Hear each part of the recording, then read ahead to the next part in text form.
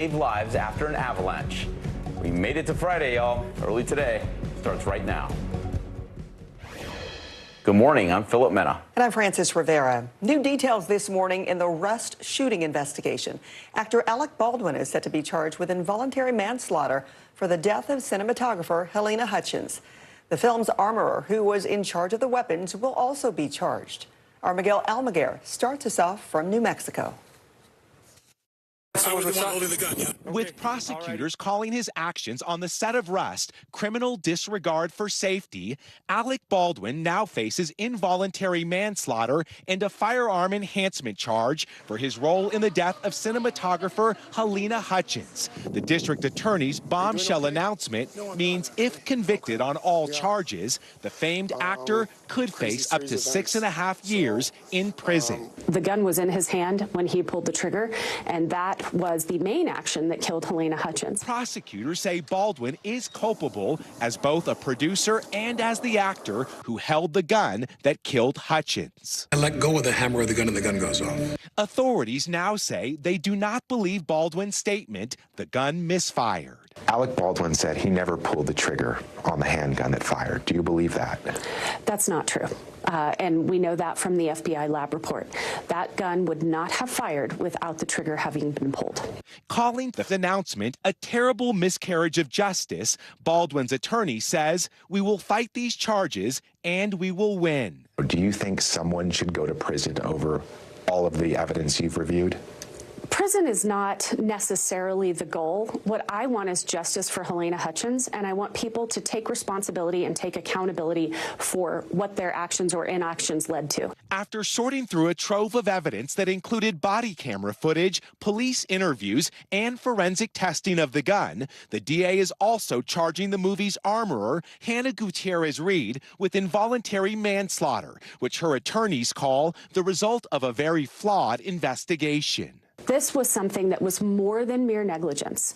It was people acting recklessly, people not doing their jobs, violating all of the standards that we all have to follow if we have a gun in our hands. Prosecutors say Dave Halls, the assistant director who looked at the gun before it was given to Baldwin, cut a plea deal with the DA for a lesser charge, getting probation after agreeing to testify against Baldwin and Gutierrez-Reed. He's going to testify to the truth. He's not out to get anyone. He's going to testify to the truth. A movie set tragedy, and now the real-life consequences for the actor, the armorer, and the assistant director, who authorities say should have all prevented the deadly shooting.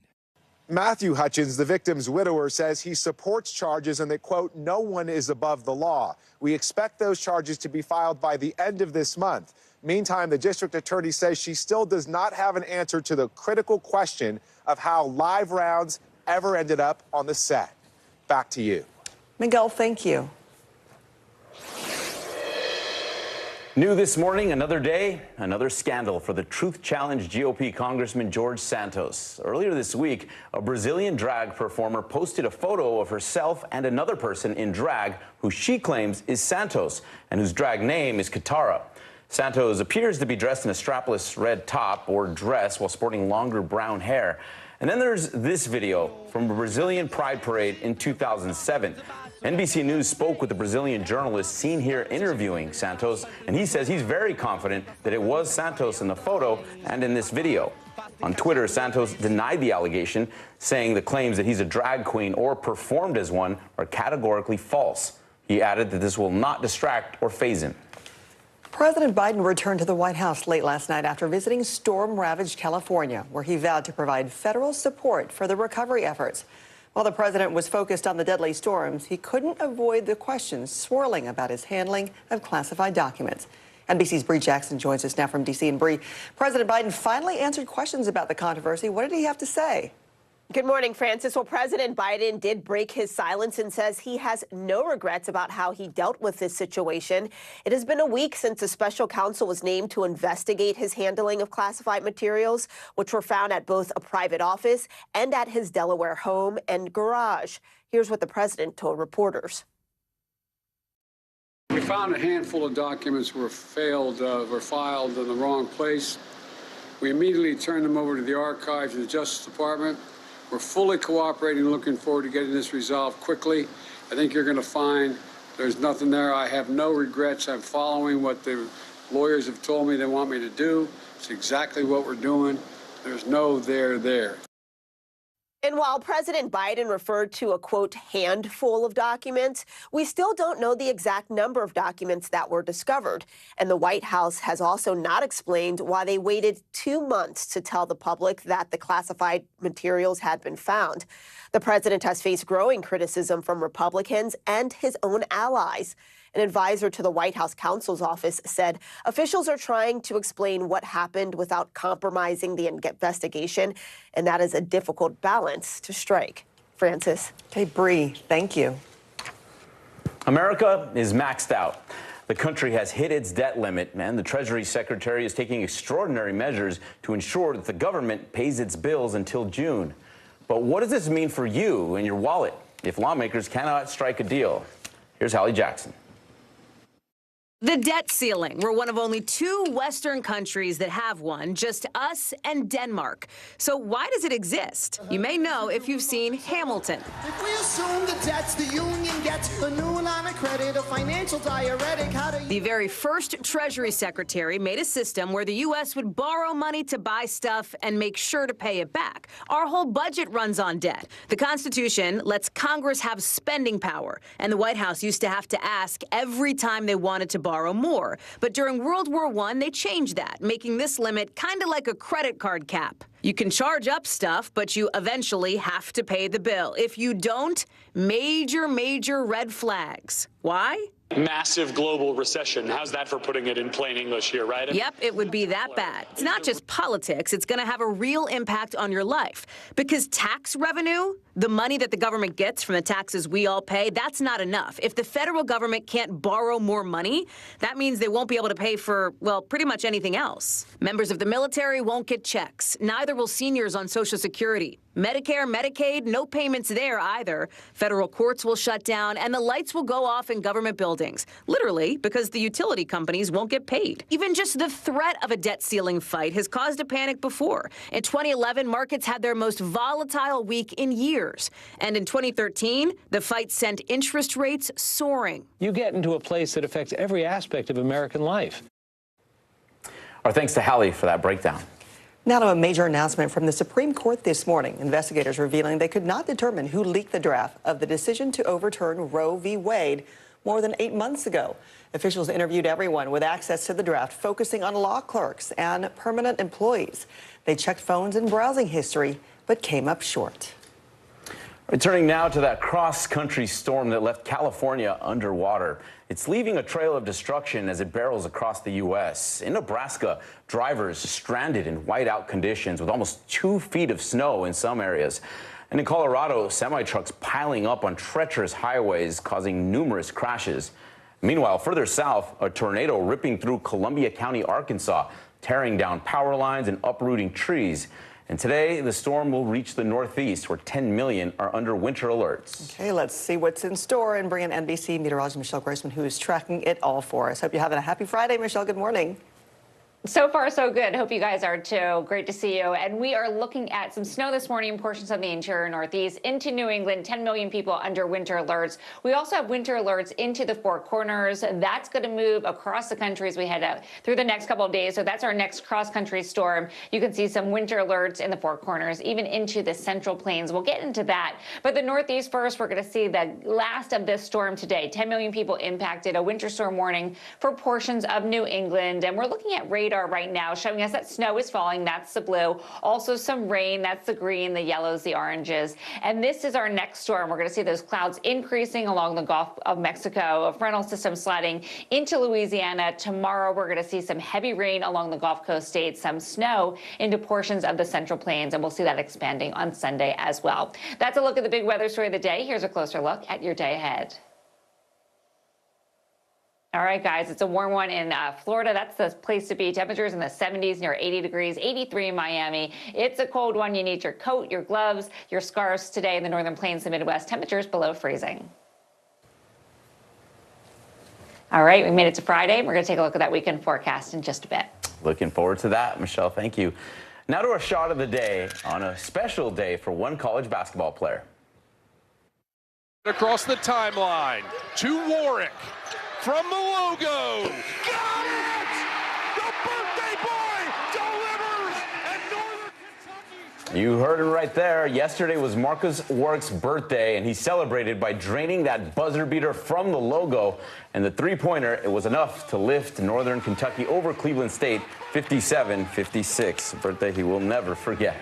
All right, we're back in just 60 seconds with the manhunt for an arsonist behind the attack on a Planned Parenthood. Plus, the harmful effects of anti-LGBTQ plus legislation on queer youth. NBC News, streaming free now. I feel like every single person is an inspirational leader or teacher in some way. What can I do in my life? What can I take from this person's story? I think we all want a fresh start. Join Hoda Kotb for season 3 of her podcast, Making Space. We begin top story with that breaking news. This is just in, a lot of stories to get to. What do people need most right now? Did the state and/or law enforcement drop the ball anywhere? Are we headed for a recession or a recovery? Migrant families now stranded in Mexico. What's the World Cup experience been like? The civilian effort is not just about fighting, it's also about helping. Every night, it's your news playlist. Top Story with Tom Llamas. Streaming weeknights at 7 on NBC News Now. This is what it looks and feels from the storm zone. The bigger piece to the puzzle comes. New numbers just out this morning. Good evening. We begin tonight with breaking news just coming in. We begin this hour with the latest developments. We're coming on the air with some shakeups big time on Capitol Hill. How much water ultimately will be forced inland? Whenever it happens, wherever you are, NBC News, streaming free now. Morning, Al. Morning, Cap. Good morning. Welcome to Today. I love mornings. They're full of possibility. And how you start your day sets the tone for the whole day. To have you along with us. We need to pull up one extra chair at the table. We feel like we're right there with you. Just ahead, in this half hour, we're going to introduce you to... Because every day we start our morning so you can take on yours. NBC News, streaming free now. Join Hoda Kotb for season 3 of her podcast, Making Space. Listen now. New this morning, the FBI is offering a $25,000 reward to help identify the suspect behind a string of attacks against reproductive health care facilities across the country. From Oregon to New York, 10 places have been targeted. Meanwhile, in Illinois, police are looking for a suspect who threw a Molotov cocktail at a Planned Parenthood in Peoria. This happened just 2 days after the state passed an abortion rights law. Although the fire was contained to one room, the building did suffer significant damage and is temporarily closed. This comes as Vice President Kamala Harris heads to Florida to deliver a speech on the 50th anniversary of Roe v. Wade. With over 200 anti-LGBTQ bills proposed last year, new polling is showing the legislation's damaging effects on mental health. According to crisis support nonprofit The Trevor Project, 71% of LGBTQ youth surveyed felt a decline in their mental well-being over state laws aiming to restrict their rights, including school bans on discussing LGBTQ topics and access to gender-affirming care. However, new research from the New England Journal of Medicine finds that the access to hormone therapy improves mental wellness for transgender youth. The study analyzed anxiety and depression symptoms in participants, finding on average greater life satisfaction with 2 years of hormone treatment. T-Mobile is investigating a January 5th data breach that potentially affected 37 million customers. The company said that the hack was contained within a day and no sensitive customer information like financial data was compromised. Basic customer information, including names and billing addresses, were said to be affected. This is the second major data breach in 2 years for the telecommunication giant. The NFL has your weekend covered with 4 hard-hitting divisional round playoffs games. Well, the action kicks off in Kansas City with the Chiefs and Jaguars. We'll get our first look at the top-seeded Eagles as they battle the Giants. And on Sunday, the Bengals head to Buffalo to play the Bills. And the 49ers host the Cowboys in their record-tying 9th matchup in the postseason. Still to come, country star Zach Bryan is taking the fight with Ticketmaster on the road. Plus, remembering the Grammy Award-winning David Crosby. Hey, podcast fans, ready to unlock our true crime mysteries? Try Dateline Premium on Apple Podcasts. You'll get early access to originals, plus bonus content, and everything is ad-free. So head to Apple Podcasts now to subscribe. We begin top story with that breaking news. This is just in, a lot of stories to get to. What do people need most right now? Did the state and or law enforcement drop the ball anywhere? Are we headed for a recession or a recovery? Migrant families now stranded in Mexico. What's the World Cup experience been like? The civilian effort is not just about fighting, it's also about helping. Every night, it's your news playlist. Top story with Tom Llamas. Streaming weeknights at 7 on NBC News Now. For Dateline Premium, subscribe now on Apple Podcasts. Hey, I'm Hallie. It's good to be with you tonight. There's another legal filing today, and I want to cut through some of the weedsy stuff. And let's just get to the point. They have started to vote on the PACT Act. If you're like, Hallie, stop speaking Washingtonese. This bill would basically give health care to veterans who have exposed to these toxic chemicals. So, Scott, I'm trying to make this as not DC as possible. The increased sort of anger that we've seen now in politics. I saw you searching for, I think, your microphone, Danny. You were I was trying to do it on the slide. Live TV, man. It's okay. For Dateline Premium, subscribe now on Apple Podcasts. Stay on top of breaking news and the biggest stories of the day with NBC News Daily. Thank you so much for joining us. I'm Morgan Radford. And I'm Vicki Wynn. I'm Aaron Gilchrist. And I'm Kate Snow. Get in-depth reporting from across the country. What's your reaction to the president's comments? And around the world. Are Ukrainians continuing to make advances? And ways you can take care of your health. Who should be getting tested? And frankly, how often? And your wallet. Costs are skyrocketing. How to manage soaring prices. NBC News Daily. Weekdays from 12 to 4 p.m. Eastern on NBC News Now. Good morning. Welcome to Today. I love mornings. They're full of possibility. And how you start your day sets the tone for the whole day.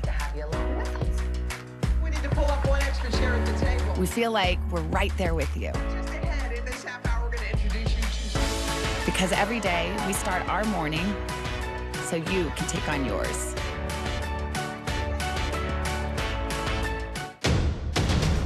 The day's biggest political stories with trusted insight and expert analysis. A daily look at the politics behind the headlines. Meet the Press Now, streaming weekdays at 4 p.m. on NBC News Now. For Dateline Premium, subscribe now on Apple Podcasts. These registrations will be scrubbed to remove scalpers, bots, and low-road lizards. Why waste money purchase Scalp Ticket when Scalp Ticket pays? Guys, my name is Zach Bryan. Rising country star Zach Bryan is taking the fight to Ticketmaster on his next tour.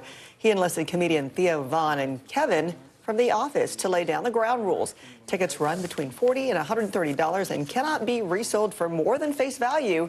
The tour will hit venues coast to coast, none of which have Ticketmaster exclusive deals.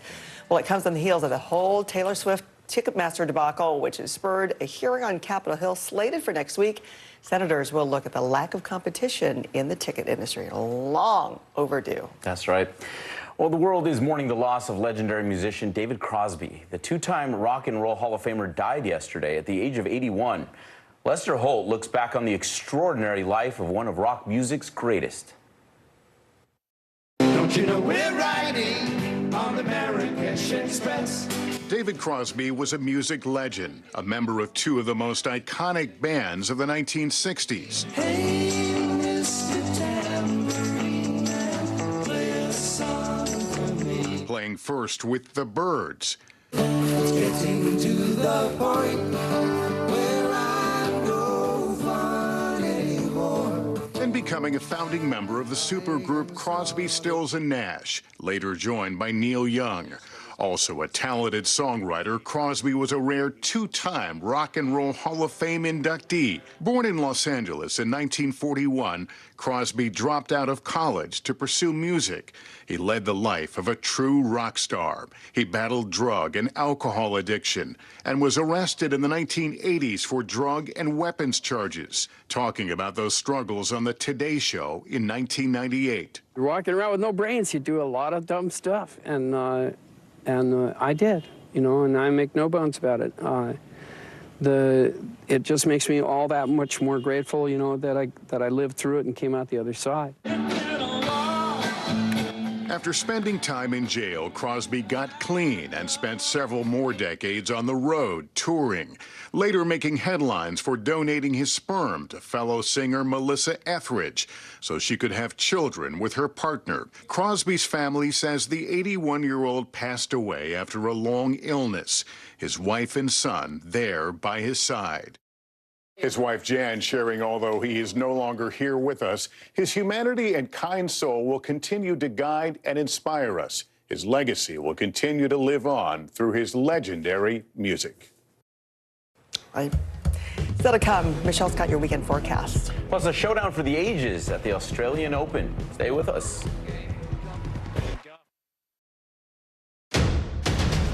The day's biggest political stories with trusted insight and expert analysis. A daily look at the politics behind the headlines. Meet the Press Now, streaming weekdays at 4 p.m. on NBC News Now. What do people need most right now? Did the state and/or law enforcement drop the ball? Migrant families now stranded in Mexico. What's the World Cup experience been like? It's your news playlist. Top Story with Tanya Amos. Weeknights at 7 on NBC News Now. This is what it looks and feels like. From the storm zone. The bigger piece to the puzzle. New numbers just out this morning. We begin with breaking news just coming in. Russia has launched another round of attacks. What was it like when you came back and saw your neighborhood like this? They say that in modern war, there aren't any front lines anymore. Here, there certainly are. And we begin with the breaking news. Hurricane Ian gaining in strength. We've had some of the strongest winds here. How many of you were up there? At least like 11. Now to the economy as Americans face the highest inflation rate in decades. How does this all impact your wallet? More fallout from Elon Musk's Twitter takeover. An urgent warning this hour about the flu. How does RSV specifically hit some kids so hard, and then it seems like it almost doesn't affect others? Can voters trust that you will be able to do this job? Why should voters believe you? This special election night. We love it. We live for this. We have a substantial team of NBC News correspondents fanned out. This is the first time we've not been able to call control of the House on election night. Tonight, we'll take an unflinching look at the resurgence of anti-Semitism in America. They're waiting until Title 42 is lifted before they decide whether to cross into the United States. What made you decide to go the medicinal healing route for what you're growing here? Who should be accountable? The city points the finger at the state at the city. Making news right now. We are live on the ground there. I want to show you an up-close look at what we're talking about here. The news continues right now. Watch NBC Nightly News with Lester Holt or listen wherever you get your podcasts. Join Hoda Kotb for Season 3 of her podcast, Making Space. Listen now. For Dateline Premium, subscribe now on Apple Podcasts. This is what it looks and feels What's the latest, Phil? The bigger piece to the puzzle. We begin tonight with breaking news. How much water ultimately will be forced inland? Whenever it happens, wherever you are, NBC News, streaming free now. Welcome back on this Friday. Looking towards the weekend, we're going to keep it dry for California. We do have a weak system moving to the Pacific Northwest with some low elevation rain, some higher elevation snow. And then we're looking at a storm system that's going to bring some snow to the central high plains, some rain into the southern plains, heavy rain along the Gulf Coast on Saturday. By Sunday, mountain snow. So heavy snow into the upper elevations on the mountains in the Intermountain West. Plenty of sunshine throughout the southwest, the southern plains. We're going to dry it out there. The southwest California going to keep it dry. And then we're looking at a southeast soaker. That's going to expand into the northeast as well on Sunday. Some interior snow throughout the Great Lakes, the Midwest, and also portions of New England. Back to you guys. Okay, we'll be prepped for it. Thank you, Michelle. Still ahead, an avalanche caught on camera in Austria. How a military cadet from the U.S. was able to help. Hey, podcast podcast fans, ready to unlock our true crime mysteries? Try Dateline Premium on Apple Podcasts. You'll get early access to originals, plus bonus content, and everything is ad-free. So head to Apple Podcasts now to subscribe. The big variable, the storm surge. How much water will ultimately be pushed inland? How many of you were up there? At least like 11. How real is this going back to the moon? What our top story tonight? You guys okay? Yeah. Oh my goodness. How you doing, Lester?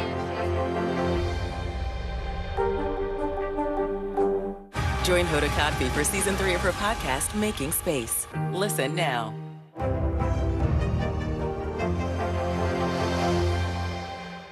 Join Hoda Kotb for season 3 of her podcast, Making Space. Listen now. This is what it looks and feels. From the storm zone. The bigger piece to the puzzle comes. New numbers just out this morning. Good evening. We begin tonight with breaking news just coming in. We begin this hour with the latest developments. We're coming on the air with some shakeups big time on Capitol Hill. How much water ultimately will be forced inland? Whenever it happens, wherever you are, NBC News, streaming free now.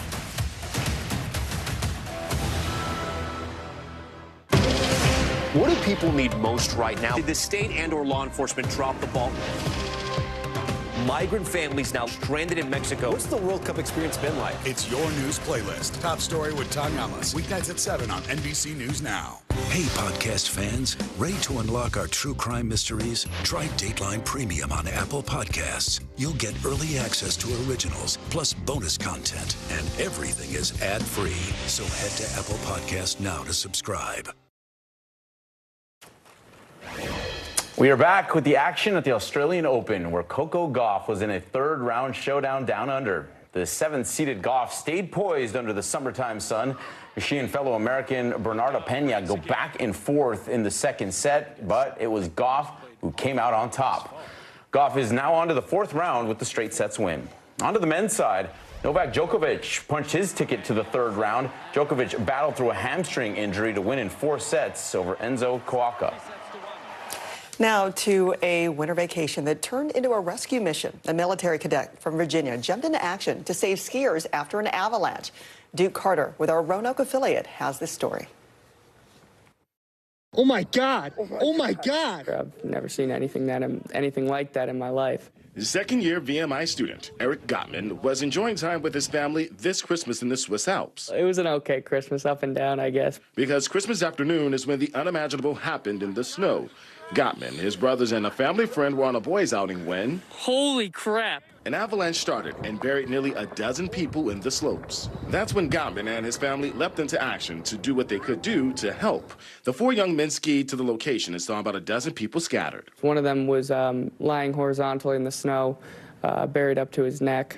So he was the first person that we all thought, hey, we should go dig this guy out of the snow, make sure that he's at least alive. The young men did not stop there. After rescuing one person, they attempted to help others buried in the snow. As well as making sure those people that were actually involved in it were okay. Just asking them, like, you know where you are, like, is everything all right? The boys still help people after rescue teams arrive. Surprisingly, this video helped first responders locate and save everyone trapped in the snow. It felt good knowing that there was something that we could do besides trying to dig people out of the snow to help.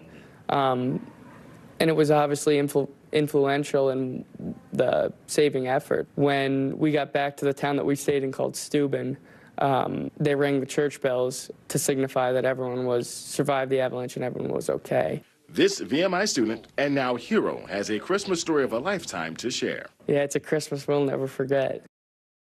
And our thanks to our Roanoke affiliate for that report.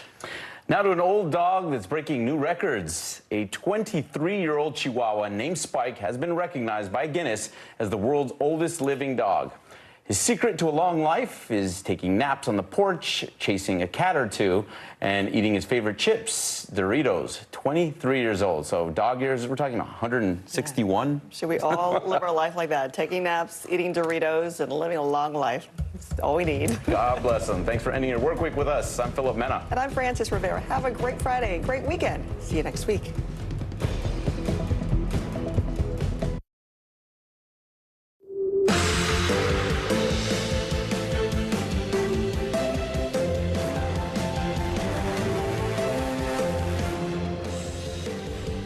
Friday morning. I'm Lindsay Reiser. Joe is on assignment. And I'm Savannah Sellers. I am so happy to be with you on this Friday morning. Right now on Morning News Now, arrest bombshell, a major legal blow to actor Alec Baldwin after prosecutors in New Mexico announced intentions to charge him and the film's armorer with involuntary manslaughter following the fatal on-set shooting of cinematographer Helena Hutchins. The gun was in his hand when he pulled the trigger, and that was the main action that killed Helena Hutchins. We've got team coverage of the latest developments this morning, including response from Baldwin's legal team and how long the actor could spend behind bars. Unsolved after a lengthy investigation, the Supreme Court says it was unable to identify who exactly leaked that draft opinion overturning Roe v. Wade. We'll dig into the court's findings as the first post-Roe March for Life kicks off in Washington. Winter wallop, that seemingly endless cross-country storm now slamming the Northeast and parts of the Midwest with millions under winter weather alerts this morning. Frigid temperatures and several inches of snow expected from Michigan to Maine. Our meteorologist Michelle Grossman has the storm's latest track and how it could impact your weekend. And triple-demic peak somewhere. Good news on your health this morning. ER visits related to the flu, RSV, and COVID are thankfully falling nationwide. So what's behind this unusual winter trend? Dr. John Torres explains when he joins us later this hour. That would be good news. It will. I know. Finally, a little bit of good news, like you said, when it comes to your health. More good news? I know. I'm here. I will be back. I will be around. I'm just helping out on some maternity fill-in. That's why you haven't seen me for a little bit, but I'm not going anywhere. I love the show. I love you. I love all of you at home. I love Joe. But I'm so happy to get to, come back. It's so fun to hear you reuniting with the team. I know. It's so funny. I'm like, good morning. It's a big family. I'm thrilled to be up, in the force. It's so funny. But that's what this show does. It makes you want to get up. But I will be back, and also I'm around on News Now. But we're going to begin this morning with that major announcement yesterday from the Santa Fe District Attorney regarding the Rust movie shooting investigation. Actor Alec Baldwin will be charged with involuntary manslaughter in the shooting death of cinematographer Helena Hutchins on the set of the movie back in October 2021. NBC News national correspondent Miguel Almaguer has the latest.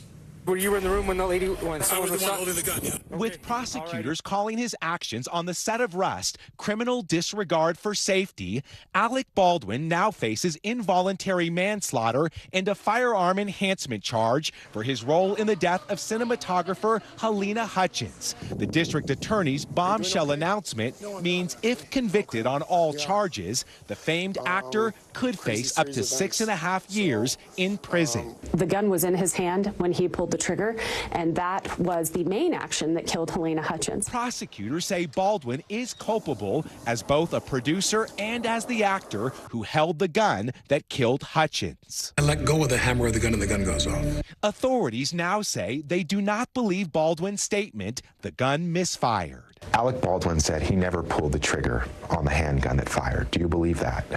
That's not true. And we know that from the FBI lab report. That gun would not have fired without the trigger having been pulled. Calling the announcement a terrible miscarriage of justice, Baldwin's attorney says, "We will fight these charges and we will win." Do you think someone should go to prison over all of the evidence you've reviewed? Prison is not necessarily the goal. What I want is justice for Helena Hutchins, and I want people to take responsibility and take accountability for what their actions or inactions led to. After sorting through a trove of evidence that included body camera footage, police interviews, and forensic testing of the gun, the DA is also charging the movie's armorer, Hannah Gutierrez-Reed, with involuntary manslaughter, which her attorneys call the result of a very flawed investigation. This was something that was more than mere negligence.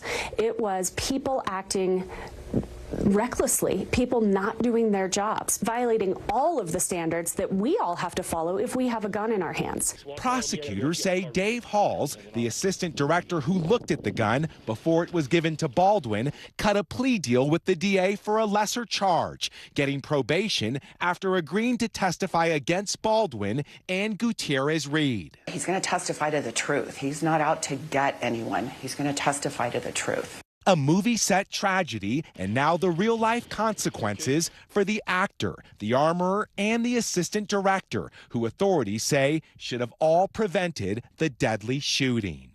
Thanks to Miguel Almaguer for that report. Hutchins' husband, Matthew, says he supports the charges, adding, quote, no one is above the law.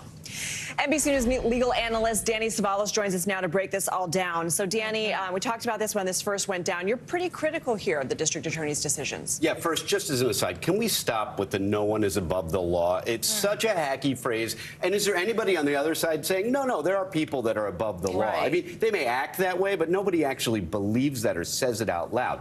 Yes, I am critical of the prosecution. And after hearing their interviews yesterday, I'm even more critical because now I know their theories of the case. And I think they have problems. Number one of their theories, when asked, are you going after him as an executive producer or as an actor who pulled the trigger? Their answer, I guess both. How's that going to fly with a jury? Ladies and gentlemen of the jury, they don't even know which theory that they're proceeding with. The other thing they said yesterday is that the issue of how the live round got on the set is a red herring. It's not important to them. Let me try out my closing argument on you two. You tell me what you think. Members of the jury, the prosecution didn't even bother to find out how this live round got on set. It's even possible that this is someone sabotaging the film set. They didn't bother to find out. Do you know why?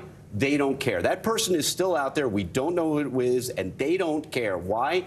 They had tunnel vision from day one. They knew the trophy they wanted, and it was Alec Baldwin. Listen to their interviews. 3 or 4 times they talk about, you fancy pants Hollywood types, you're not above the law. They're evidencing to me that they have a vendetta against Alec Baldwin. Now, did he bring it on himself by giving all these podcasts and interviews and going on air and saying, I've investigated this, and I think there are other people responsible? Yes, that's why people like me say, keep your mouth shut. Don't give interviews. Don't go into that interview room with the camera that you see on the TV shows where everybody talks themselves into jail. Don't talk. He broke that rule. Shame on him. But that shouldn't be the basis of a prosecutorial decision. So, love it. You're fired up. You can give us a closing argument. Okay, Danny. How was that closing argument? Did you buy it? You don't buy my closing argument? Well, I didn't buy it because you're right. I do think the big question is about the live round. Well, I don't know. I don't have a law degree. Isn't there a period of discovery? Barely have one. In which the prosecutors can, by the time they do enter closing arguments, have developed that? Yes, but they've already given us their preview. They're charging. We know the theory on which they're charging Alec Baldwin. They told it to us, and it will be borne out in their charging documents. And I don't think they're going to vary too much from that. They told, and I know the subsections of the statute they're talking about. There is a permit. I should say this. When using a firearm, there's a permissive subsection that says all you need is ordinary negligence. That's not good for Baldwin. But my argument to that would be, yeah, but this wasn't a firearm. Alec Baldwin didn't believe he was holding a firearm. He believed he was holding something else. Now, look, the other thing to consider, this is New Mexico. It's an open carry state. You're going to have members of the jury who probably know more about firearms than the 3 of us know about firearms. So will they say, if it looks like a gun, even if you're on a film set, and it's a futuristic ray gun, a laser gun, you shouldn't even point that at anybody. If it looks at all like a gun, even if it's a block of plastic, never point it at anyone, never pull the trigger. Well, look, if that theory works for the prosecution, then maybe he gets convicted, but I think there are too many holes. Danny, first of all, I like that, yeah. Second of all, you mentioned something that I think is what a lot of people at home are wondering if they're kind of looking at the details and don't have a law degree, like we actually don't and you totally do, which is what you mentioned about being charged as a producer or an actor. What you just said right now about if it's plastic or whatever, that's him as an actor on set. I'm holding what I think is a prop. I've done this many times before. I'm an actor. It's my job. I know what I'm supposed to do. As a producer, the question is, how did the live round get on set? What were the safety conditions like on set? But if they were just focused on the producer aspect, would there have been more people that should have been charged? Yes, and that's a great point because you have a chain of command. If your argument is, and I'm not sure this is true, I think the defense can fight this. If your argument is that Alec Baldwin was the king of this production, that he was the guy who oversaw everything, maybe you have a theory there, but then why not charge people under him in the chain of command? Well, the answer would be, look, that's why you hire an armorer. Yeah, is she young? Is she inexperienced? Yes, but you rely on the professionals that you hire in order to make sure they do their job. Now, Is that a convincing argument to 100% of the people that you pitch it to? No, but it only needs to be convincing to 1 or 2 on that jury. That's my point here. And again, in the interviews, they talked about probable cause. That is not the standard that prosecutors should use when deciding to bring charges. Probable cause just gets you to a trial. They should believe they can prove their case to beyond a reasonable doubt. See up here, beyond a reasonable doubt, not just probable cause, which is more likely than not. That is their ethical duty. They must believe they can prove the case. We still have that outstanding question of Alec Baldwin saying he never pulled the trigger, claiming that the gun misfired, and then the district attorney telling Miguel Almaguer, there's no way, we've done forensic testing on this weapon, there's no way it could have misfired. 2 points to that. Number one, I'm not so sure that hurts Alec Baldwin that much because he still has the fallback argument of, okay, so I did pull the trigger. I still believe this was a cold gun. Part 2 is this will be a battle of the experts. And I believe, I could be wrong, I'm not a firearms expert, but I believe they will be able to find at least one firearms expert that will say, with these older model single action revolvers, it is theoretically possible if the hammer is making contact with the firing pin that it could go off if it's jostled. That's why they have a thing called the cowboy load. And that was when in the old days they would leave one of the chambers empty because they knew the firing pin would be resting there and that could cause an unintentional discharge. If they find one expert to say that, they've created reasonable doubt in my mind. Danny Saval. But I'm a defense attorney. I'm biased. So but I'd like to see you in there on this one. You're fired up. I like it. I am fired up about this one, yes. Now, the Idaho stabbing case, that's one I would recommend go plead guilty quickly. This one, take to trial. Danny Saval, as always, thank you. We appreciate you. Well, one of the biggest breaches in Supreme Court history remains a mystery this morning. After a lengthy investigation, the court announced it has been unable to identify the person who leaked a draft opinion, indicating the court was ready to roll back abortion rights. The investigation also showed it was unlikely that the court's IT systems were compromised. The investigation was conducted by the Supreme Court marshal, who said 97 court employees were interviewed, all denied being the leaker. Traditionally, the court's internal operations are shrouded in secrecy. The High Court called the leak, quote, one of the worst betrayals of trust in its history and a grave assault on the judicial process. If we rewind all the way back, this Sunday marks 50 years since the Roe versus Wade decision was made by the Supreme Court, allowing women to legally access abortions across the country. But as we now know, that decision was overturned nearly 7 months ago, launching several legal challenges over total abortion bans, abortion pills, and crossing state lines to access the procedure. Thousands are expected to rally in Washington today as part of the March for Life protest. Organizers are now setting their sights on Congress as the reproductive battle continues on the state level. NBC News correspondent Marissa Parra joins us now from the National Mall in Washington, D.C. with the latest on this. Hey, Marissa, good morning. So what can we expect to see from today's march? What are organizers focusing on this year, and what do you anticipate in terms of turnout? Good morning. So we spoke to the president for March for Life, and she echoed how a lot of people feel that are participating today, which is that Dobbs was a critical milestone, but it is not the end of their fight. With the overturn of Roe, they said abortions are still happening, and so is their march, because their whole objective is to end abortion. So you can see they're set up to do just that. Behind me, you can see a lot of the setup for the march that will be happening today later on in this afternoon. And behind me, you can see the Capitol, because what they're doing today is they're changing their route as a symbolic gesture. You said how they're setting their sights on Congress. Well, they are walking past the Capitol. They'll be stopping in front of it before they make their way to the Supreme Court. And for the very first time, they're not going to be stopping at the Supreme Court. They're going to be stopping in between the Capitol and the Supreme Court, again, as a nod to what lies ahead in their fight against abortions. And so when we talk about the changes this year, because Roe has been overturned, but as we mentioned, they said that there's still more of a fight. They're taking this to a state level. They said that since 2019, they've been trying to expand marches on a local level. This started with Virginia in 2019, and now they've moved to nearly a dozen states. We know that they've expanded more states this year, but then the last thing is they're trying to change the culture now. They're really shifting to a cultural change, quote, trying to make abortions unthinkable. Savannah, Lindsay. And Marissa, let's talk about the other side of this, because this weekend, supporters of abortion access have their own events planned for this weekend. It includes a bigger than Roe event. It's called What Do We Know About Those events?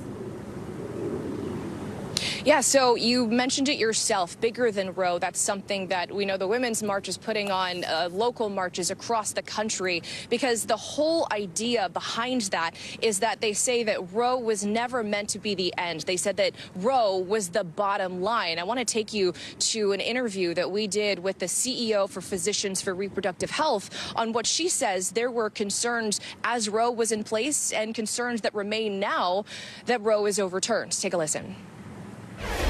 There's a lot of confusion about what is safe, what is not safe, what we're able to do. When I say safety, I mean legally safe now that abortion is banned. We know that abortion in and of itself is very safe, is very effective. But now the question becomes legal safety, both for people seeking abortion care and for providers like me who are supporting people who do so.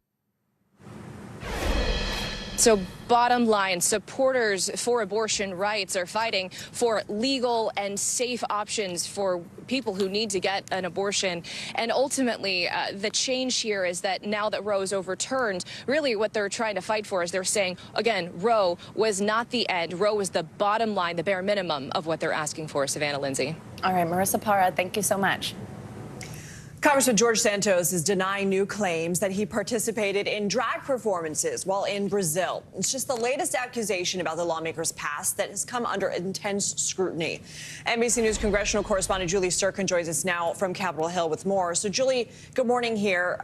The issue here, obviously, is if it was kept hidden, and also he's expressed some anti-LGBTQ views.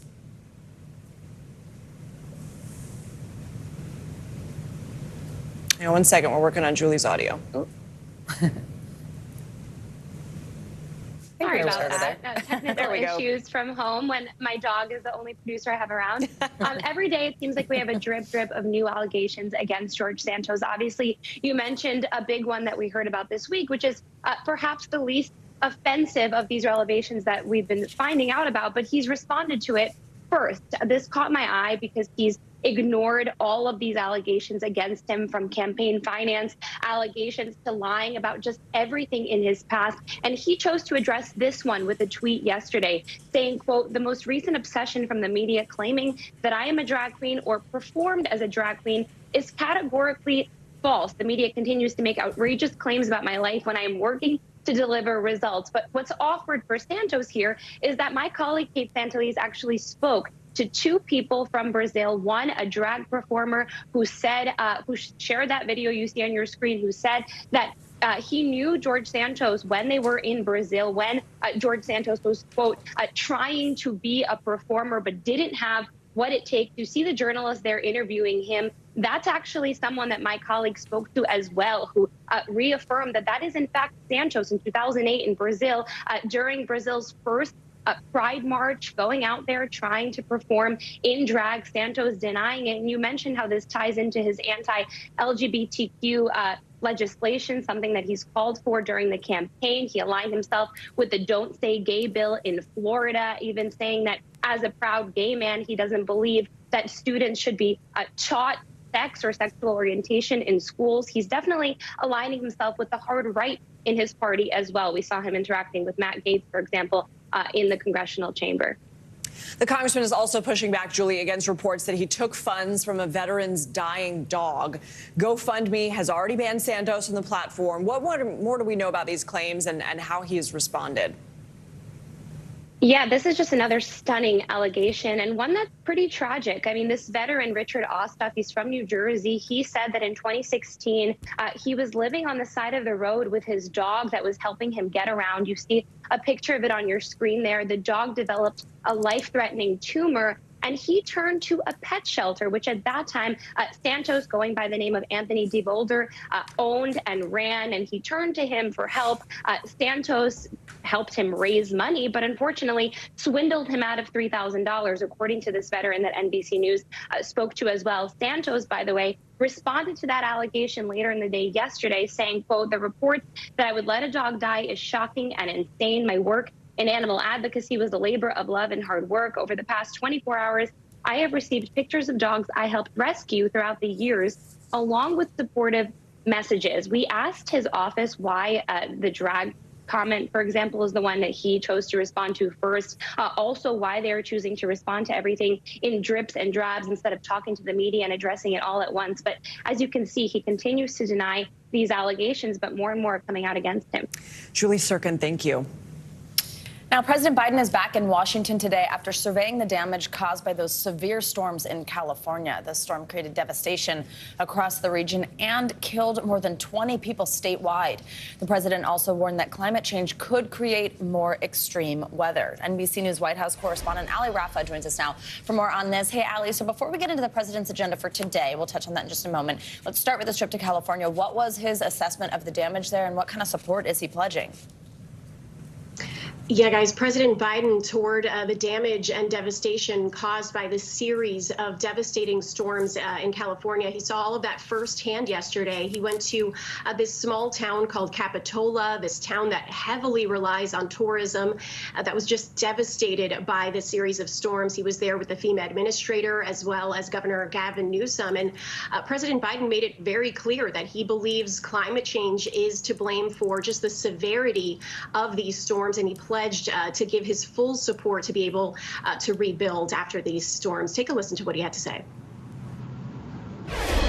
The people in California, I say it again, the country is here for you and with you. We are not leaving till things are built back and built back better than they were before. You can recover from storms. We'll be with you every step of the way. And I mean that sincerely, every step. The president approved a disaster declaration a couple days ago to help Californians rebuild. And then hours before his visit to California, he actually upped the number that he was giving in federal aid, not just to rebuild after these storms, but also to better equip the infrastructure of California in the wake of these storms, guys. Ali, this trip to California, of course, comes with some big news as the backdrop. The president did speak for the first time about those classified documents that were found at his Delaware home. What did he have to say about that? Yeah, this came after days, really, of the president and the White House ignoring questions from reporters in the wake of the discovery of these classified documents. The president yesterday taking one question about this during his trip to California, really downplaying the outcry and the backlash in the wake of this discovery. He said that there's no there, and he says that his administration and his lawyers did everything right in reporting this to the National Archives as well as the DOJ as soon as these classified documents were discovered. Listen to what he had to say. We're fully cooperating, looking forward to getting this resolved quickly. I think you're going to find there's nothing there. I have no regrets. I'm following what the lawyers have told me they want me to do. It's exactly what we're doing. The president finally commenting on this, but there's still major looming questions that reporters have been trying to ask the White House about this, like what level of classification these documents are, and actually, why the White House waited so long to acknowledge them. Remember, it took more than 2 months, and after media reports for the White House to acknowledge just that first batch of documents. Yeah, and there have been those several more since. Ali, also, we're now at the halfway point of the Biden presidency, and we understand he's going to be celebrating achievements from the past 18 months later today. How will he reflect on it, and when can we expect the official announcement on a 2024 run? So we expect President Biden to deliver remarks later today talking about his legislative accomplishments and the campaign promises he's been able to keep over the last 2 years, and then which ones he plans on delivering on for the next 2. He's likely going to talk about legislation that he worked to achieve across the aisle, like the bipartisan infrastructure bill, health care reform, the ongoing fight against COVID-19 and inflation. And then he'll probably talk about what he aims to do over the next 2 years in battling inflation, on protecting women's reproductive rights, on student loan forgiveness.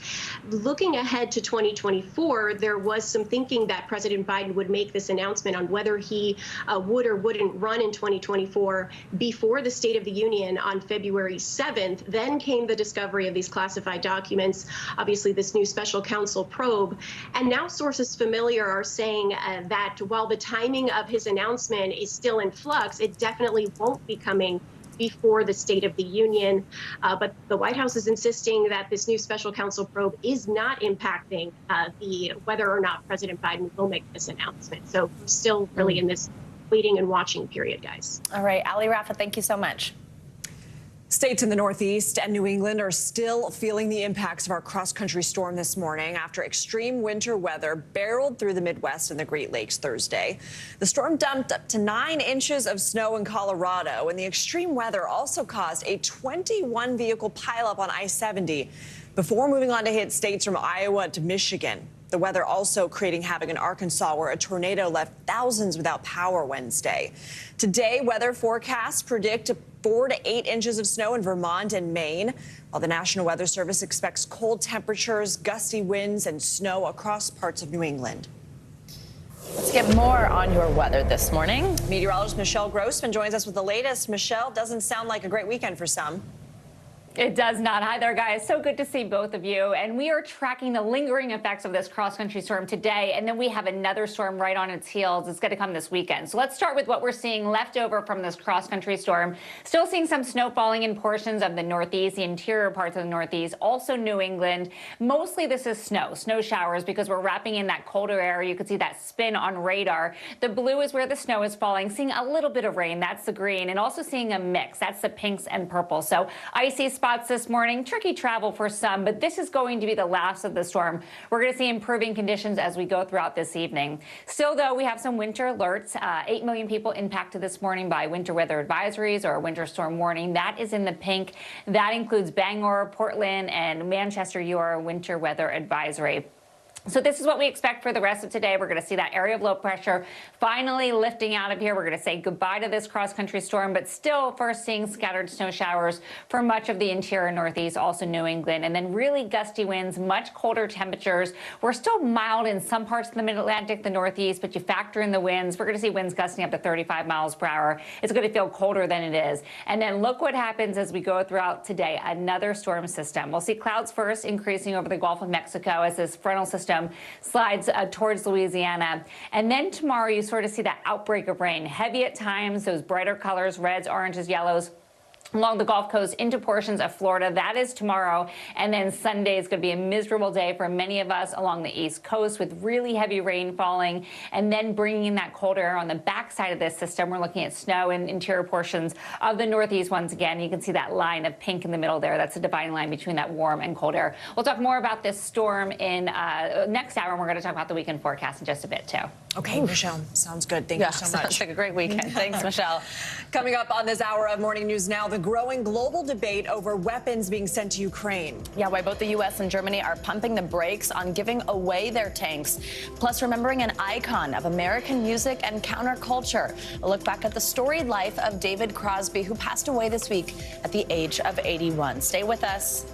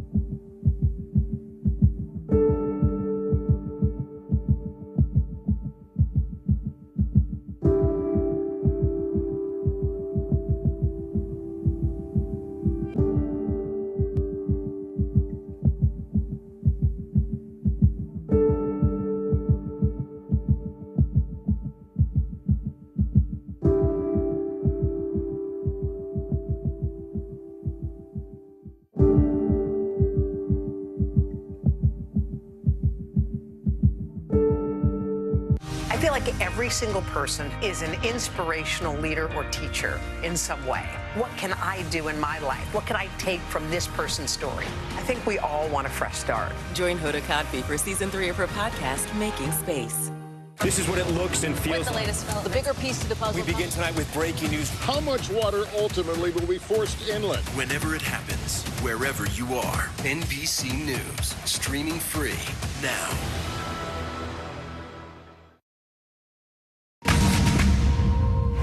NATO defense leaders are meeting in Germany to discuss future weapons supplies to Ukraine as the war with Russia nears 1 year.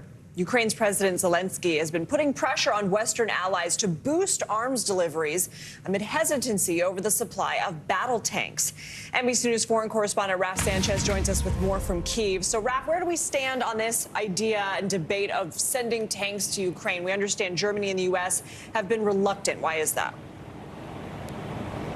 Yeah, Lindsay, that's right. So starting with Germany, Germany makes a tank called the Leopard. It's considered a top-of-the-line vehicle. It's used by a number of NATO allies across Europe, some of whom are really eager to send it to the Ukrainians. That is not a step the Germans are prepared to allow at the moment. Because the tanks are made in Germany, Germany has to give permission before they can be sent. There's a couple of reasons for that.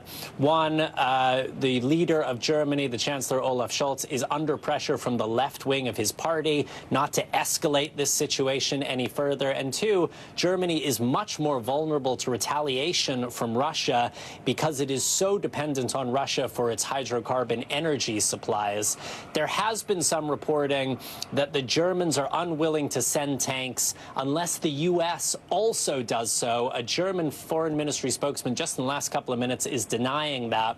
The U.S. is not sending tanks, the M1 Abrams tank, because they say it is a vehicle that requires really specialized maintenance, and it is also an absolute gas guzzler. An Abrams tank can get through a gallon of gasoline in 1 minute. They say it is just not practical for the Ukrainians to maintain a tank like that. And the American position is the Leopards are in Europe already, the spare parts are in Europe already, and the Germans should go ahead and authorize them being sent to Ukraine. Lindsay. Okay. Well, yesterday, the U.S. announced it was pledging a further $2.5 billion worth of military assistance.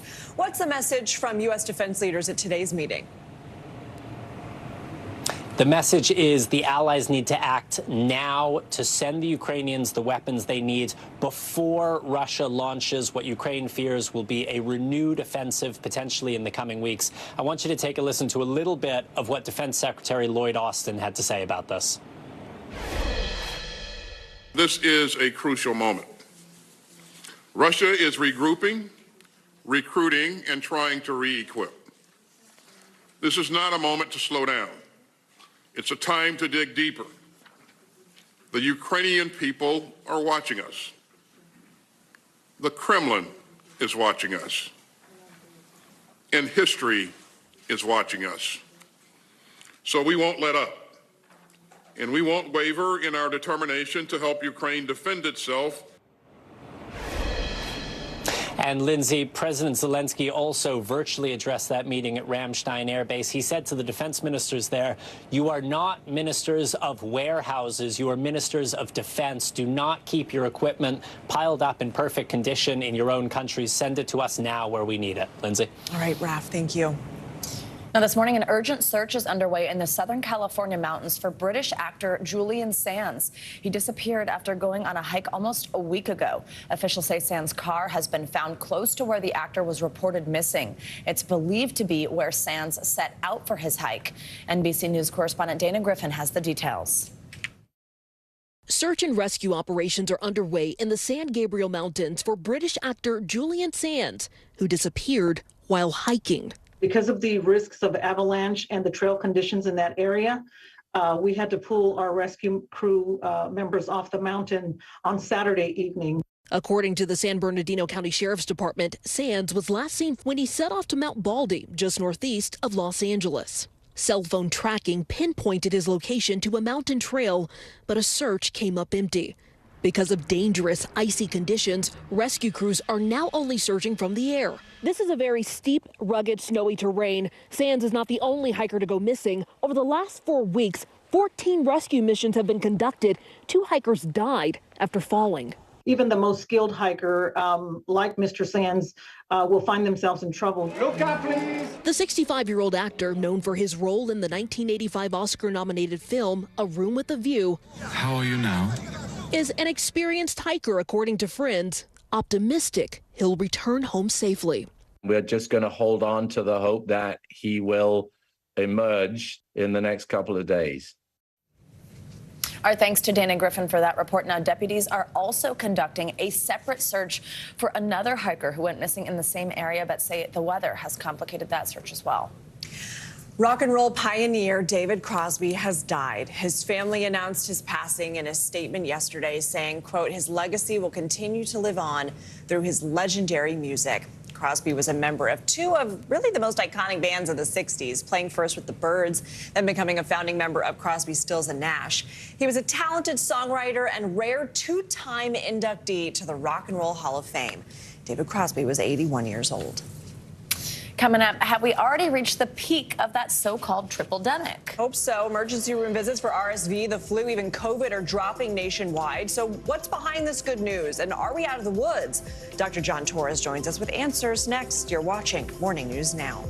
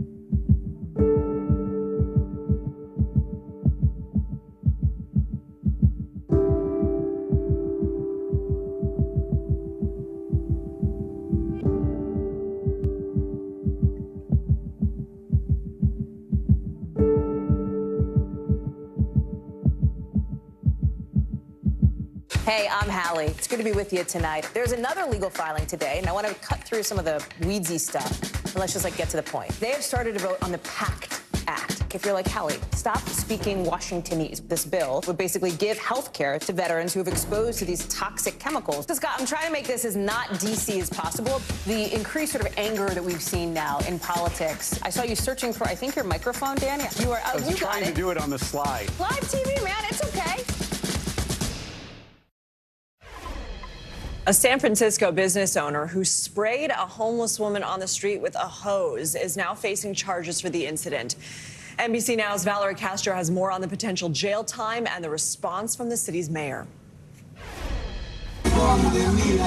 Following days of public outrage and debate, the man seen in this video spraying water at a homeless woman in San Francisco now facing possible jail time for the act, charged with misdemeanor battery.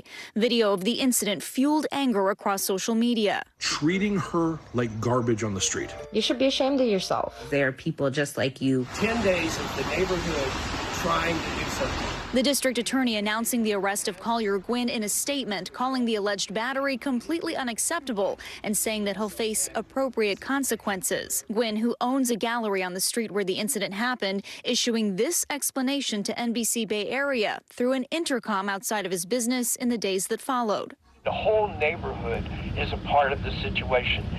The police force is a part of the situation. The city and the social services is a part of the situation. There have been repeated attempts to try to help this woman who is psychotic. They will take her to a shelter and they will turn her out in 2 days. We reached out to Gwynn after his arrest, but have not heard back. It's inhumane, whether you're homeless or not. The owner of a neighboring business telling Tom last week that they condemn the behavior, but also that they've tried to help the woman and called on the city to do more about the issue of homelessness. The problem is out of control, and the city does need to get to the root cause of the problem. San Francisco's Mayor London Breed tweeting that the city has made progress despite there still being work to do. She also told the Bay Area's CBS affiliate the incident reminded her of the civil rights movement. Even at that time, law enforcement and others used water hoses to stop protesters, and it just kind of takes us back, unfortunately, to that time. And no other human being should be able to do that to any other human being, period. My hope is that we are able to help someone like this, even when they say they don't want help. And our thanks to Valerie for that report. That gallery owner facing up to 6 months in jail and a $2,000 fine if convicted. Yeah, the district attorney's office says Gwynn is out of jail after being released on $2,500 bail. And we should note the woman in the video did decline to press charges. Now I want to get you a little bit of good news for your Friday. Emergency room visits related to that so-called triple-demic. That's the flu, RSV, and COVID all combined. Well, those numbers are falling nationwide. That is good news. So for more, we're joined by NBC News senior medical correspondent Dr. John Torres. Dr. Torres, thank you so much for being with us here. I mean, talk to us about where we are right now, because a lot of health experts thought after the holidays we'd see a spike. We're seeing cases fall. We're still in the middle of winter. Where are we? And we saw a mini surge in cases after the holidays. So it wasn't quite as many as we thought it would happen. And part of that's because of what happened early on in October, November, and December when we started seeing spikes in RSV, COVID, and flu moved in. So we had that triple-demic happening. And because it happened early on and it happened as hard as it did, things are starting to decline now. But that doesn't mean we're out of the woods. It just means that things are in a declining mode right now. And as we know, these things can change very, very quickly. So specifically the stat that's the decline in hospital visits. Explain what that means in terms of the danger level right now and also what people should keep in mind. So a couple things to look at, and that's looking at the different viruses. RSV, we're kind of through RSV right now. It looks like it's coming down, and traditionally once it comes down, it doesn't usually go up. But we still need to keep an eye on it. Flu, on the other hand, the issue with flu right now, and that's the one that gets a lot of people in the hospital, both young children and particularly the elderly. But flu right now, the majority of those cases are type A flu. Type B hasn't really hit yet, and that sometimes hits later in the season. So we're not out of the woods yet there either. Danger is still there. And then with COVID, it's the XBB 1.5 that is taking over. 43% of the country has that right now. And we know that's more contagious, but doesn't seem to be putting people in the hospital or people dying from it quite as much. But we're a mutation away from that changing to something that could be more dangerous, so we do need to keep on our toes. Oh, some people, some kids can actually get like two at the same time. Maybe COVID and RSV, flu and RSV. What is it about children that makes them so vulnerable to that? And on top of that, not just two viruses at the same time, but what we're also seeing are children getting, COVID and a bacterial infection, RSV and a bacterial infection on top of that, ending up in the hospital. And part of the reason is because their immune systems aren't as strong as ours. And so they can fight off one, as in RSV, but then something else can move in on them because their immune system busy occupied fighting off RSV. On top of that, we do know that they weren't exposed to these things naturally over the last couple of years because of masking and social distancing, and so they're playing catch up to a certain extent, and not all their vaccinations are up to date like they should be. And so those three things are kind of adding to that fact that they could be getting both of these at the same time. All right, Dr. John Torres, always good to have you in studio with us. Thank you so much. Coming up, an amazing story of survival you're going to have to hear. Yeah, after the break, we'll introduce you to a man lost at sea for nearly a month and who lived off of, get this, ketchup and seasoning packets. His unbelievable rescue that brought him back onto dry land is up next. You got to stay with us.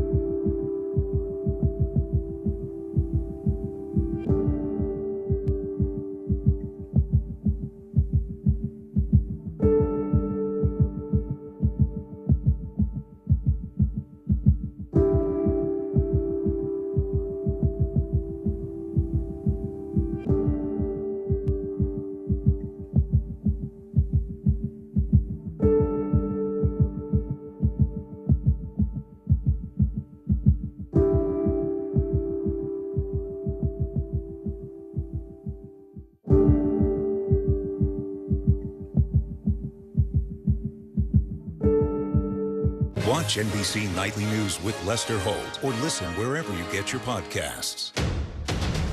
The day's biggest political stories with trusted insight and expert analysis. A daily look at the politics behind the headlines. Meet the Press Now, streaming weekdays at 4 p.m. on NBC News Now.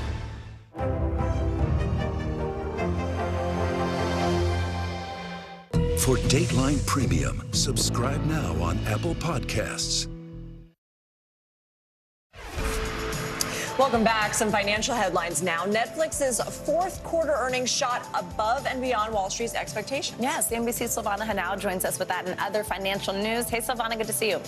Hey, good to see you, Savannah. Welcome back. Lindsay, good morning to you as well. So shares of Netflix are getting a big boost in pre-market trading as it added more than 7 million subscribers in the fourth quarter, and that was well above what both Wall Street and the company were forecasting.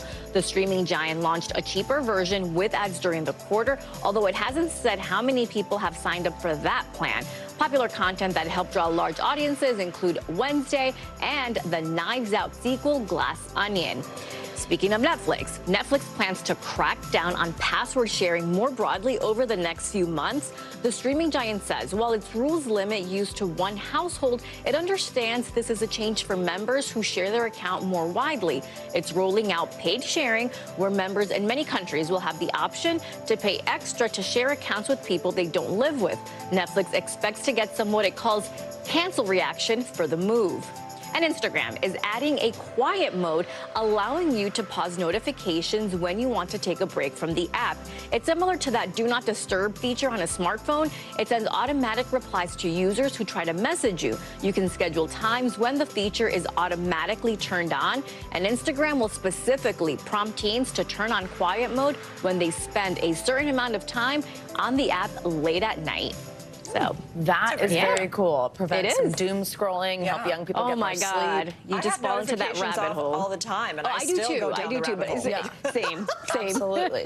Also, to go back to something you said at the beginning, I don't know if this is a controversial opinion, but I didn't really like the Glass Onion one. The first Knives Out was way better. Oh, we need a new segment on this. I agree, but I also did watch Wednesday and loved Wednesday. I still need to watch it. All right, good recommendation. So good. Thank you, Silvana. Sure thing.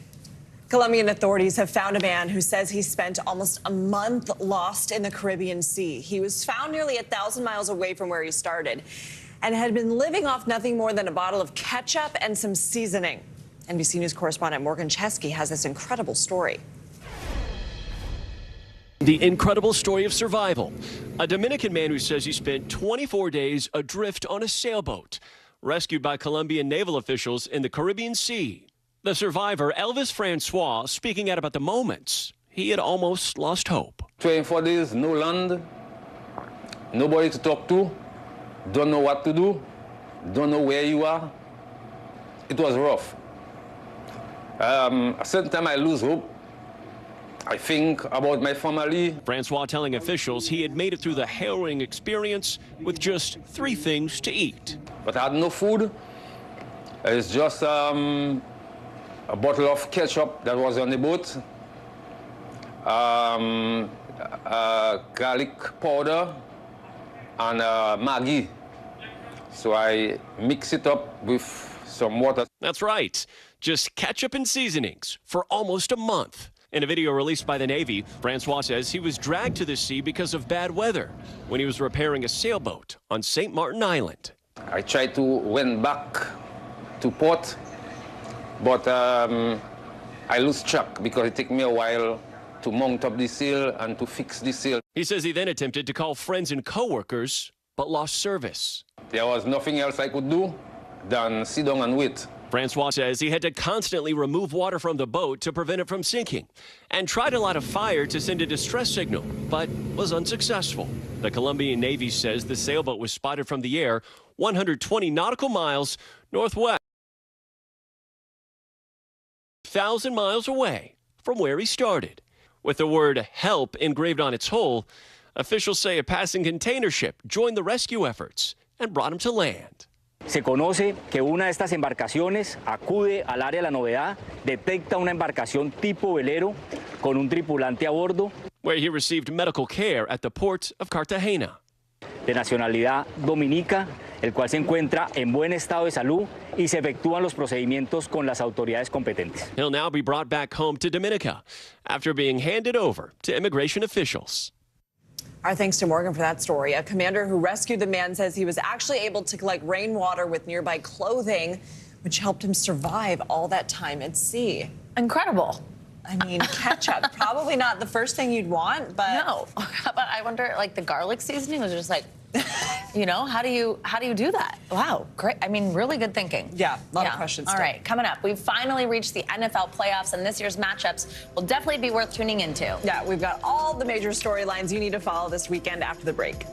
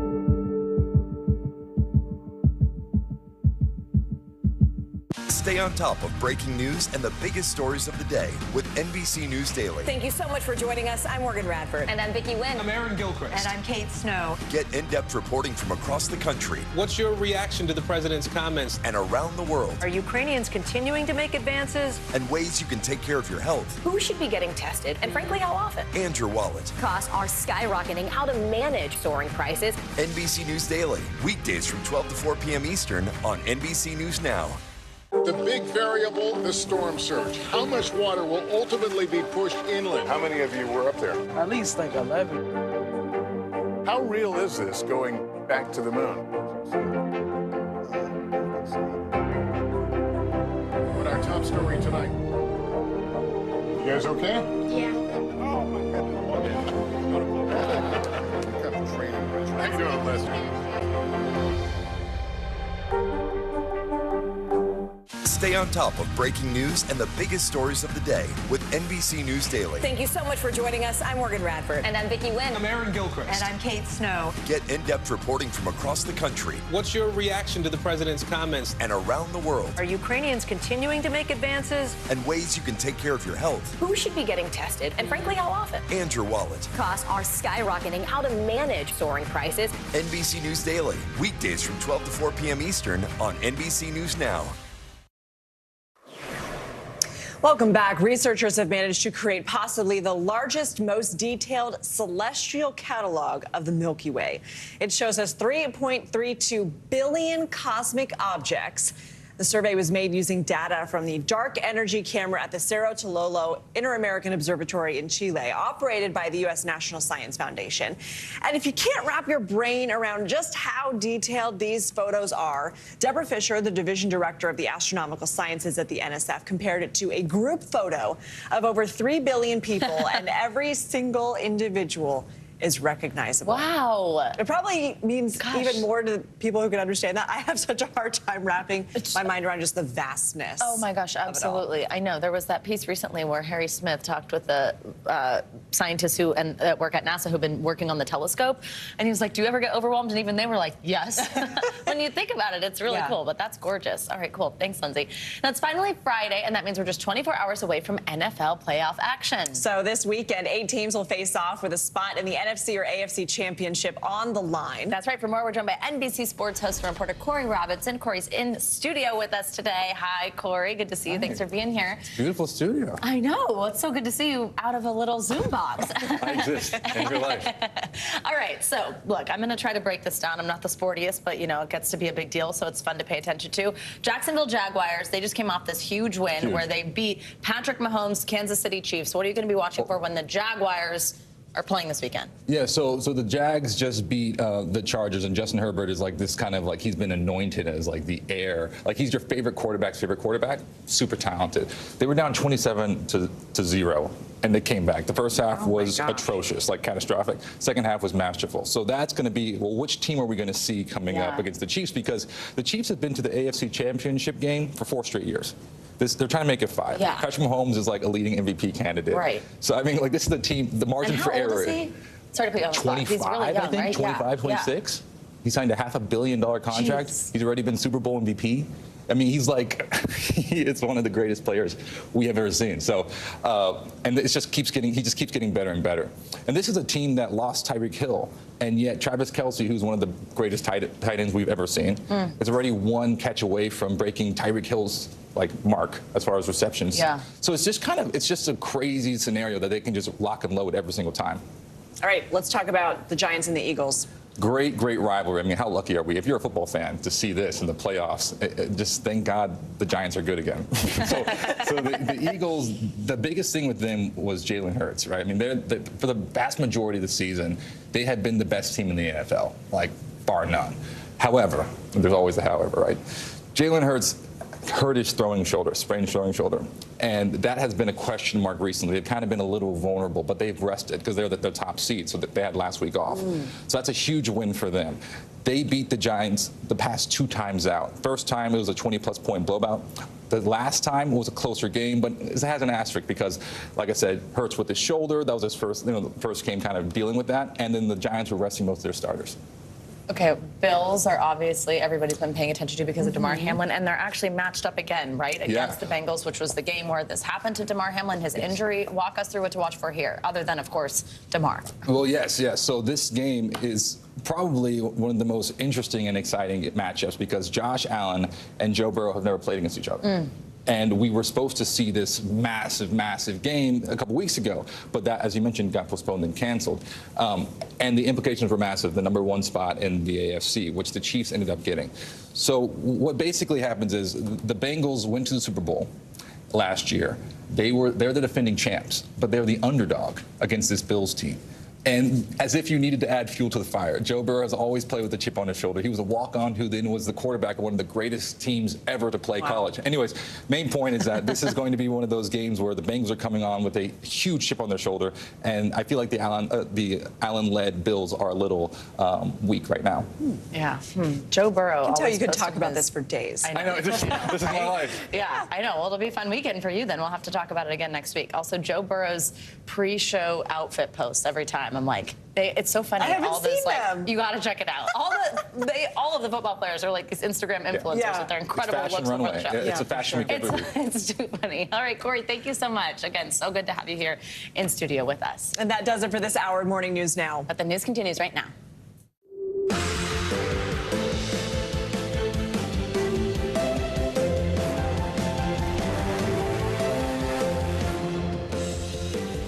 Good morning. Happy Friday. I'm Savannah Sellers. I'm Lindsay Reiser in for Joe. Right now on Morning News Now, new steps in the investigation into the deadly Rust movie set shooting. Prosecutors have now announced they'll file criminal charges against the film's props handler and actor Alec Baldwin, who police say held the gun that killed cinematographer Helena Hutchins. The gun was in his hand when he pulled the trigger, and that was the main action that killed Helena Hutchins. The new information we're learning about the case, plus a look back at Alec Baldwin's long and sometimes troubled time in the spotlight. Wicked weather. Millions of people are waking up to winter weather alerts. Parts of the Northeast, Great Lakes, and New England will be dealing with snow this morning. We'll have a look at the latest conditions and whether they'll linger into the weekend. Also this morning, the best medicine. New proof that being kind can go a long way. Researchers finding acts of kindness can help people with anxiety and depression. What's behind the new research and how we can all learn from it. Plus, get ready for some football. We just talked about it, NFL playoff weekend, and we're taking a look at the big matchups. We'll decide who could end up in the Super Bowl. From the Bills and the Bengals to the Giants and the Eagles, we're going to break down what's at stake for teams this weekend. But back to that kindness report, I heard you make a comment. I mean, it's so easy, right? Yes. You just go a little bit further, make somebody's day brighter. And to actually see a study that shows how much it can help with anxiety and depression specifically is pretty Even more incredible. if you needed more reason. Yeah, exactly. We're going to go into that in a little bit, but we're going to begin this morning with that bombshell announcement from Santa Fe's district attorney. Actor Alec Baldwin will face charges in the shooting death of cinematographer Helena Hutchins on the set of the movie Rust. That's right. NBC News national correspondent Miguel Almaguer has the latest developments in this case. Hey, Miguel, good morning. By the end of this month, Alec Baldwin and Hannah Gutierrez-Reed, the armorer on the set, are expected to be formally charged here in New Mexico. Now, during that initial appearance, they don't need to appear here in Santa Fe. It's the start of a legal process where the stakes are high and where they could face 6.5 years in prison. I was the one holding the gun, yeah. From actor-producer to high-profile defendant, this morning, Alec Baldwin facing involuntary manslaughter along with a firearms charge for his role in the death of cinematographer Helena Hutchins. He's facing charges because of both. As the actor that pulled the trigger, that's obviously a very compelling fact, but he's also facing charges as a producer because he should have known that the conditions on that set were unsafe. Confident they can convict, prosecutors say they never believed Baldwin's statement he didn't pull the trigger. I let go of the hammer of the gun and the gun goes off. I didn't pull the trigger. Alec Baldwin said he never pulled the trigger on the handgun that fired. Do you believe that? That's not true. And we know that from the FBI lab report. That gun would not have fired without the trigger having been pulled. We have videos of him where his hand was on the trigger. Prosecutors also argue that Baldwin had a duty to properly check the gun before using it. But Baldwin's attorney, who called the decision a terrible miscarriage of justice, said that Baldwin relied on the professionals with whom he worked, who assured him the gun did not have live rounds. The lawyer for Matthew Hutchins, the victim's widower, supporting the decision to charge, writing, "No one is above the law." Last year, Hutchins with Hoda. So do you think that the majority of the blame lays on Alec Baldwin? The idea that the person holding the gun, causing it to discharge, is not responsible is absurd to me. Do you think someone should go to prison over all of the evidence you've reviewed? Prison is not necessarily the goal. What I want is justice for Helena Hutchins. After sorting through body camera footage, police interviews, and forensic testing of the gun, the DA is also charging Russ armorer Hannah Gutierrez-Reed with involuntary manslaughter. It was her job to ensure gun safety and to check all the bullets on set were harmless dummy rounds. So there's live rounds all over the set. An accident was going to happen, and she should have, or somebody should have, noticed that at some point. But Gutierrez-Reed's attorneys call the charges the result of a very flawed investigation. Meantime, a third crew member, Assistant Director Dave Halls, cut a deal with the prosecution, pleading no contest to negligent use of a deadly weapon. His attorney arguing Halls wasn't directly responsible for what happened. Dave did not hand the gun to Alec Baldwin. This morning, 15 months after a deadly and tragic accident, the district attorney says 3 people who should have prevented the shooting will now all face justice.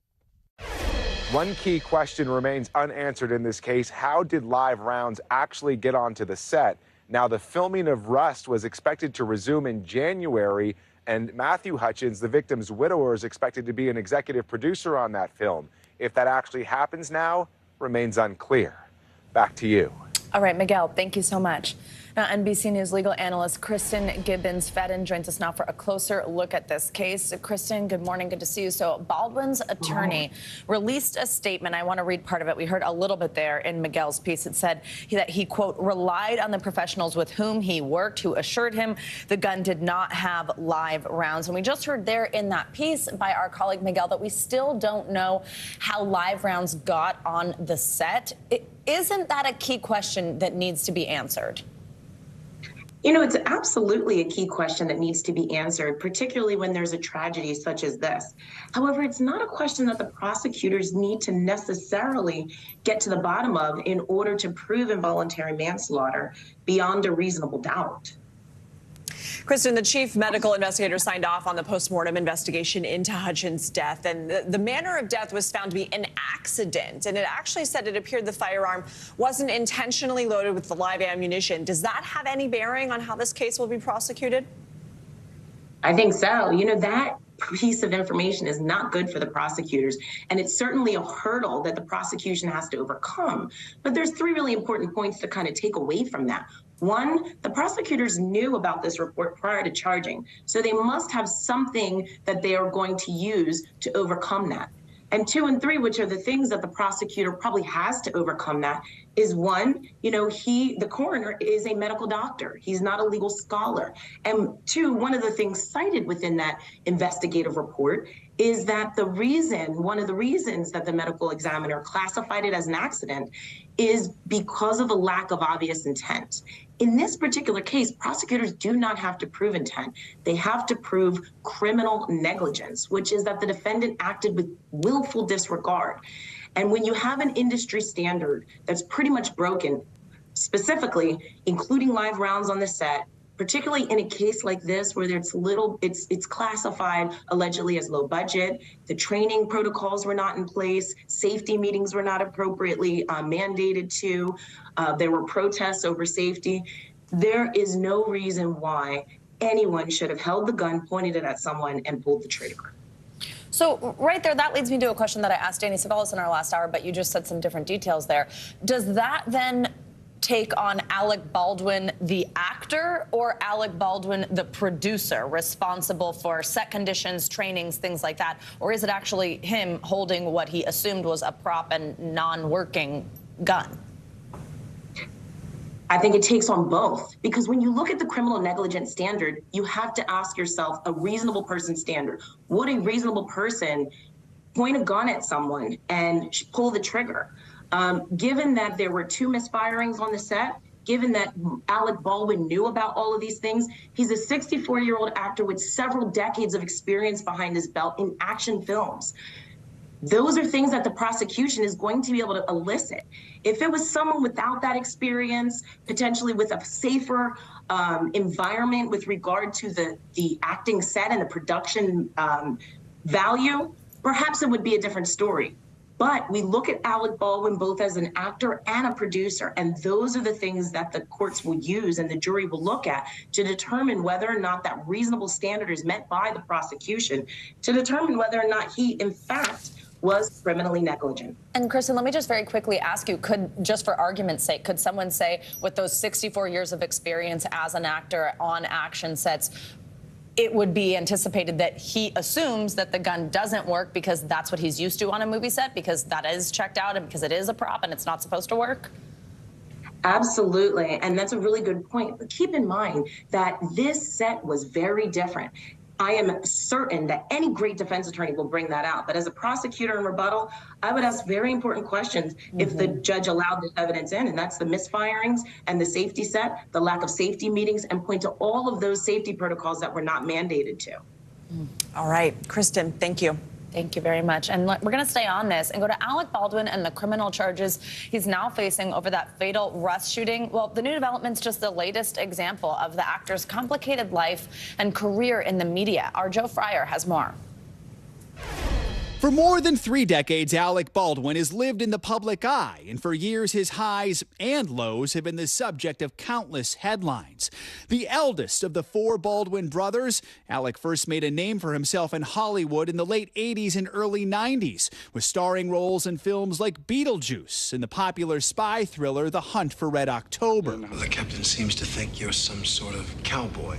Years later, his acting career was cemented in gold with multiple Emmys and Golden Globe wins for his role as Jack Donaghy in NBC's hit sitcom 30 Rock. Women your age are more likely to be mauled at the zoo than get married. Baldwin continued to bring the laughs in recent years on SNL. I've turned over all my businesses to my 2 sons, Beavis and Butthead.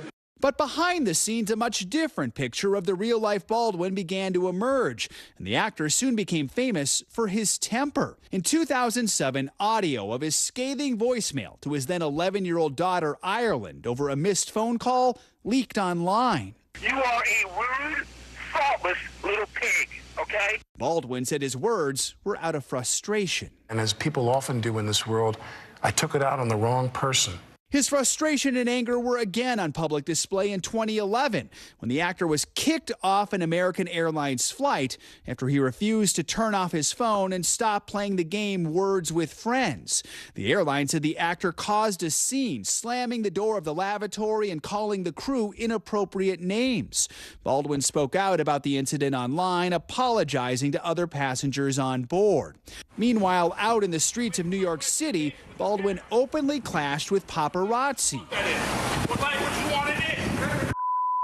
The constant media scrutiny eventually proved to be too much for Baldwin. In a 2014 essay for Vulture, the actor bid farewell to public life, citing predatory photographers and his hatred for the media. But in 2018, he would find himself back in the headlines when he allegedly punched a man over a parking spot and was arrested. I thought he was going to get close to hitting my wife and my son. Baldwin denied throwing any punches, but pleaded guilty to harassment and agreed to anger management counseling. Now, years later, as Baldwin faces new charges, the actor once again finds himself at the center of controversy, adding to his complicated past. Now, as you just heard moments ago, Alec Baldwin's attorney is calling the new charges that are set to be filed against the actor a, quote, terrible miscarriage of justice, and vowing to fight the charges and says they'll win. Winter weather is sweeping across the country with millions of Americans under weather advisories yesterday as that snowstorm pummeled through the Midwest and Great Lakes. Yeah, Denver was one of the hardest hit areas, with the storm leaving the biggest 2-day snowfall in the area in more than 30 years. After barreling through Colorado, the storm made its mark on states from Iowa to Michigan. And now parts of the Northeast and New England are still feeling the effects of the storm this morning, with weather forecasts predicting more freezing rain and snow in Vermont, Maine, and other parts of New England today. And with that, let's get your weekend forecast. Michelle Grossman is back with us. Hey, Michelle. Hey there, guys. Great to see you. And we're going to see more of the same over the weekend. So we're still tracking the lingering effects of this cross-country storm, the Northeast, New England, the interior parts of the Northeast, seeing some snow this morning, even seeing a mix of rain and snow in some spots. So a little icy. And then we're going to get a bit of a break before another storm system comes in this weekend. But taking a look at today, we have those snow showers falling in parts of New England, parts of the Northeast, along the Great Lakes. Mild highs in the Southeast once again. Florida, you're in the upper 70s, 80s in some spots. We're clearing it out in the middle of the country, sunny skies, but chilly in the northern plains, still cool in the southern plains. And there's our next storm coming out of the Four Corners. The good news is we're going to keep it dry in the west coast today. Notice lots of sunshine in parts of California. This is what radar looks like in the Northeast. Lots of blue on the map. That's indicating where the snow is falling. You can see that swirl there too. That's the air of low pressure pulling in that colder air. That's why we're seeing snow in spots. And we're seeing some heavy snow pretty much north of the interior parts of the Northeast. Seeing a little mixture too. That's where you see the pinks and purples, and some rain is falling in spots, but most of the heavy stuff has moved out. We still do have winter alerts throughout today, 8 million people impacted, but we're going to see improvements as we go throughout this Friday. This is what it looks like, that area of low pressure moving off to the north and east. It's going to bring those scattered snow showers for the interior parts of the Northeast, also New England, but gusty winds gusting up to 35 miles per hour in some spots. That's going to make it feel colder than it is. And then look what happens this weekend. Another weekend storm we're looking at tomorrow. Heavy rain along the Gulf Coast. Lots of bright colors, reds, oranges, yellows. That's indicating that we do expect heavy heavy rain to fall. We could see some flash flooding as well. And then Sunday, this is going to be an indoor day for many of us in the Northeast, from the Southeast through the Carolinas, Mid-Atlantic into portions of New England. We're looking at snow in parts of New England expected on Sunday and the interior parts of the Northeast, so much like today, and then widespread rain along the Carolinas and also down into the Southeast. Back to you guys. Okay, Michelle, thank you so much. Enjoy your weekend. Michelle. Sure. Now, New York City Congressman George Santos is denying a Navy veteran's allegation that he took money from a GoFundMe for that veteran's dying service dog. Santos is also denying another claim that's recently resurfaced, that he performed as a drag queen in his parents' native country of Brazil more than a decade ago. Garrett Haake is following all of this for us from Capitol Hill. Garrett, every day this week, I feel like we've had something new to talk about on this story. Good morning. Yeah, Savannah, there just seems like there's always something more to this story. Now, Congressman Santos has already admitted to lying about his work history and about if he went to college. He's been caught in lies about his religion and other parts of his background, too. And he's had little to say publicly about any of that. But now he's pushing back on the latest scrutiny of his past. Under investigation and under fire for a growing sea of scandals. New York Congressman George Santos now taking to Twitter to defend himself and to deny reports he performed in drag in Brazil in the late 2000s.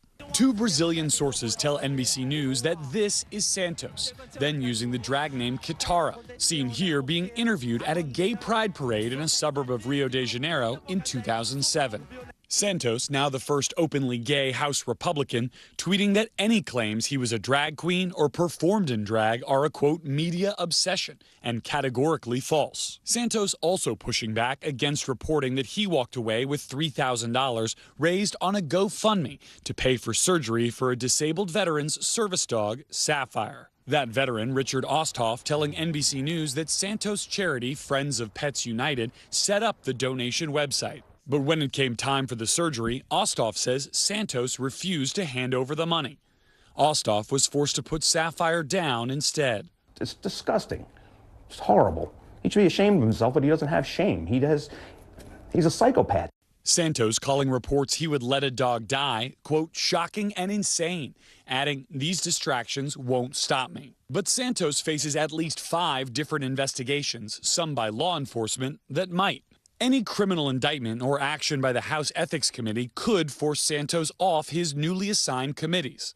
And if Santos stays in Congress long enough to face voters again next year, Democrats say they won't be fooled again by his falsehoods. The election of a complete charlatan like George Santos, who's almost a caricature unto himself, should be a shock and a jolt to the system. It should be a wake-up call for the Democratic Party in New York State. Now, one of those sources in Brazil who recognized and identified Santos was Brazilian drag queen Eula Rochard, who said they met when Santos was just 17. She told NBC that she remembered him having a, quote, outgrown sense of grandeur and said that he, quote, lied all the time. She also told us she was surprised when she learned he'd been elected to Congress. Savannah? All right, Garrett Haake, thank you very much. Coming up on Morning News Now, alarming allegations of human trafficking. Yeah, NBC News has learned dozens of kids in the Midwest are going to school by day and then working in slaughterhouses by night. We'll take you inside that investigation right after the break.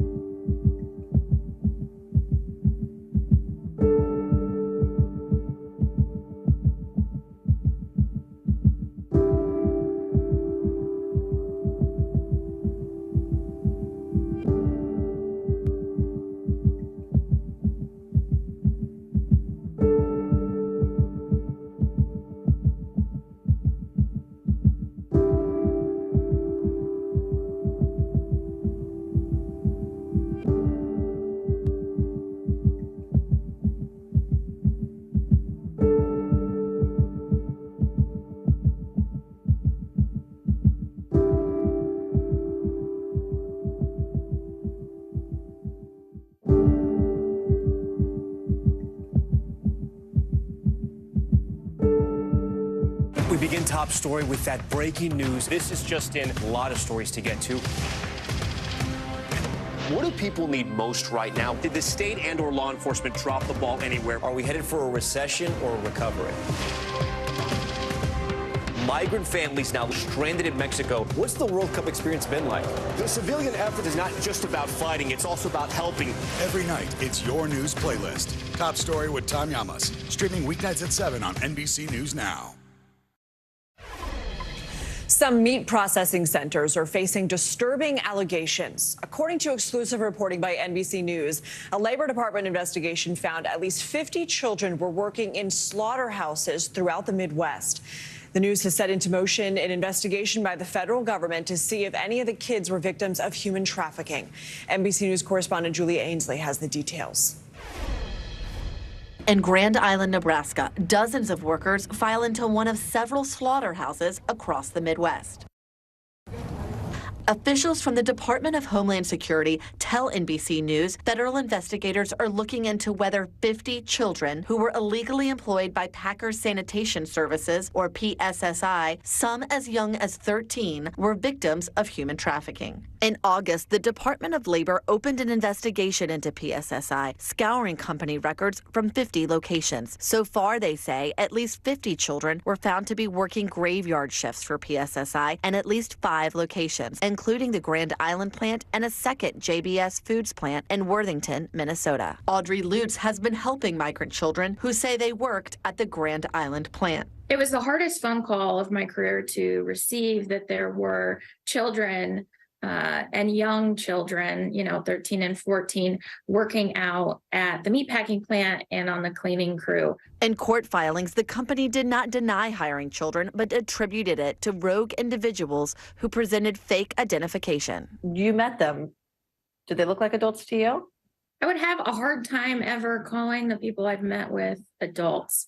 They certainly look, especially the youngest middle schoolers, no way to pass as an adult. PSSI's 17,000 employees clean the largest meat processing plants in America for household brands at 700 sites across the country. Former employees we spoke to said it's a dangerous working environment. But be prepared to undergo extreme temperature changes from hot to cold, withstand wetness and humidity, and work around chemicals. Lutz says she thinks the children may have been part of a trafficking scheme that led them to work at a slaughterhouse in her town of just over 50,000 people. There's too many coincidences with these children to think that this wasn't some kind of plot entertained by a trafficker, a coyote, a smuggler, or potentially even somebody who worked for PSSI. A spokeswoman for PSSI says investigators from Homeland Security Investigations have not contacted the company and said in a statement, "We have always taken rigorous steps to comply with the law, including use of the government's E-Verify system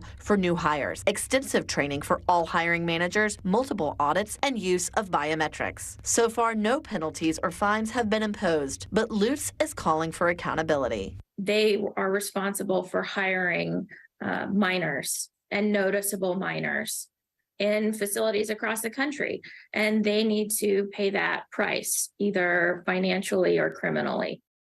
Our thanks to Julia Ainsley for that report. DHS officials tell NBC News they have found no indications that the company trafficked the children, but they are asking the children who brought them to Grand Island and who supplied their documents and living arrangements. Now, a country trying to boost its international images on a public relations spree. Saudi Arabia has been attracting some of the sports world biggest stars and making its presence known at the World Economic Forum in Davos.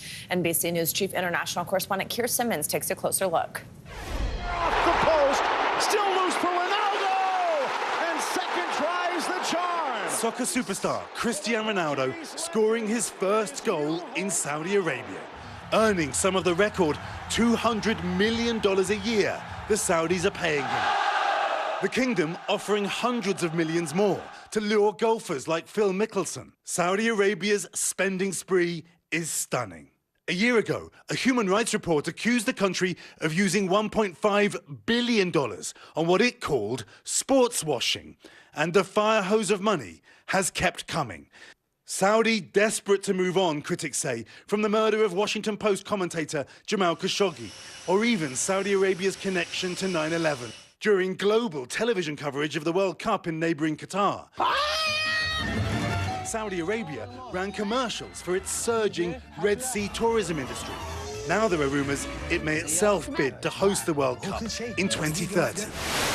And it isn't only soccer and golf. Here in the Swiss Alps, we're thousands of miles from the Saudi Arabian desert. Or are we? Saudi Arabia's presence at the influential World Economic Forum in Davos is unmissable. This week, the kingdom bought 3 separate sites, but then it can afford it. While the world worries about recession, oil producer Saudi Aramco saw profits rise by 90% during last year. It's a pleasure to see you again. We were invited to meet the Minister of Economy, one of many who've flown in.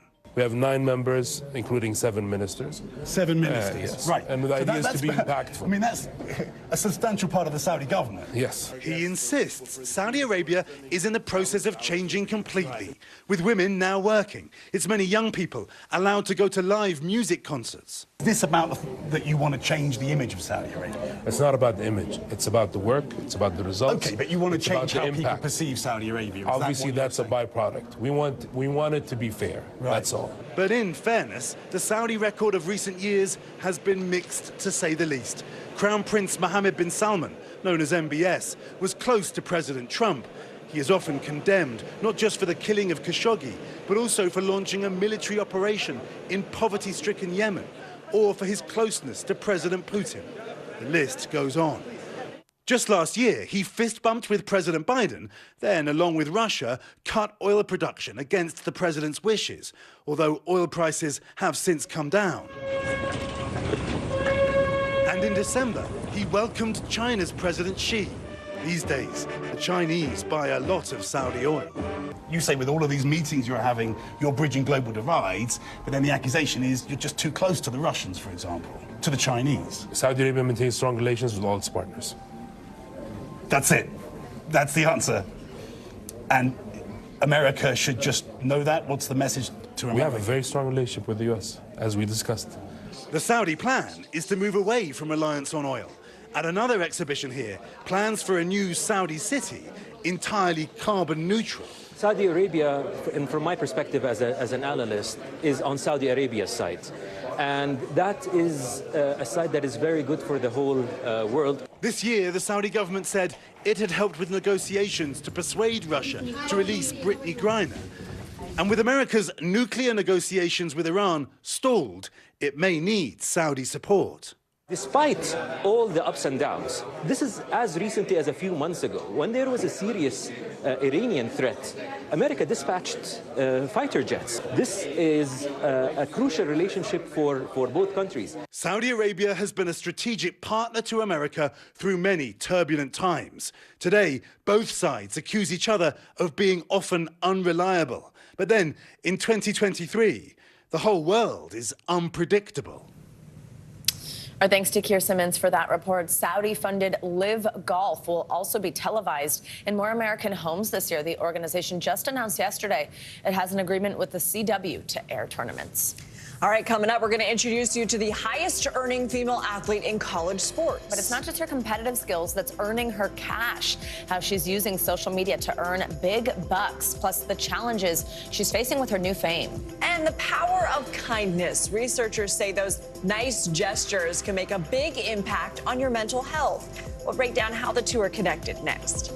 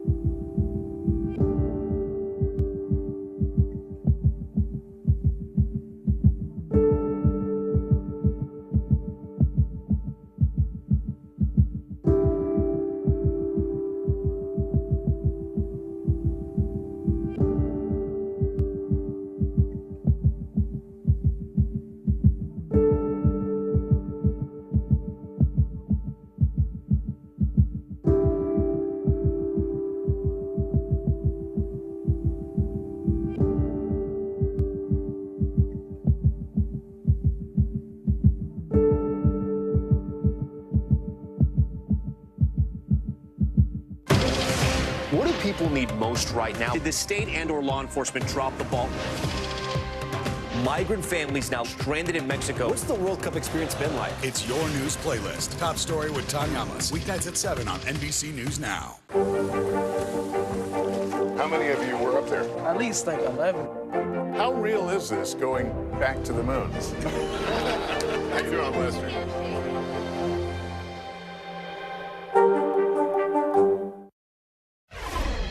We're back now with an exclusive look at one of the top influencers in college sports. Her name's Olivia Dunn. She's a gymnast at Louisiana State University who is no longer just known by her sports, but also for her massive social media presence. It's helped her land major sponsorship deals, making her the highest earning woman in college sports. Incredible. NBC News correspondent Stephanie Gosk went to Baton Rouge and met with her. Just an incredible woman.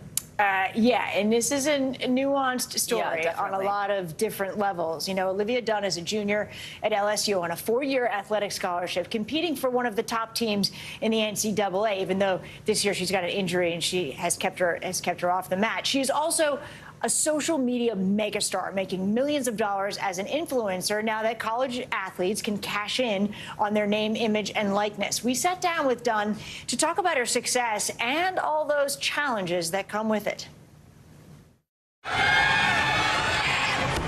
To compete in Division I gymnastics, especially at Louisiana State University, it takes a childhood of dedication. I pretty much sacrificed my summers. You know, those pool days, those beach days with your friends. I was in the gym training. LSU knew Olivia Dunn would be a good gymnast. What they didn't anticipate was this. Livy is Dunn's social media name. That's most likely how these young men who came out to see her at a meet in Utah know her.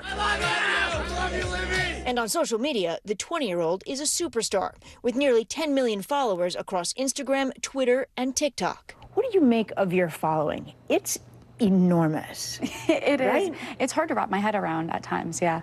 Did you know that those kids were going to be there? Young men, some of them teenagers. Yeah. So in the past, I have had some of my supporters come out to the meets and watch and cheer for LSU, but that was insane. It really was. Following that meet, Dunn asked fans to be respectful. The university put in new security measures. Yeah, they gave us some new rules for us athletes just to keep us safe, to not go into the stands after meets. And we have a new security person that travels with us. Coach Jay Clark says the school was already considering increasing security. There's an intensity because of social media that just changes everything. Changes everything because I think it creates a kind of a false sense of accessibility and familiarity that followers feel as though they know there's a personal sort of connection. Now that the NCAA allows students to make money on their name and image, that influencer status has turned into sponsorship deals and lots of money. Dunn makes more than any other female college athlete. Are we talking 6 figures? Are we talking 7? Can you say? I'm very grateful to be making 7 figures. It is very cool that someone in college has the opportunity to do that now. But it comes with challenges. Dunn's content is a mix: dance videos behind the scenes with the team and images like these, which are not that different from some of the most popular influencers. Dunn says it sometimes generates threatening comments. Are there people who are reaching out in a way that is scary? Yeah, sometimes? there are some people occasionally that do reach out, and it is a bit concerning. She tells us last year the university went to the police over an incident. For those who may suggest the nature of her content is to blame, she has this to say. As a woman, you're not responsible for how a man looks at you and objectifies you. That's not a woman's responsibility. Stanford women's basketball coach Tara Vanderveer believes some of the content female athletes are posting undermines progress women have made in changing perceptions, telling the New York Times this is a step back, an argument that Coach Clark strongly disagrees with. If expression and self-expression is something that we value as a right in this country, then we have to be consistent when it doesn't necessarily fit what our own agenda might be. I don't think it sets things back. In a sport that offers few professional prospects, Coach Clark and LSU support Dunn's business opportunities, while she has her eye on a future after gymnastics. As As for that future, she says she is looking to turn her brand into a business. She doesn't know what that's going to look like yet, guys, but she's taking classes like marketing. Yeah, she wants to actually sell something and not just have sponsors. But she doesn't know what the thing would Kardashian, be. where they stopped Yeah. hawking other products. And it really is interesting. I mean, she's obviously doing more probably than what a lot of students are going to get out of a marketing class already because of her social media following. Yeah, that's certainly true. You know, I mean, she's making an enormous amount of money at it. Yeah, absolutely. Like you said, a lot of nuance there to both the good and the bad of it all. Yep, absolutely. Yeah. Stephanie, thank you. Thank you so much. Now, as the old expression goes, it doesn't cost anything to be nice. Well, now a new groundbreaking study shows it may actually help your own anxiety and depression. Today, anchor Hoda Kotb talked with the researchers who are looking into the power of kindness. A compliment to a stranger, buying a coworker coffee, shoveling a neighbor's snowy driveway. We all know an act of kindness when we see one, but what you may not know? New research published in the Journal of Positive Psychology suggests doing kind things for others may help you feel better too. I kept coming across social connection seems to be one of the most powerful ingredients for flourishing in life. That idea inspired a new project out of Ohio State University. Dr. David Craig and Dr. Jennifer Chevins led a team of researchers on kindness. They asked people who reported feeling anxious and depressed to perform 3 small acts of kindness 2 days a week, every week for the 5-week study. Participants did things like bake cookies for friends, smile at strangers, and volunteer. The results were dramatic. Folks who participate in the Acts of Kindness group reported that they felt less depressed, less anxious. Study participants also reported feeling more connected to others and more satisfied with their lives. Participants felt such benefit that 75% of them continued doing acts of kindness even after the study ended. There just seems to be something about having social connection that brings meaning and purpose into our lives. Without it, everything else just kind of feels empty. Ohio State senior Abby Arntz discovered healing through helping too. How is the CAing going? She wasn't part of the kindness study, but she took a class with Dr. Chevins last year. One of her assignments was to do kind things for others. So Abby started going out of her way to hold the door. Go ahead. Yeah, have a great day. Giving out compliments to strangers. Hey, I just want to say your shoes are really cool. And writing positive affirmations on sticky notes around campus. As someone who is fairly anxious myself, I was a little hesitant, but as soon as I actually started giving the compliments and holding doors, I felt this reassurance. I have this power to brighten people's days and make a positive impact on others. Something Abby learned, as did so many others. Kindness can be a prescription for anyone and everyone. Have a great day. And it doesn't cost you a thing.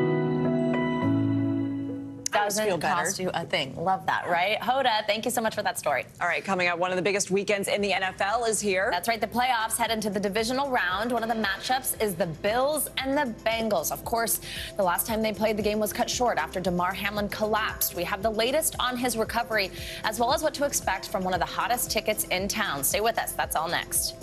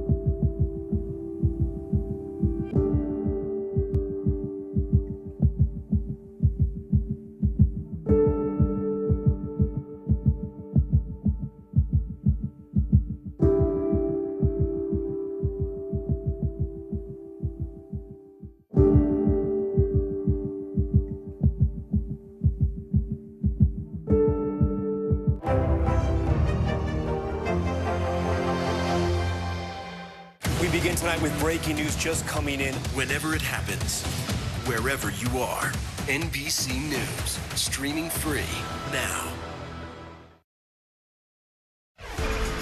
Welcome back. Some tough financial news now with Google planning some major cuts. That's right. CNBC's Silvana Henao is back with us this hour with that and other money news. Hey, Silvana. Hey, good morning to you. Well, Google's parent company Alphabet is cutting 12,000 jobs. CEO Sundar Pichai shared the news with staff in a memo that was also posted to a blog on the company's website. The job cuts are global and will impact U.S. employees immediately. Layoffs affect teams across the company, including recruiting, engineering, and products units. The cuts come just days after Microsoft said it would lay off 10,000 people. T-Mobile says hackers accessed data from about 37 million customers. This is the second major breach in the past 2 years. The company says hackers may have obtained names, billing addresses, emails, phone numbers, birth dates, and account numbers, but no passwords, payment card information, or social security numbers were compromised. T-Mobile is currently notifying affected customers. And the mystery over who owns the orange Bitcoin car that has been seen this week at the World Economic Forum has been solved. The Mercedes has a Bitcoin logo instead of the iconic badge and the words "In crypto we trust" across the wheels. The license plate says Kuna, which is the name of the Ukrainian crypto exchange. Kuna's founder confirming to CNBC the car is his, saying he parked it on the main street in Davos because that was the best spot he could find. Good reason. I don't know why that really got me. Okay. Yeah. Thanks, Silvana. Thanks. Sure thing. All right, now, are you ready for some football? The NFL playoffs are heading into the divisional round this weekend with 8 teams vying for a chance to play for the conference championships. Those are next weekend. And Sunday's Bills-Bengals game is definitely one of the hottest matchups, obviously, for quite a few reasons. NBC News correspondent Emily Aketa joins us now from outside the Bills' Highmark Stadium. Hey, Emily, so Sunday will be the first time the Bills and Bengals face off since Damar Hamlin suffered that on-field medical emergency earlier this month, which initially postponed and then canceled that game. What first, of course, most importantly, is the latest on Hamlin's condition, and also any chance that he can make an appearance at Sunday's game, maybe to cheer on his team? I know he's been visiting with them. Yeah, that's right, Savannah. Good morning to you. That remains the unanswered question at this hour. Will we see number 3 make an in-person appearance at Sunday's game? But regardless of that, whether he shows up in person or not, his presence will certainly be felt here in Orchard Park. We're learning new details about his condition from a source close to Hamlin who describes his recovery, saying that it will be a lengthy one. He apparently still requires oxygen. His heart is being regularly monitored, and we learned that he gets winded very easily. As you mentioned, it's been less than 3 weeks since he suffered that on-field medical emergency cardiac arrest back on January 2nd. And so that's a very serious injury, and he's continuing to recover, but take massive steps and leaps forward in the week since, including visiting with his team regularly at the Bills facility this week. He's being described as upbeat and positive, getting the team ready for the big game. The Bills-Bengals game on Sunday will be, again, the first time the teams face off since Damar Hamlin's on-field medical emergency, Savannah. Absolutely. Some good new reporting there on Damar Hamlin. Emily, also, by the way, side note, looks like you could also be on the extreme weather story for us this morning. So apologies that you're out there. And thank you for being on this story for us from out there. Thank you so much. We appreciate you, Emily. We'll be watching this weekend. Go get warm. Emily and crew. Amazing. Yeah. All right, coming up, one of the biggest names in football is the focus of a new movie. Yeah, and the cast includes iconic actresses like Sally Field and Jane Fonda. Why they decided to team up for a movie about Tom Brady. That's up next. Plus, from true crime to a little bit of nostalgia. There are a lot of great films and TV shows you can't miss this weekend. We'll break it down for you next.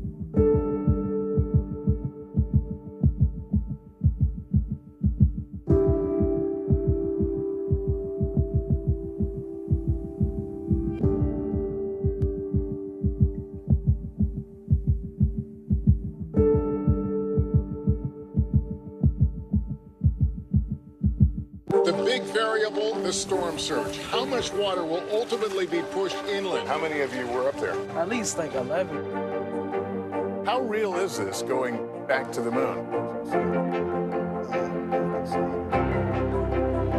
What our top story tonight? You guys okay? Yeah. Oh my goodness. How you doing, Lester?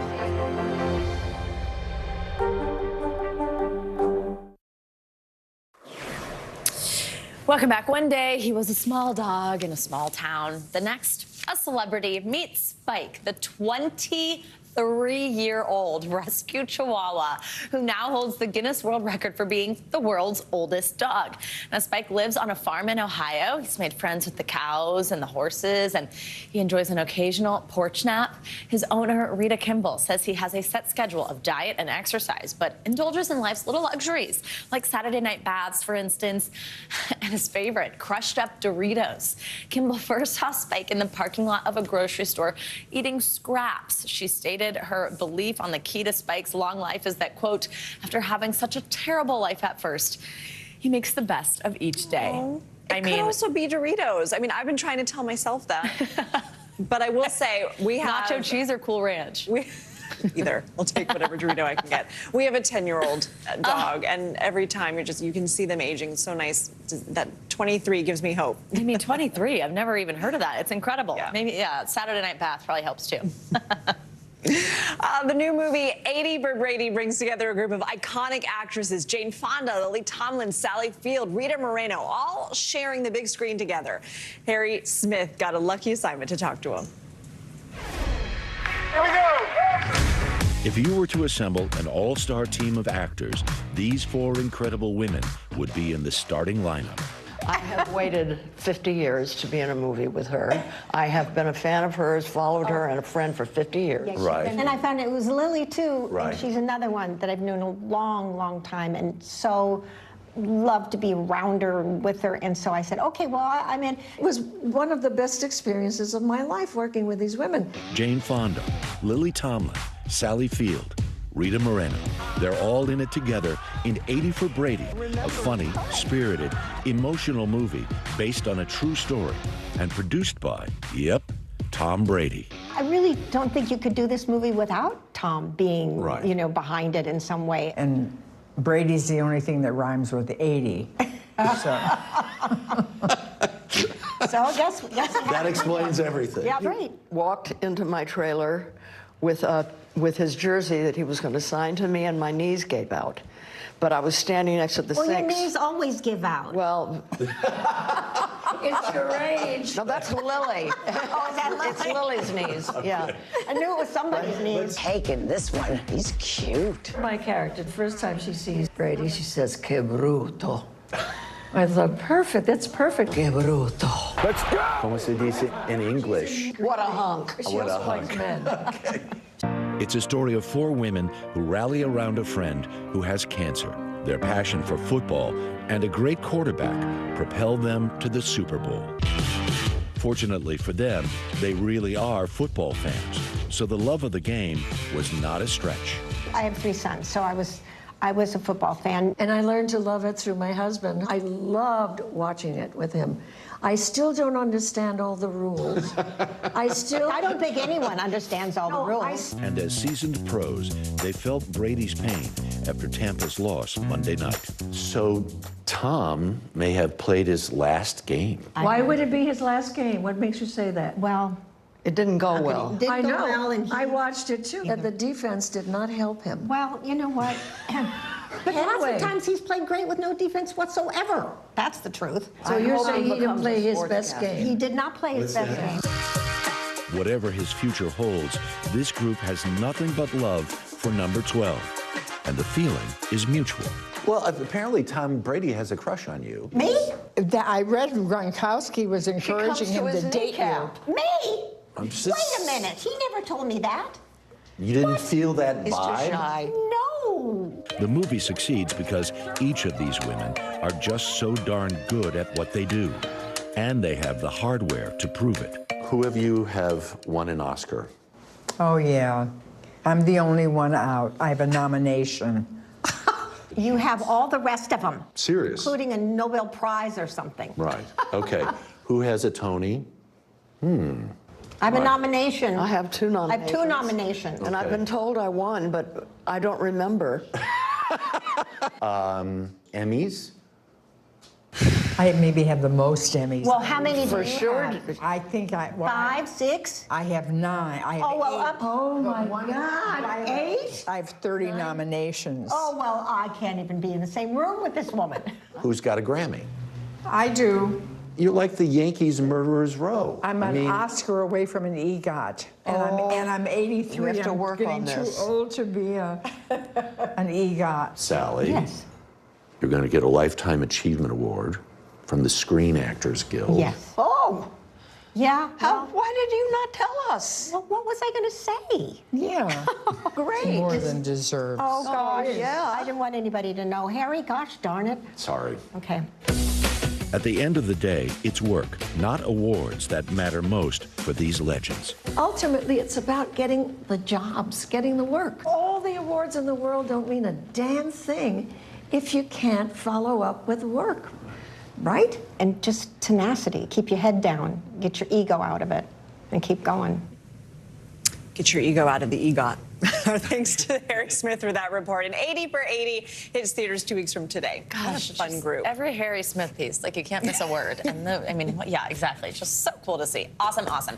All right, now, we love to say this every week. Get your popcorn or your coffee ready because it's Friday, which means it's time for our can't miss list. All the movies and TV shows you got to check out this weekend. So Brian Balthazar is with us, entertainment journalist, culture expert to talk about everything. Good morning. Good morning. First, let's talk about movie theaters. It's going to be probably a dreary weather weekend. Yeah, it's a good weekend to go to the theaters. movies. Okay, Missing is the biggest one in wide release right now, and it follows a young woman whose mother goes on vacation to Colombia, and she doesn't come back. So this young girl, actually, Storm Reed from Euphoria there, turns to technology because she can't get down there and she can't get any help in Colombia. So she is using things like Google Maps and getting surveillance footage. It's actually a sequel that's not related to the first one, which was called Searching, where it's all technology-based, how she tries to track down her mom and uncovers a myriad of secret lives happening. So that's compelling. Love that. Yeah. Speaking of theaters, I went to the theater for the first time in a very long time to see Megan.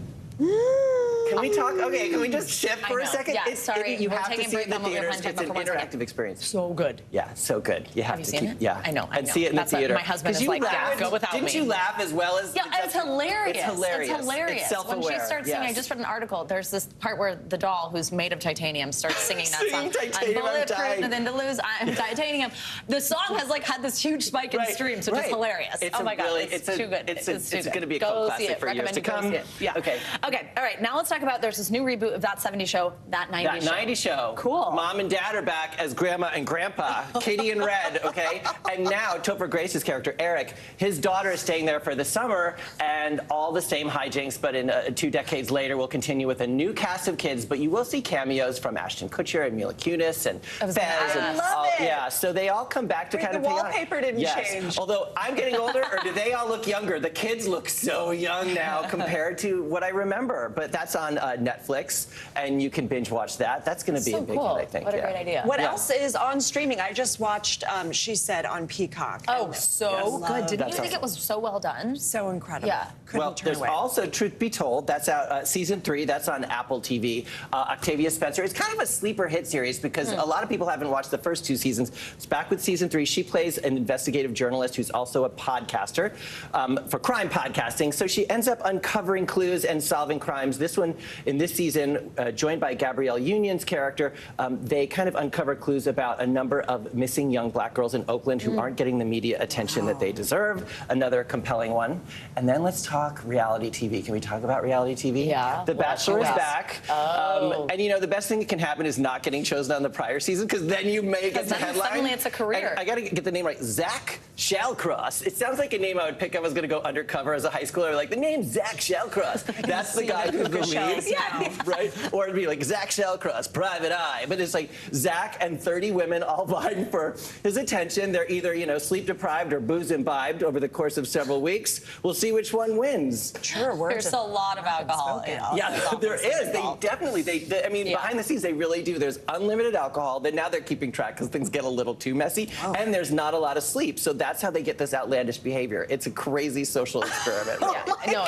Absolutely. No idea. Yeah, And why not marry that person? Why not? I used to watch. I haven't in a few years, but that's so true. Yeah. Absolutely. And anyway. Okay, and then finally, Aubrey Plaza hosting SNL. Exciting. And we probably have said on here before, she was an NBC page. And P.S., fun fact, I remember her as an NBC page. I remember interacting with her because I used to work in this building. I was a page. Yeah. Well, tell us the stories. Well, it was just that I just remember her having like a very unique personality. I just like a casual, I didn't know her, and I'd be like, hey, how are you? And she'd be like, I'm okay. Like, and you know, like that's not the kind of like, that's not the kind of NBC page response usually. And I'm just like, wow, you know what? She is unequivocally herself. And I just remember her look. She was very unique, so I'm not the least bit surprised. Now, she won't remember me, so if I go, I won't go up to her and be like, remember me? And she'd be like, no, you know, but you're memorable. She would say it like it is, though. Thank So you. she would just say no if she Yeah, did. she probably would, and I would cherish that Also, moment. though, of course, we only have like 10 seconds, but she's on because of the White Lotus, which I was obsessed with. Yeah, I think season 2 is better than season 1. Oh, no question. Yes. And I will defend that to the. I will throw that keyboard on the ground in defense of that fact. Conversely, as I said earlier, the first Knives Out was much better than the second. I agree. Yeah.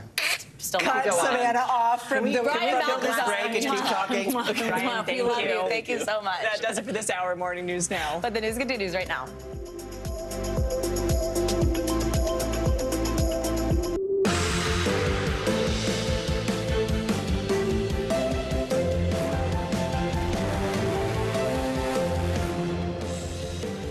Good Friday morning. I'm Lindsay Reiser. Joe is on assignment. And I'm Savannah Sellers. I am so happy to be with you on this Friday morning. Right now on Morning News Now, arrest bombshell, a major legal blow to actor Alec Baldwin after prosecutors in New Mexico announced intentions to charge him and the film's armorer with involuntary manslaughter following the fatal on-set shooting of cinematographer Helena Hutchins. The gun was in his hand when he pulled the trigger, and that was the main action that killed Helena Hutchins. We've got team coverage of the latest developments this morning, including response from Baldwin's legal team and how long the actor could spend behind bars. Unsolved after a lengthy investigation, the Supreme Court says it was unable to identify who exactly leaked that draft opinion overturning Roe v. Wade. We'll dig into the court's findings as the first post-Roe March for Life kicks off in Washington. Winter wallop, that seemingly endless cross-country storm, now slamming the Northeast and parts of the Midwest with millions under winter weather alerts this morning. Frigid temperatures and several inches of snow expected from Michigan to Maine. Our meteorologist Michelle Grossman has the storm's latest track and how it could impact your weekend. And triple-demic peak somewhere. Good news on your health this morning. ER visits related to the flu, RSV, and COVID are thankfully falling nationwide. So what's behind this unusual winter trend? Dr. John Torres explains when he joins us later this hour. That would be good news. It will. I know. Finally, a little bit of good news, like we said, when it comes to your more health. good news. I know. I'm here. I will be back. I will be around. I'm just helping out on some maternity fill-in. That's why you haven't seen me for a little bit, but I'm not going anywhere. I love the show. I love you. I love all of you at home. I love Joe. But I'm so happy to get to, come back. It's so funny how you're reuniting with the team. I know. It's so funny. I'm like, good morning. It's a big family. I'm thrilled to be up, in the force. It's so funny, but that's what this show does. It makes you want to get up. But I will be back, and also I'm around on News Now. But we're going to begin this morning with that major announcement yesterday from the Santa Fe District Attorney regarding the Rust movie shooting investigation. Actor Alec Baldwin will be charged with involuntary manslaughter in the shooting death of cinematographer Helena Hutchins on the set of the movie back in October 2021. NBC News national correspondent Miguel Almaguer has the latest. Were you in the room when someone was shot? Holding the gun, yeah. With prosecutors calling his actions on the set of Rust criminal disregard for safety, Alec Baldwin now faces involuntary manslaughter and a firearm enhancement charge for his role in the death of cinematographer Helena Hutchins. The district attorney's bombshell announcement means if convicted on all charges, the famed actor could face up to 6.5 years in prison. The gun was in his hand when he pulled pulled the trigger, and that was the main action that killed Helena Hutchins. Prosecutors say Baldwin is culpable as both a producer and as the actor who held the gun that killed Hutchins. I let go of the hammer of the gun and the gun goes off. Authorities now say they do not believe Baldwin's statement the gun misfired. Alec Baldwin said he never pulled the trigger on the handgun that fired. Do you believe that? That's not true. And we know that from the FBI lab report. That gun would not have fired without the trigger having been pulled. Calling the announcement a terrible miscarriage of justice, Baldwin's attorney says, "We will fight these charges and we will win." Do you think someone should go to prison over all of the evidence you've reviewed? Prison is not necessarily the goal. What I want is justice for Helena Hutchins, and I want people to take responsibility and take accountability for what their actions or inactions led to. After sorting through a trove of evidence that included body camera footage, police interviews, and forensic testing of the gun, the DA is also charging the movie's armorer, Hannah Gutierrez-Reed, with involuntary manslaughter, which her attorneys call the result of a very flawed investigation. This was something that was more than mere negligence. It was people acting recklessly, people not doing their jobs, violating all of the standards that we all have to follow if we have a gun in our hands. Prosecutors say Dave Halls, the assistant director who looked at the gun before it was given to Baldwin, cut a plea deal with the DA for a lesser charge, getting probation after agreeing to testify against Baldwin and Gutierrez-Reed. He's going to testify to the truth. He's not out to get anyone. He's going to testify to the truth. A movie set tragedy, and now the real-life consequences for the actor, the armorer, and the assistant director, who authorities say should have all prevented the deadly shooting. Thanks to Miguel Almaguer for that report. Hutchins' husband, Matthew, says he supports the charges, adding, quote, "No one is above the law."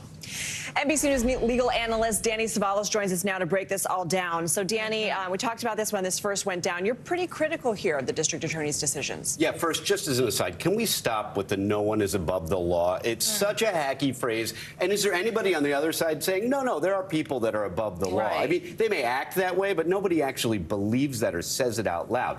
Yes, I am critical of the prosecution. And after hearing their interviews yesterday, I'm even more critical because now I know their theories of the case. And I think they have problems. Number one of their theories, when asked, are you going after him as an executive producer or as an actor who pulled the trigger? Their answer, I guess both. How's that going to fly with a jury? Ladies and gentlemen of the jury, they don't even know which theory that they're proceeding with. The other thing they said yesterday is that the issue of how the live round got on the set is a red herring. It's not important to them. Let me try out my closing argument on you two. You tell me what you think. Members of the jury, the prosecution didn't even bother to find out how this live round got on set. It's even possible that this was someone sabotaging the film set. They didn't bother to find out. Do you know why? They don't care. That person is still out there. We don't know who it is, and they don't care. Why?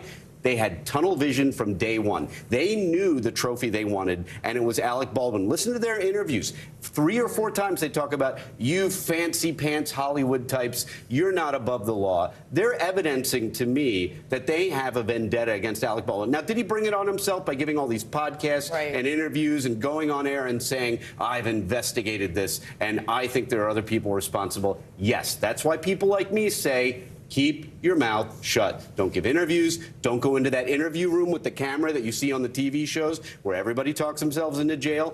Don't talk. He broke that rule. Shame on him. But that shouldn't be the basis of a prosecutorial decision. So, love it. You're fired up. Even give us a closing argument. Okay, Dan. How was that closing argument? Did you buy it? You don't buy my closing argument? Well, I didn't buy it because you're right. I do think the big question is about the live round. Well, I don't know. I don't have a law degree. Isn't there a period of discovery? Barely have one. In which the prosecutors can, by the time they do enter closing arguments, have developed that? Yes, but they've already given us their preview. They're charging. We know the theory on which they're charging Alec Baldwin. They told it to us, and it will be borne out in their charging documents. And I don't think they're going to vary too much from that. They told, and I know the subsections of the statute they're talking about. There is a permit. I should say this. when using a firearm, there's a permissive subsection that says all you need is ordinary negligence. That's not good for Baldwin. But my argument to that would be, yeah, but this wasn't a firearm. Alec Baldwin didn't believe he was holding a firearm. He believed he was holding something else. Now, look, the other thing to consider, this is New Mexico. It's an open carry state. You're going to have members of the jury who probably know more about firearms than the three of us know about firearms. So will they say, if it looks like a gun, even if you're on a film set and it's a futuristic ray gun, a laser gun, you shouldn't even point that at anybody. If it looks at all like a gun, even if it's a block of plastic, never point it at anyone, never pull the trigger. Well, look, if that theory works for the prosecution, then maybe he gets convicted. But I think there are too many holes. Danny, first of all, I like that. Yeah. Second of all, you mentioned something that I think is what a lot of people at home are wondering if they're kind of looking at the details and don't have a law degree, like we actually don't, and you totally do, which is what you mentioned about being charged as a producer or an actor. What you just said right now about if it's plastic or whatever, that's him as an actor on set. I'm holding what I think is a prop. I've done this many times before. I'm an actor. It's my job. I know what I'm supposed to do. As a producer, the question is, how did the live round get on set? What were the safety conditions like on set? But if they were just focused on the producer aspect, would there have been more people that should have been charged? Yes, and that's a great point because you have a chain of command. If your argument is, and I'm not sure this is true, I think the defense can fight this. If your argument is that Alec Baldwin was the king of this production, that he was the guy who oversaw everything, maybe you have a theory there, but then why not charge people under him in the chain of command? Well, the answer would be, look, that's why you hire an armorer. Yeah, is she young? Is she inexperienced? Yes, but you rely on the professionals that you hire in order to make sure they do their job. Now, is that a convincing argument to 100% of the people that you pitch it to? No, but it only needs to be convincing to one or two on that jury. That's my point here. And again, in the interviews, they talked about probable cause. That is not the standard that prosecutors should use when deciding to bring charges. Probable cause just gets you to a trial. They should believe they can prove their case to beyond a reasonable doubt. See up here, beyond a reasonable doubt, not just probable cause, which is more likely than not. That is their ethical duty. They must believe they can prove the case. We still have that outstanding question of Alec Baldwin saying he never pulled the trigger, claiming that the gun misfired, and then the district attorney telling Miguel Almaguer, there's no way, we've done forensic testing on this weapon, there's no way it could have misfired.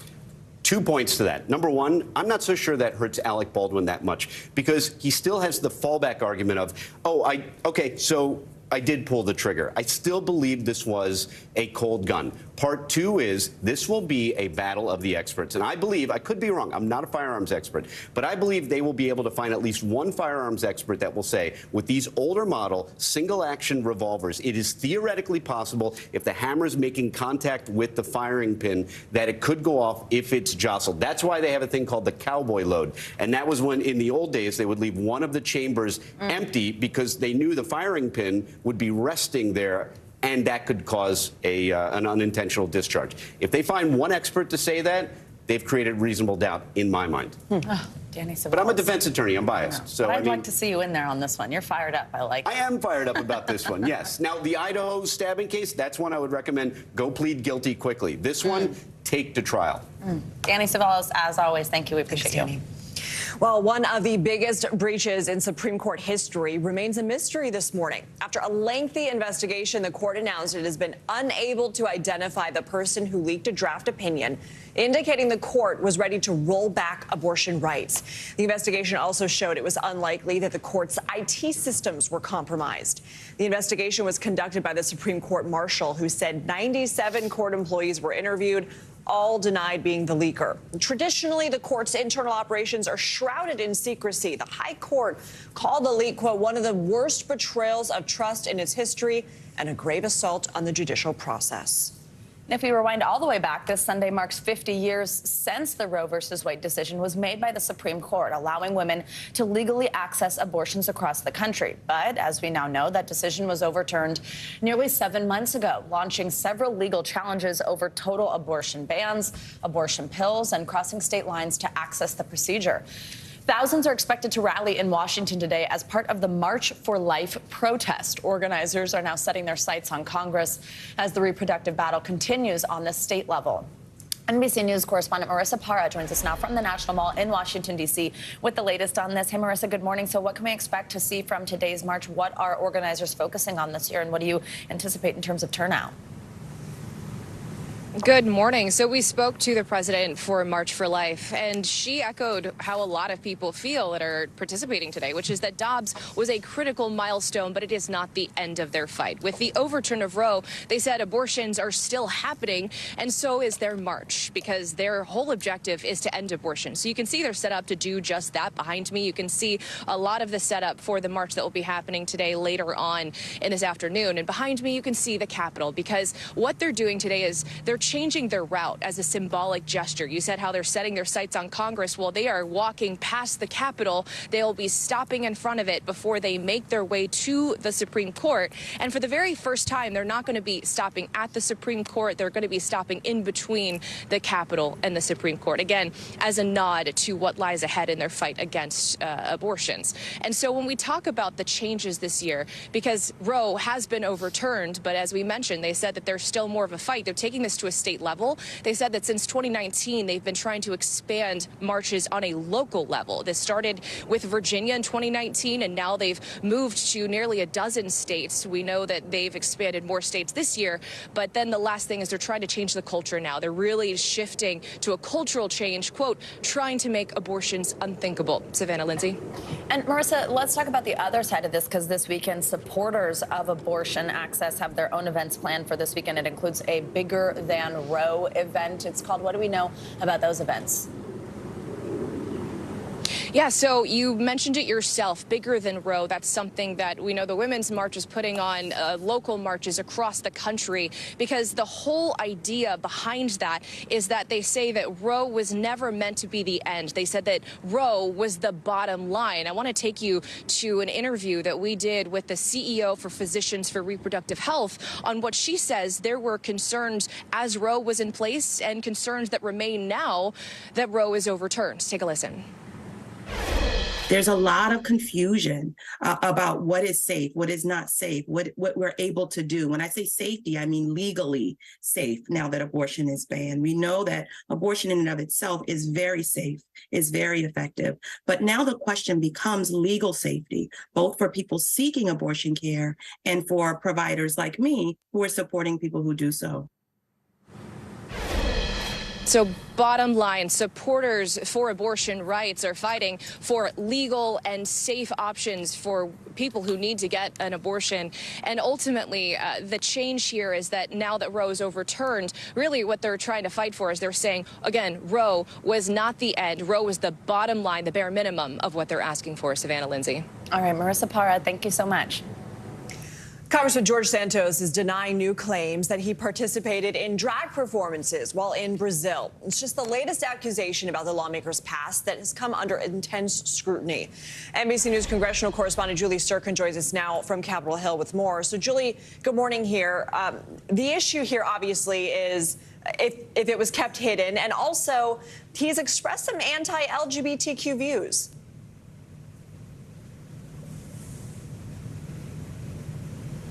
Hang on 1 second. We're working on Julie's audio. Sorry about that. Technical issues from home when my dog is the only producer I have around.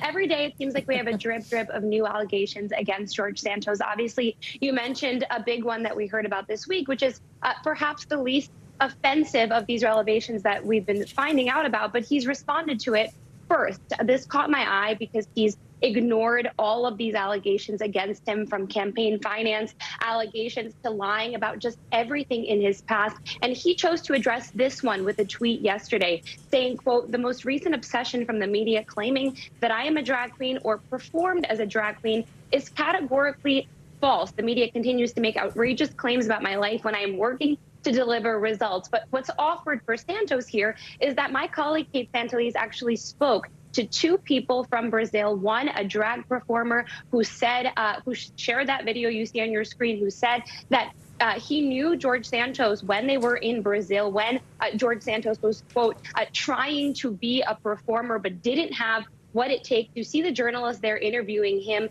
That's actually someone that my colleague spoke to as well, who reaffirmed that that is, in fact, Santos in 2008 in Brazil, during Brazil's first Pride March, going out there trying to perform in drag, Santos denying it. And you mentioned how this ties into his anti-LGBTQ legislation, something that he's called for during the campaign. He aligned himself with the Don't Say Gay bill in Florida, even saying that as a proud gay man, he doesn't believe that students should be taught sex or sexual orientation in schools. He's definitely aligning himself with the hard right in his party as well. We saw him interacting with Matt Gaetz, for example, in the congressional chamber. The congressman is also pushing back, Julie, against reports that he took funds from a veteran's dying dog. GoFundMe has already banned Santos from the platform. What more do we know about these claims and how he has responded? Yeah, this is just another stunning allegation, and one that's pretty tragic. I mean, this veteran, Richard Osthoff, he's from New Jersey. He said that in 2016, he was living on the side of the road with his dog that was helping him get around. You see a picture of it on your screen there. The dog developed a life-threatening tumor, and he turned to a pet shelter, which at that time, Santos, going by the name of Anthony DeVolder, owned and ran, and he turned to him for help. Santos helped him raise money, but unfortunately swindled him out of $3,000, according to this veteran that NBC News spoke to as well. Santos, by the way, responded to that allegation later in the day yesterday, saying, quote, "The reports that I would let a dog die is shocking and insane. My work in animal advocacy was a labor of love and hard work. Over the past 24 hours, I have received pictures of dogs I helped rescue throughout the years, along with supportive messages." We asked his office why the drag comment, for example, is the one that he chose to respond to first. Also, why they're choosing to respond to everything in drips and drabs instead of talking to the media and addressing it all at once. But as you can see, he continues to deny these allegations, but more and more are coming out against him. Julie Sirkin, thank you. Now, President Biden is back in Washington today after surveying the damage caused by those severe storms in California. The storm created devastation across the region and killed more than 20 people statewide. The president also warned that climate change could create more extreme weather. NBC News White House correspondent Ali Rafa joins us now for more on this. Hey, Ali, so before we get into the president's agenda for today, we'll touch on that in just a moment. Let's start with this trip to California. What was his assessment of the damage there, and what kind of support is he pledging?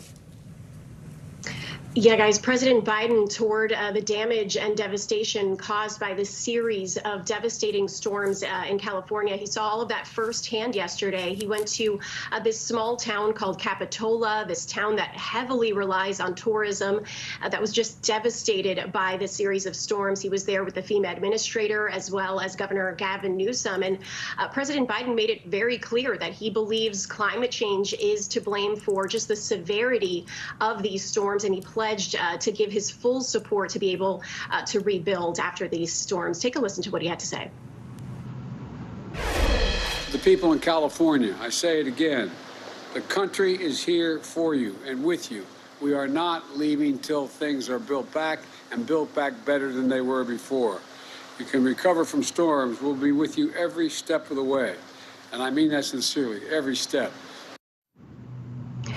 The president approved a disaster declaration a couple days ago to help Californians rebuild. And then hours before his visit to California, he actually upped the number that he was giving in federal aid, not just to rebuild after these storms, but also to better equip the infrastructure of California in the wake of these storms, guys. Ali, this trip to California, of course, comes with some big news as the backdrop. The president did speak for the first time about those classified documents that were found at his Delaware home. What did he have to say about that?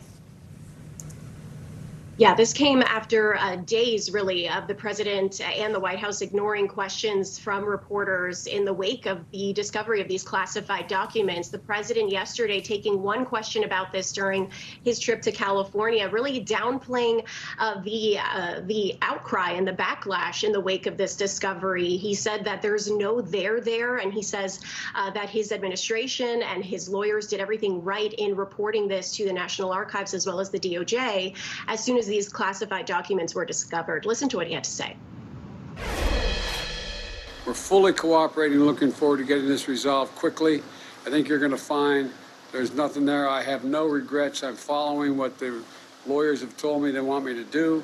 It's exactly what we're doing. the president finally commenting on this, but there's still major looming questions that reporters have been trying to ask the White House about this, like what level of classification these documents are, and actually, why the White House waited so long to acknowledge them. Remember, it took more than 2 months, and after media reports, for the White House to acknowledge just that first batch of documents. Yeah, and there have been several more since. Allie, also, we're now at the halfway point of the Biden presidency, and we understand he's going to be celebrating achievements from the past 18 months later today. How will he reflect on it, and when can we expect the official announcement on a 2024 run? So we expect President Biden to deliver remarks later today talking about his legislative accomplishments and the campaign promises he's been able to keep over the last 2 years, and then which ones he plans on delivering on for the next 2. He's likely going to talk about legislation that he worked to achieve across the aisle, like the bipartisan infrastructure bill, health care reform, the ongoing fight against COVID-19 and inflation. And then he'll probably talk about what he aims to do over the next 2 years in battling inflation, on protecting women's reproductive rights, on student loan forgiveness. Looking ahead to 2024, there was some thinking that President Biden would make this announcement on whether he would or wouldn't run in 2024 before the State of the Union on February 7th. Then came the discovery of these classified documents, obviously this new special counsel probe. And now sources familiar are saying that while the timing of his announcement is still in flux, it definitely won't be coming before the State of the Union. But the White House is insisting that this new special counsel probe is not impacting whether or not President Biden will make this announcement. So we're still really in this waiting and watching period, guys. All right, Ali Rafa, thank you so much. States in the Northeast and New England are still feeling the impacts of our cross-country storm this morning after extreme winter weather barreled through the Midwest and the Great Lakes Thursday.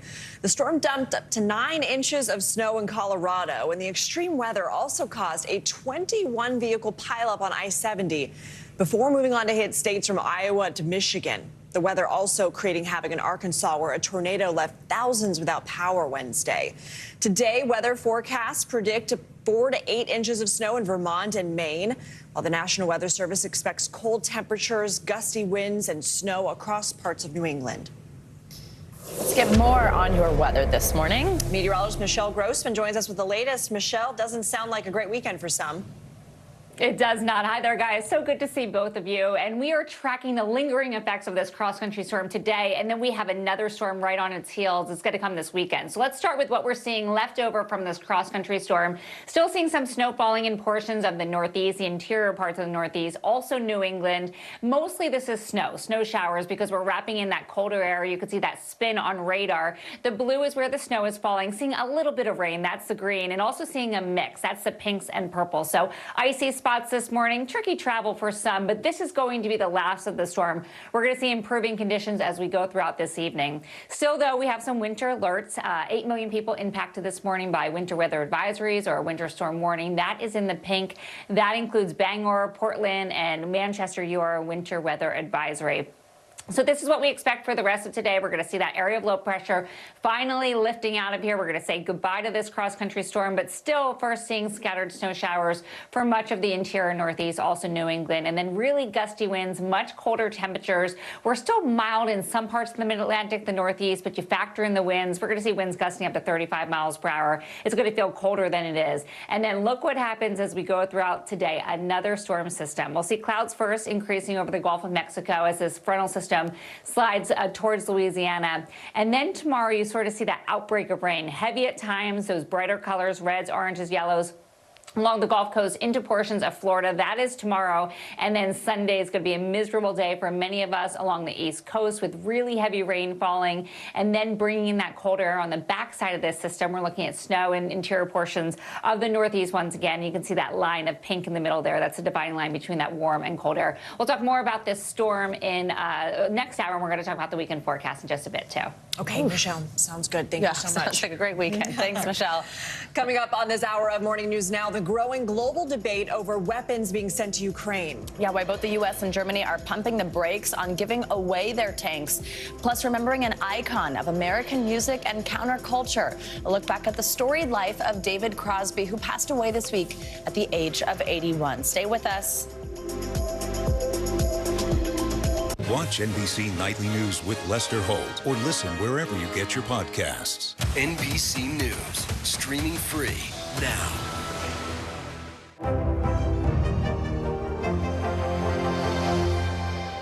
This is what it looks and feels from the storm zone. The bigger piece to the puzzle comes. New numbers just out this morning. Good evening. We begin tonight with breaking news just coming in. We begin this hour with the latest developments. We're coming on the air with some shakeups big time on Capitol Hill. How much water ultimately will be forced inland? Whenever it happens, wherever you are, NBC News, streaming free now. Good morning. Welcome to Today. I love mornings. They're full of possibility. And how you start your day sets the tone for the whole day. We need to pull up one extra chair at the table. We feel like we're right there with you. Just ahead in this half hour, we're going to introduce you to... Because every day we start our morning so you can take on yours. This is what it looks and feels. With the latest developments. The bigger piece to the puzzle. We begin tonight with breaking news. How much water ultimately will be forced inland? Whenever it happens, wherever you are, NBC News, streaming free now. We begin top story with that breaking news. This is just in, a lot of stories to get to. What do people need most right now? Did the state and or law enforcement drop the ball anywhere? Are we headed for a recession or a recovery? Migrant families now stranded in Mexico. What's the World Cup experience been like? The civilian effort is not just about fighting, it's also about helping. Every night, it's your news playlist. Top Story with Tom Llamas. Streaming weeknights at 7 on NBC News Now. The day's biggest political stories with trusted insight and expert analysis. A daily look at the politics behind the headlines. Meet the Press Now. Streaming weekdays at 4 p.m. on NBC News Now. How many of you were up there? At least like 11. How real is this going back to the moon? How you doing, Lester?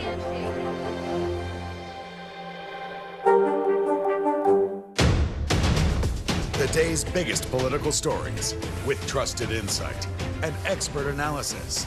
A daily look at the politics behind the headlines. Meet the Press Now. Streaming weekdays at 4 p.m. on NBC News Now. Hey, podcast fans, ready to unlock our true crime mysteries? Try Dateline Premium on Apple Podcasts. You'll get early access to originals, plus bonus content, and everything is ad-free. So head to Apple Podcasts now to subscribe. NATO defense leaders are meeting in Germany to discuss future weapons supplies to Ukraine as the war with Russia nears 1 year. Ukraine's President Zelensky has been putting pressure on Western allies to boost arms deliveries amid hesitancy over the supply of battle tanks. NBC News foreign correspondent Raf Sanchez joins us with more from Kyiv. So, Raf, where do we stand on this idea and debate of sending tanks to Ukraine? We understand Germany and the U.S. have been reluctant. Why is that?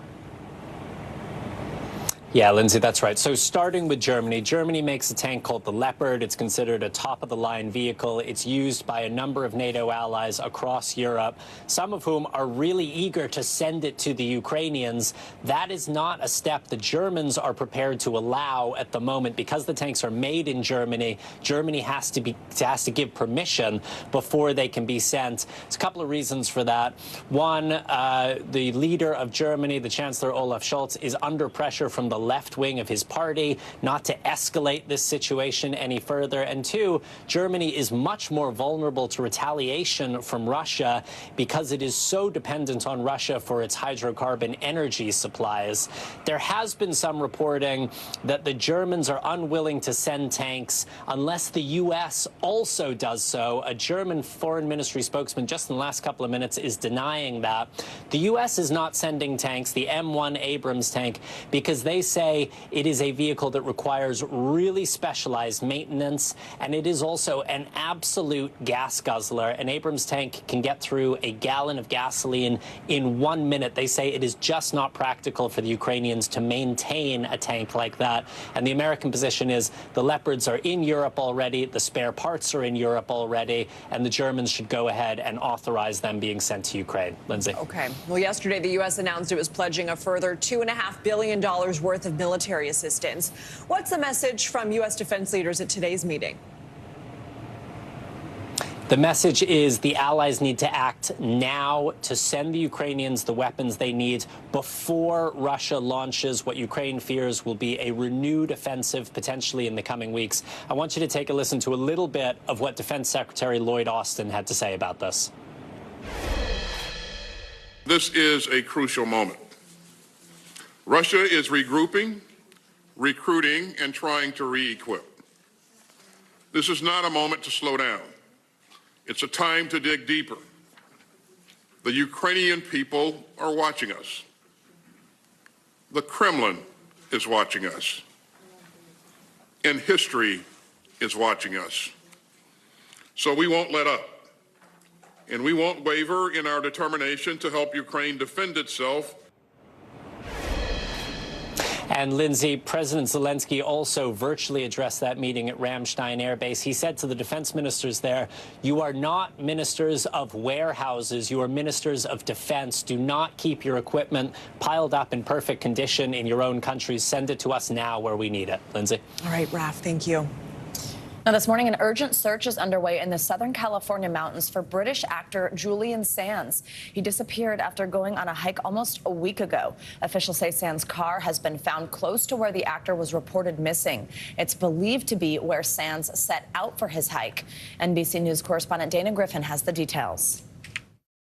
Search and rescue operations are underway in the San Gabriel Mountains for British actor Julian Sands, who disappeared while hiking. Because of the risks of avalanche and the trail conditions in that area, we had to pull our rescue crew members off the mountain on Saturday evening. According to the San Bernardino County Sheriff's Department, Sands was last seen when he set off to Mount Baldy, just northeast of Los Angeles. Cell phone tracking pinpointed his location to a mountain trail, but a search came up empty. Because of dangerous, icy conditions, rescue crews are now only searching from the air. This is a very steep, rugged, snowy terrain. Sands is not the only hiker to go missing. Over the last 4 weeks, 14 rescue missions have been conducted. 2 hikers died after falling. Even the most skilled hiker, like Mr. Sands, will find themselves in trouble. Look out, please. The 65-year-old actor, known for his role in the 1985 Oscar-nominated film A Room with a View. How are you now? Is an experienced hiker, according to friends, optimistic he'll return home safely. We're just going to hold on to the hope that he will emerge in the next couple of days. Our thanks to Dana Griffin for that report. Now, deputies are also conducting a separate search for another hiker who went missing in the same area, but say the weather has complicated that search as well. Rock and roll pioneer David Crosby has died. His family announced his passing in a statement yesterday saying, quote, his legacy will continue to live on through his legendary music. Crosby was a member of 2 of really the most iconic bands of the 60s, playing first with the Byrds, then becoming a founding member of Crosby, Stills and Nash. He was a talented songwriter and rare 2-time inductee to the Rock and Roll Hall of Fame. David Crosby was 81 years old. Coming up, have we already reached the peak of that so-called triple-demic? Hope so. Emergency room visits for RSV, the flu, even COVID are dropping nationwide. So what's behind this good news? And are we out of the woods? Dr. John Torres joins us with answers next. You're watching Morning News Now.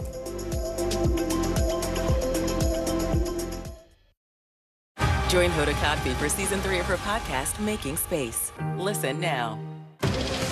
What do people need most right now? Did the state and/or law enforcement drop the ball? Migrant families now stranded in Mexico. What's the World Cup experience been like? It's your news playlist. Top story with Tanya Amos. Weeknights at 7 on NBC News Now. This is what it looks and feels like. From the storm zone. A bigger piece to the puzzle. New numbers just out this morning. We begin with breaking news just coming in. Russia has launched another round of attacks. What was it like when you came back and saw your neighborhood like this? They say that in modern war, there aren't any front lines anymore. Here, there certainly are. We begin with the breaking news. Hurricane Ian gaining in strength. We've had some of the strongest winds here. How many of you were up there? At least like 11. Now to the economy as Americans face the highest inflation rate in decades. How does this all impact your wallet? More fallout from Elon Musk's Twitter takeover. An urgent warning this hour about the flu. How does RSV specifically hit some kids so hard, and then it seems like it almost doesn't affect others? Can voters trust that you will be able to do this job? Why should voters believe you? This special election night. We love it. We live for this. We have a substantial team of NBC News correspondents fanned out. This is the first time we've not been able to call control of the House on election night. Tonight, we'll take an unflinching look at the resurgence of anti-Semitism in America. They're waiting until Title 42 is lifted before they decide whether to cross into the United States. What made you decide to go the medicinal healing route for what you're growing here? Who should be accountable? The city points the finger at the state, state at the city. Making news right now. We are live on the ground there. I want to show you an up-close look at what we're talking about here. The news continues right now. Watch NBC Nightly News with Lester Holt or listen wherever you get your podcasts. NBC News, streaming free now. A San Francisco business owner who sprayed a homeless woman on the street with a hose is now facing charges for the incident. NBC Now's Valerie Castro has more on the potential jail time and the response from the city's mayor. Following days of public outrage and debate, the man seen in this video spraying water at a homeless woman in San Francisco now facing possible jail time for the act, charged with misdemeanor battery. Video of the incident fueled anger across social media. Treating her like garbage on the street. You should be ashamed of yourself. There are people just like you. 10 days of the neighborhood trying to do something. The district attorney announcing the arrest of Collier Gwynn in a statement, calling the alleged battery completely unacceptable and saying that he'll face appropriate consequences. Gwynn, who owns a gallery on the street where the incident happened, issuing this explanation to NBC Bay Area through an intercom outside of his business in the days that followed. The whole neighborhood is a part of the situation. The police force is a part of the situation. The city and the social services is a part of the situation. There have been repeated attempts to try to help this woman who is psychotic. They will take her to a shelter and they will turn her out in 2 days. We reached out to Gwynn after his arrest, but have not heard back. It's inhumane, whether you're homeless or not. The owner of a neighboring business telling Tom last week that they condemn the behavior, but also that they've tried to help the woman and called on the city to do more about the issue of homelessness. The problem is out of control, and the city does need to get to the root cause of the problem. San Francisco's Mayor London Breed tweeting that the city has made progress despite there still being work to do. She also told the Bay Area's CBS affiliate the incident reminded her of the civil rights movement. Even at that time, law enforcement and others used water hoses to stop protesters, and it just kind of takes us back, unfortunately, to that time. And no other human being should be able to do that to any other human being, period. My hope is that we are able to help someone like this, even when they say they don't want help. And our thanks to Valerie for that report. That gallery owner facing up to 6 months in jail and a $2,000 fine if convicted. Yeah, the district attorney's office says Gwynn is out of jail after being released on $2,500 bail. And we should note the woman in the video did decline to press charges. Now I want to get you a little bit of good news for your Friday. Emergency room visits related to that so-called triple-demic. That's the flu, RSV, and COVID all combined. Well, those numbers are falling nationwide. It is good news. So for more, we're joined by NBC News senior medical correspondent Dr. John Torres. Dr. Torres, thank you so much for being with us here. I mean, talk to us about where we are right now, because a lot of health experts thought after the holidays we'd see a spike. We're seeing cases fall. We're still in the middle of winter. Where are we? And we saw a mini surge in cases after the holidays. So it wasn't quite as many as we thought it would happen. And part of that's because of what happened early on in October, November, and December when we started seeing spikes in RSV, COVID, and flu moved in. So we had that triple-demic happening. And because it happened early on and it happened as hard as it did, things things are starting to decline now, but that doesn't mean we're out of the woods. It just means that things are in a declining mode right now, and as we know, these things can change very, very quickly. So specifically the stat that's the decline in hospital visits. Explain what that means in terms of the danger level right now and also what people should keep in mind. So a couple things to look at, and that's looking at the different viruses. RSV, we're kind of through RSV right now. It looks like it's coming down, and traditionally once it comes down, it doesn't usually go up, but we still need to keep an eye on it. Flu, on the other hand, the issue with flu right now, and that's the one that gets a lot of people in the hospital, both the young children and particularly the elderly. But flu right now, the majority of those cases are type A flu. Type B hasn't really hit yet, and that sometimes hits later in the season. So we're not out of the woods yet there either. Danger is still there. And then with COVID, it's the XBB 1.5 that is taking over. 43% of the country has that right now, and we know that's more contagious, but doesn't seem to be putting people in the hospital or people dying from it quite as much. But we're a mutation away from that changing to something that could be more dangerous, so we do need to keep on our toes. Oh, some people, some kids can actually get like two at the same time. Maybe COVID and RSV, flu and RSV. What is it about children that makes them so vulnerable to that? And on top of that, not just two viruses at the same time, but what we're also seeing are children getting, COVID and a bacterial infection, RSV and a bacterial infection on top of that, ending up in the hospital. And part of the reason is because their immune systems aren't as strong as ours. And so they can fight off one, as in RSV, but then something else can move in on them because their immune system's busy occupied fighting off RSV. On top of that, we do know that they weren't exposed to these things naturally over the last couple of years because of masking and social distancing, and so they're playing catch up to a certain extent, and not all their vaccinations are up to date like they should be. And so those three things are kind of adding to that fact that they could be getting both of these at the same time. All right, Dr. John Torres, always good to have you in studio with us. Thank you so much.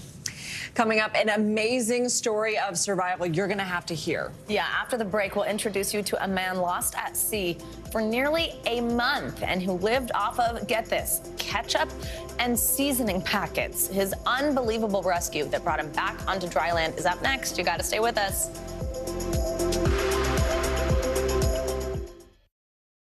This is what it looks and feels From the storm zone. The bigger piece to the puzzle, new numbers just out this morning.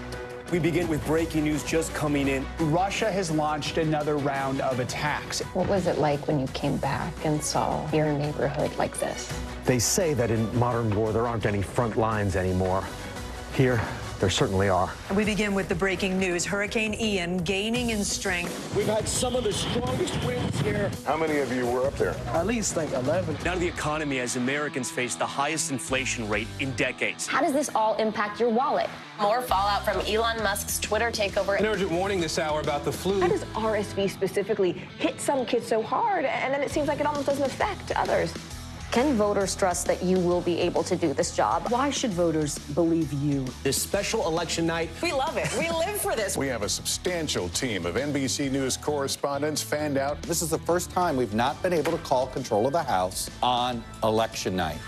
Tonight, we'll take an unflinching look at the resurgence of anti-Semitism in America. They're waiting until Title 42 is lifted before they decide whether to cross into the United States. What made you decide to go the medicinal healing route for what you're growing here? Who should be accountable? The city points the finger at the state at the city. Making news right now. We are live on the ground there. I want to show you an up-close look at what we're talking about here. The news continues right now.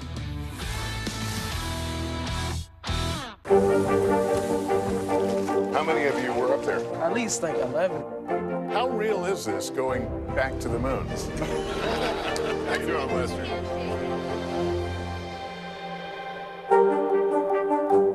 For Dateline Premium, subscribe now on Apple Podcasts. Join Hoda Kotb for Season 3 of her podcast, Making Space. Listen now.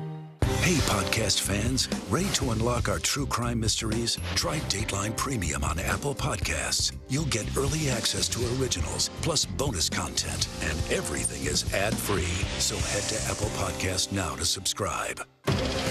What do people need most right now? Did the state and/or law enforcement drop the ball? Migrant families now stranded in Mexico. What's the World Cup experience been like? It's your news playlist. Top Story with Tom Yamas. Weeknights at 7 on NBC News Now. Watch NBC Nightly News with Lester Holt or listen wherever you get your podcasts. For Dateline Premium, subscribe now on Apple Podcasts. NBC News, streaming free now. Watch NBC Nightly News with Lester Holt or listen wherever you get your podcasts. I think when you open your eyes, you get to decide, how's my day going to be? We want to be a way to start your day, lighten your load, every single morning. Welcome back. Some financial headlines now. Netflix's fourth quarter earnings shot above and beyond Wall Street's expectations. Yes, the NBC's Silvana now joins us with that and other financial news. Hey, Silvana, good to see you. Hey, good to see you, Savannah. Welcome back. Lindsay, good morning to you as well. So shares of Netflix are getting a big boost in pre-market trading as it added more than 7 million subscribers in the fourth quarter, and that was well above what both Wall Street and the company were forecasting. The streaming giant launched a cheaper version with ads during the quarter, although it hasn't said how many people have signed up for that plan. Popular content that helped draw large audiences include Wednesday and the Knives Out sequel, Glass Onion. Speaking of Netflix, Netflix plans to crack down on password sharing more broadly over the next few months. The streaming giant says while its rules limit use to one household, it understands this is a change for members who share their account more widely. It's rolling out paid sharing, where members in many countries will have the option to pay extra to share accounts with people they don't live with. Netflix expects to get some what it calls cancel reaction for the move. And Instagram is adding a quiet mode, allowing you to pause notifications when you want to take a break from the app. It's similar to that Do Not Disturb feature on a smartphone. It sends automatic replies to users who try to message you. You can schedule times when the feature is automatically turned on, and Instagram will specifically prompt teens to turn on quiet mode when they spend a certain amount of time on the app late at night. So that is very cool. Prevent some doom scrolling, help young people get more sleep. Oh my God. You just fall into that rabbit hole. All the time. And I do still too. go down I do the too. rabbit But hole. same. Absolutely. Also, to go back to something you said at the beginning, I don't know if this is a controversial opinion, but I didn't really like the Glass Onion one. The first Knives Out was way better. Oh, we need a new segment on this. I agree, but I also did watch Wednesday and loved Wednesday. I still need to watch it. All right, good recommendation. So good. Thank you, Silvana. Sure thing. Colombian authorities have found a man who says he spent almost a month lost in the Caribbean Sea. He was found nearly 1,000 miles away from where he started and had been living off nothing more than a bottle of ketchup and some seasoning. NBC News correspondent Morgan Chesky has this incredible story. The incredible story of survival. A Dominican man who says he spent 24 days adrift on a sailboat, rescued by Colombian naval officials in the Caribbean Sea. The survivor, Elvis Francois, speaking out about the moments he had almost lost hope. 24 days, no land, nobody to talk to, don't know what to do, don't know where you are. It was rough. A certain time I lose hope. I think about my family. Francois telling officials he had made it through the harrowing experience with just 3 things to eat. But I had no food. It's just a bottle of ketchup that was on the boat, garlic powder, and Maggi. So I mix it up with some water. That's right, just ketchup and seasonings for almost a month. In a video released by the Navy, Francois says he was dragged to the sea because of bad weather when he was repairing a sailboat on St. Martin Island. I tried to went back to port, but I lose track because it took me a while to mount up the sail and to fix the sail. He says he then attempted to call friends and co-workers, but lost service. There was nothing else I could do than sit down and wait. Francois says he had to constantly remove water from the boat to prevent it from sinking and tried to light a fire to send a distress signal, but was unsuccessful. The Colombian Navy says the sailboat was spotted from the air 120 nautical miles northwest of La Guajira Peninsula, almost 1,000 miles away from where he started. With the word help engraved on its hull, officials say a passing container ship joined the rescue efforts and brought him to land. Se conoce que una de estas embarcaciones acude al área de la novedad, detecta una embarcación tipo velero con un tripulante a bordo, where he received medical care at the port of Cartagena. De nacionalidad dominica, el cual se encuentra en buen estado de salud y se efectúan los procedimientos con las autoridades competentes. He'll now be brought back home to Dominica after being handed over to immigration officials. Our thanks to Morgan for that story. A commander who rescued the man says he was actually able to collect rainwater with nearby clothing, which helped him survive all that time at sea. Incredible. I mean, ketchup, probably not the first thing you'd want, but no. But I wonder, like the garlic seasoning was just like, you know, how do you do that? Wow, great. I mean, really good thinking. Yeah, a lot of questions. All right, coming up, we've finally reached the NFL playoffs, and this year's matchups will definitely be worth tuning into. Yeah, we've got all the major storylines you need to follow this weekend after the break.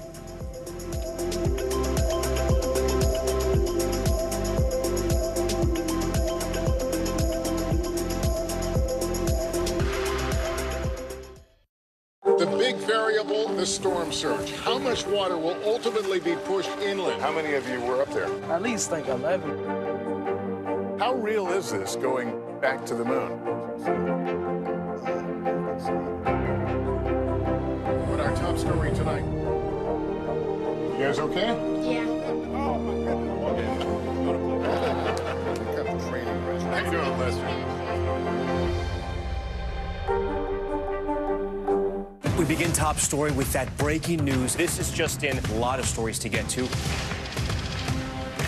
What do people need most right now? Did the state and/or law enforcement drop the ball anywhere? Are we headed for a recession or a recovery? Migrant families now stranded in Mexico. What's the World Cup experience been like? The civilian effort is not just about fighting, it's also about helping. Every night, it's your news playlist. Top Story with Tom Llamas. Streaming weeknights at 7 on NBC News Now. For Dateline Premium, subscribe now on Apple Podcasts. We begin tonight with breaking news just coming in. Whenever it happens, wherever you are, NBC News, streaming free now. Join Hoda Kotb for season 3 of her podcast, Making Space. Listen now.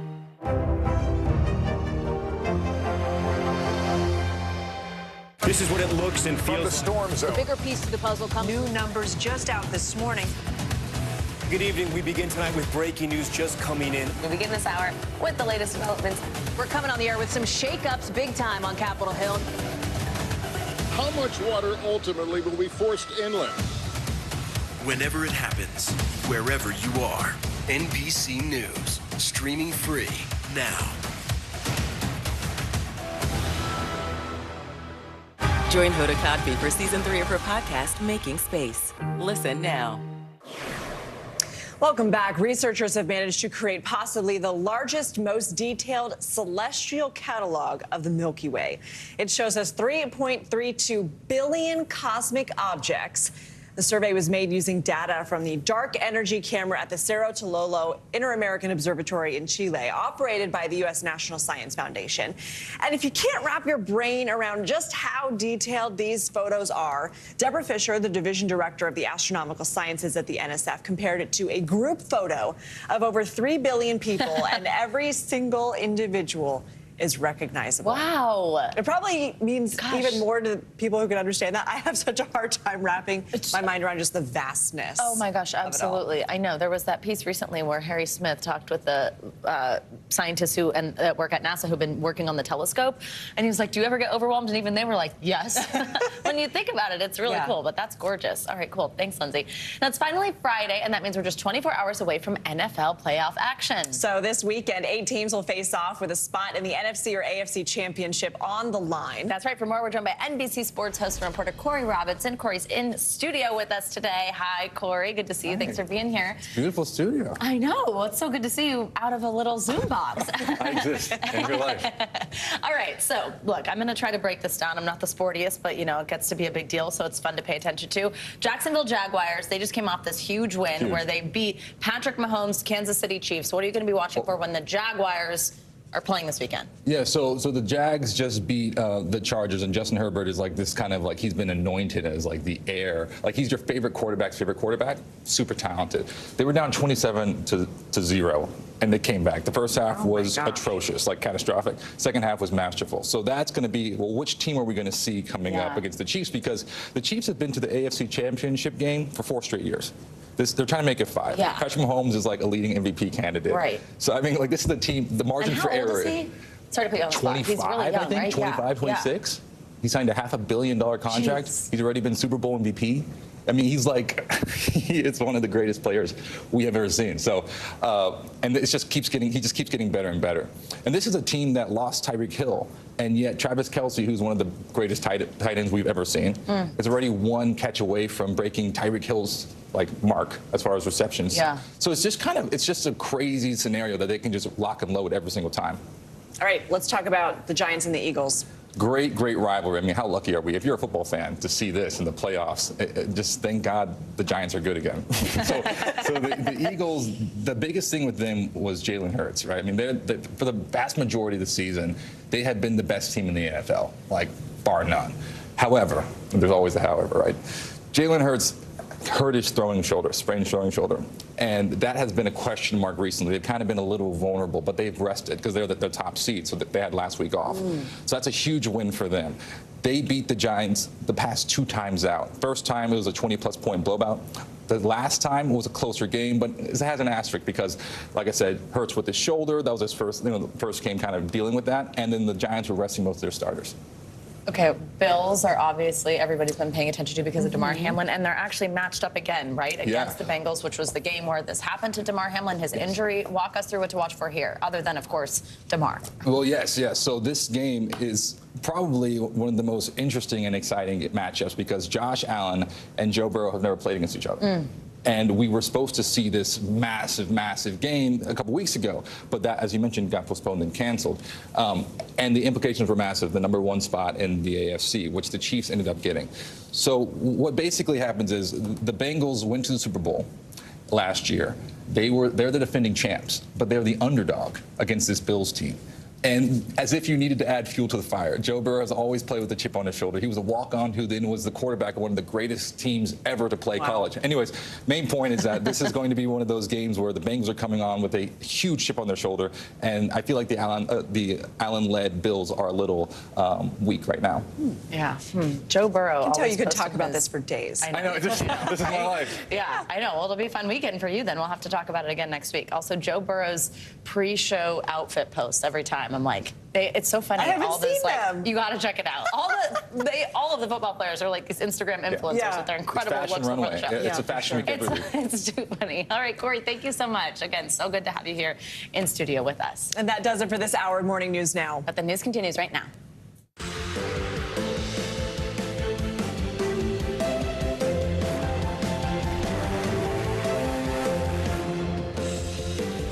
Good morning. Happy Friday. I'm Savannah Sellers. I'm Lindsay Reiser in for Joe. Right now on Morning News Now, new steps in the investigation into the deadly Rust movie set shooting. Prosecutors have now announced they'll file criminal charges against the film's props handler and actor Alec Baldwin, who police say held the gun that killed cinematographer Helena Hutchins.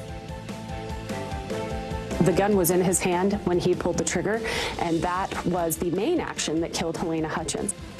The new information we're learning about the case, plus a look back at Alec Baldwin's long and sometimes troubled time in the spotlight. Wicked weather. Millions of people are waking up to winter weather alerts. Parts of the Northeast, Great Lakes, and New England will be dealing with snow this morning. We'll have a look at the latest conditions and whether they'll linger into the weekend. Also this morning, the best medicine. New proof that being kind can go a long way. Researchers finding acts of kindness can help people with anxiety and depression.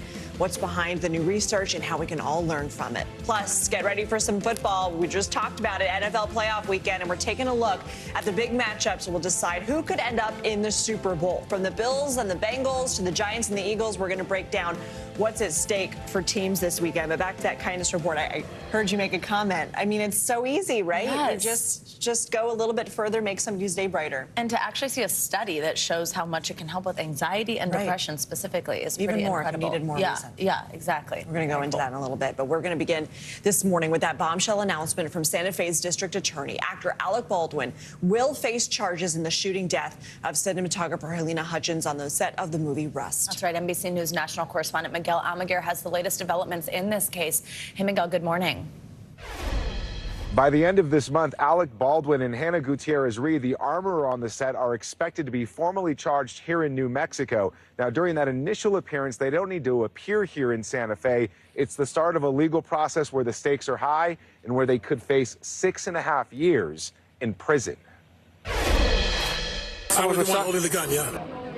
From actor-producer to high-profile defendant, this morning, Alec Baldwin facing involuntary manslaughter along with a firearms charge for his role in the death of cinematographer Helena Hutchins. He's facing charges because of both. As the actor that pulled the trigger, that's obviously a very compelling fact, but he's also facing charges as a producer because he should have known that the conditions on that set were unsafe. Confident they can convict, prosecutors say they never believed Baldwin's statement he didn't pull the trigger. I let go of the hammer of the gun and the gun goes off. I didn't pull the trigger. Alec Baldwin said he never pulled the trigger on the handgun that fired. Do you believe that? That's not true. And we know that from the FBI lab report. That gun would not have fired without the trigger having been pulled. We have videos of him where his hand was on the trigger. Prosecutors also argue that Baldwin had a duty to properly check the gun before using it. But Baldwin's attorney, who called the decision a terrible miscarriage of justice, said that Baldwin relied on the professionals with whom he worked, who assured him the gun did not have live rounds. The lawyer for Matthew Hutchins, the victim's widower, supporting the decision to charge, writing, "No one is above the law." Last year, Hutchins with Hoda. So do you think that the majority of the blame lays on Alec Baldwin? The idea that the person holding the gun, causing it to discharge, is not responsible is absurd to me. Do you think someone should go to prison over all of the evidence you've reviewed? Prison is not necessarily the goal. What I want is justice for Helena Hutchins. After sorting through body camera footage, police interviews, and forensic testing of the gun, the DA is also charging Russ armorer Hannah Gutierrez-Reed with involuntary manslaughter. It was her job to ensure gun safety and to check all the bullets on set were harmless dummy rounds. So there's live rounds all over the set. An accident was going to happen, and she should have, or somebody should have, noticed that at some point. But Gutierrez-Reed's attorneys call the charges the result of a very flawed investigation. Meantime, a third crew member, Assistant Director Dave Halls, cut a deal with the prosecution, pleading no contest to negligent use of a deadly weapon. His attorney arguing Halls wasn't directly responsible for what happened. Dave did not hand the gun to Alec Baldwin. This morning, 15 months after a deadly and tragic accident, the district attorney says 3 people who should have prevented the shooting will now all face justice. One key question remains unanswered in this case. How did live rounds actually get onto the set? Now, the filming of Rust was expected to resume in January, and Matthew Hutchins, the victim's widower, is expected to be an executive producer on that film. If that actually happens now, remains unclear. Back to you. All right, Miguel, thank you so much.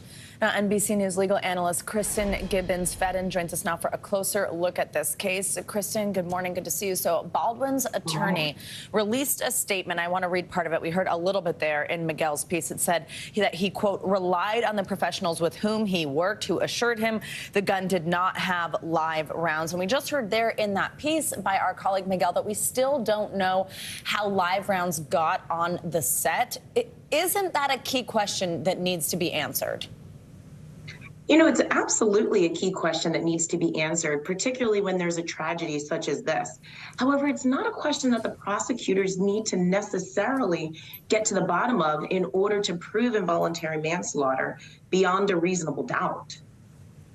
Kristen, the chief medical investigator signed off on the postmortem investigation into Hutchins' death, and the manner of death was found to be an accident. And it actually said it appeared the firearm wasn't intentionally loaded with the live ammunition. Does that have any bearing on how this case will be prosecuted?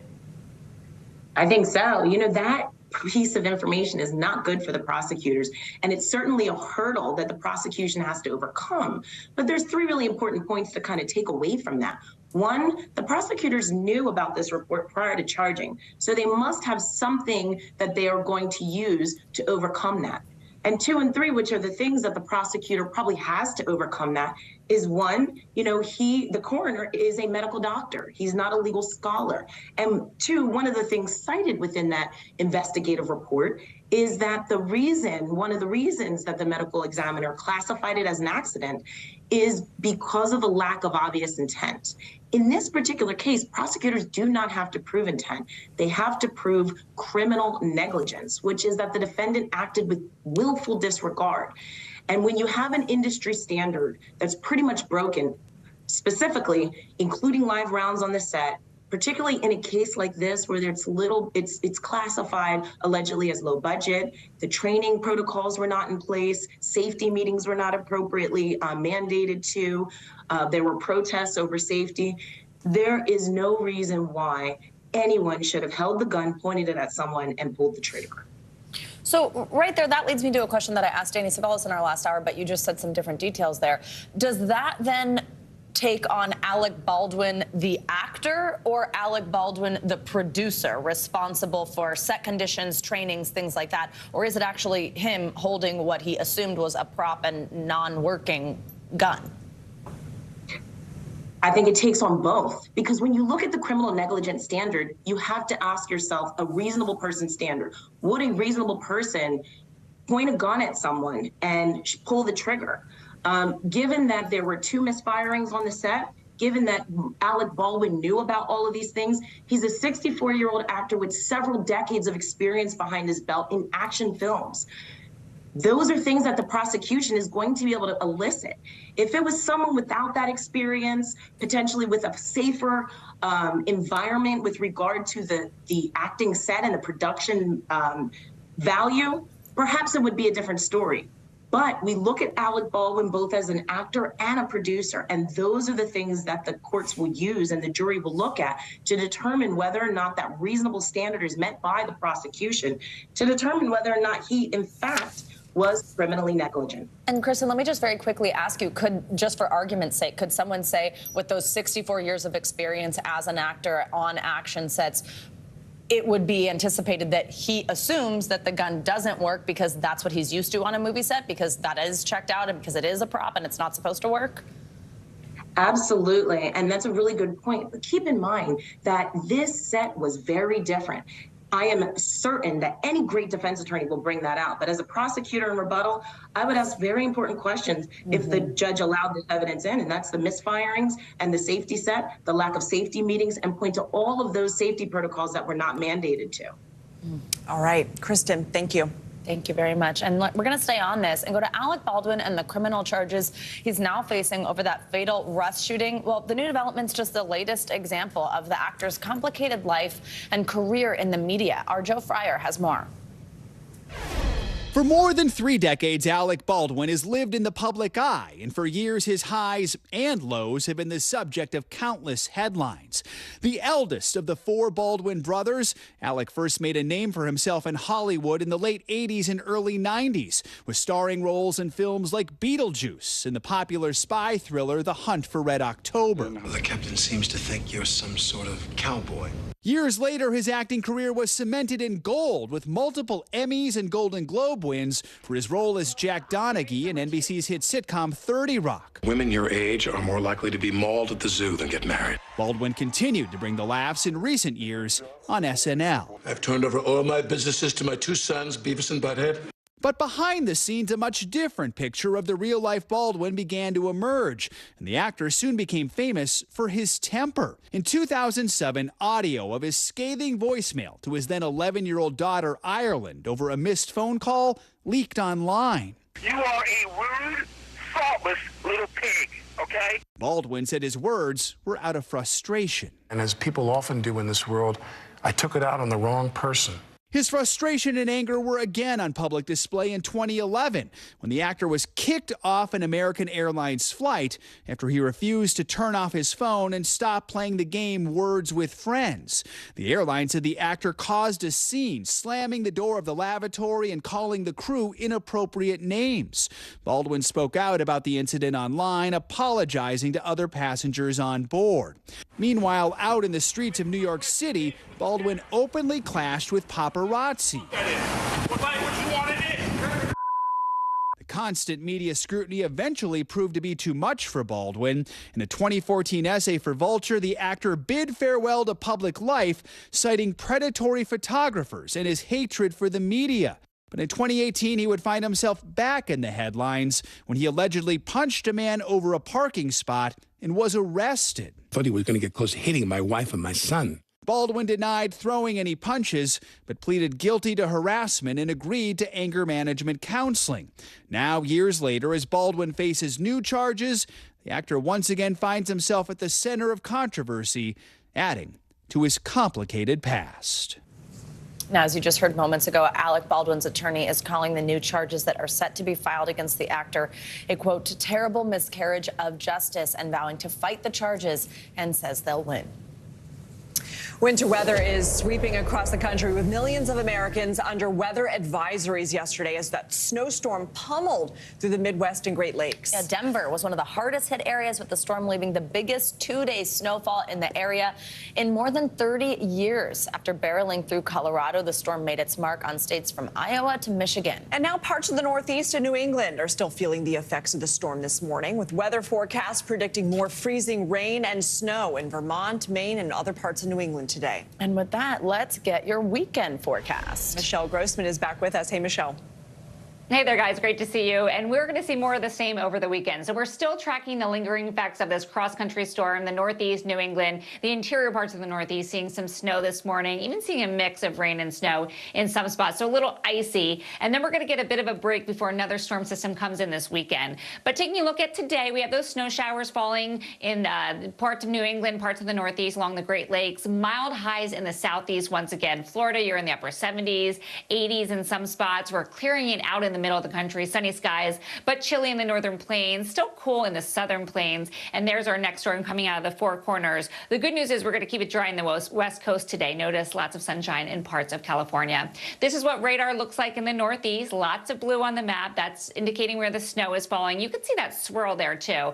That's the air of low pressure pulling in that colder air. That's why we're seeing snow in spots. And we're seeing some heavy snow pretty much north of the interior parts of the Northeast. Seeing a little mixture too. That's where you see the pinks and purples, and some rain is falling in spots, but most of the heavy stuff has moved out.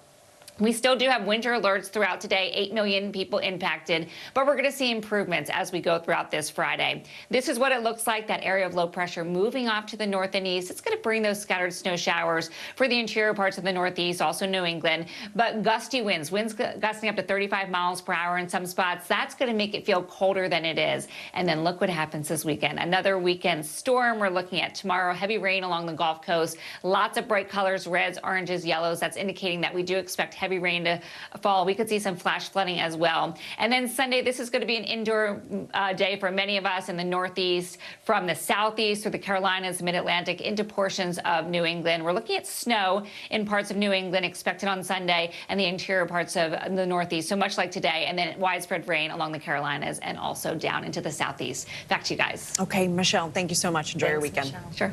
Now, New York City Congressman George Santos is denying a Navy veteran's allegation that he took money from a GoFundMe for that veteran's dying service dog.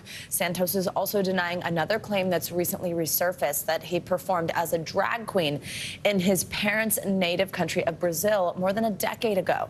Garrett Haake is following all of this for us from Capitol Hill. Garrett, every day this week, I feel like we've had something new to talk about on this story. Good morning. Yeah, Savannah, there just seems like there's always something more to this story. Now, Congressman Santos has already admitted to lying about his work history and about if he went to college. He's been caught in lies about his religion and other parts of his background, too. And he's had little to say publicly about any of that. But now he's pushing back on the latest scrutiny of his past. Under investigation and under fire for a growing sea of scandals. New York Congressman George Santos now taking to Twitter to defend himself and to deny reports he performed in drag in Brazil in the late 2000s. Two Brazilian sources tell NBC News that this is Santos, then using the drag name Kitara, seen here being interviewed at a gay pride parade in a suburb of Rio de Janeiro in 2007. Santos, now the first openly gay House Republican, tweeting that any claims he was a drag queen or performed in drag are a, quote, media obsession and categorically false. Santos also pushing back against reporting that he walked away with $3,000 raised on a GoFundMe to pay for surgery for a disabled veteran's service dog, Sapphire. That veteran, Richard Osthoff, telling NBC News that Santos' charity, Friends of Pets United, set up the donation website. But when it came time for the surgery, Osthoff says Santos refused to hand over the money. Osthoff was forced to put Sapphire down instead. It's disgusting. It's horrible. He should be ashamed of himself, but he doesn't have shame. He's a psychopath. Santos calling reports he would let a dog die, quote, shocking and insane, adding, these distractions won't stop me. But Santos faces at least 5 different investigations, some by law enforcement, that might. Any criminal indictment or action by the House Ethics Committee could force Santos off his newly assigned committees. And if Santos stays in Congress long enough to face voters again next year, Democrats say they won't be fooled again by his falsehoods. The election of a complete charlatan like George Santos, who's almost a caricature unto himself, should be a shock and a jolt to the system. It should be a wake-up call for the Democratic Party in New York State. Now, one of those sources in Brazil who recognized and identified Santos was Brazilian drag queen Eula Rochard, who said they met when Santos was just 17. She told NBC that she remembered him having a, quote, outgrown sense of grandeur and said that he, quote, lied all the time. She also told us she was surprised when she learned he'd been elected to Congress. Savannah? All right, Garrett Haig, thank you very much. Coming up on Morning News Now, alarming allegations of human trafficking. Yeah, NBC News has learned dozens of kids in the Midwest are going to school by day and then working in slaughterhouses by night. We'll take you inside that investigation right after the break.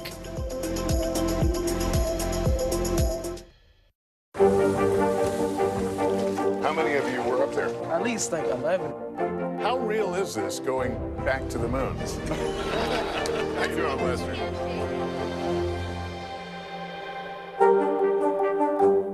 Join Hoda Kotb for season 3 of her podcast, Making Space. Listen now.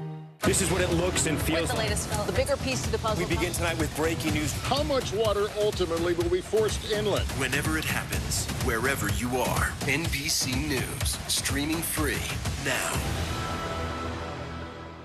Stay on top of breaking news and the biggest stories of the day with NBC News Daily. Thank you so much for joining us. I'm Morgan Radford. And I'm Vicki Wynn. I'm Aaron Gilchrist. And I'm Kate Snow. Get in-depth reporting from across the country. What's your reaction to the president's comments? And around the world. Are Ukrainians continuing to make advances? And ways you can take care of your health. Who should be getting tested? And frankly, how often? And your wallet. Costs are skyrocketing. How to manage soaring prices. NBC News Daily. Weekdays from 12 to 4 p.m. Eastern on NBC News Now. The big variable, the storm surge. How much water will ultimately be pushed inland? How many of you were up there? At least like 11. How real is this going back to the moon? What our top story tonight? You guys okay? Yeah. Oh my goodness. What kind of training? How you doing, Lester?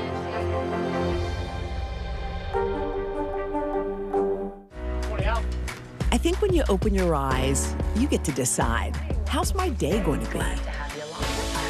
We want to be a way to start your day, lighten your load, every single morning. This is what it looks and feels. From the storm zone. The bigger piece of the puzzle comes. New numbers just out this morning. Good evening. We begin tonight with breaking news just coming in. We begin this hour with the latest developments. We're coming on the air with some shakeups big time on Capitol Hill.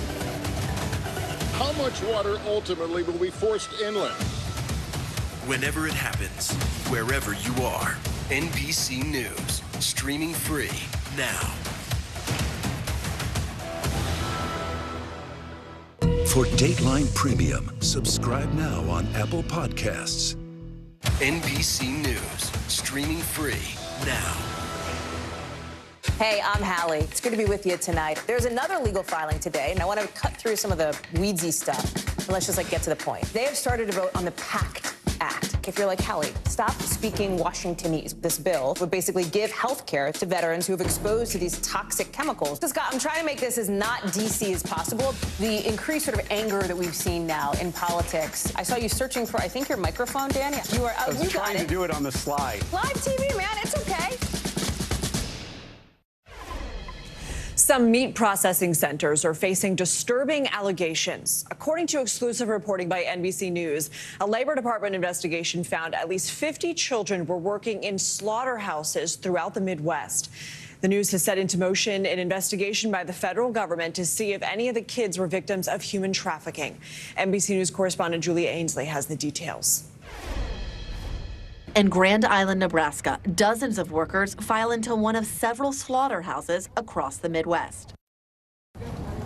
Officials from the Department of Homeland Security tell NBC News federal investigators are looking into whether 50 children who were illegally employed by Packers Sanitation Services, or PSSI, some as young as 13, were victims of human trafficking. In August, the Department of Labor opened an investigation into PSSI, scouring company records from 50 locations. So far, they say, at least 50 children were found to be working graveyard shifts for PSSI in at least 5 locations, including the Grand Island plant and a second JBS Foods plant in Worthington, Minnesota. Audrey Lutz has been helping migrant children who say they worked at the Grand Island plant. It was the hardest phone call of my career to receive, that there were children and young children, 13 and 14, working out at the meatpacking plant and on the cleaning crew. In court filings, the company did not deny hiring children, but attributed it to rogue individuals who presented fake identification. You met them. Did they look like adults to you? I would have a hard time ever calling the people I've met with adults. They certainly look, especially the youngest middle schoolers, no way to pass as an adult. PSSI's 17,000 employees clean the largest meat processing plants in America for household brands at 700 sites across the country. Former employees we spoke to said it's a dangerous working environment. But be prepared to undergo extreme temperature changes from hot to cold, withstand wetness and humidity, and work around chemicals. Lutz says she thinks the children may have been part of a trafficking scheme that led them to work at a slaughterhouse in her town of just over 50,000 people. There's too many coincidences with these children to think that this wasn't some kind of plot entertained by a trafficker, a coyote, a smuggler, or potentially even somebody who worked for PSSI. A spokeswoman for PSSI says investigators from Homeland Security Investigations have not contacted the company and said in a statement, "We have always taken rigorous steps to comply with the law, including use of the government's E-Verify system for new hires, extensive training for all hiring managers, multiple audits, and use of biometrics." So far, no penalties or fines have been imposed, but Lutz is calling for accountability. They are responsible for hiring minors and noticeable minors in facilities across the country, and they need to pay that price, either financially or criminally.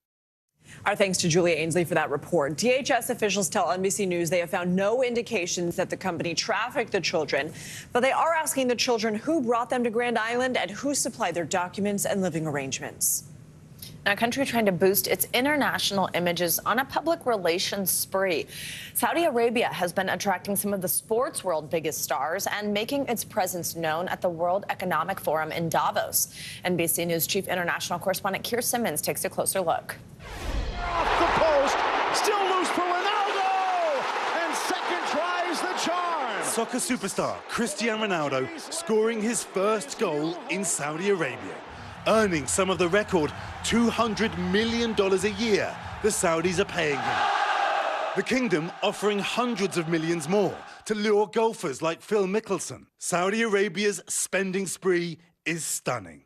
A year ago, a human rights report accused the country of using $1.5 billion on what it called sports washing, and the fire hose of money has kept coming. Saudi desperate to move on, critics say, from the murder of Washington Post commentator Jamal Khashoggi, or even Saudi Arabia's connection to 9/11 during global television coverage of the World Cup in neighboring Qatar. Saudi Arabia ran commercials for its surging Red Sea tourism industry. Now there are rumors it may itself bid to host the World Cup in 2030. And it isn't only soccer and golf. Here in the Swiss Alps, we're thousands of miles from the Saudi Arabian desert. Or are we? Saudi Arabia's presence at the influential World Economic Forum in Davos is unmissable. This week, the kingdom bought 3 separate sites, but then it can afford it. While the world worries about recession, oil producer Saudi Aramco saw profits rise by 90% during last year. It's a pleasure to see you again. We were invited to meet the Minister of Economy, one of many who've flown in. We have 9 members, including 7 ministers. 7 ministers, yes. right. And the idea is to be impactful. I mean, that's a substantial part of the Saudi government. Yes. He insists Saudi Arabia is in the process of changing completely, with women now working. It's many young people allowed to go to live music concerts. Is this about that you want to change the image of Saudi Arabia? It's not about the image. It's about the work. It's about the results. Okay, but you want to change how people impact. perceive Saudi Arabia. Obviously, that's a byproduct. We want it to be fair. Right. That's all. But in fairness, the Saudi record of recent years has been mixed, to say the least. Crown Prince Mohammed bin Salman, known as MBS, was close to President Trump. He is often condemned, not just for the killing of Khashoggi, but also for launching a military operation in poverty-stricken Yemen, or for his closeness to President Putin. The list goes on. Just last year, he fist-bumped with President Biden, then, along with Russia, cut oil production against the president's wishes, although oil prices have since come down. And in December, he welcomed China's President Xi. These days, the Chinese buy a lot of Saudi oil. You say with all of these meetings you're having, you're bridging global divides, but then the accusation is you're just too close to the Russians, for example, to the Chinese. Saudi Arabia maintains strong relations with all its partners. That's it. That's the answer. And America should just know that? What's the message to America? We have a very strong relationship with the U.S., as we discussed. The Saudi plan is to move away from reliance on oil. At another exhibition here, plans for a new Saudi city, entirely carbon neutral. Saudi Arabia, and from my perspective as an analyst, is on Saudi Arabia's side. And that is a side that is very good for the whole world. This year, the Saudi government said it had helped with negotiations to persuade Russia to release Brittany Griner. And with America's nuclear negotiations with Iran stalled, it may need Saudi support. Despite all the ups and downs, this is as recently as a few months ago, when there was a serious Iranian threat, America dispatched fighter jets. This is a crucial relationship for both countries. Saudi Arabia has been a strategic partner to America through many turbulent times. Today, both sides accuse each other of being often unreliable. But then, in 2023, the whole world is unpredictable. Our thanks to Keir Simmons for that report. Saudi-funded Live Golf will also be televised in more American homes this year. The organization just announced yesterday it has an agreement with the CW to air tournaments. All right, coming up, we're going to introduce you to the highest-earning female athlete in college sports. But it's not just her competitive skills that's earning her cash. How she's using social media to earn big bucks, plus the challenges she's facing with her new fame. And the power of kindness. Researchers say those nice gestures can make a big impact on your mental health. We'll break down how the two are connected next. Stay on top of breaking news and the biggest stories of the day with NBC News Daily. Thank you so much for joining us. I'm Morgan Radford. And I'm Vicki Wynn. I'm Aaron Gilchrist. And I'm Kate Snow. Get in-depth reporting from across the country. What's your reaction to the president's comments? And around the world. Are Ukrainians continuing to make advances? And ways you can take care of your health. Who should be getting tested? And frankly, how often? And your wallet. Costs are skyrocketing. How to manage soaring prices. NBC News Daily. Weekdays from 12 to 4 p.m. Eastern on NBC News Now. Hey, podcast fans, ready to unlock our true crime mysteries? Try Dateline Premium on Apple Podcasts. You'll get early access to originals, plus bonus content, and everything is ad-free. So head to Apple Podcasts now to subscribe. This is what it looks and feels. From the storm zone. The bigger piece to the puzzle comes. New numbers just out this morning. Good evening. We begin tonight with breaking news just coming in. We begin this hour with the latest developments. We're coming on the air with some shakeups big time on Capitol Hill. How much water ultimately will be forced inland? Whenever it happens, wherever you are, NBC News, streaming free now.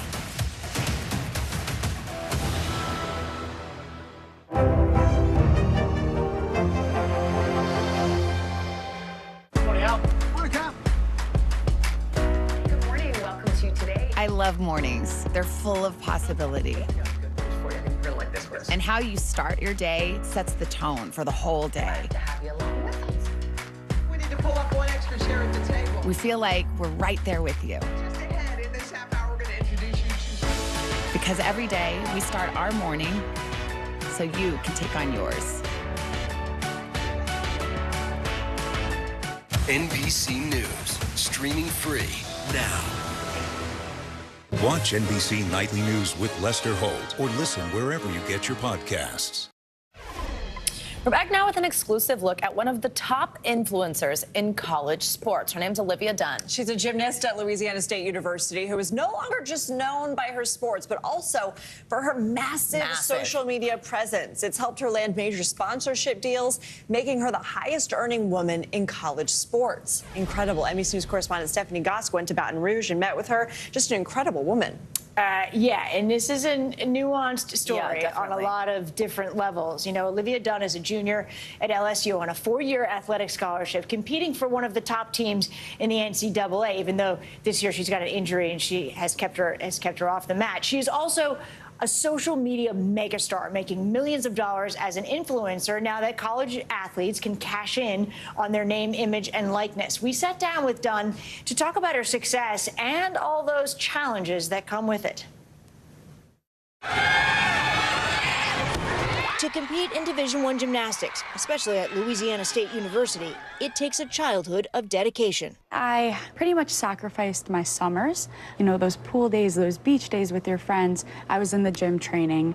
LSU knew Olivia Dunn would be a good gymnast. What they didn't anticipate was this. Livy is Dunn's social media name.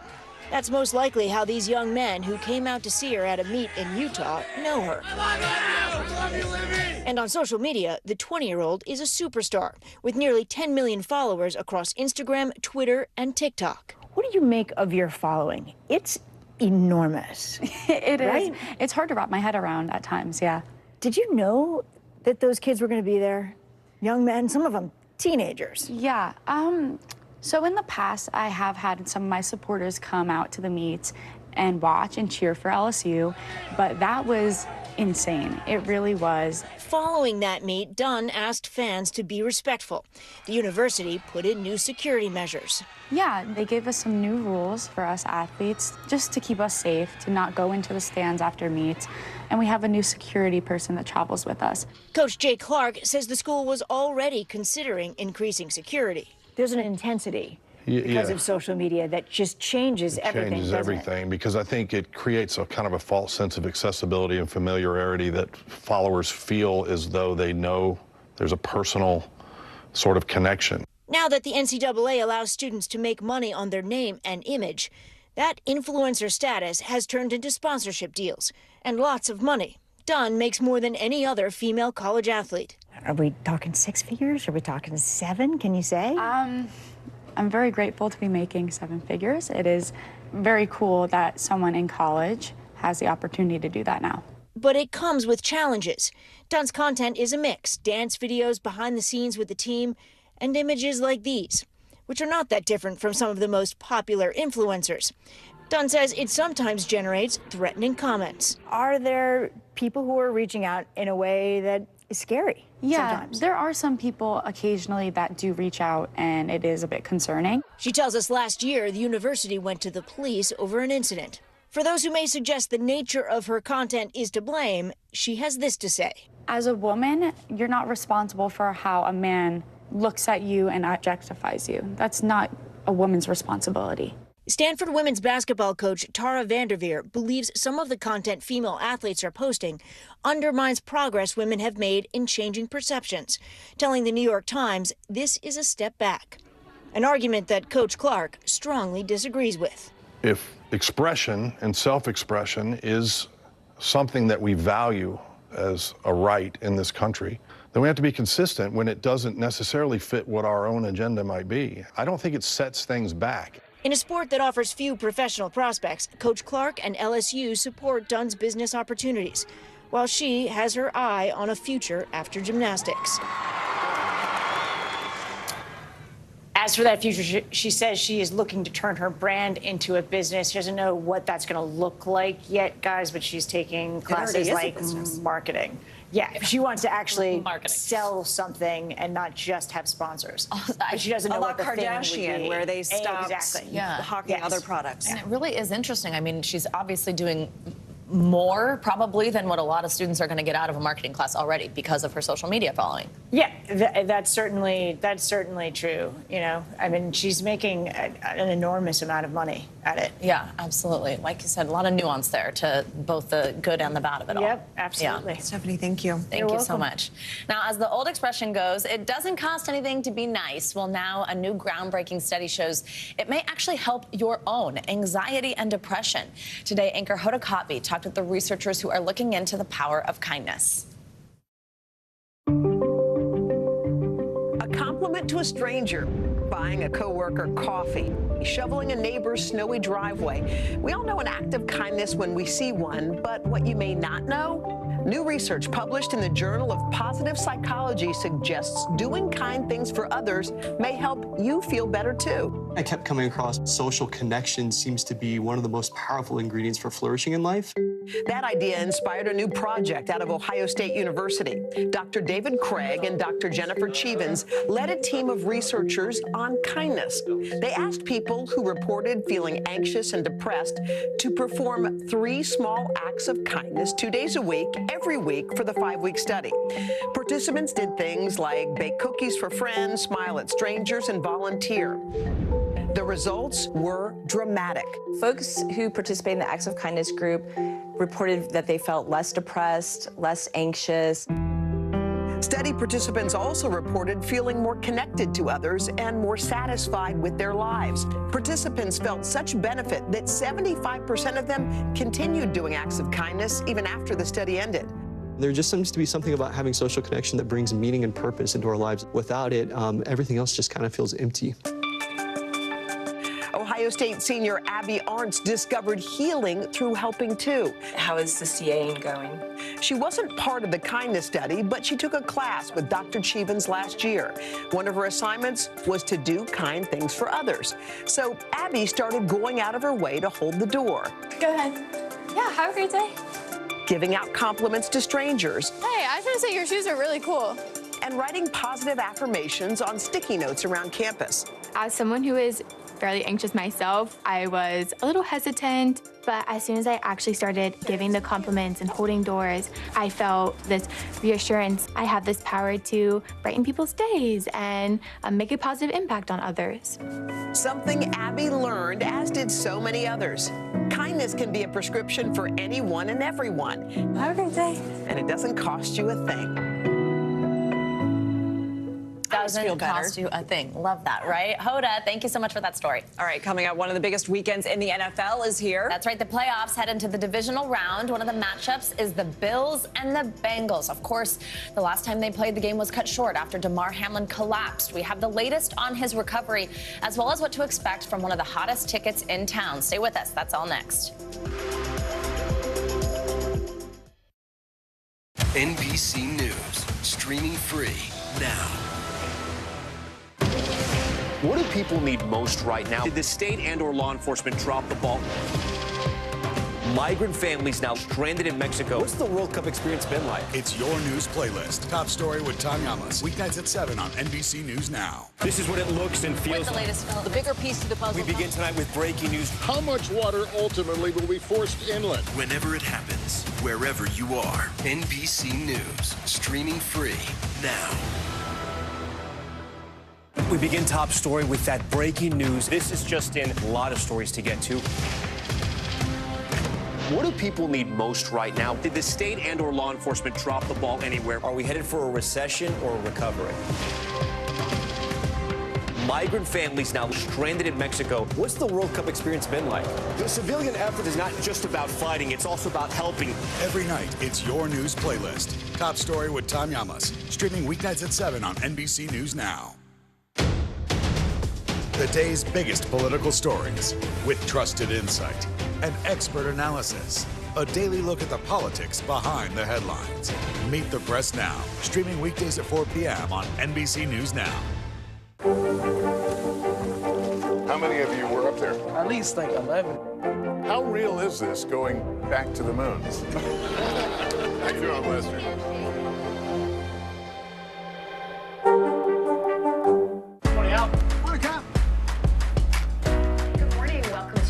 I love mornings. They're full of possibility. And how you start your day sets the tone for the whole day.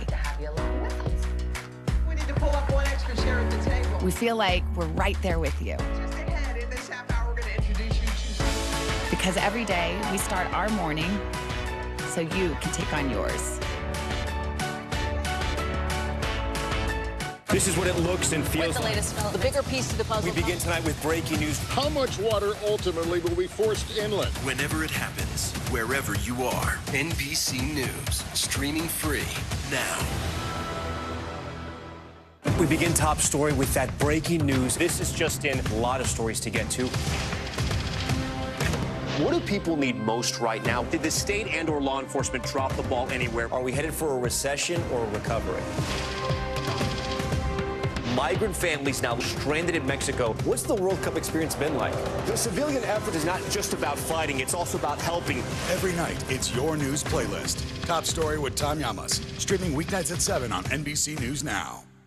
We begin tonight with breaking news just coming in. Whenever it happens, wherever you are, NBC News, streaming free now. Welcome back. Some tough financial news now with Google planning some major cuts. That's right. CNBC's Silvana Henao is back with us this hour with that and other money news. Hey, Silvana.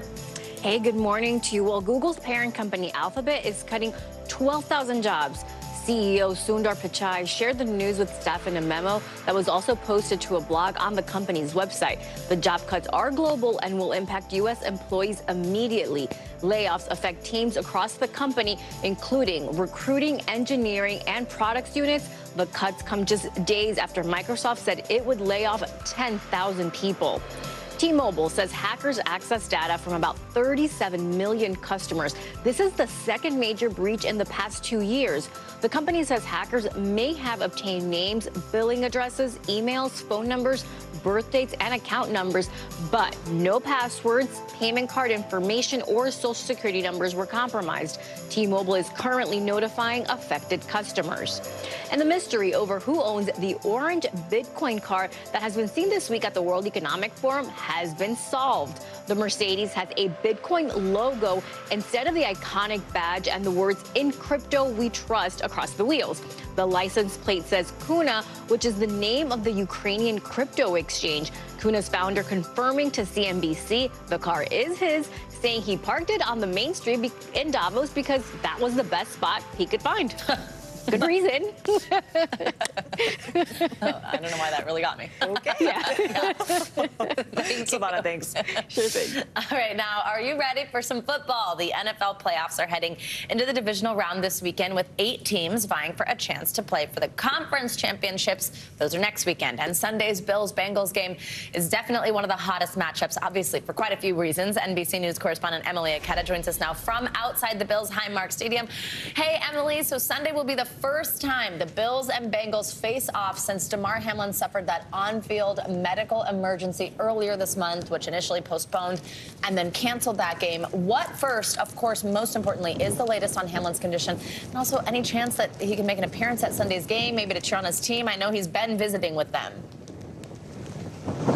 Yeah, that's right, Savannah. Good morning to you. That remains the unanswered question at this hour. Will we see number 3 make an in-person appearance at Sunday's game? But regardless of that, whether he shows up in person or not, his presence will certainly be felt here in Orchard Park. We're learning new details about his condition from a source close to Hamlin who describes his recovery, saying that it will be a lengthy one. He apparently still requires oxygen. His heart is being regularly monitored, and we learned that he gets winded very easily. As you mentioned, it's been less than 3 weeks since he suffered that on-field medical emergency cardiac arrest back on January 2nd. And so that's a very serious injury, and he's continuing to recover, but take massive steps and leaps forward in the week since, including visiting with his team regularly at the Bills facility this week. He's being described as upbeat and positive, getting the team ready for the big game. The Bills-Bengals game on Sunday will be, again, the first time the teams face off since Damar Hamlin's on-field medical emergency, Savannah. Absolutely. Some good new reporting there on Damar Hamlin. Emily, also, by the way, side note, looks like you could also be on the extreme weather story for us this morning. So apologies that you're out there. And thank you for being on this story for us from out there. Thank you so much. We appreciate you, Emily. We'll be watching this weekend. Go get warm. Emily and crew. Amazing. Yeah. All right, coming up, one of the biggest names in football is the focus of a new movie. Yeah, and the cast includes iconic actresses like Sally Field and Jane Fonda. Why they decided to team up for a movie about Tom Brady. That's up next. Plus, from true crime to a little bit of nostalgia. There are a lot of great films and TV shows you can't miss this weekend. We'll break it down for you next.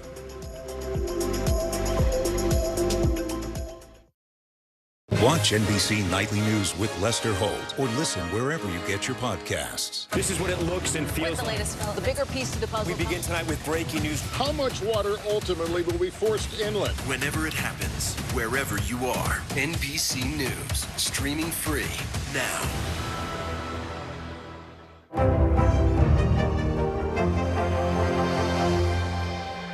We begin tonight with breaking news just coming in. Whenever it happens, wherever you are, NBC News, streaming free now. Join Hoda Kotb for season 3 of her podcast, Making Space. Listen now. How many of you were up there? At least like 11. How real is this going back to the moon? How you doing, Lester?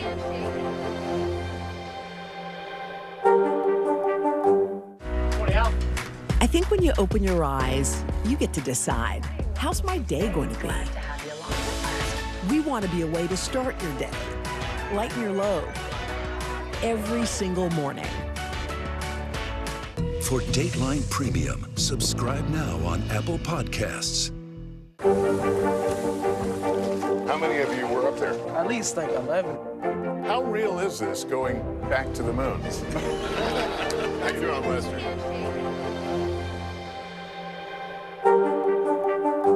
NBC News, streaming free now.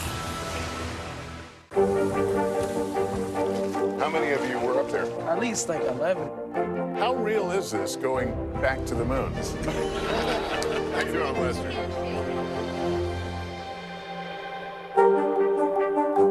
NBC News, streaming free now.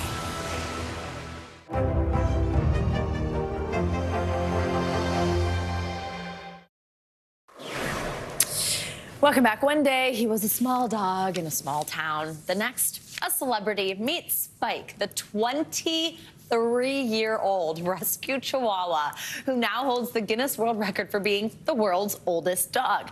Now, Spike lives on a farm in Ohio. He's made friends with the cows and the horses, and he enjoys an occasional porch nap.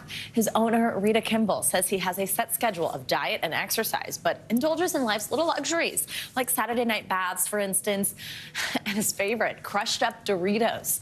Kimball first saw Spike in the parking lot of a grocery store eating scraps. She stated her belief on the key to Spike's long life is that, quote, after having such a terrible life at first, he makes the best of each day. Oh, it could also be Doritos. I mean, I've been trying to tell myself that. But I will say, we have... Nacho cheese or Cool Ranch? Either. I'll take whatever Dorito I can get. We have a 10-year-old dog, and every time you can see them aging. It's so nice. That 23 gives me hope. I mean, 23? I've never even heard of that. It's incredible. Yeah. Maybe, yeah, Saturday night bath probably helps too. The new movie 80 for Brady brings together a group of iconic actresses: Jane Fonda, Lily Tomlin, Sally Field, Rita Moreno, all sharing the big screen together. Harry Smith got a lucky assignment to talk to him.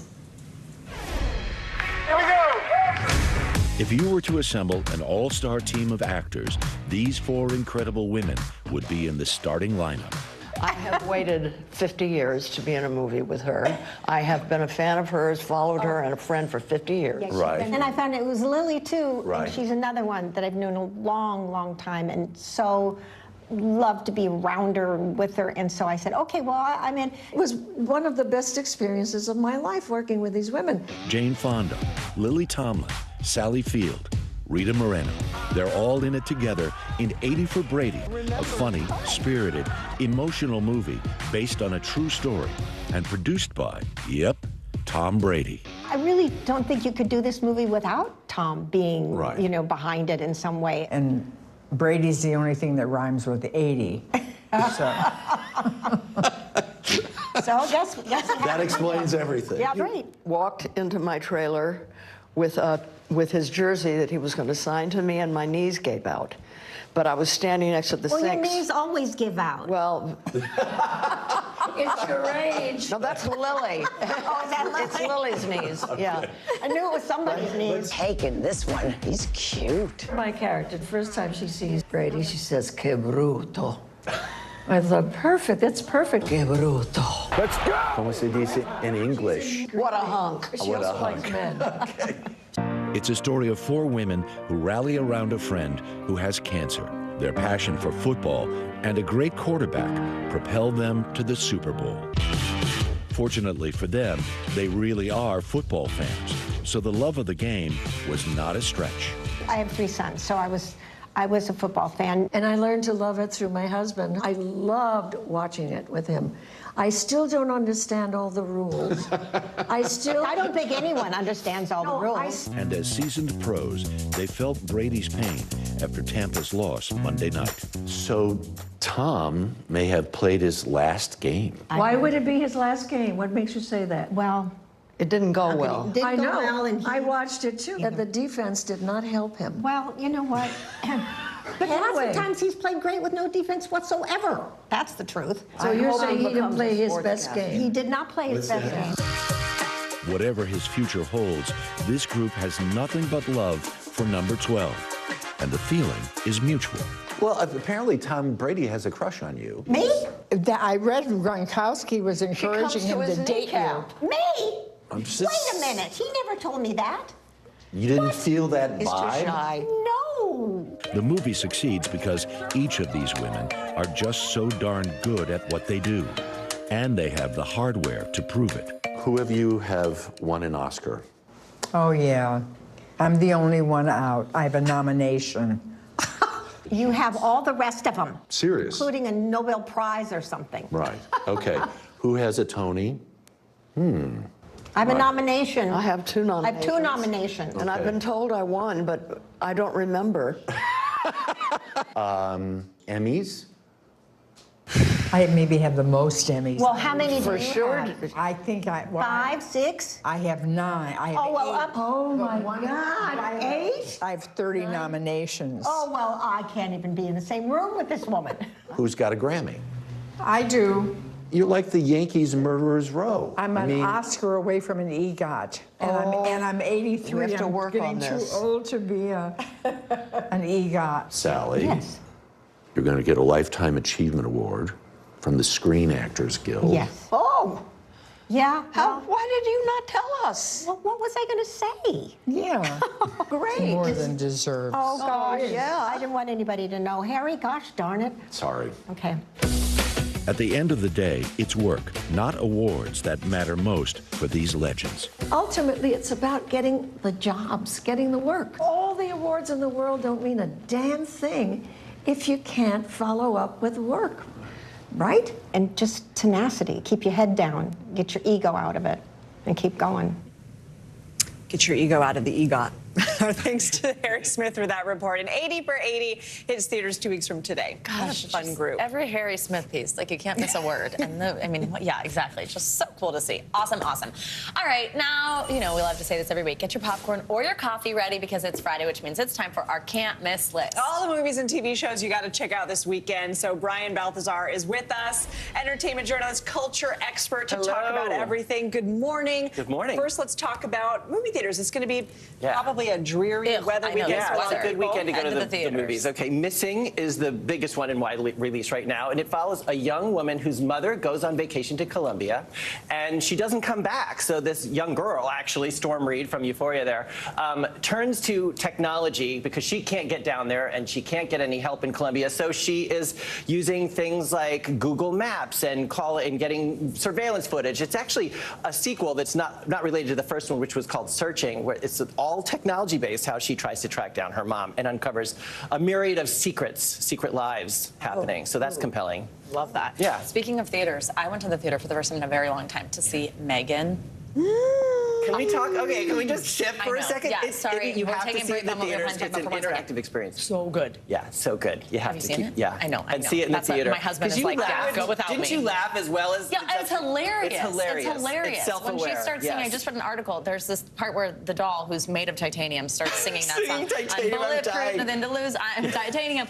The song has like had this huge spike in streams, which is hilarious. It's oh my god, really, it's too good. It's too going good. to be a Go cult see classic it. for years Recommend to you go come. see it. Yeah. Okay. Okay. All right. Now let's talk about. There's this new reboot of That 70s Show, That 90s Show. That 90s Show. Cool. Mom and Dad are back as Grandma and Grandpa, Katie and Red, okay? And now Topher Grace's character, Eric, his daughter is staying there for the summer, and all the same hijinks, but in 2 decades later, will continue with a new cast of kids, but you will see cameos from Ashton Kutcher and Mila Kunis and Fez. I love it. Yeah, so they all come back to kind of the pay on. wallpaper didn't change. Although I'm getting older, or do they all look younger? The kids look so young now compared to what I remember, but that's on Netflix, and you can binge watch that. That's going to be a big hit, I think. What a great idea. What else is on streaming? I just watched She Said on Peacock. Oh, so good. Didn't you think awesome. it was so well done? So incredible. Yeah. Well, there's also Truth Be Told. That's out season 3. That's on Apple TV. Octavia Spencer. It's kind of a sleeper hit series because a lot of people haven't watched the first 2 seasons. It's back with season 3. She plays an investigative journalist who's also a podcaster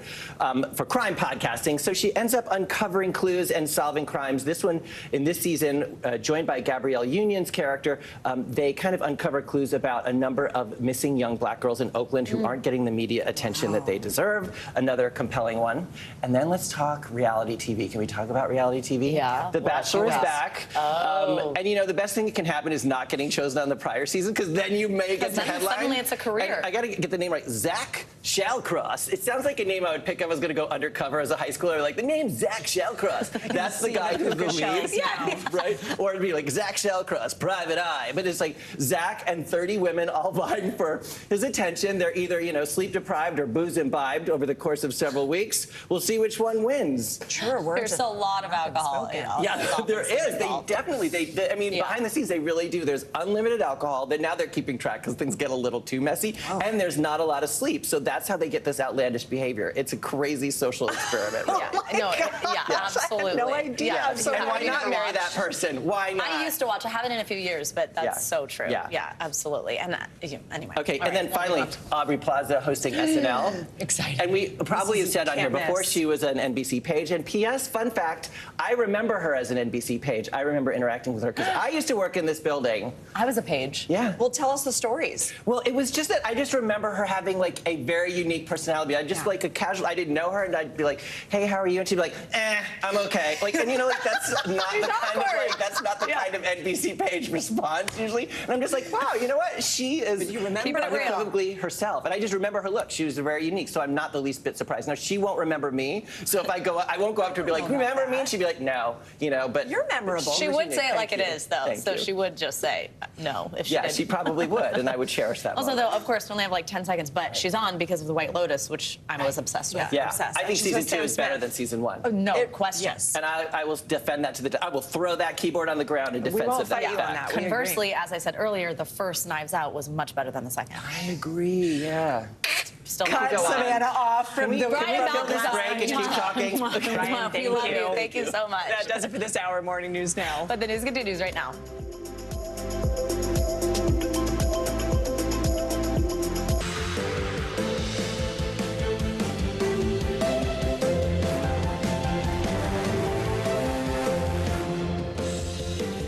Good morning. Happy Friday. I'm Savannah Sellers. I'm Lindsay Reiser in for Joe. Right now on Morning News Now, new steps in the investigation into the deadly Rust movie set shooting. Prosecutors have now announced they'll file criminal charges against the film's props handler and actor Alec Baldwin, who police say held the gun that killed cinematographer Helena Hutchins.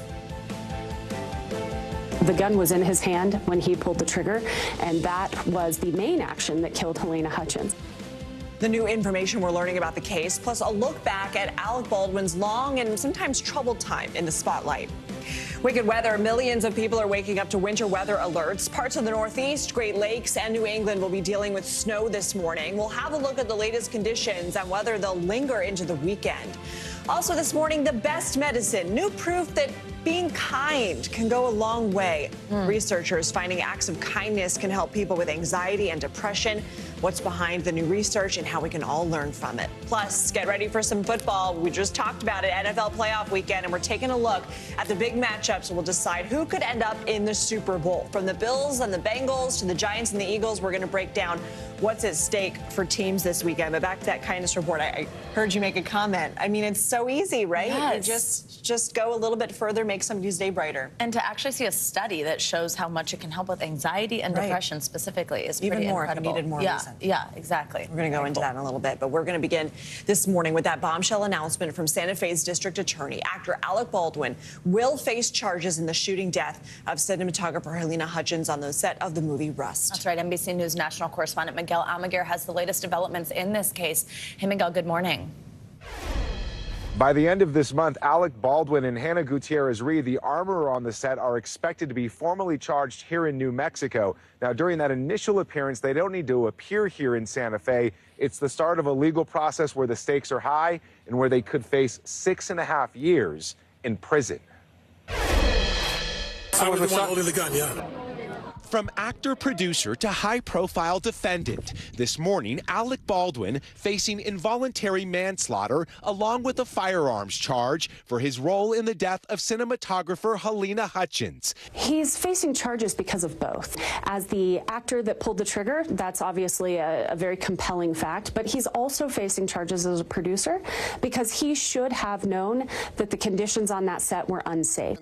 Confident they can convict, prosecutors say they never believed Baldwin's statement he didn't pull the trigger. I let go of the hammer of the gun and the gun goes off. I didn't pull the trigger. Alec Baldwin said he never pulled the trigger on the handgun that fired. Do you believe that? That's not true.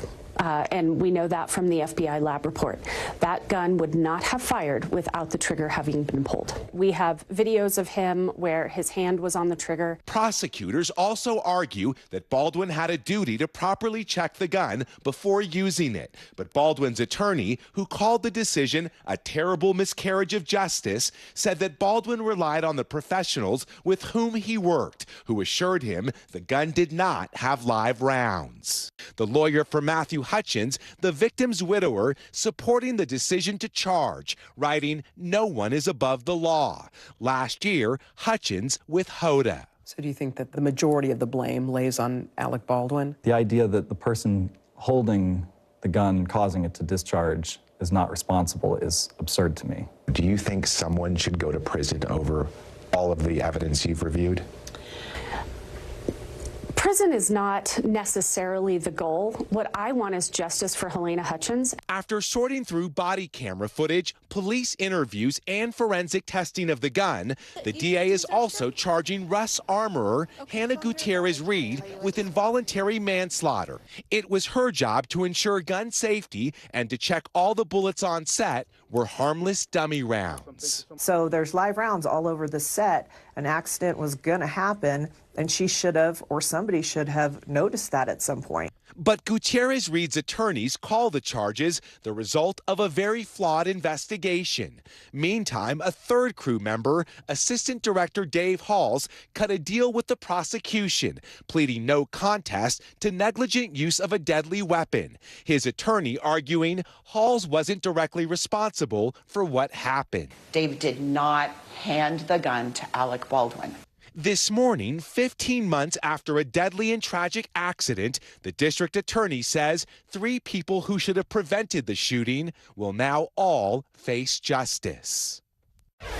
One key question remains unanswered in this case. How did live rounds actually get onto the set?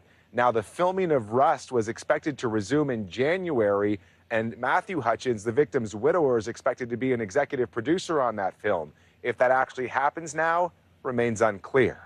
Back to you. All right, Miguel, thank you so much.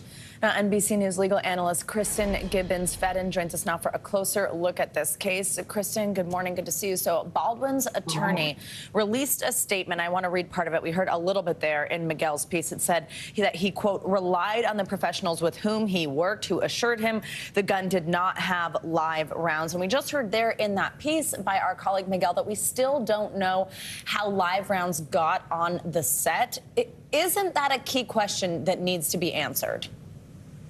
You know, it's absolutely a key question that needs to be answered, particularly when there's a tragedy such as this.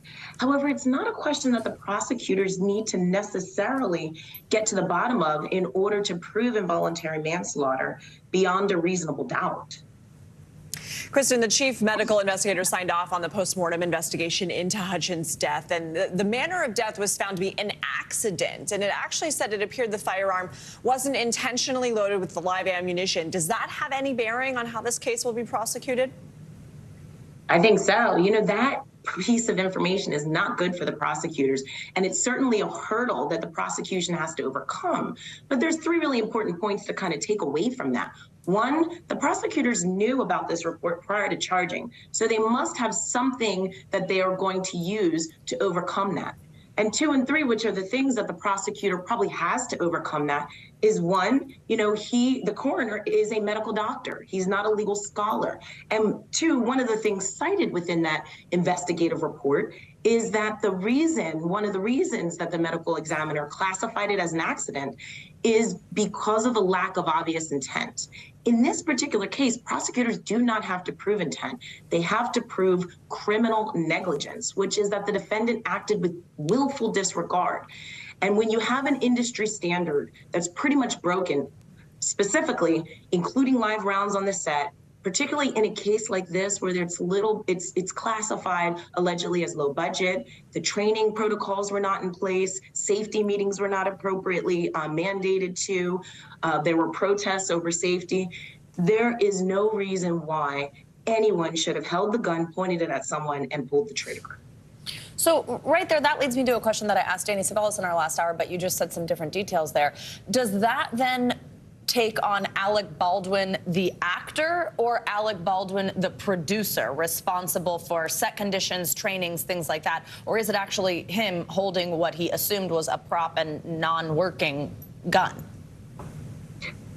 I think it takes on both, because when you look at the criminal negligence standard, you have to ask yourself a reasonable person standard. Would a reasonable person point a gun at someone and pull the trigger? Given that there were 2 misfirings on the set, given that Alec Baldwin knew about all of these things, he's a 64-year-old actor with several decades of experience behind his belt in action films. Those are things that the prosecution is going to be able to elicit. If it was someone without that experience, potentially with a safer environment with regard to the acting set and the production value, perhaps it would be a different story. But we look at Alec Baldwin both as an actor and a producer, and those are the things that the courts will use and the jury will look at to determine whether or not that reasonable standard is met by the prosecution, to determine whether or not he, in fact, was criminally negligent. And Kristen, let me just very quickly ask you, just for argument's sake, could someone say with those 64 years of experience as an actor on action sets, it would be anticipated that he assumes that the gun doesn't work because that's what he's used to on a movie set, because that is checked out and because it is a prop and it's not supposed to work? Absolutely, and that's a really good point. But keep in mind that this set was very different. I am certain that any great defense attorney will bring that out. But as a prosecutor in rebuttal, I would ask very important questions if the judge allowed this evidence in, and that's the misfirings and the safety set, the lack of safety meetings, and point to all of those safety protocols that were not mandated to.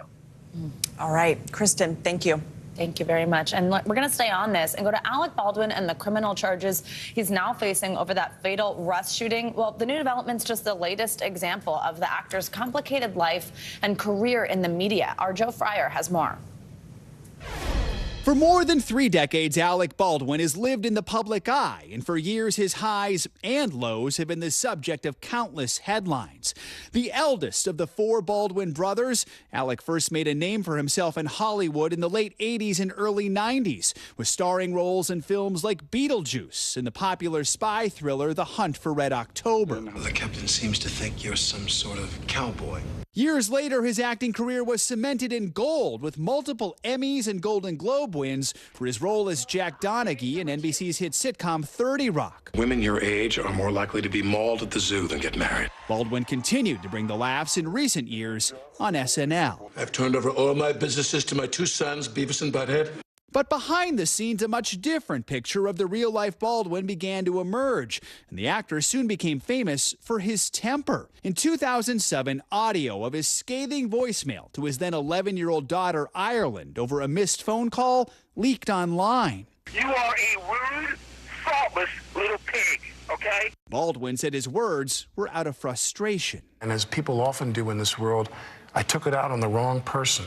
His frustration and anger were again on public display in 2011 when the actor was kicked off an American Airlines flight after he refused to turn off his phone and stop playing the game Words with Friends.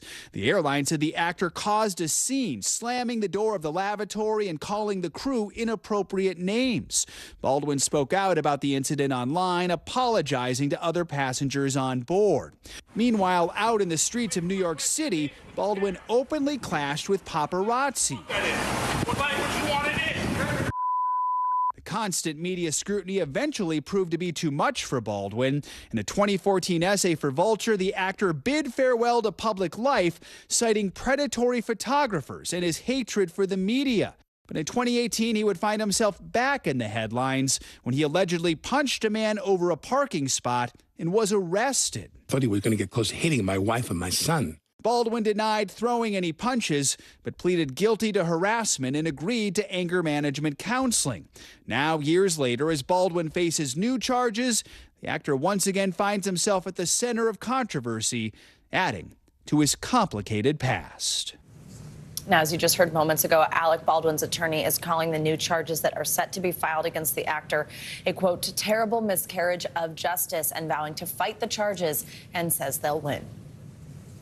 Winter weather is sweeping across the country with millions of Americans under weather advisories yesterday as that snowstorm pummeled through the Midwest and Great Lakes. Yeah, Denver was one of the hardest hit areas, with the storm leaving the biggest two-day snowfall in the area in more than 30 years. After barreling through Colorado, the storm made its mark on states from Iowa to Michigan. And now parts of the Northeast and New England are still feeling the effects of the storm this morning, with weather forecasts predicting more freezing rain and snow in Vermont, Maine, and other parts of New England today. And with that, let's get your weekend forecast. Michelle Grossman is back with us. Hey, Michelle.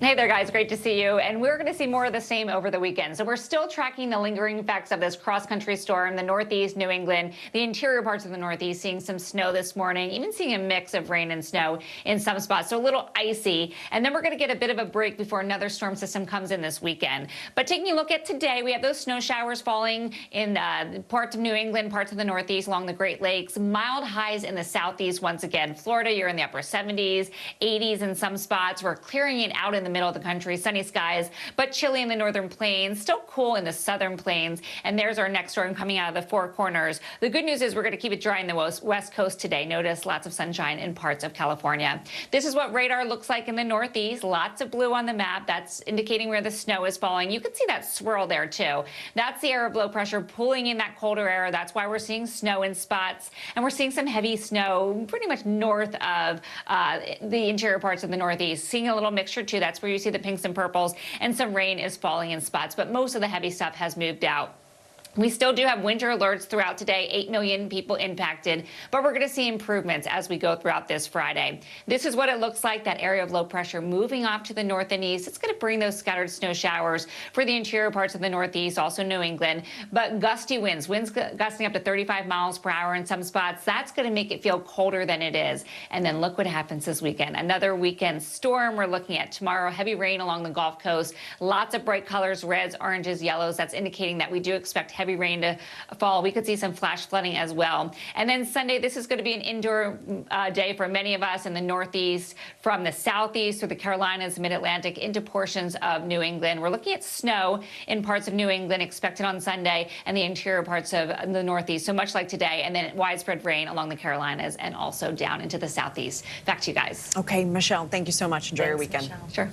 Now, New York City Congressman George Santos is denying a Navy veteran's allegation that he took money from a GoFundMe for that veteran's dying service dog. Santos is also denying another claim that's recently resurfaced, that he performed as a drag queen in his parents' native country of Brazil more than a decade ago. Garrett Haake is following all of this for us from Capitol Hill. Garrett, every day this week, I feel like we've had something new to talk about on this story. Good morning. Yeah, Savannah, there just seems like there's always something more to this story. Now, Congressman Santos has already admitted to lying about his work history and about if he went to college. He's been caught in lies about his religion and other parts of his background, too. And he's had little to say publicly about any of that. But now he's pushing back on the latest scrutiny of his past. Under investigation and under fire for a growing sea of scandals. New York Congressman George Santos now taking to Twitter to defend himself and to deny reports he performed in drag in Brazil in the late 2000s. Two Brazilian sources tell NBC News that this is Santos, then using the drag name Kitara, seen here being interviewed at a gay pride parade in a suburb of Rio de Janeiro in 2007.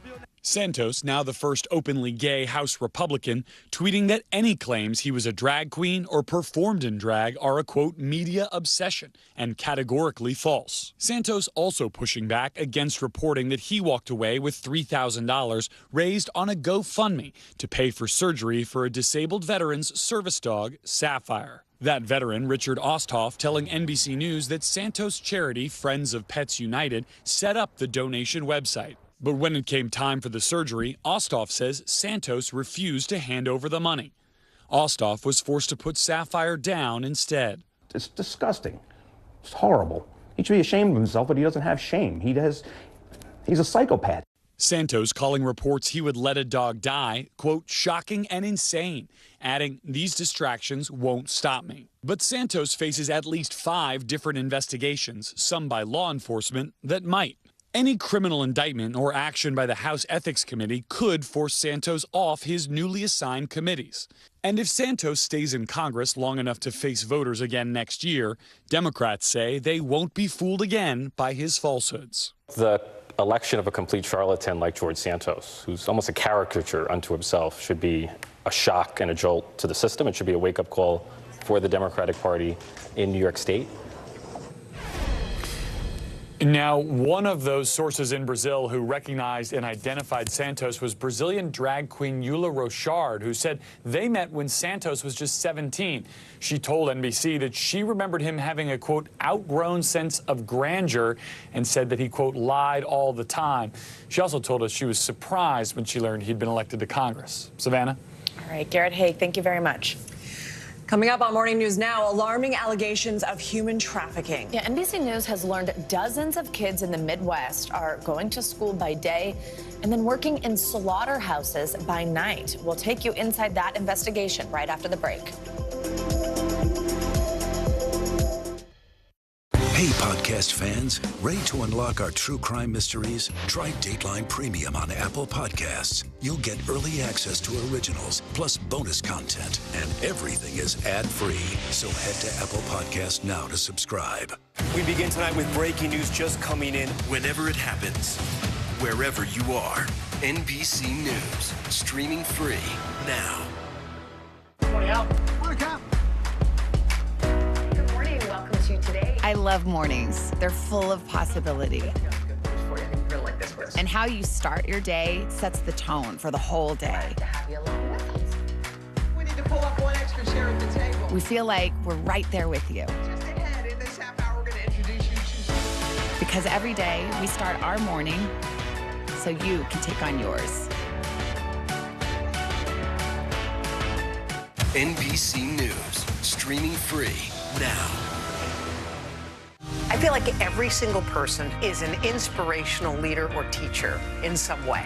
What can I do in my life? What can I take from this person's story?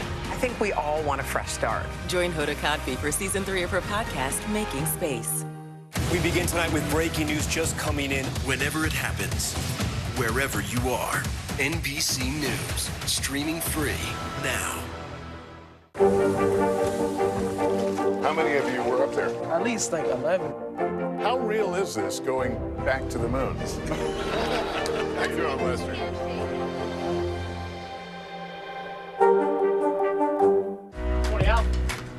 when you open your eyes, you get to decide, how's my day going to be?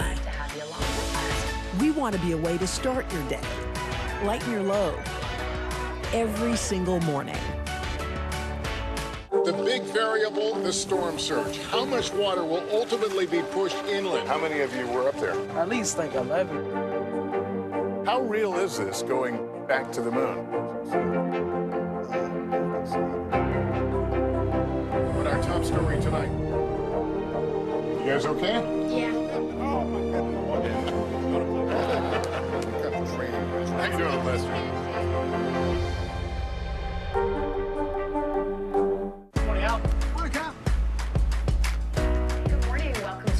I love mornings. They're full of possibility. And how you start your day sets the tone for the whole day. We need to pull up one extra chair at the table. We feel like we're right there with you. Just ahead, in this half hour, we're going to introduce you to... Because every day we start our morning so you can take on yours. NBC News, streaming free now.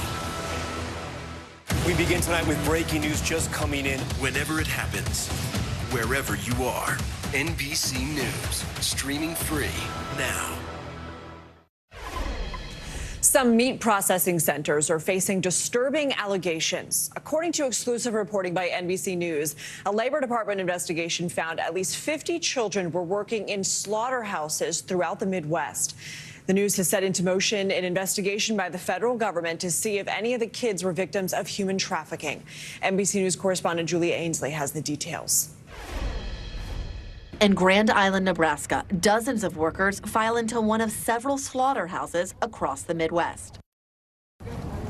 Officials from the Department of Homeland Security tell NBC News federal investigators are looking into whether 50 children who were illegally employed by Packers Sanitation Services, or PSSI, some as young as 13, were victims of human trafficking. In August, the Department of Labor opened an investigation into PSSI, scouring company records from 50 locations. So far, they say, at least 50 children were found to be working graveyard shifts for PSSI in at least 5 locations, including the Grand Island plant and a second JBS Foods plant in Worthington, Minnesota. Audrey Lutz has been helping migrant children who say they worked at the Grand Island plant. It was the hardest phone call of my career to receive, that there were children and young children, 13 and 14, working out at the meatpacking plant and on the cleaning crew. In court filings, the company did not deny hiring children, but attributed it to rogue individuals who presented fake identification. You met them.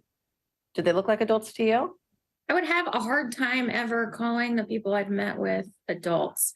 They certainly look, especially the youngest middle schoolers, no way to pass as an adult. PSSI's 17,000 employees clean the largest meat processing plants in America for household brands at 700 sites across the country. Former employees we spoke to said it's a dangerous working environment. But be prepared to undergo extreme temperature changes from hot to cold, withstand wetness and humidity, and work around chemicals. Lutz says she thinks the children may have been part of a trafficking scheme that led them to work at a slaughterhouse in her town of just over 50,000 people. There's too many coincidences with these children to think that this wasn't some kind of plot entertained by a trafficker, a coyote, a smuggler, or potentially even somebody who worked for PSSI. A spokeswoman for PSSI says investigators from Homeland Security Investigations have not contacted the company and said in a statement, "We have always taken rigorous steps to comply with the law, including use of the government's E-Verify system for new hires, extensive training for all hiring managers, multiple audits, and use of biometrics." So far, no penalties or fines have been imposed, but Lutz is calling for accountability.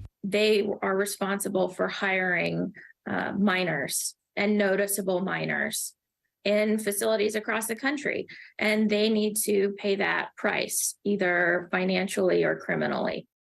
Our thanks to Julia Ainsley for that report. DHS officials tell NBC News they have found no indications that the company trafficked the children, but they are asking the children who brought them to Grand Island and who supplied their documents and living arrangements. A country trying to boost its international images on a public relations spree. Saudi Arabia has been attracting some of the sports world biggest stars and making its presence known at the World Economic Forum in Davos. NBC News chief international correspondent Keir Simmons takes a closer look. Off the post, still loose for Ronaldo, and second tries the charm. Soccer superstar Cristiano Ronaldo scoring his first goal in Saudi Arabia, earning some of the record $200 million a year the Saudis are paying him. The kingdom offering hundreds of millions more to lure golfers like Phil Mickelson. Saudi Arabia's spending spree is stunning.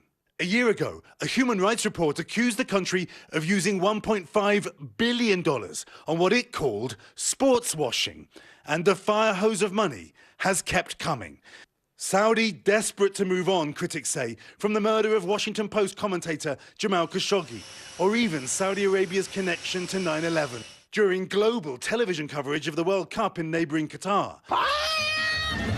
Saudi Arabia ran commercials for its surging Red Sea tourism industry. Now there are rumors it may itself bid to host the World Cup in 2030. And it isn't only soccer and golf. Here in the Swiss Alps, we're thousands of miles from the Saudi Arabian desert. Or are we? Saudi Arabia's presence at the influential World Economic Forum in Davos is unmissable. This week, the kingdom bought 3 separate sites, but then it can afford it. While the world worries about recession, oil producer Saudi Aramco saw profits rise by 90% during last year.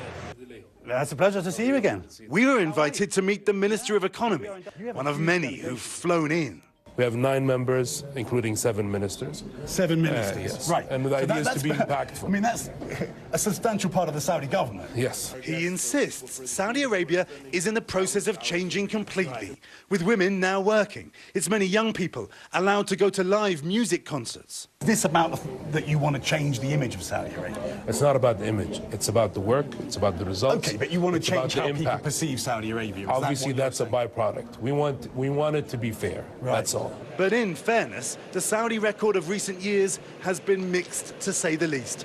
Crown Prince Mohammed bin Salman, known as MBS, was close to President Trump.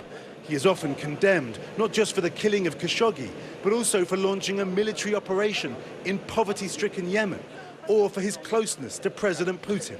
The list goes on.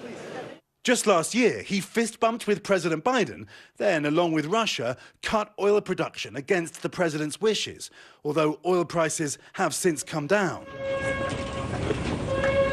And in December, he welcomed China's President Xi.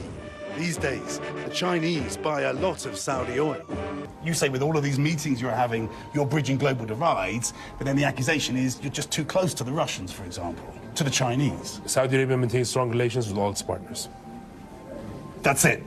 That's the answer.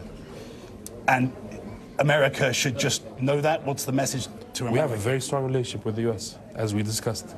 The Saudi plan is to move away from reliance on oil. At another exhibition here, plans for a new Saudi city, entirely carbon neutral. Saudi Arabia, and from my perspective as an analyst, is on Saudi Arabia's side. And that is a side that is very good for the whole world. This year, the Saudi government said it had helped with negotiations to persuade Russia to release Brittany Griner. And with America's nuclear negotiations with Iran stalled, it may need Saudi support. Despite all the ups and downs, this is as recently as a few months ago, when there was a serious Iranian threat, America dispatched fighter jets. This is a crucial relationship for both countries. Saudi Arabia has been a strategic partner to America through many turbulent times. Today, both sides accuse each other of being often unreliable. But then, in 2023, the whole world is unpredictable. Our thanks to Keir Simmons for that report. Saudi-funded Live Golf will also be televised in more American homes this year. The organization just announced yesterday it has an agreement with the CW to air tournaments. All right, coming up, we're going to introduce you to the highest earning female athlete in college sports. But it's not just her competitive skills that's earning her cash, how she's using social media to earn big bucks, plus the challenges she's facing with her new fame. And the power of kindness. Researchers say those nice gestures can make a big impact on your mental health. We'll break down how the two are connected next. Join Hoda Kotb for season 3 of her podcast, Making Space. Listen now. Hey, I'm Hallie. It's good to be with you tonight. There's another legal filing today, and I want to cut through some of the weedsy stuff. But let's just get to the point. They have started to vote on the PACT Act. If you're like, Hallie, stop speaking Washingtonese. This bill would basically give health care to veterans who have exposed to these toxic chemicals. So, Scott, I'm trying to make this as not DC as possible. The increased sort of anger that we've seen now in politics. I saw you searching for, I think, your microphone, Dan. You are out. I was trying to do it on the slide. Live TV, man. It's okay. This is what it looks and feels. From the storm zone. The bigger piece to the puzzle comes. New numbers just out this morning. Good evening. We begin tonight with breaking news just coming in. We begin this hour with the latest developments. We're coming on the air with some shakeups big time on Capitol Hill. How much water ultimately will be forced inland? Whenever it happens, wherever you are, NBC News, streaming free now. Hey, I'm Hallie. It's good to be with you tonight. There's another legal filing today, and I want to cut through some of the weedsy stuff. And let's just get to the point. They have started to vote on the PACT Act. If you're like, Hallie, stop speaking Washingtonese. This bill would basically give health care to veterans who have exposed to these toxic chemicals. So, Scott, I'm trying to make this as not DC as possible. The increased sort of anger that we've seen now in politics. I saw you searching for, I think, your microphone, Dan. You are out. I was trying to do it on the slide. Live TV, man. It's okay. What do people need most right now? Did the state and/or law enforcement drop the ball? Migrant families now stranded in Mexico. What's the World Cup experience been like? It's your news playlist. Top story with Tang Amos. Weeknights at 7 on NBC News Now. We begin tonight with breaking news just coming in. Whenever it happens, wherever you are, NBC News, streaming free now. We're back now with an exclusive look at one of the top influencers in college sports. Her name's Olivia Dunn. She's a gymnast at Louisiana State University who is no longer just known by her sports, but also for her massive social media presence. It's helped her land major sponsorship deals, making her the highest earning woman in college sports. Incredible. NBC News correspondent Stephanie Gosk went to Baton Rouge and met with her. Just an incredible woman.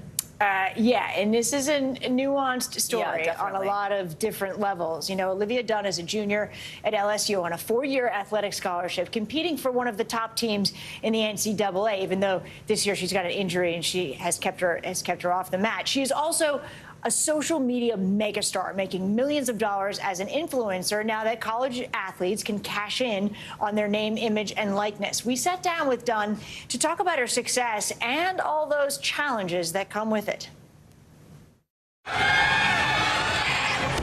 To compete in Division I gymnastics, especially at Louisiana State University, it takes a childhood of dedication. I pretty much sacrificed my summers. You know, those pool days, those beach days with your friends. I was in the gym training.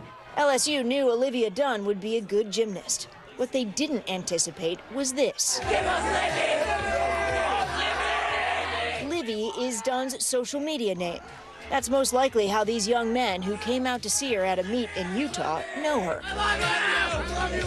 And on social media, the 20-year-old is a superstar with nearly 10 million followers across Instagram, Twitter, and TikTok. What do you make of your following? It's enormous. It right? is. It's hard to wrap my head around at times, yeah. Did you know that those kids were going to be there? Young men, some of them teenagers. Yeah. So in the past, I have had some of my supporters come out to the meets and watch and cheer for LSU, but that was insane. It really was. Following that meet, Dunn asked fans to be respectful. The university put in new security measures. Yeah, they gave us some new rules for us athletes just to keep us safe, to not go into the stands after meets. And we have a new security person that travels with us. Coach Jay Clark says the school was already considering increasing security. There's an intensity because of social media that just changes everything. Changes everything because I think it creates a kind of a false sense of accessibility and familiarity that followers feel as though they know There's a personal sort of connection. Now that the NCAA allows students to make money on their name and image, that influencer status has turned into sponsorship deals and lots of money. Dunn makes more than any other female college athlete. Are we talking 6 figures? Are we talking 7? Can you say? I'm very grateful to be making 7 figures. It is very cool that someone in college has the opportunity to do that now. But it comes with challenges. Dunn's content is a mix: dance videos behind the scenes with the team and images like these, which are not that different from some of the most popular influencers. Dunn says it sometimes generates threatening comments. Are there people who are reaching out in a way that is scary? Yeah, sometimes? there are some people occasionally that do reach out, and it is a bit concerning. She tells us last year the university went to the police over an incident. For those who may suggest the nature of her content is to blame, she has this to say. As a woman, you're not responsible for how a man looks at you and objectifies you. That's not a woman's responsibility. Stanford women's basketball coach Tara Vanderveer believes some of the content female athletes are posting undermines progress women have made in changing perceptions, telling the New York Times this is a step back, an argument that Coach Clark strongly disagrees with. If expression and self-expression is something that we value as a right in this country, then we have to be consistent when it doesn't necessarily fit what our own agenda might be. I don't think it sets things back. In a sport that offers few professional prospects, Coach Clark and LSU support Dunn's business opportunities, while she has her eye on a future after gymnastics. As for that future, she says she is looking to turn her brand into a business. She doesn't know what that's going to look like yet, guys, but she's taking classes like marketing. Yeah, she wants to actually sell something and not just have sponsors. But she doesn't know what the thing would Kardashian, be. where they stopped Yeah. hawking other products. And it really is interesting. I mean, she's obviously doing more probably than what a lot of students are going to get out of a marketing class already because of her social media following. Yeah, that's certainly true. You know, I mean, she's making an enormous amount of money at it. Yeah, absolutely. Like you said, a lot of nuance there to both the good and the bad of it all. Yep, absolutely. Yeah. Stephanie, thank you. Thank you so much. Now, as the old expression goes, it doesn't cost anything to be nice. Well, now a new groundbreaking study shows it may actually help your own anxiety and depression. Today, anchor Hoda Kotb talked with the researchers who are looking into the power of kindness. A compliment to a stranger, buying a coworker coffee, shoveling a neighbor's snowy driveway. We all know an act of kindness when we see one, but what you may not know? New research published in the Journal of Positive Psychology suggests doing kind things for others may help you feel better too. I kept coming across social connection seems to be one of the most powerful ingredients for flourishing in life. That idea inspired a new project out of Ohio State University. Dr. David Craig and Dr. Jennifer Chevins led a team of researchers on kindness. They asked people who reported feeling anxious and depressed to perform 3 small acts of kindness 2 days a week, every week for the 5-week study. Participants did things like bake cookies for friends, smile at strangers, and volunteer. The results were dramatic. Folks who participate in the Acts of Kindness group reported that they felt less depressed, less anxious. Study participants also reported feeling more connected to others and more satisfied with their lives. Participants felt such benefit that 75% of them continued doing acts of kindness even after the study ended. There just seems to be something about having social connection that brings meaning and purpose into our lives. Without it, everything else just kind of feels empty. Ohio State senior Abby Arntz discovered healing through helping too. How is the CA going? She wasn't part of the kindness study, but she took a class with Dr. Chevins last year. One of her assignments was to do kind things for others. So Abby started going out of her way to hold the door. Go ahead. Yeah, have a great day. Giving out compliments to strangers. Hey, I just want to say your shoes are really cool. And writing positive affirmations on sticky notes around campus. As someone who is fairly anxious myself, I was a little hesitant, but as soon as I actually started giving the compliments and holding doors, I felt this reassurance. I have this power to brighten people's days and make a positive impact on others. Something Abby learned, as did so many others. Kindness can be a prescription for anyone and everyone. Have a great day. And it doesn't cost you a thing. doesn't cost you a thing. Love that, right? Hoda, thank you so much for that story. All right, coming up, one of the biggest weekends in the NFL is here. That's right. The playoffs head into the divisional round. One of the matchups is the Bills and the Bengals. Of course, the last time they played, the game was cut short after DeMar Hamlin collapsed. We have the latest on his recovery, as well as what to expect from one of the hottest tickets in town. Stay with us. That's all next.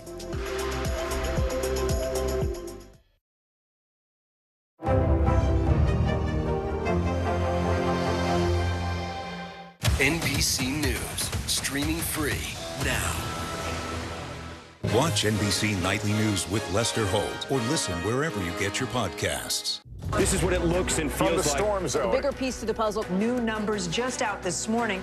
We begin with breaking news just coming in. Russia has launched another round of attacks. What was it like when you came back and saw your neighborhood like this? They say that in modern war, there aren't any front lines anymore. Here, there certainly are. We begin with the breaking news. Hurricane Ian gaining in strength. We've had some of the strongest winds here. How many of you were up there? At least like 11. Now to the economy as Americans face the highest inflation rate in decades. How does this all impact your wallet? More fallout from Elon Musk's Twitter takeover. An urgent warning this hour about the flu. How does RSV specifically hit some kids so hard, and then it seems like it almost doesn't affect others? Can voters trust that you will be able to do this job? Why should voters believe you? This special election night. We love it. We live for this. We have a substantial team of NBC News correspondents fanned out. This is the first time we've not been able to call control of the House on election night. Tonight, we'll take an unflinching look at the resurgence of anti-Semitism in America. They're waiting until Title 42 is lifted before they decide whether to cross into the United States. What made you decide to go the medicinal healing route for what you're growing here? Who should be accountable? The city points the finger at the state, state at the city. Making news right now. We are live on the ground there. I want to show you an up-close look at what we're talking about here. The news continues right now. Watch NBC Nightly News with Lester Holt or listen wherever you get your podcasts. I think when you open your eyes, you get to decide, how's my day going to be? We want to be a way to start your day, lighten your load, every single morning.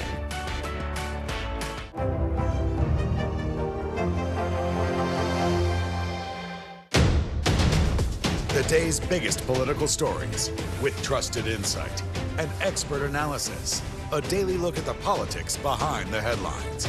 Meet the Press Now, streaming weekdays at 4 p.m. on NBC News Now.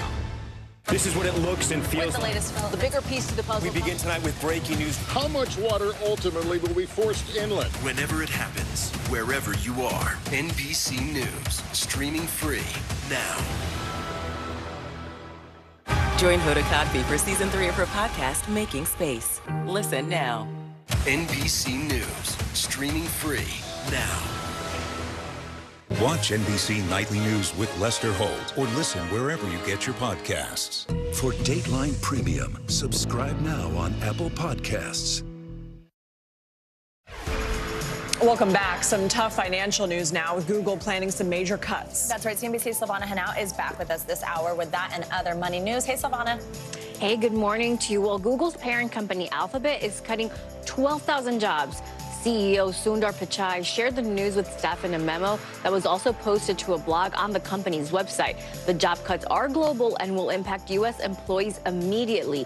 Layoffs affect teams across the company, including recruiting, engineering, and products units. The cuts come just days after Microsoft said it would lay off 10,000 people.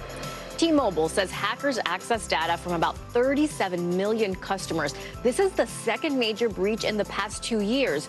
The company says hackers may have obtained names, billing addresses, emails, phone numbers, birth dates, and account numbers, but no passwords, payment card information, or social security numbers were compromised. T-Mobile is currently notifying affected customers.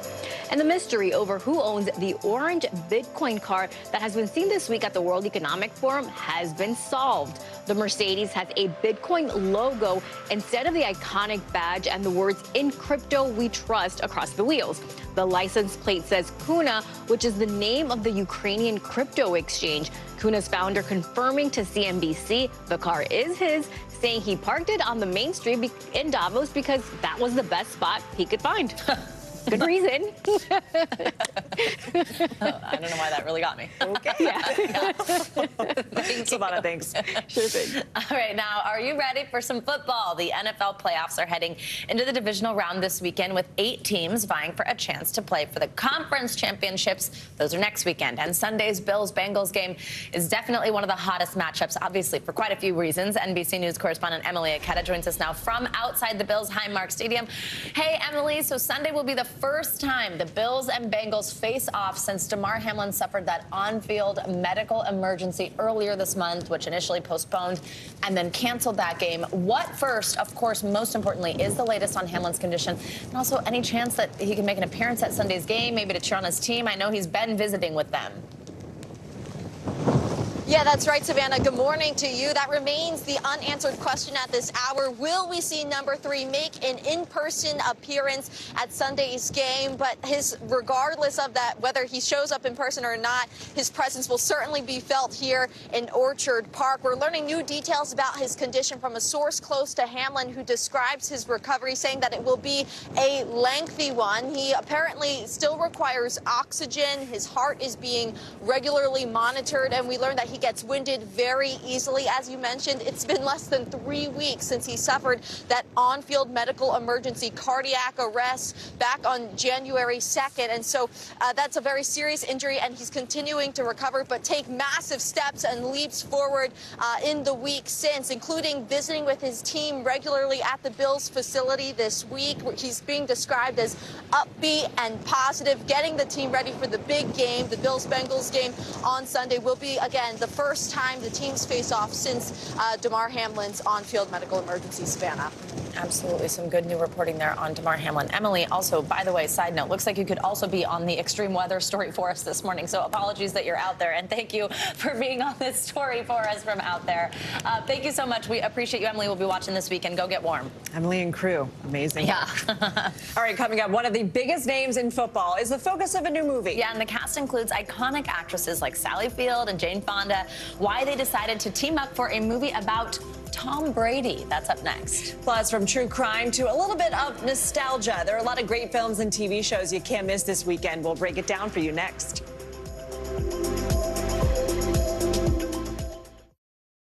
We begin top story with that breaking news. This is just in. A lot of stories to get to. What do people need most right now? Did the state and/or law enforcement drop the ball anywhere? Are we headed for a recession or a recovery? Migrant families now stranded in Mexico. What's the World Cup experience been like? The civilian effort is not just about fighting, it's also about helping. Every night, it's your news playlist. Top Story with Tom Llamas. Streaming weeknights at 7 on NBC News Now. NBC News. Streaming free now. I think when you open your eyes, you get to decide, how's my day going to be? We want to be a way to start your day, lighten your load, every single morning.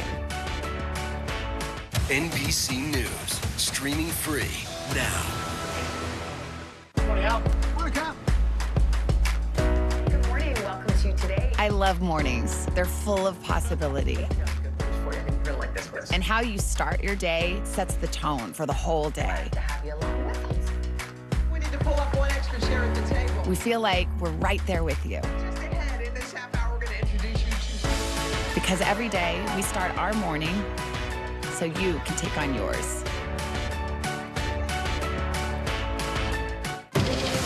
What do people need most right now? Did the state and/or law enforcement drop the ball?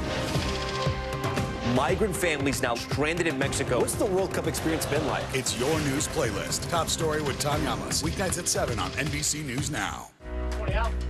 I think when you open your eyes, you get to decide, how's my day going to be? We want to be a way to start your day, lighten your load, every single morning. NBC News. Streaming free now. Welcome back. One day, he was a small dog in a small town. The next, a celebrity meets Spike, the 20 3-year-old rescue Chihuahua, who now holds the Guinness World Record for being the world's oldest dog. Now, Spike lives on a farm in Ohio. He's made friends with the cows and the horses, and he enjoys an occasional porch nap. His owner, Rita Kimball, says he has a set schedule of diet and exercise, but indulges in life's little luxuries, like Saturday night baths, for instance, and his favorite, crushed up Doritos. Kimball first saw Spike in the parking lot of a grocery store eating scraps. She stated her belief on the key to Spike's long life is that, quote, after having such a terrible life at first, he makes the best of each day. It could also be Doritos. I mean, I've been trying to tell myself that. But I will say, we have... Nacho cheese or Cool Ranch? Either. I'll take whatever Dorito I can get. We have a 10-year-old dog, and every time you can see them aging so nice. That 23 gives me hope. I mean, 23? I've never even heard of that. It's incredible. Yeah. Maybe, Saturday night bath probably helps too. The new movie 80 for Brady brings together a group of iconic actresses: Jane Fonda, Lily Tomlin, Sally Field, Rita Moreno, all sharing the big screen together. Harry Smith got a lucky assignment to talk to him.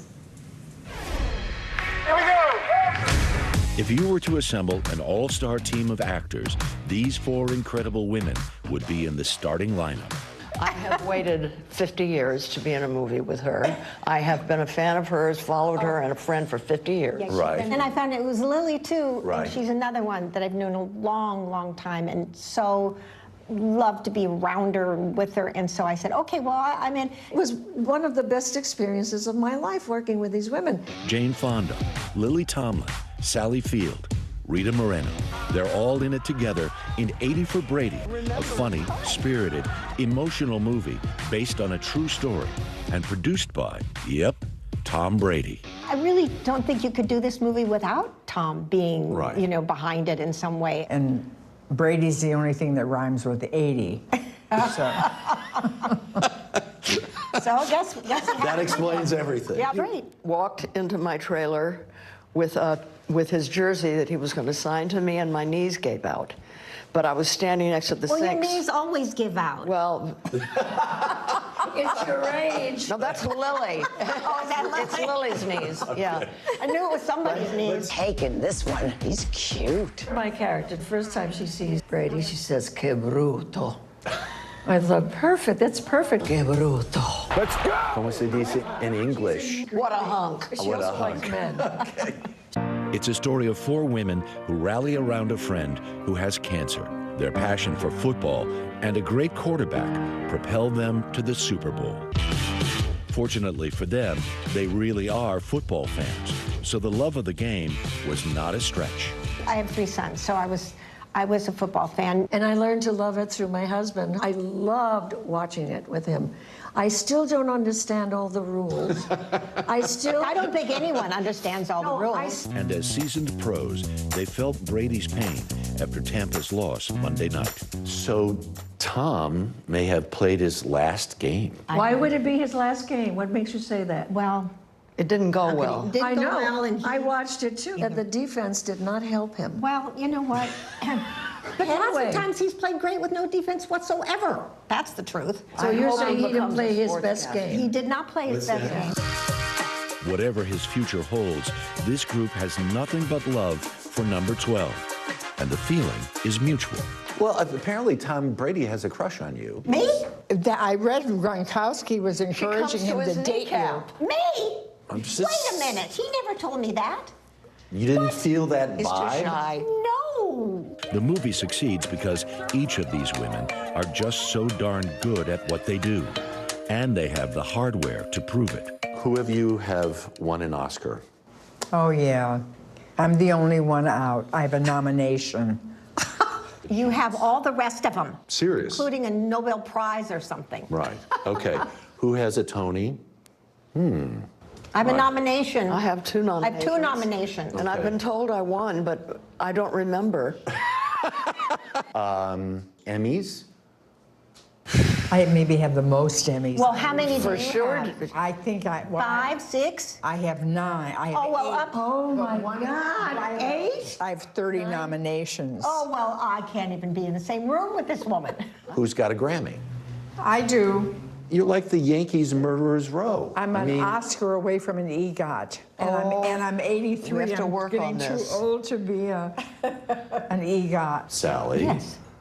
you're going to get a Lifetime Achievement Award from the Screen Actors Guild. Yes. Oh, Yeah. why did you not tell us? Well, what was I going to say? Yeah.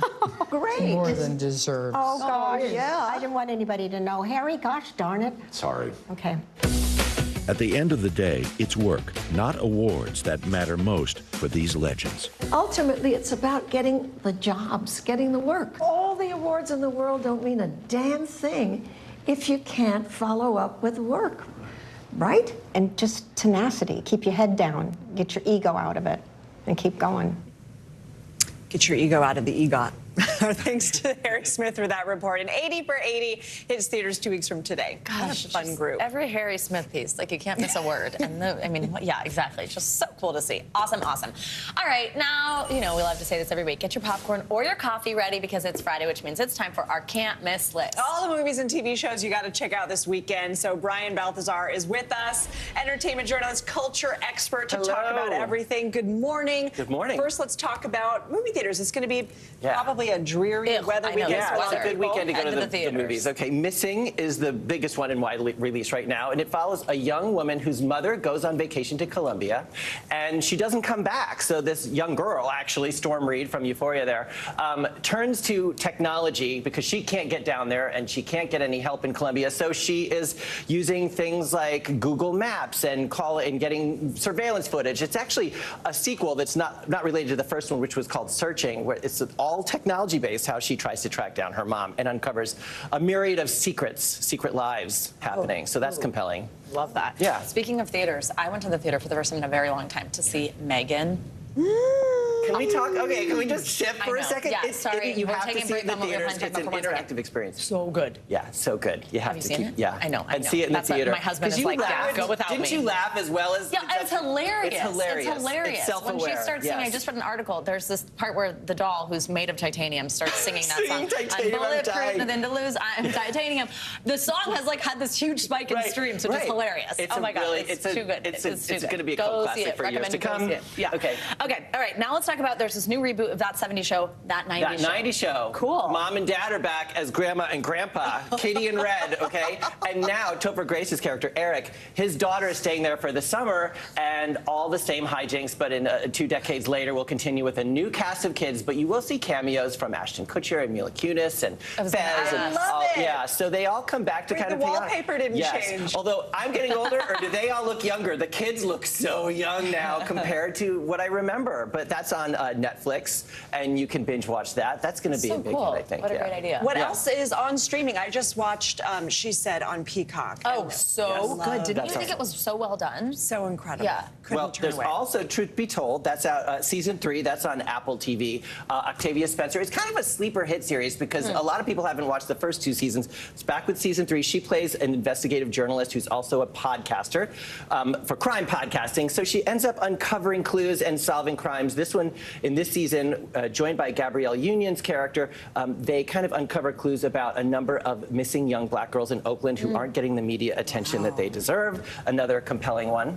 And then let's talk reality TV. Can we talk about reality TV? Yeah. The Bachelor is back. Oh. And you know, the best thing that can happen is not getting chosen on the prior season, because then you may get the headline. Suddenly it's a career. I got to get the name right. Zach Shallcross. It sounds like a name I would pick up. I was going to go undercover as a high schooler. Like, the name's Zach Shallcross. That's the guy who's the lead. Yeah, right? Or it'd be like Zach Shallcross, Private Eye. But it's like Zach and 30 women all vying for his attention. They're either, you know, sleep deprived or booze imbibed over the course of several weeks. We'll see which one wins. Sure, There's a lot of alcohol. Yeah, there is. They definitely, I mean, behind the scenes, they really do. There's unlimited alcohol. Then now they're keeping track because things get a little too messy. And there's not a lot of sleep. So that's how they get this outlandish behavior. It's a crazy social experiment. Absolutely. no idea. Yeah. I'm so not marry that person? Why not? I used to watch. I haven't in a few years, but that's so true. Yeah. Absolutely. And anyway. Okay, and then finally, Aubrey Plaza hosting SNL. Exciting. And we probably have said on here before, she was an NBC page. And P.S., fun fact,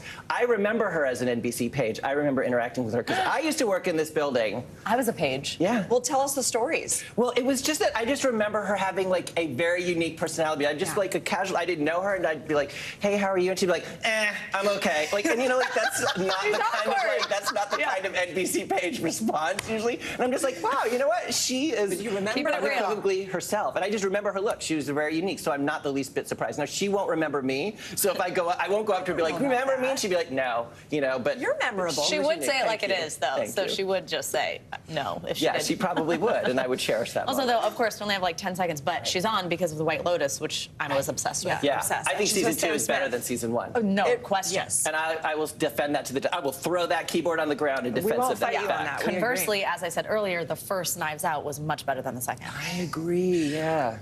Still Cut go on. Savannah off from the Brian Take this break and keep talking. Brian, thank you. Thank you so much. That does it for this hour of Morning News Now. But the news continues right now.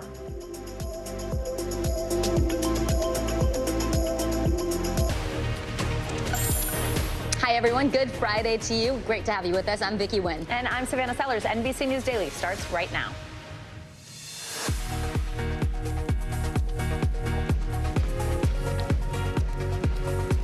Today is Friday, January 20th. Lights, camera, tragedy. Alec Baldwin is facing charges of involuntary manslaughter for the on-set shooting death of the Rust cinematographer. We have more on the legal battle ahead.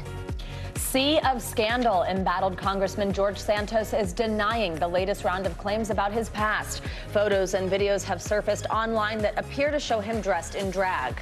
High-stakes showdowns. Football fans are getting revved up for what promises to be an action-packed weekend. This marks the first time that the Buffalo Bills and Cincinnati Bengals face off since Damar Hamlin's on-field collapse.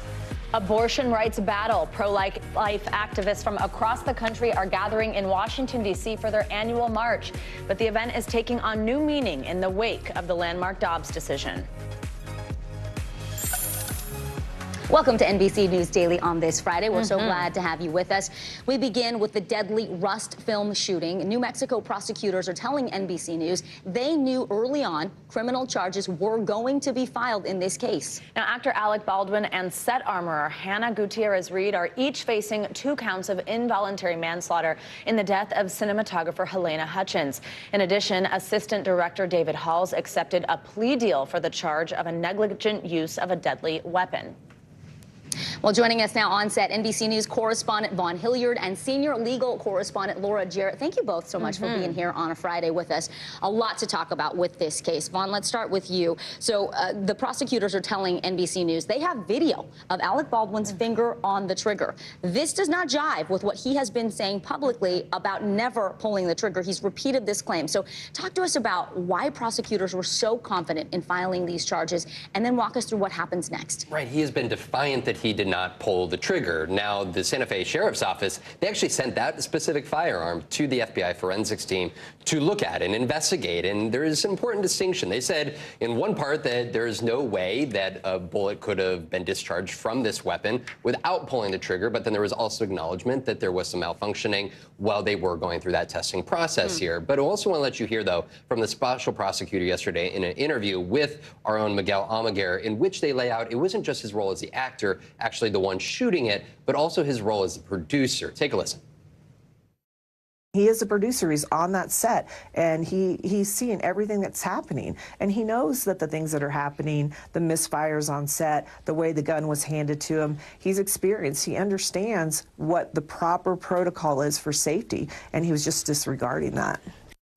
And so to what extent does Alec Baldwin bear responsibility for that firearm? And as the producer, was he involved in the hiring of the armorer? And when it comes to this specific weapon, if it did malfunction, as he claims, when the hammer dropped and the bullet was discharged, does he bear some responsibility for the fact that that weapon, which was a malfunctioning one, if that was the case, was ever on the set in the first place? There's a lot of questions that the prosecution is going to have to make a case on. Let's talk about the other side of this. We just heard there from prosecution defense. What What could a defense strategy be here? Do you expect to see anything specific from Baldwin and Gutierrez-Reed's attorneys, and what do you think about a potential plea deal? Well, one of the big open questions that is still unresolved here, which is pretty incredible after over a year of investigation, is how in the world did live rounds even get on that set? Now, the prosecutor yesterday to Miguel says that doesn't matter. They want to put that aside. They say we don't even need to get to that point, because even if live rounds ended up on there, they had an obligation to check and see if there were. Why are live rounds being mixed with dummy rounds? We still don't have an answer to that. I think the defense is going to try to make some weight of that and try to say to the jury, there's some issues here that need to be, sort of explored, and there's some doubt that they could try to inject here. But for Baldwin's purposes, his entire end game is to try to point the finger at Gutierrez-Reed and say, look, she was the armorer, she was supposed to be the expert. It is not unreasonable for me as the actor to rely on the expert who's telling me that this is going to be handled safely, and for him to rely on Dave Hall, who he at least said it was a cold gun, meaning there are no live rounds. Now, that is now disputed. Another point of dispute is the prosecutors say Dave Hall did not say that, and he will not testify to that at trial. If that's true, again, more areas of conflict, which is why it's so amazing that they brought this case in the first place. This is not a clean case. There are factual disputes up and down here. And to Vaughn's point, Alec Baldwin is both a producer, which makes him somewhat responsible for all the people and the things that conditions.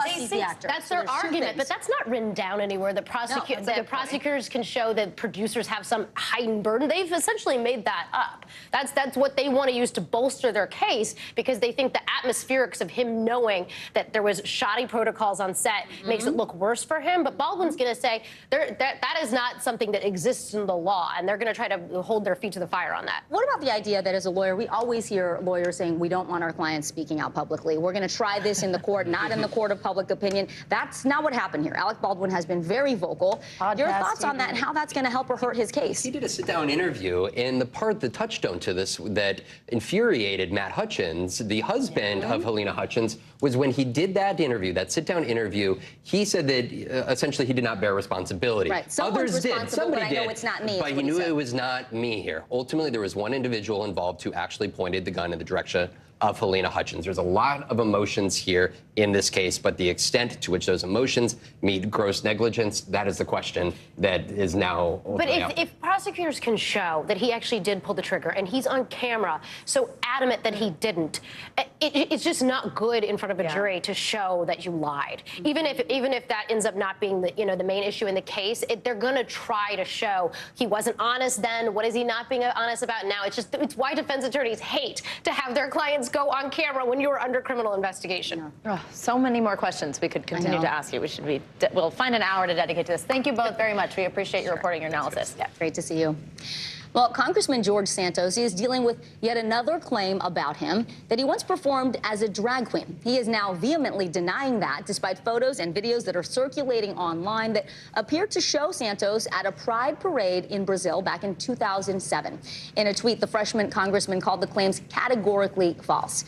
NBC News senior congressional correspondent Garrett Haake is tracking this story for us from the Hill. And Garrett, I gotta say, frankly, this drag queen claim, it seems like the least damaging news involving Santos. When you look at the allegations that he lied on his resume, that he stole thousands of dollars from a disabled veteran. There is a lot out there that Santos is being accused of that would speak to his integrity in Congress. So why is this drag queen claim getting such a rise out of him?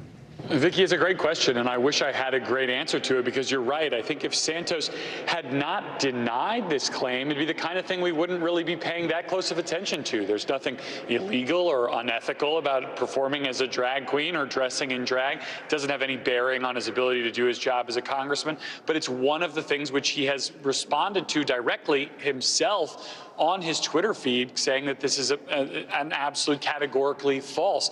The biggest threat to Santos of all the things that you kind of laid out and that have been discovered about him, I think, are the claims about how he funded his campaign, where the money came from that he loaned to his campaign. When we know he was only making $50,000 a year or so, he somehow came up with $700,000 to lend to the campaign. That's a charge about which he has said essentially nothing of substance. So that's the bigger question. but this is the one he's chosen to respond to. I wish I had a better answer. It is very interesting. Speaking of distractions, well, Santos is saying, quote, the media continues to make outrageous claims about my life while I am working to deliver results. But he has admitted to embellishing his resume. Do Republicans think he is actually fit to serve? And right now, are there any efforts by either party, anybody, to replace him in Congress? Well, look, he's going to be a pariah in this Congress. He has no friends to work with necessarily in a job where who you know and what your relationships are critical. So there's no, sort of active effort to push him out beyond the half a dozen or so Republicans who've called for him to resign, a much larger group of Democrats who think he should. As for any official effort in Congress to sort of move him towards the exits, that would probably come from the Ethics Committee. It's a bipartisan committee split down the middle. They're going to investigate Santos. They're going to investigate his campaign financing. That's going to take a long time, and I think until then, he's going to have a very lonely time serving in Congress, but he's going to be here. All right, NBC News senior congressional correspondent Garrett Haake, thank you so much. I just think about his constituents and people who voted for him, where their minds are at right now. And we've heard from a lot of them saying, I don't want him in there, but now there's nothing that they can do about it. Right. And we've also seen him be put on some of these committees and stuff, even though they said they were going to limit his power. So we shall see. Yeah, absolutely. All right, now we've got some more news about tech layoffs, more of them. Google's parent company, Alphabet, says it's planning to cut about 12,000 jobs. That would reduce its staff by 6%. That's the largest ever round of layoffs for the tech giant. Joining us now, CNBC Tech Check co-anchor Deirdre Bosa. Deirdre, Google's announcement, this comes right after Amazon and Microsoft. They laid off a combined 28,000 people. Talk to us about the biggest challenges these tech companies are facing right now. Yeah, it feels like every day we're talking about more layoffs, and really it's the threat of a recession this year in response to higher interest rates. That is hitting tech companies especially hard. As the economy weakens, advertisers are cutting their online spending. That is a sharp contrast to the boom that tech companies enjoyed at the height of the pandemic with so many people staying home. So then they did a lot of hiring to meet that demand, but as Google CEO told employees today, that hiring was for a different economic reality than what the company faces today. So some of the people who were hired are now being let go. Also, Netflix co-founder Reed Hastings is giving up his co-CEO role, but he plans to remain as executive chairman for, in his words, many years to come. The stock is up sharply today after the company reported stronger than expected subscriber growth. And finally, T-Mobile says some data for its 37 million of its customers was stolen by hackers in late November. It's really just the latest in a series of cybersecurity problems at the company, with one industry analyst saying their frequency is alarming and could alienate customers and prompt regulators to ask. Back over to you. Hey, Deirdre, do you know anything more about if you were one of those folks? How would you find out? What should you do? What steps should you take at this point? Well, the company should notify its customers, so keep an eye on your email, and they should tell you exactly what data was released also. Good information. Good to know. CNBC's Deirdre Bosa, thank you so much. Coming up, pro football will be full of high-stakes showdowns this weekend, and all eyes are on the Buffalo Bills as Damar Hamlin recovers from his shocking collapse. You are watching NBC News Daily.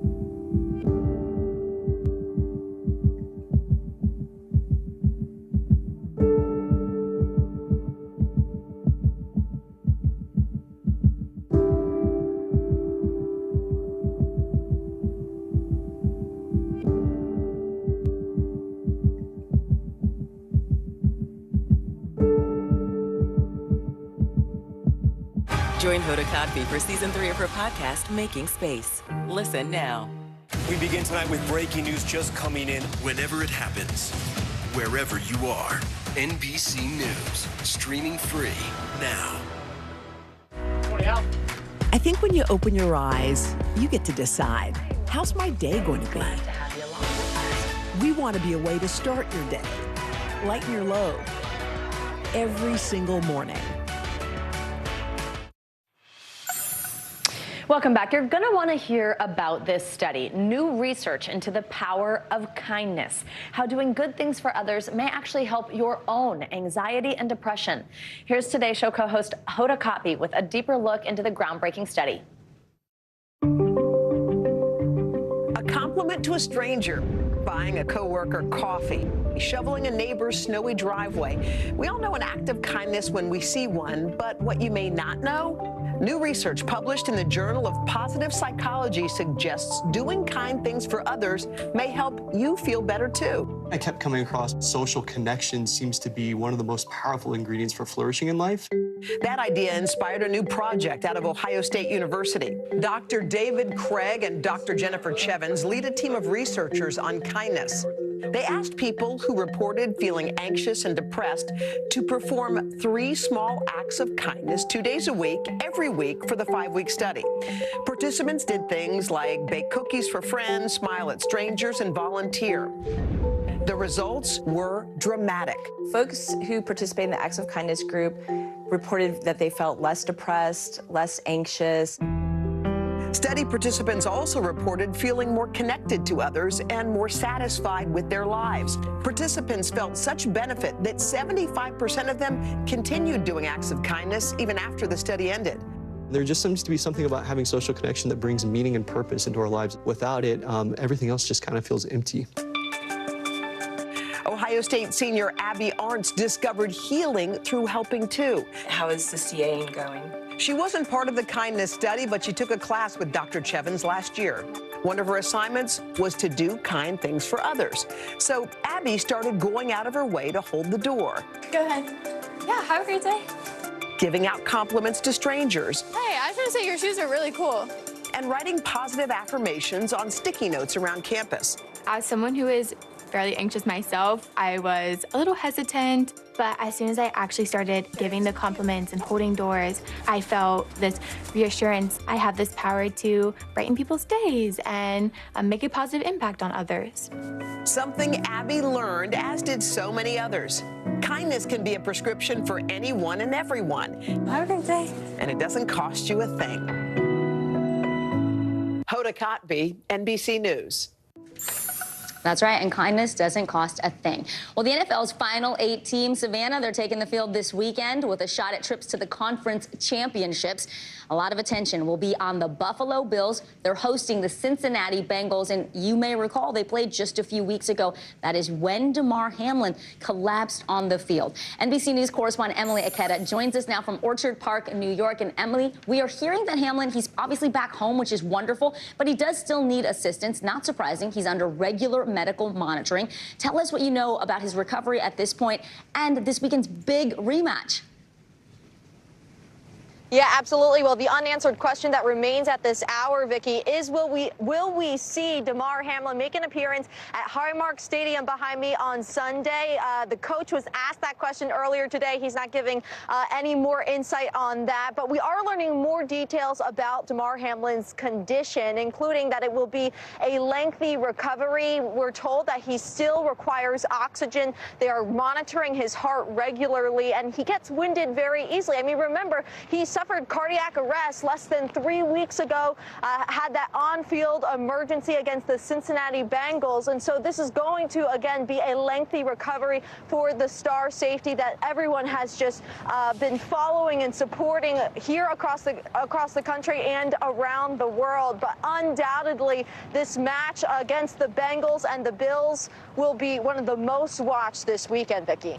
Emily, let's talk about some of the other great matchups this weekend. Some of the league's young star QBs will be facing off, including the one for the San Francisco 49ers. What should we be watching for? We'll call it the football fountain of youth. Every starting quarterback in the final Elite 8 teams is in their 20s. Think Patrick Mahomes, Jalen Hurts, Josh Allen for the Buffalo Bills. And if this weekend is anything like the last weekend, it will be full of excitement, Vicki. Yeah, we love it. All right, NBC News correspondent Emily Aketa. It looks really cold where you are. I hope you get to warm up a bit. Thank you, Em. And straight ahead, 2 Illinois EMS workers are being accused of murder after strapping a patient face down on a stretcher. We'll give you the details about that. You're watching NBC News Daily.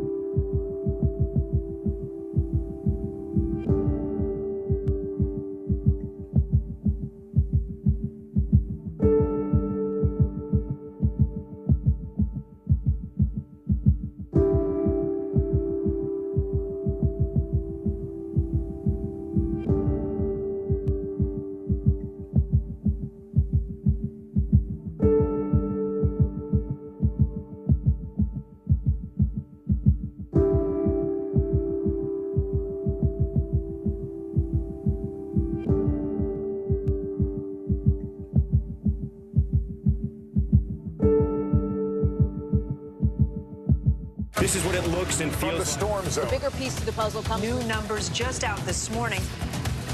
Good evening. We begin tonight with breaking news just coming in. We begin this hour with the latest developments.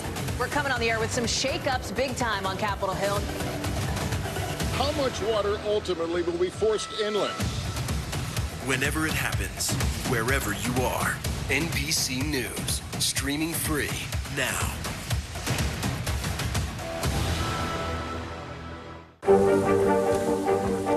How many of you were up there? At least like 11. How real is this going back to the moon? How you doing, Lester?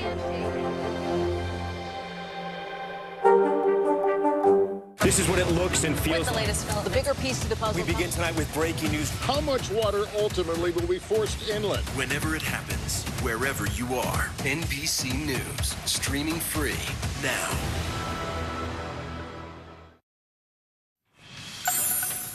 Welcome back. The Kingdom of Saudi Arabia is on a public relations campaign.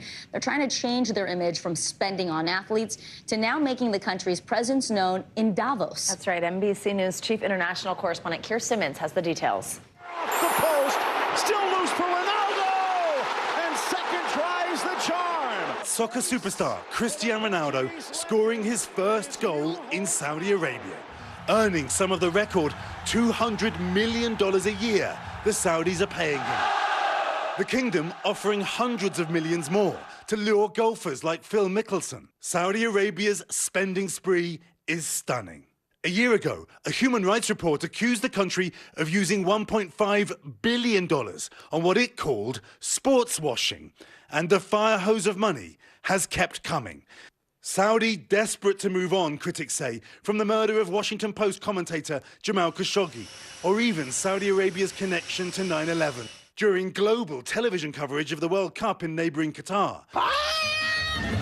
Saudi Arabia ran commercials for its surging Red Sea tourism industry. Now there are rumours it may itself bid to host the World Cup in 2030. And it isn't only soccer and golf. Here in the Swiss Alps, we're thousands of miles from the Saudi Arabian desert. Or are we? Saudi Arabia's presence at the influential World Economic Forum in Davos is unmissable. This week, the kingdom bought 3 separate sites, but then it can afford it. While the world worries about recession, oil producer Saudi Aramco saw profits rise by 90% during last year. It's a pleasure to see you again. We were invited to meet the Minister of Economy, one of many who've flown in. We have 9 members, including 7 ministers. 7 ministers, yes. right. And the idea is to be impactful. I mean, that's a substantial part of the Saudi government. Yes. He insists Saudi Arabia is in the process of changing completely, with women now working. It's many young people allowed to go to live music concerts. Is this about that you want to change the image of Saudi Arabia? It's not about the image. It's about the work. It's about the results. Okay, but you want to change how impact. people perceive Saudi Arabia. Obviously, that's a byproduct. We want it to be fair. Right. That's all. But in fairness, the Saudi record of recent years has been mixed, to say the least. Crown Prince Mohammed bin Salman, known as MBS, was close to President Trump. He is often condemned, not just for the killing of Khashoggi, but also for launching a military operation in poverty-stricken Yemen, or for his closeness to President Putin. The list goes on. Just last year, he fist-bumped with President Biden, then, along with Russia, cut oil production against the president's wishes, although oil prices have since come down. And in December, he welcomed China's President Xi. These days, the Chinese buy a lot of Saudi oil. You say with all of these meetings you're having, you're bridging global divides, but then the accusation is you're just too close to the Russians, for example, to the Chinese. Saudi Arabia maintains strong relations with all its partners. That's it. That's the answer. And America should just know that? What's the message to America? We have a very strong relationship with the U.S., as we discussed. The Saudi plan is to move away from reliance on oil. At another exhibition here, plans for a new Saudi city, entirely carbon neutral. Saudi Arabia, and from my perspective as an analyst, is on Saudi Arabia's side. And that is a side that is very good for the whole world. This year, the Saudi government said it had helped with negotiations to persuade Russia to release Brittany Griner. And with America's nuclear negotiations with Iran stalled, it may need Saudi support. Despite all the ups and downs, this is as recently as a few months ago, when there was a serious Iranian threat, America dispatched fighter jets. This is a crucial relationship for both countries. Saudi Arabia has been a strategic partner to America through many turbulent times. Today, both sides accuse each other of being often unreliable. But then, in 2023, the whole world is unpredictable. Keir Simmons, NBC News. A man who was lost at sea for 24 days, he has been found. We're going to have his amazing story of rescue and also what he ate. Yes, Savannah, to stay alive. You're watching NBC News Daily, and you can watch us for free 24/7 on our streaming network, NBC News Now, wherever you stream. That includes YouTube, Hulu, Roku, Peacock, NBCNews.com, all the places you see there on your screen. The news continues after this.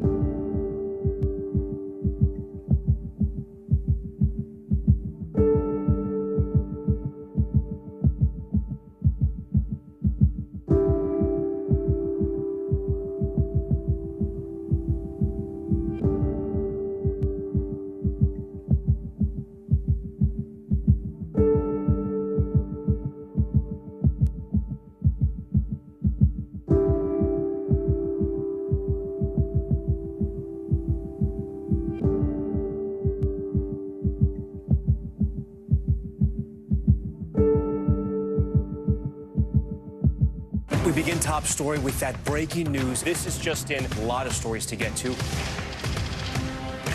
What do people need most right now? Did the state and/or law enforcement drop the ball anywhere? Are we headed for a recession or a recovery? Migrant families now stranded in Mexico. What's the World Cup experience been like? The civilian effort is not just about fighting, it's also about helping. Every night, it's your news playlist. Top Story with Tom Llamas. Streaming weeknights at 7 on NBC News Now.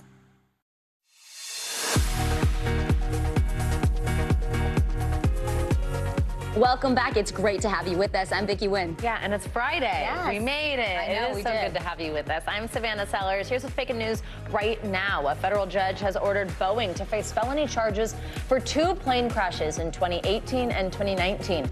The airline company had previously made an agreement with the U.S. government to avoid prosecution, but relatives of crash victims said their rights were violated when they were not involved in the deal. A representative for Boeing is due back in court on January 26th. The U.S. Coast Guard is monitoring a Russian spy ship spotted off the coast of Hawaii. Pentagon officials say the ship has remained in international waters so far, but noted the, quote, precarious timing. The tensions between Russia and the U.S. have risen in recent months due to the invasion of Ukraine and nuclear weapons threats. And a voluntary recall has been issued for alfalfa sprouts. Fully Fresh issued the recall after the U.S. Food and Drug Administration found E. coli in the vegetables during an unannounced inspection. The company says no known illnesses have been reported in connection with the product. That's good news. Well, right now, 2 paramedics in Illinois are in court. They are accused of killing a patient. 35-year-old Earl Moore. This happened last month, but cops just released body cam video of the incident. You can actually hear the paramedics yelling at Moore as they struggled with him inside his home. What happened? Stop. Sit up. Sit up now. I am not playing with you tonight, because I am seriously not in the mood for this dumb. Now, this was just moments after the paramedics got Moore outside. Prosecutors say they laid him face down on a stretcher and tightened straps across his back. They say Moore suffocated as crews rushed him to a hospital. If convicted, the paramedics could face up to 60 years in prison, but obviously some pretty intense sound there. It's heartbreaking to hear that that's the medical professional there to help him. NBC News correspondent Shaquille Brewster is live in Chicago for us. Shaquille, the paramedics responded to that call about a man hallucinating from alcohol withdrawal. So what was the reasoning behind putting him face down, and what is his family now saying?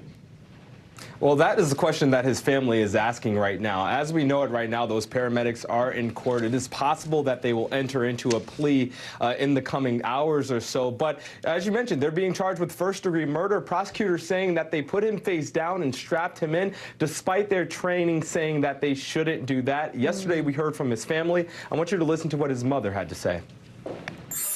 My son was clearly struggling, and he needed help. He needed emergency medical attention. Instead, these workers treated him like he wasn't even human. They tied him down like some kind of animal and killed him. Now, attorneys for the paramedics deny that there was any wrongdoing. Finley's attorney, that's the woman paramedic that you saw in the video yelling at Moore in the video. That attorney said that it doesn't rise to the level of murder, that it wasn't first-degree murder. So we'll see what happens in the courtroom, but you definitely see the heartbroken family there after they called and there was a call for help, and it looks like he didn't receive it. NBC News correspondent Shaquille Brewster with the details for us. Thank you, Shaq. And now to some disturbing allegations of potential child labor trafficking. Listen to this. Federal investigators are looking into whether 50 children who were illegally hired to clean slaughterhouses in the Midwest were victims of a labor trafficking ring. NBC's Julia Ainsley has the details in this exclusive NBC News report. In Grand Island, Nebraska, dozens of workers file into one of several slaughterhouses across the Midwest. Officials from the Department of Homeland Security tell NBC News federal investigators are looking into whether 50 children who were illegally employed by Packers Sanitation Services, or PSSI, some as young as 13, were victims of human trafficking. In August, the Department of Labor opened an investigation into PSSI, scouring company records from 50 locations. So far, they say, at least 50 children were found to be working graveyard shifts for PSSI in at least 5 locations, including the Grand Island plant and a second JBS Foods plant in Worthington, Minnesota. Audrey Lutz has been helping migrant children who say they worked at the Grand Island plant. It was the hardest phone call of my career to receive, that there were children and young children, 13 and 14, working out at the meatpacking plant and on the cleaning crew. In court filings, the company did not deny hiring children, but attributed it to rogue individuals who presented fake identification. You met them. Did they look like adults to you? I would have a hard time ever calling the people I've met with adults. They certainly look, especially the youngest middle schoolers, no way to pass as an adult. PSSI's 17,000 employees clean the largest meat processing plants in America for household brands at 700 sites across the country. Former employees we spoke to said it's a dangerous working environment. But be prepared to undergo extreme temperature changes from hot to cold, withstand wetness and humidity, and work around chemicals. Lutz says she thinks the children may have been part of a trafficking scheme that led them to work at a slaughterhouse in her town of just over 50,000 people. There's too many coincidences with these children to think that this wasn't some kind of plot. Entertained by a trafficker, a coyote, a smuggler, or potentially even somebody who worked for PSSI. A spokeswoman for PSSI says investigators from Homeland Security Investigations have not contacted the company and said in a statement, "We have always taken rigorous steps to comply with the law, including use of the government's E-Verify system for new hires, extensive training for all hiring managers, multiple audits, and use of biometrics." So far, no penalties or fines have been imposed, but Lutz is calling for accountability. They are responsible for hiring minors and noticeable minors in facilities across the country, and they need to pay that price, either financially or criminally. Julia Ainsley, NBC News. All right, thanks to Julia for that important report. Now, DHS officials tell NBC News they have found no indications that the company trafficked the children, but they are asking the children who brought them there to Grand Island and supplied their documents and living arrangements. Well, Savannah, today opponents of abortion rights are taking to the streets of our nation's capital for the annual March for Life rally, the largest anti-abortion demonstration worldwide. The event comes just 7 months after the Supreme Court's unprecedented overturning of Roe v. Wade and nearly 50 years after its initial ruling. NBC News correspondent Marissa Parra is on the National Mall in Washington, D.C., talking with some of these marchers. Marissa, Roe v. Wade was overturned less than a year ago, raising the stakes at this year's March for Life rally. What's the energy there like today? And has the event drawn out opponents there, people who support abortion and reproductive rights? We care about families. All right, so one thing I will say is that both sides here, both supporters and opponents of abortion rights and abortion bans, rather, say that they are galvanized by Roe v. Wade being overturned, but obviously in very different ways. So here at March for Life, this is the very first one in a world post-Roe. We're hearing from speakers, many of them taking to the stage to talk about how what they need from the people that are attending here is for them to take to the ballots. This is a voting issue. And one thing you may notice as we're looking at the crowds here is there are a lot of young people. And that is something that March for Life has both said that they are proud of, that they have made an effort to recruit young people to come out here. So they said that in terms of what comes next, they said that as long as there are still abortions, while they are celebrating the fact that Roe v. Wade was overturned, they said that that is not the end of their fight. But in terms of the other side, in terms of supporters of abortion rights, they say that Roe v. Wade, while it was overturned, it was a step back for them. They're not only fighting to bring back what Roe v. Wade had, they are fighting to bring back more, because they said Roe v. Wade was always the bare minimum. It was never supposed to be the end. And they said the fact that it was overturned was actually a testament to how vulnerable communities were to having these rights peeled back. Back to you guys. Marissa, there's another layer to this issue. Abortion pills, they are still legal in many states and being prescribed. What are you hearing from both sides about abortion via medication? Right. So in every way, the conversation about abortion and abortion access has changed over the last 50 years. When we talk about Roe v. Wade, the 50th anniversary being on Sunday. And so abortion pills, we do know that the FDA changed their guidance, and that is a big part of the conversation moving forward. All right, NBC News correspondent Marissa Para, thank you so much.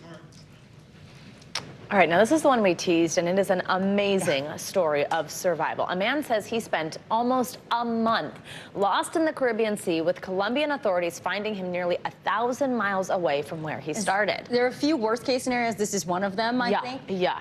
NBC News correspondent Morgan Chesky has the details on his rescue. The incredible story of survival. A Dominican man who says he spent 24 days adrift on a sailboat, rescued by Colombian naval officials in the Caribbean Sea. The survivor, Elvis Francois, speaking out about the moments he had almost lost hope. 24 days, no land, nobody to talk to, don't know what to do, don't know where you are. It was rough. A certain time I lose hope. I think about my family. Francois telling officials he had made it through the harrowing experience with just 3 things to eat. But I had no food. It's just a bottle of ketchup that was on the boat, garlic powder, and Maggi. So I mix it up with some water. That's right, just ketchup and seasonings for almost a month. In a video released by the Navy, Francois says he was dragged to the sea because of bad weather when he was repairing a sailboat on St. Martin Island. I tried to went back to port, but I lose track because it took me a while to mount up the sail and to fix the sail. He says he then attempted to call friends and co-workers, but lost service. There was nothing else I could do than sit down and wait. Francois says he had to constantly remove water from the boat to prevent it from sinking, and tried to light a fire to send a distress signal, but was unsuccessful. The Colombian Navy says the sailboat was spotted from the air 120 nautical miles northwest of La Guajira Peninsula, almost 1,000 miles away from where he started. With the word help engraved on its hull, officials say a passing container ship joined the rescue efforts and brought him to land. Se conoce que una de estas embarcaciones acude al área de la novedad, detecta una embarcación tipo velero con un tripulante a bordo, where he received medical care at the port of Cartagena. De nacionalidad dominica, el cual se encuentra en buen estado de salud y se efectúan los procedimientos con las autoridades competentes. He'll now be brought back home to Dominica after being handed over to immigration officials. Morgan Chesky, NBC News. Just absolutely incredible. I know. Ketchup, the garlic powder, oh my goodness. All right. Well, now we know you could survive on it for 24 days. Really. COVID has an overwhelming effect on our romantic relationships. Up next, we're going to get into it. We're going to talk to an expert about how to snap out of a dating funk. More NBC News Daily is right after this.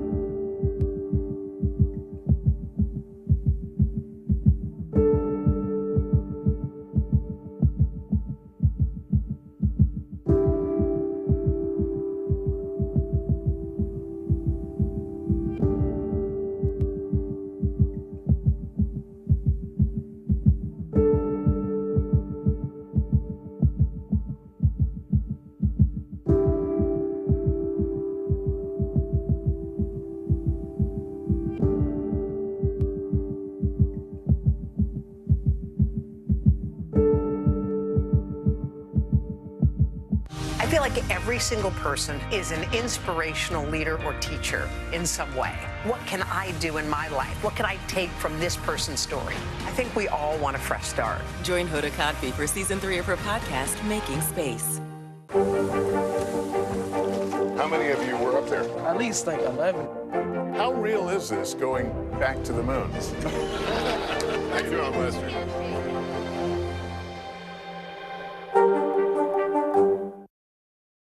Almost the majority of us are using the wrong checklist. Tall and attractive are a good start, but they're not what it takes to find lasting love. Oh, I'm excited. We're going to get into it. That was relationship coach Bella Gandhi on dating priorities. And did you know more than 126 million U.S. adults are unmarried? That is nearly 50% of the population. And for some, it's by choice. No worries. But for others, it's because they're not finding the right one. Yeah, absolutely. And finding a partner is not something that people are taught how to do, you know? We're not. And it's something so important. Yeah, exactly. And many people tend to prioritize the wrong qualities, as you just heard there. Maybe just only the physical ones, the shallow ones. And quarantining alone during the pandemic caused a seismic shift in people's dating focus and obviously just their ability to meet new people. Yeah. So joining us now is dating and relationship coach and host of Smart Dating Academy podcast, which is so smart. Bella Gandhi, that's who you just heard from. Hi, thank you so much for joining us. Vicky, in particular, has been very excited about this segment. Oh, yeah. So we're so excited to get into it. A different story, and I was like, we got to get her on our show. There we go. So we're so happy that you're here. All right, so you've been a dating coach for over 14 years. So first, walk us through how the pandemic changed the way people approach dating since you've been in this and aware of it for so long. For so many people, the pandemic has had a positive change because they had so much time to be by themselves. And it really drove home for them. I want to meet the lid to my pot. I want something serious. So people have become much more intentional, more conscious in who they're bringing into their dating lives. And we're looking for really people that want to commit to us. And one thing I love is that most dating apps have built video into their interfaces. And so now I always say crazy can't hide for more than 10 minutes. So if you get on a quick video chat, people have to earn an in-person date with you. So do the video as a pre-qualifier. And I like how you say do the video more than once before you meet in person. Not only is it better to see if there is a real connection, it's also budget friendly, right? So Bella, let's talk about this. You mentioned it at the top there. People are prioritizing the wrong things, like wanting a man over 6 feet tall or just someone who's attractive. But that fizzles out quickly. So how do we set ourselves up for success? If you're looking for a long-term partner, how do you readjust your priorities so that you are going to hit gold? Right. So you've got to do a lot of introspection. But first, with regards to online dating, you want to make sure that you have a plan in your dating life. You want to be on 1 to 2 dating apps at any given time. And don't buy year-long memberships. Have a 30-day strategy. So if something is working great, add another app to it. And if it's not, then you can quickly change over. And listen, don't shoot the messenger, but your photos are going to be responsible for the majority of your success. Have 6 great photos, clean headshots that look like you, great full body shots as well. And that's how you can start to get some traction with online dating. And it's peak dating season right now, everybody. The getting is good. This is peak dating season now? We're getting ready into like, what? Why is that? Is it the new year? New year resolutions. Right? So many millions and millions of singles. New year, new me. I want to get out there and I want to find love. New year, new me. All right. Thank you so much, dating and relationship coach Bella Gandhi. Thank you for being with us. So much fun. Thank you, Bella. Really good chat. Now to some more good news. We have a new team member joining NBC News Daily, Lindsay Garfield, one of our senior producers, and her husband, Kyle Baumstein. They welcomed their first child. Her name is Emerson Rose, and there she is with Mama. Oh, so cute. Emmy was born on Wednesday at 8 a.m. on the dot, according to her parents. She weighs 6 pounds and 8 ounces, and she's 18 inches long, and we wish Emmy, that's what they're calling her, Lindsay and Kyle, all the best. And you know what? Emmy didn't want to come. She was waiting. She stayed in almost 2 weeks past her due date. Yeah. Wow. It's a lot of days. We got deadlines in this business, Emerson, okay? We can't wait to meet you, but you're going to have to help Mommy out there. Yeah. Next time we talk about this, on-set guest. Yeah, right? Congratulations, Lindsay and Kyle. She's absolutely beautiful. And you are watching NBC News Daily.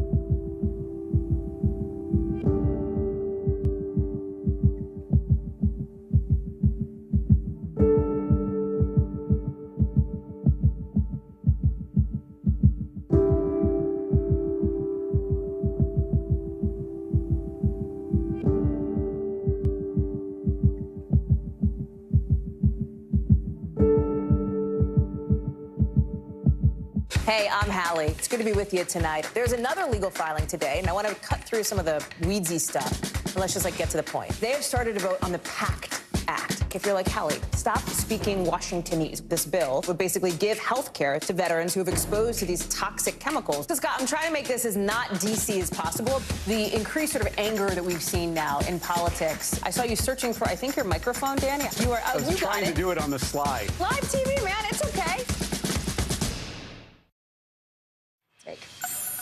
Welcome back. After their daughter was born with Down syndrome, two parents set out to help other families. They started the nonprofit Ruby's Rainbow, which has granted hundreds of college scholarships to people born with Down syndrome. NBC Today anchor Al Roker has more.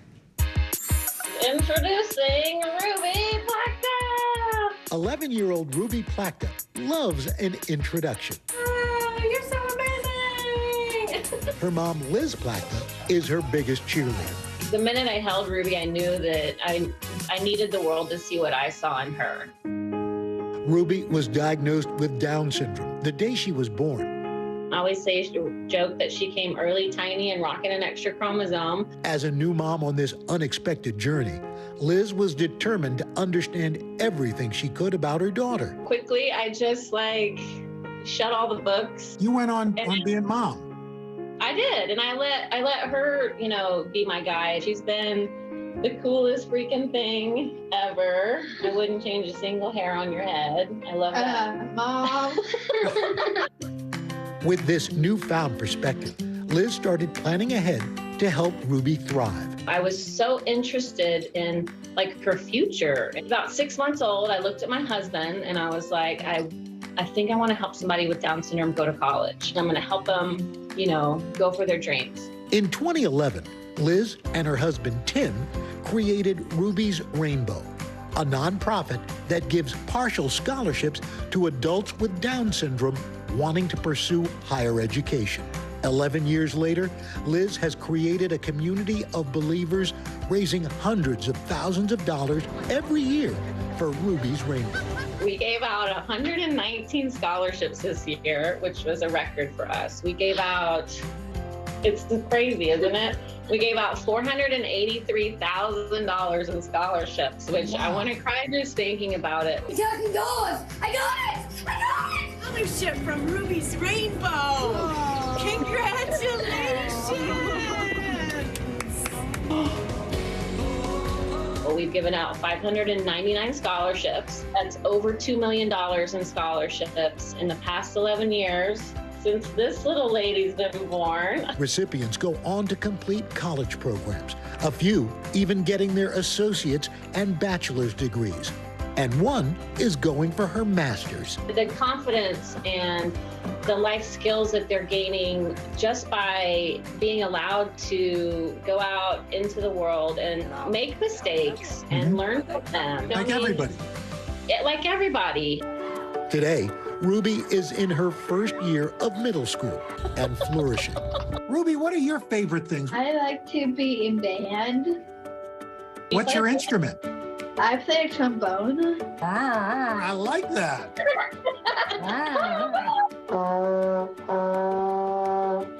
But she's already looking to the future.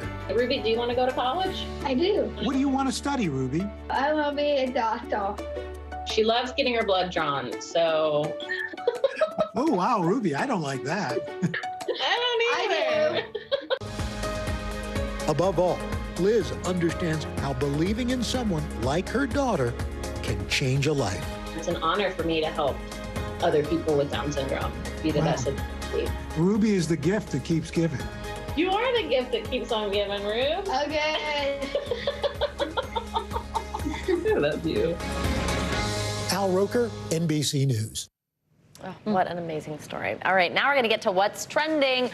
Boy Meets World star Ben Savage is eyeing a run for Congress. The 90s sitcom actor registered to run as a Democrat in California's 30th congressional district. It's a seat currently held by Representative Adam Schiff. Maybe we'll see Boy Meets Capitol Hill. That's good. That's good. I didn't make it up. Another career change for a former child star. Malcolm in the Middle's Frankie Muniz is racing towards his debut as a NASCAR driver. He says he will drive in this year's ARCA Menard Series with Rhett Jones Racing.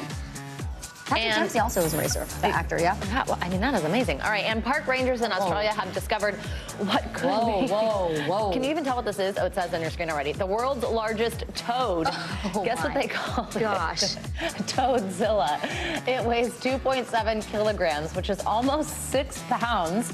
The Guinness World Record stands at 2.65 kilograms and was set in 1991, so it's been a minute since we found a large toad. 6 pounds, Toadzilla. All right, I'm Vicki Wynn. And I'm Savannah Sellers. You're watching NBC News Daily.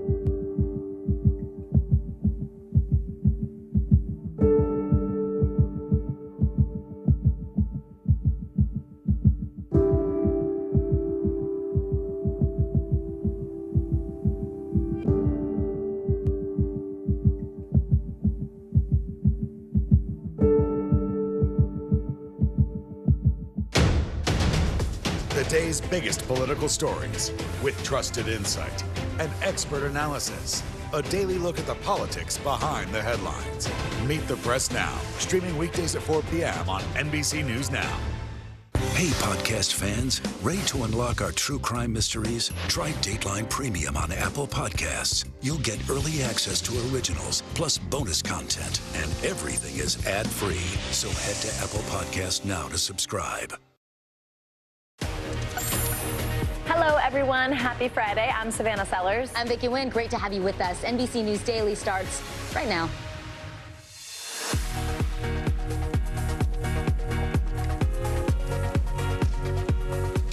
Today is Friday, January 20th. Baldwin legal battle. Prosecutors in New Mexico say actor Alec Baldwin will be charged for the shooting death that took place on the set of the movie Rust. He faces 2 counts of involuntary manslaughter. Lessons from a legend. We are remembering iconic singer-songwriter David Crosby, who died at the age of 81. His music served as the soundtrack for the 1960s and 70s. Charged with murder, 2 Illinois EMS workers are in court right now for allegedly causing the death of a patient. Authorities say they strapped him face down on a stretcher, and the body cam video is shocking. Cultural celebration. It is about to be the year of the rabbit, or the cat if you're Vietnamese. Sunday marks the Lunar New Year, and later this hour, we'll taste the foods that fuel the festivities, and we'll tell you what they all symbolize. So excited. We're going to get to eat here. To it, yes. I know. We're going to have first some for food. NBC News Daily. Exactly. It's going to be fun. Welcome to NBC News Daily. We're so grateful you're here. We start this afternoon with the stunning news out of New Mexico. Prosecutors have filed charges in that deadly Rust movie shooting that killed cinematographer Helena Hutchins back in 2021. Actor Alec Baldwin and the movie's armor, as well as the film's assistant director, they are all facing charges in the shooting.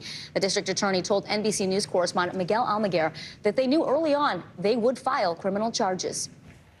By the end of this month, Alec Baldwin and Hannah Gutierrez-Reed, the armorer on the set of Rust, will likely face official charges here in the state of New Mexico, though they won't need to appear here in person in Santa Fe. They can do that via video link. Officials say these are very serious charges that carry up to 6.5 years in prison.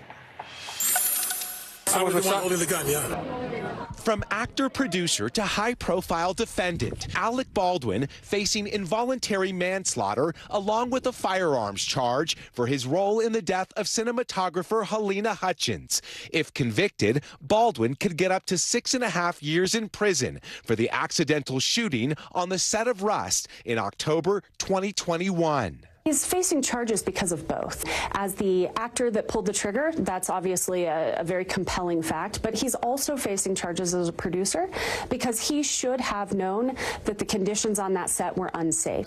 Confident they can convict, prosecutors say they never believed Baldwin's statement he didn't pull the trigger. I let go of the hammer of the gun and the gun goes off.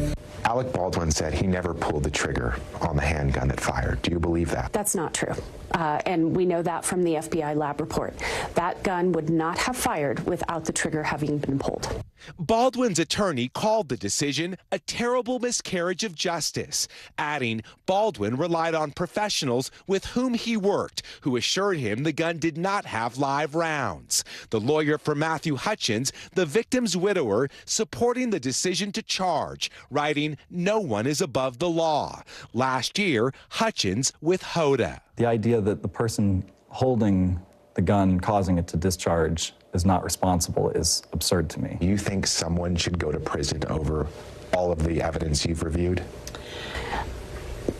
Prison is not necessarily the goal. What I want is justice for Halyna Hutchins. After sorting through body camera footage, police interviews, and forensic testing of the gun, the DA is also charging Rust armorer Hannah Gutierrez-Reed with involuntary manslaughter. It was her job to ensure gun safety and to check all the bullets on set were harmless dummy rounds. So there's live rounds all over the set. An accident was going to happen, and she should have, or somebody should have, noticed that at some point. But Gutierrez-Reed's attorneys call the charges the result of a very flawed investigation. Meantime, a third crew member, Assistant Director Dave Halls, cut a deal with the prosecution, pleading no contest to negligent use of a deadly weapon. His attorney arguing Halls wasn't directly responsible for what happened. Dave did not hand the gun to Alec Baldwin. 15 months after a deadly and tragic accident, the district attorney says 3 people who should have prevented the shooting will now all face justice. Today, we still don't know how live rounds got onto the set. The DA says we may never have the answer to that question. As for the filming of the movie Rust, it was set to resume in January. Matthew Hutchins was expected to be an executive producer, but with these criminal charges now filed, whether that movie moves forward is unclear. Back to you. And now to Capitol Hill, where more details about the life and past of Republican Congressman George Santos are coming into question. The newly elected lawmaker faces serious allegations that he lied and misrepresented his background as a candidate for office, and even that he may have committed fraud and other crimes. Let's bring in NBC News senior Capitol Hill correspondent Garrett Hake, who's been closely following this story for us, and there has been a lot to follow. So, Garrett, we very much appreciate it.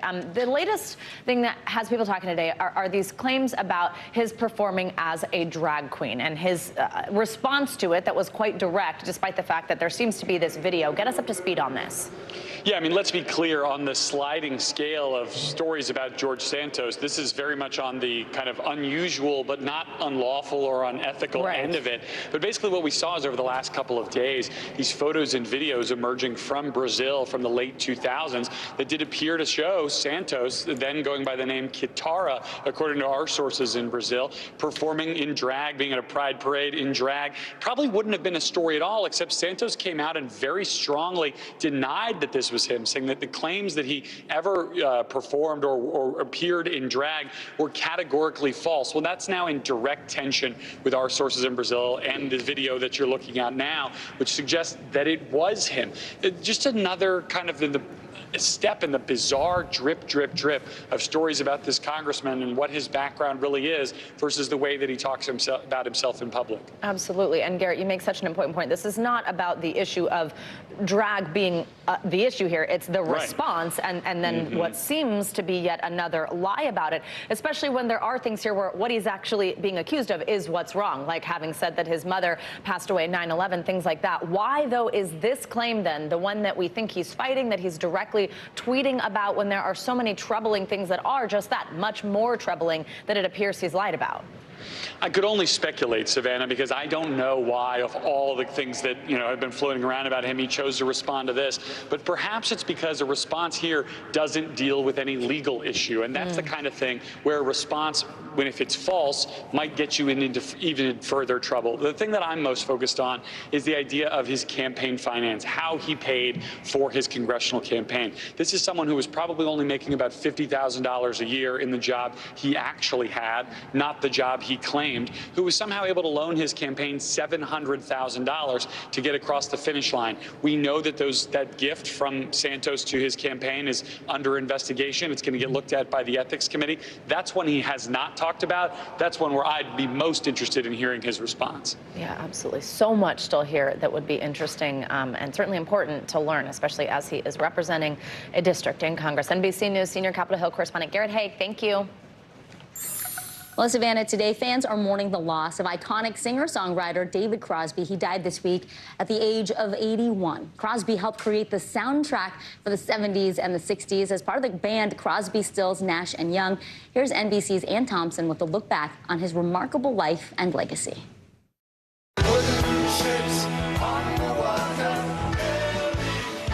David Crosby made music that helped define an era.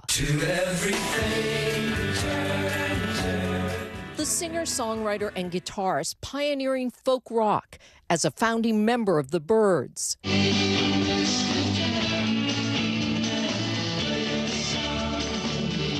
Taking that sound to new heights with Crosby, Stills, and Nash, and eventually Neil Young.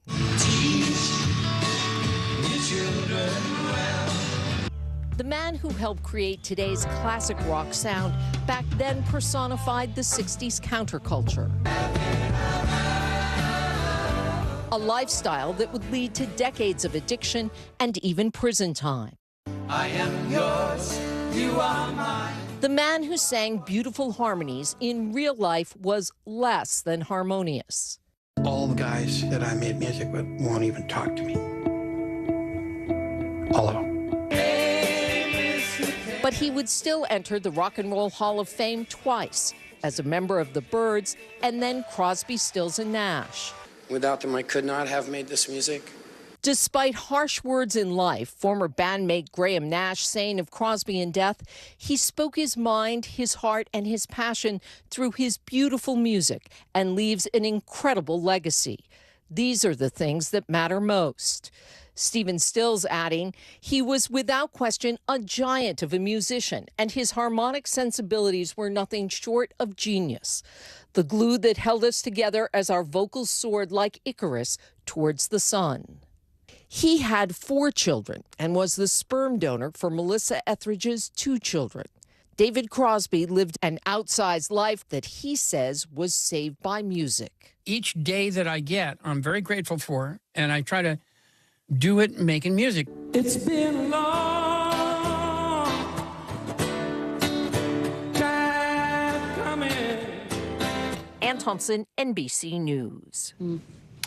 All right, turning now to yet another shakeup for the tech industry. Layoffs are set to take place again. Google's parent company Alphabet says it's planning to cut about 12,000 jobs. Now, that would reduce staff by about 6%, and it's the largest ever round of layoffs for the tech giant. CNBC technology correspondent Steve Kovac joins us now. Steve, Google's announcement follows Amazon and Microsoft. They just laid off a combined 28,000 people. Wow. Let's talk about why. Why are these tech companies doing this right now? Yeah, Vicki. Well, many of them did a lot of hiring to meet a surge in demand for their services during the pandemic. Now, with the Federal Reserve's anti-inflation interest rates slowing the economy, online advertisers are cutting back. And those higher interest rates are making tech stocks look less attractive to investors, who can now get a decent return with less risk from things like government bonds. So a lot of the people who were hired when times were good are now being laid off as tech companies cut costs. Also, even though General Motors plans to go all electric by 2035, the automaker is investing nearly $580 million in a Michigan plant that will be making its next generation of gas-powered V8 engines. They will be going into some of its most profitable vehicles. More than $300 million will be spent on plants making components for both traditional vehicles and EVs. And the Finnish company Rovio, that makes Angry Birds mobile games, says it is considering an $800 million takeover from an Israeli developer that specializes in casino games. Slowing growth has sparked a wave of consolidation in the game industry. Guys, I'll send it back over to you. I remember that big Angry Birds craze. I never got in on it, but that was like, everybody was up to that. I didn't either, but I saw a lot of people. Like, you just draw like the thing. On the subway, everybody was just What about you, Steve? Were you a big Angry Birds aficionado? I was one of the original players of that game. OG Angry Birds. Yeah, exactly. Love it. 2010. Learn something new about Steve every time. I know, I love it. Steve, thanks so much. Thanks. Coming up, Prince Harry's troubled relationship with his brother. It is in the spotlight, and it's something that a lot of people who have siblings may be able to relate to. So what should you do? If you're in a similar situation, an expert breaks down what to prepare and how can you do that? How can you have those tough conversations with your siblings? That's coming up next. You're watching NBC News Daily.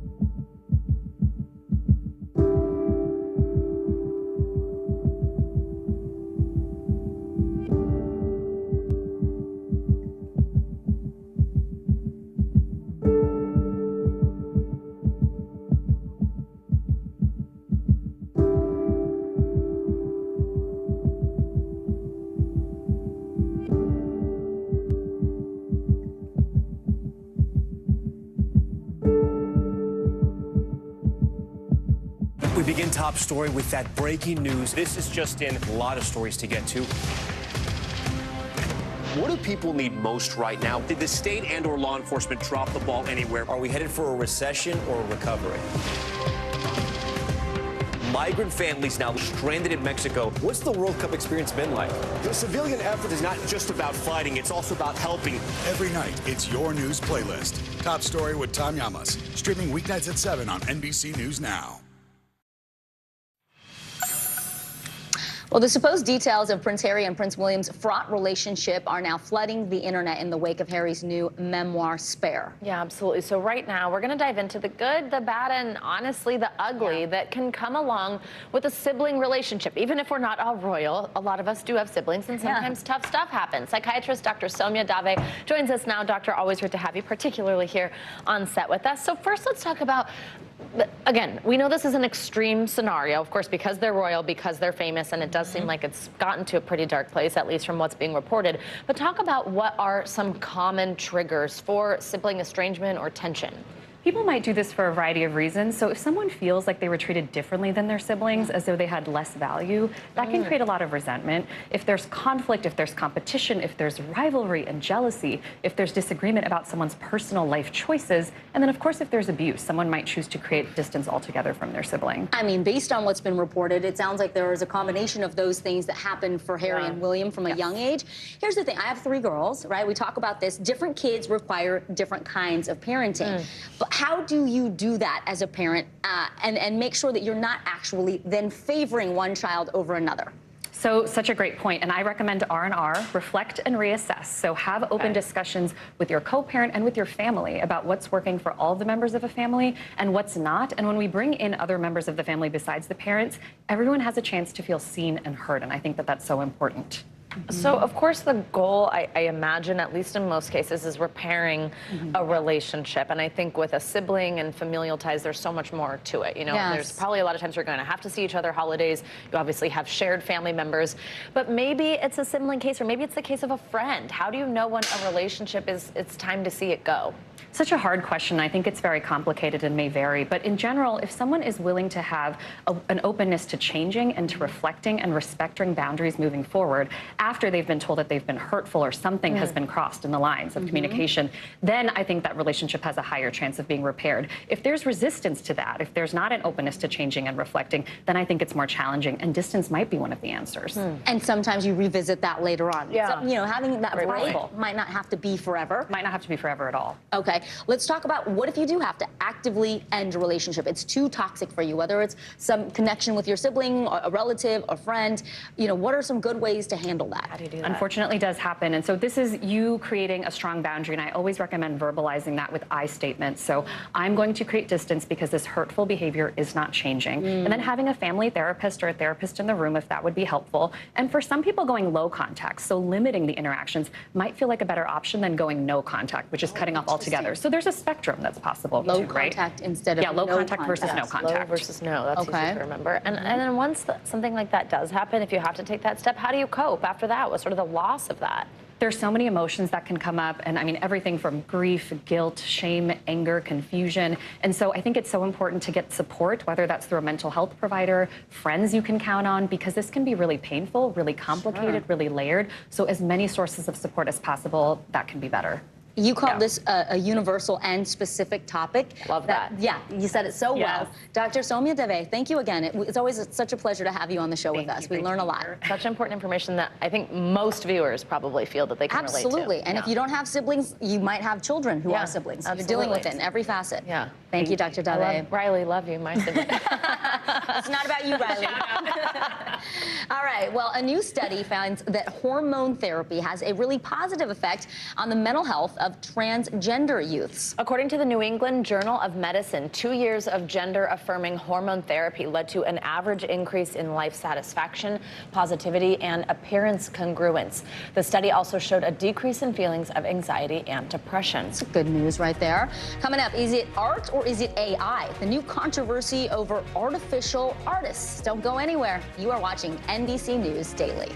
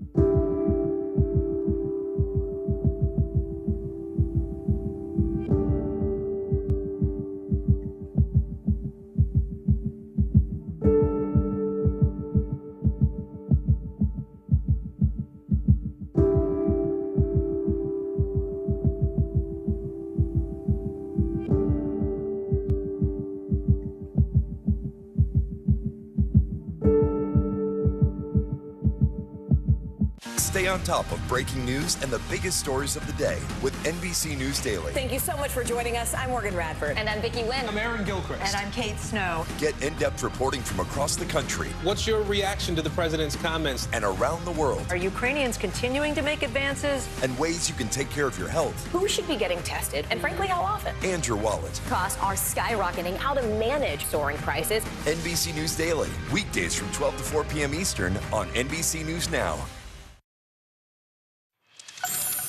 Welcome back. A same-sex couple looking for a place to stay in Texas say they were turned down for an Airbnb rental after the host learned that they were gay. Candace Sweat from our NBC Dallas-Fort Worth affiliate has the details.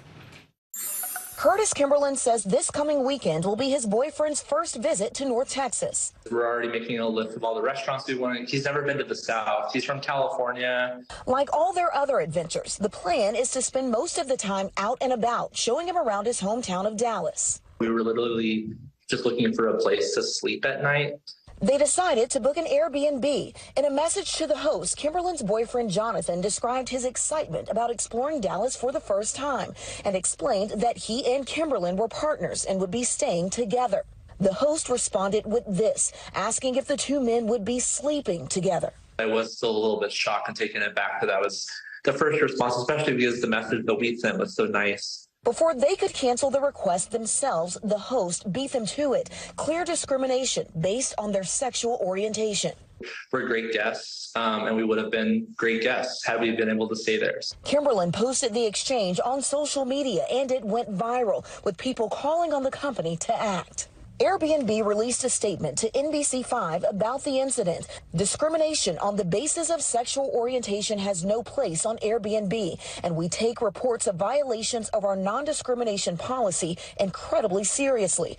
Over a week ago, we suspended this listing and host from the platform as we investigate further, and we have reached out to our impacted guests to offer our support. Among the hundreds of responses on Twitter, Hilton stepped in, offering them a stay at one of their locations. Kimberlin says they took Hilton up on the offer and won't let this experience ruin a good time. We're going to show him Buc-ee's. So yeah, I'm really excited to show him around some Dallas areas and yeah, get to introduce him to my mom, and yeah, it'll be a nice time.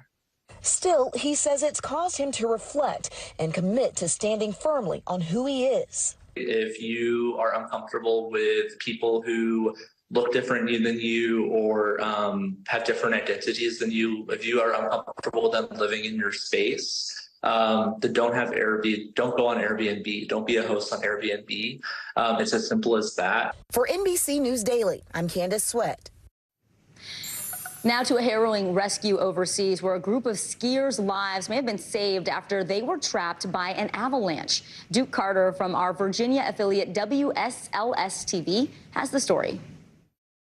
Oh my God! Oh my God! I've never seen anything like that in my life. Second-year VMI student Eric Gottman was enjoying time with his family this Christmas in the Swiss Alps. It was an okay Christmas, up and down, I guess. Because Christmas afternoon is when the unimaginable happened in the snow. Gottman, his brothers, and a family friend were on a boys' outing when... Holy crap! An avalanche started and buried nearly a dozen people in the slopes. That's when Gottman and his family leapt into action to do what they could do to help. The four young men skied to the location and saw about a dozen people scattered. One of them was lying horizontally in the snow, buried up to his neck. So he was the first person that we all thought, hey, we should go dig this guy out of the snow, make sure that he's at least alive. The young men did not stop there. After rescuing one person, they attempted to help others buried in the snow. As well as making sure those people that were actually involved in it were okay. Just asking them, like, you know where you are, like, is everything all right? The boys still help people after rescue teams arrived. Surprisingly, this video helped first responders locate and save everyone trapped in the snow. It felt good knowing that there was something that we could do besides trying to dig people out of the snow to help. And it was obviously influential in the saving effort. When we got back to the town that we stayed in called Steuben, they rang the church bells to signify that everyone survived the avalanche and everyone was okay. This VMI student and now hero has a Christmas story of a lifetime to share. Yeah, it's a Christmas we'll never forget. For NBC News Daily, I'm Duke Carter.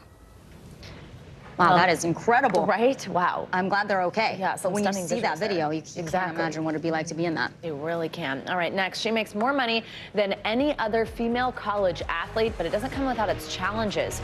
Our one-on-one with famous gymnast Olivia Dunn after this. You're watching NBC News Daily. You can also watch us free 24/7 on our streaming network, NBC News Now, wherever you stream. You're watching NBC News Daily.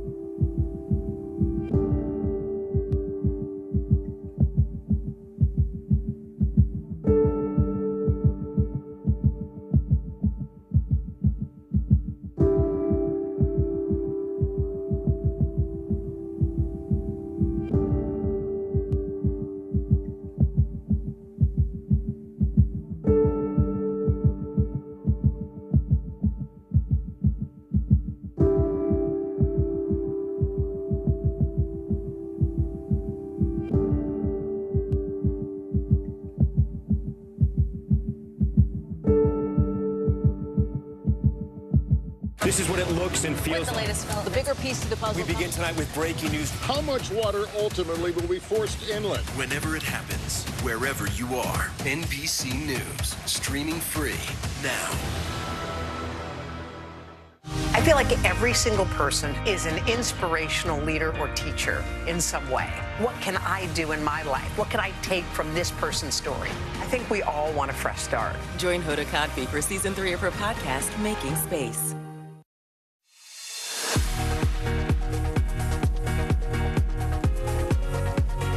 Welcome back on this Friday. I'm Savannah Sellers. I'm Vicki Nguyen. Making news right now. A federal judge has sanctioned former President Donald Trump nearly $1 million for his lawsuit against Hillary Clinton.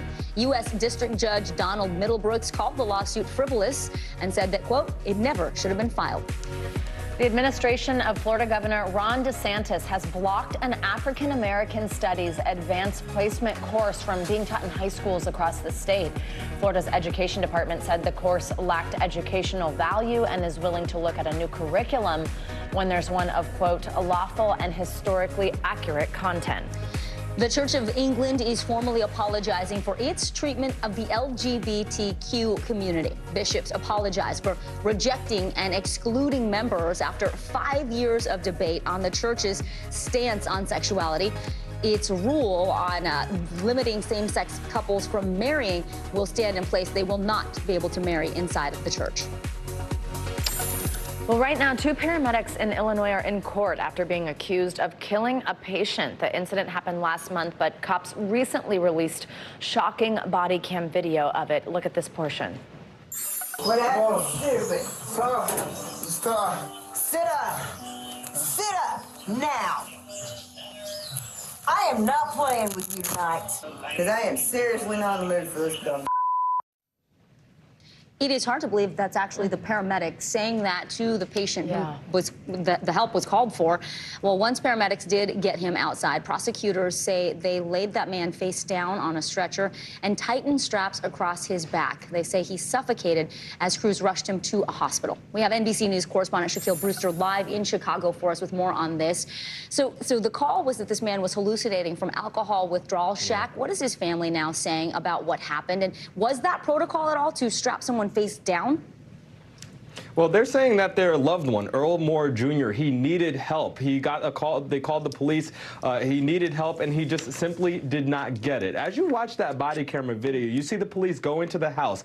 They're treating him with care. They get him water at one point, and then they call an ambulance because he was clearly in some sort of medical distress. That's when the paramedics arrive. You saw that moment that was played there, and when they finally got him on the stretcher, you're seeing it in the screen next to me, they put him face down and strapped him in on his back and had his feet face down, and that is why prosecutors are now charging them with first-degree murder. They're saying no, that did not comport to the training that they received as paramedics, and that they should have known that it could potentially lead to bodily harm or his death. The family is now filing a civil lawsuit against the paramedics and the ambulance company, and I want you to listen to what we heard from Earl Moore Jr.'s mother yesterday. My son was clearly struggling, and he needed help. He needed emergency medical attention. Instead, these workers treated him like he wasn't even human. They tied him down like some kind of animal and killed him. The two attorneys for the paramedics say that this doesn't rise to the level of criminality or criminal intent. We believe they're in court right now for another hearing. And Shaq, just one note, if convicted, the paramedics could face up to 60 years in prison. But also, it's important to note, and I have a question here, both sides say the body cam video supports their case. You know, we just saw that little snippet of it that's pretty stunning. Explain how that is that they're both saying that. Yeah, the paramedics attorney, at least one of them, they're saying that it shows that it wasn't a first-degree murder. It wasn't murder, that it might have been negligence in the word of the attorney, but it wasn't murder. But you hear Ben Crump and the family saying that it's very clear the treatment that Earl Moore Jr. is receiving right there, and it's not the quality of treatment that he should be receiving. So that body camera video, there are other angles to that video as well, but that body camera video will become evidence in the trial if there is a trial, and it's something that both sides believe helps make their case. All right, NBC's Shaq Brewster, thank you so much. Savannah, we head now to San Francisco, where a business owner is facing charges for spraying a homeless woman on the street with a hose. This video went viral. We have NBC News correspondent Valerie Castro, who has more now on the charges and the potential jail time he now faces. Following days of public outrage and debate, the man seen in this video spraying water at a homeless woman in San Francisco now facing possible jail time for the act, charged with misdemeanor battery. Video of the incident fueled anger across social media. Treating her like garbage on the street. You should be ashamed of yourself. There are people just like you. 10 days of the neighborhood trying to do something. The district attorney announcing the arrest of Collier Gwynn in a statement, calling the alleged battery completely unacceptable and saying that he'll face appropriate consequences. Gwynn, who owns a gallery on the street where the incident happened, issuing this explanation to NBC Bay Area through an intercom outside of his business in the days that followed. The whole neighborhood is a part of the situation. The police force is a part of the situation. The city and the social services is a part of the situation. There have been repeated attempts to try to help this woman who is psychotic. They will take her to a shelter and they will turn her out in 2 days. We reached out to Gwynn after his arrest, but have not heard back. It's inhumane, whether you're homeless or not. The owner of a neighboring business telling Tom last week that they condemn the behavior, but also that they've tried to help the woman and called on the city to do more about the issue of homelessness. The problem is out of control, and the city does need to get to the root cause of the problem. San Francisco's Mayor London Breed tweeting that the city has made progress despite despite there still being work to do. She also told the Bay Area's CBS affiliate the incident reminded her of the civil rights movement. Even at that time, law enforcement and others used water hoses to stop protesters, and it just kind of takes us back, unfortunately, to that time.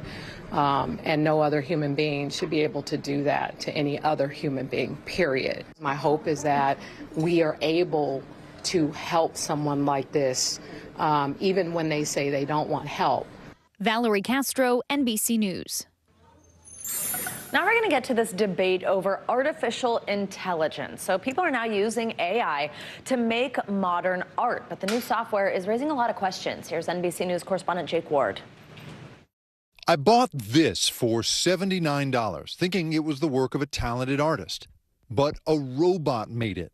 AI software called Midjourney, created by David Holz. It's one of several image rendering programs used by millions. We're giving you this machine. It can kind of help you imagine anything you want. His program learns the rough rules of art by scanning images on the internet. Type in a description of any picture you want. Like, I want a blue dog in the style of Art Deco. And boom. How do you respond to the idea that this is somehow a counterfeit form of artistic expression? Well, we're not really selling art. We have this community that's playing with this technology. Is something new? Is it not new? I think we have a lot of social stuff already for dealing with that. The art community already has issues with plagiarism. I don't really want to be involved in that. I think you might be. I might be. The way he sees it, Holz and his 18-person team have built a way to augment creativity. I showed my piece to an art expert. And be honest, I won't be offended. I'm being honest with you. It's definitely digitally created. She says using tech is fine as long as we're transparent about it. The user should be warned. If you still choose to buy it, that's up to you. Now, I've come to Seattle to talk to the man who made this. Anthony Edwards, trained as an art director, showed me how easy it is. And how about like Vampire City, Impressionist watercolor? Couple holding hands. Whoa. He says he doesn't sell pieces anymore. Right now, he's using Midjourney to visualize hip-hop performers who died young as they would look if they'd lived to old age. The godlike power to commission any artist in history. Yeah, that's the fun part. Then I showed him what I'd brought. So is this. Oh, yeah. Yeah. Is this art? Do we consider this art? Yeah. Yeah. Yeah. And are you the artist? Yeah. But he did not paint it. He typed words into an app. What responsibility do you think you have to say to someone like me, hey, you know what? This was kicked out by a piece of AI. On the one hand, I feel like I do owe some. On the other hand, I kind of feel like if you like it, you like it. David Holz admits he's not totally sure what he's even created. You're going to watch it develop over time. There are some things we know and there are some things we don't know. The challenging thing, the interesting thing is how do we use it to make people better? Jake Ward, NBC News. Really fascinating. But art is like, it's open to interpretation, right? In the eye of the beholder, as they say. That's right. Now we turn to the NBC News exclusive sit-down with one of today's most influential college athletes. That's right. Olivia Dunn is a gymnast at Louisiana State University who's made a big name for herself both on and off the mat. She's also making a lot of money. Our own Stephanie Goss went down to Baton Rouge to speak with her one-on-one. To compete in Division I gymnastics, especially at Louisiana State University, it takes a childhood of dedication. I pretty much sacrificed my summers. You know, those pool days, those beach days with your friends. I was in the gym training. LSU knew Olivia Dunn would be a good gymnast. What they didn't anticipate was this. Livy is Dunn's social media name. That's most likely how these young men who came out to see her at a meet in Utah know her.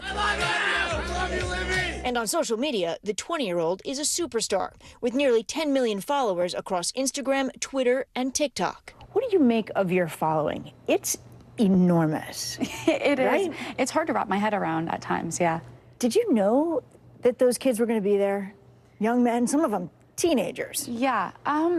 So in the past, I have had some of my supporters come out to the meets and watch and cheer for LSU, but that was insane. It really was. Following that meet, Dunn asked fans to be respectful. The university put in new security measures. Yeah, they gave us some new rules for us athletes, just to keep us safe, to not go into the stands after meets. And we have a new security person that travels with us. Coach Jay Clark says the school was already considering increasing security. There's an intensity because of social media that just changes everything. Changes everything because I think it creates a kind of a false sense of accessibility and familiarity that followers feel as though they know there's a personal sort of connection. Now that the NCAA allows students to make money on their name and image, that influencer status has turned into sponsorship deals and lots of money. Dunn makes more than any other female college athlete. Are we talking 6 figures? Are we talking 7? Can you say? I'm very grateful to be making 7 figures. It is very cool that someone in college has the opportunity to do that now. But it comes with challenges. Dunn's content is a mix: dance videos behind the scenes with the team and images like these, which are not that different from some of the most popular influencers. Dunn says it sometimes generates threatening comments. Are there people who are reaching out in a way that is scary? Yeah, sometimes? there are some people occasionally that do reach out, and it is a bit concerning. She tells us last year the university went to the police over an incident. For those who may suggest the nature of her content is to blame, she has this to say. As a woman, you're not responsible for how a man looks at you and objectifies you. That's not a woman's responsibility. Stanford women's basketball coach Tara Vanderveer believes some of the content female athletes are posting undermines progress women have made in changing perceptions, telling the New York Times this is a step back, an argument that Coach Clark strongly disagrees with. If expression and self-expression is something that we value as a right in this country, then we have to be consistent when it doesn't necessarily fit what our own agenda might be. I don't think it sets things back. In a sport that offers few professional prospects, Coach Clark and LSU support Dunn's business opportunities, while she has her eye on a future after gymnastics. Stephanie Gosk, NBC News. So much to talk about there. I know. For the athletes, the way they're perceived, the money they're making now, it's we're going to see a lot more of this, I think. No question. All right. Up next, something really fun we're excited about. The Lunar New Year is coming up, and we are going to quite literally dig into the festive foods that play a role in the celebration, and we're going to learn a lot while we do it. More NBC News Daily right after this.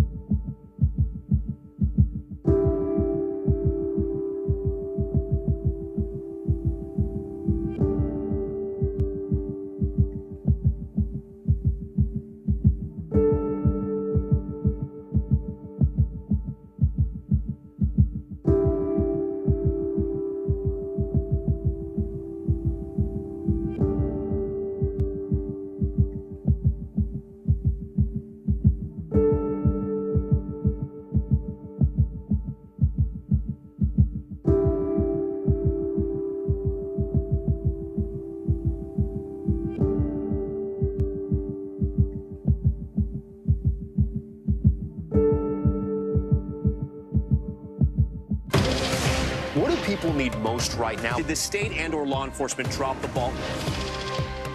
migrant families now stranded in Mexico. What's the World Cup experience been like? It's your news playlist. Top story with Tanya Amos. Weeknights at 7 on NBC News Now. Hey, podcast fans, ready to unlock our true crime mysteries? Try Dateline Premium on Apple Podcasts. You'll get early access to originals, plus bonus content, and everything is ad-free. So head to Apple Podcasts now to subscribe.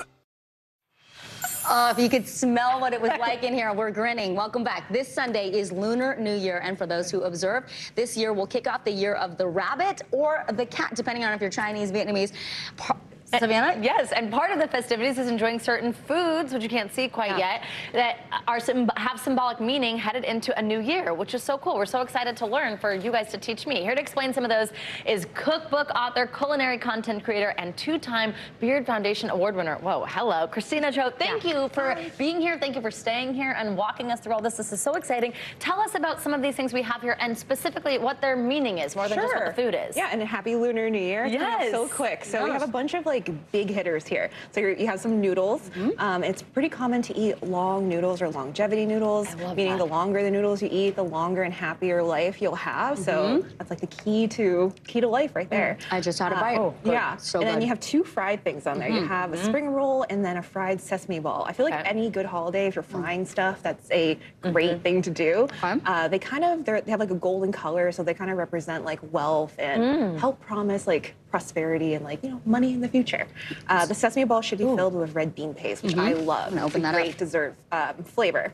And then there's a whole roast duck here that you guys got cut up. And my family would always go down to Chinatown in Cleveland and pick out like the meatiest, shiniest roast duck. And it's common, much like Thanksgiving, other holidays, like having a whole animal. It just kind of represents like unity and togetherness and family. And it's just a really nice treat to have duck on the table. And then we'll talk about the sweet treats, right? Yeah. So cupcakes, obviously, Christina, not a traditional New Year's food, but this is the first year actually that Sprinkles is partnering with Gold House. It's a nonprofit dedicated to advancing Asian American Pacific advocacy issues. And it's great. They've done a red velvet cake with almonds. Almonds signify good luck. So this is kind of exciting. And the backstory is the chief marketing officer is Chinese American herself. Amazing. And came up with this, so it's kind of nice to see. That. Yeah, I love representation in action right there. Exactly. Yeah. And I'm all about making new traditions, whatever feels good to you. And bringing new people into the tent, which we love. Let's talk about this Ningo. This one is actually homemade, Savannah. This was sent to me from Lance Liu out in California. He sends this to my girls and my family every year now that we're in New York. But it actually has a real relevance, too, to the new year. Yeah, so it's a glutinous rice cake, so it's gluten-free. It typically has dates or like brown sugar in there, and it's just like a lucky cake to eat in the new year. I was telling you before the air that my grandma makes this too, but she makes an 8-layer version, which I have not mastered yet, but one day I will. That is advanced, and when you do master that, come back and let us taste it.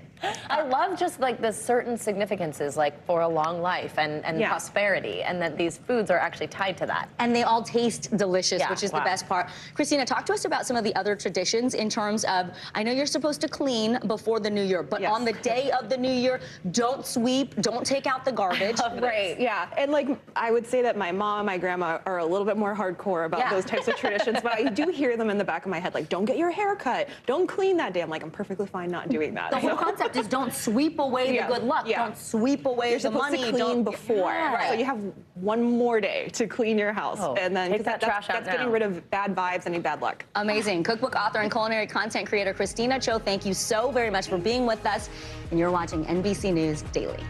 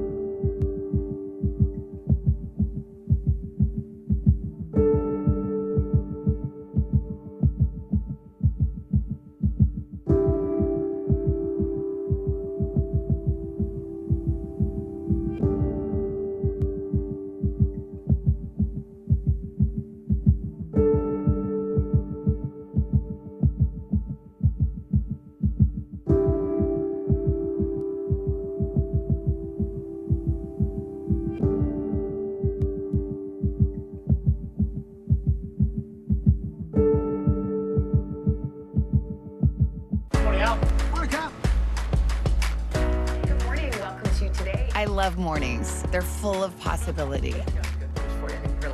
And how you start your day sets the tone for the whole day. We need to pull up one extra chair at the table. We feel like we're right there with you. Just ahead, in this half hour, we're going to introduce you to... Because every day we start our morning so you can take on yours.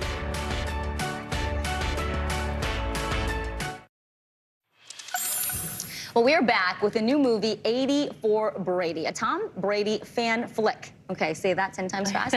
It brings together a group of iconic actresses in the starring roles. This is just too good. Just wait till you see this conversation. Of course, from our friend Harry Smith, who spoke to these legendary women ahead of their silver screen debut together. Here we go! If you were to assemble an all-star team of actors, these 4 incredible women would be in the starting lineup.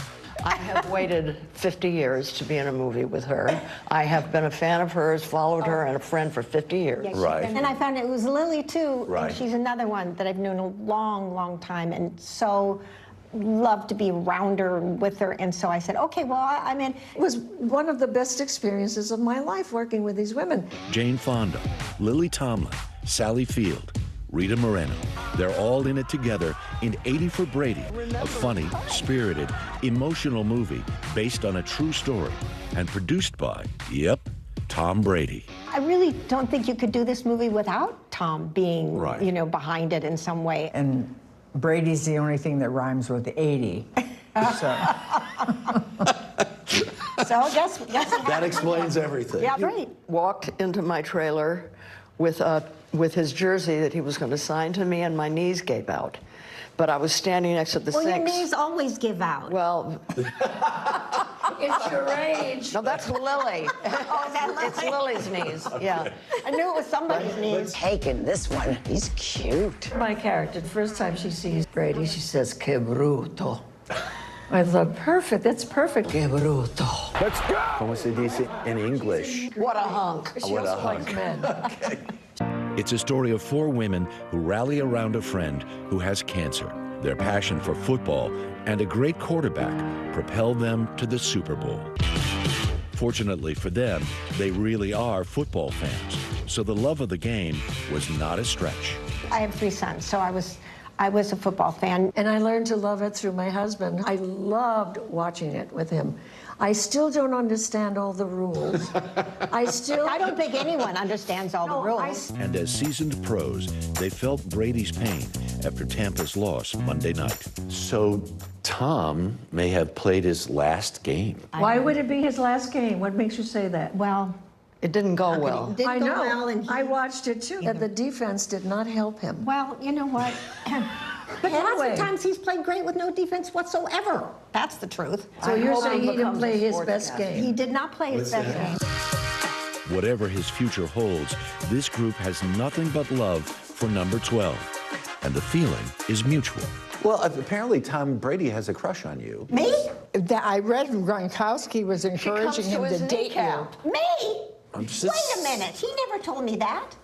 You didn't feel that He's vibe? too shy. No. The movie succeeds because each of these women are just so darn good at what they do.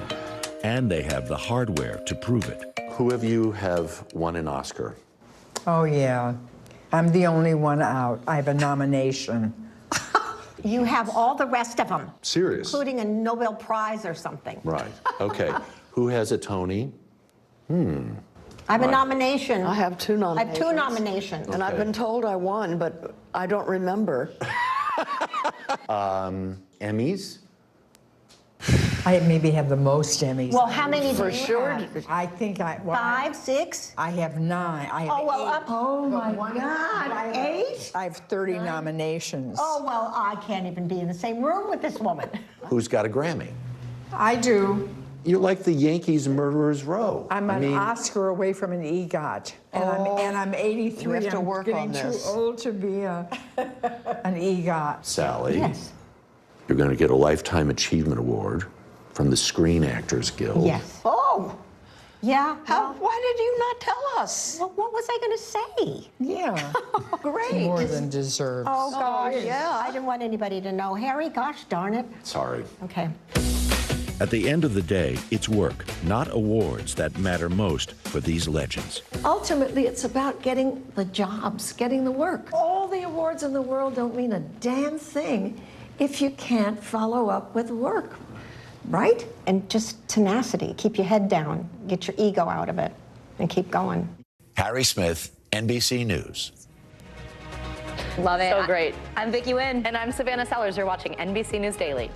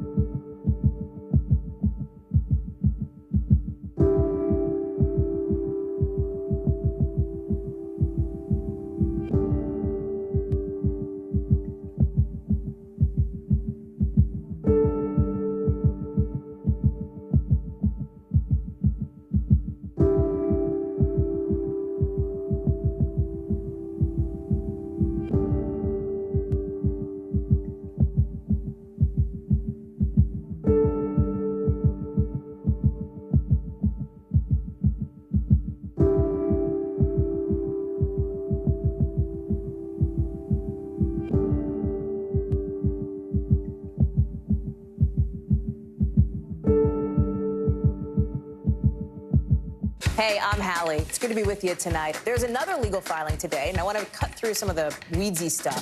And let's just get to the point. They have started to vote on the PACT Act. If you're like, Hallie, stop speaking Washingtonese. This bill would basically give health care to veterans who have exposed to these toxic chemicals. So, Scott, I'm trying to make this as not DC as possible. The increased sort of anger that we've seen now in politics. I saw you searching for, I think, your microphone, Dan. You are. I was trying to do it on the slide. Live TV, man. It's okay.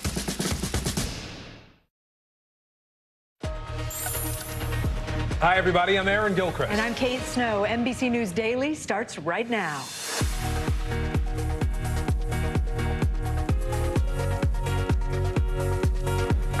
Today, Friday, January 20th, 2023. 1-2 punch, a pair of powerful winter storms on the move with more than half a dozen states in their path. This as several states are still digging out from this week's storms. Our meteorologist is timing it all out. Making their case. Prosecutors doubling down on their plan to charge actor Alec Baldwin in that deadly movie set shooting.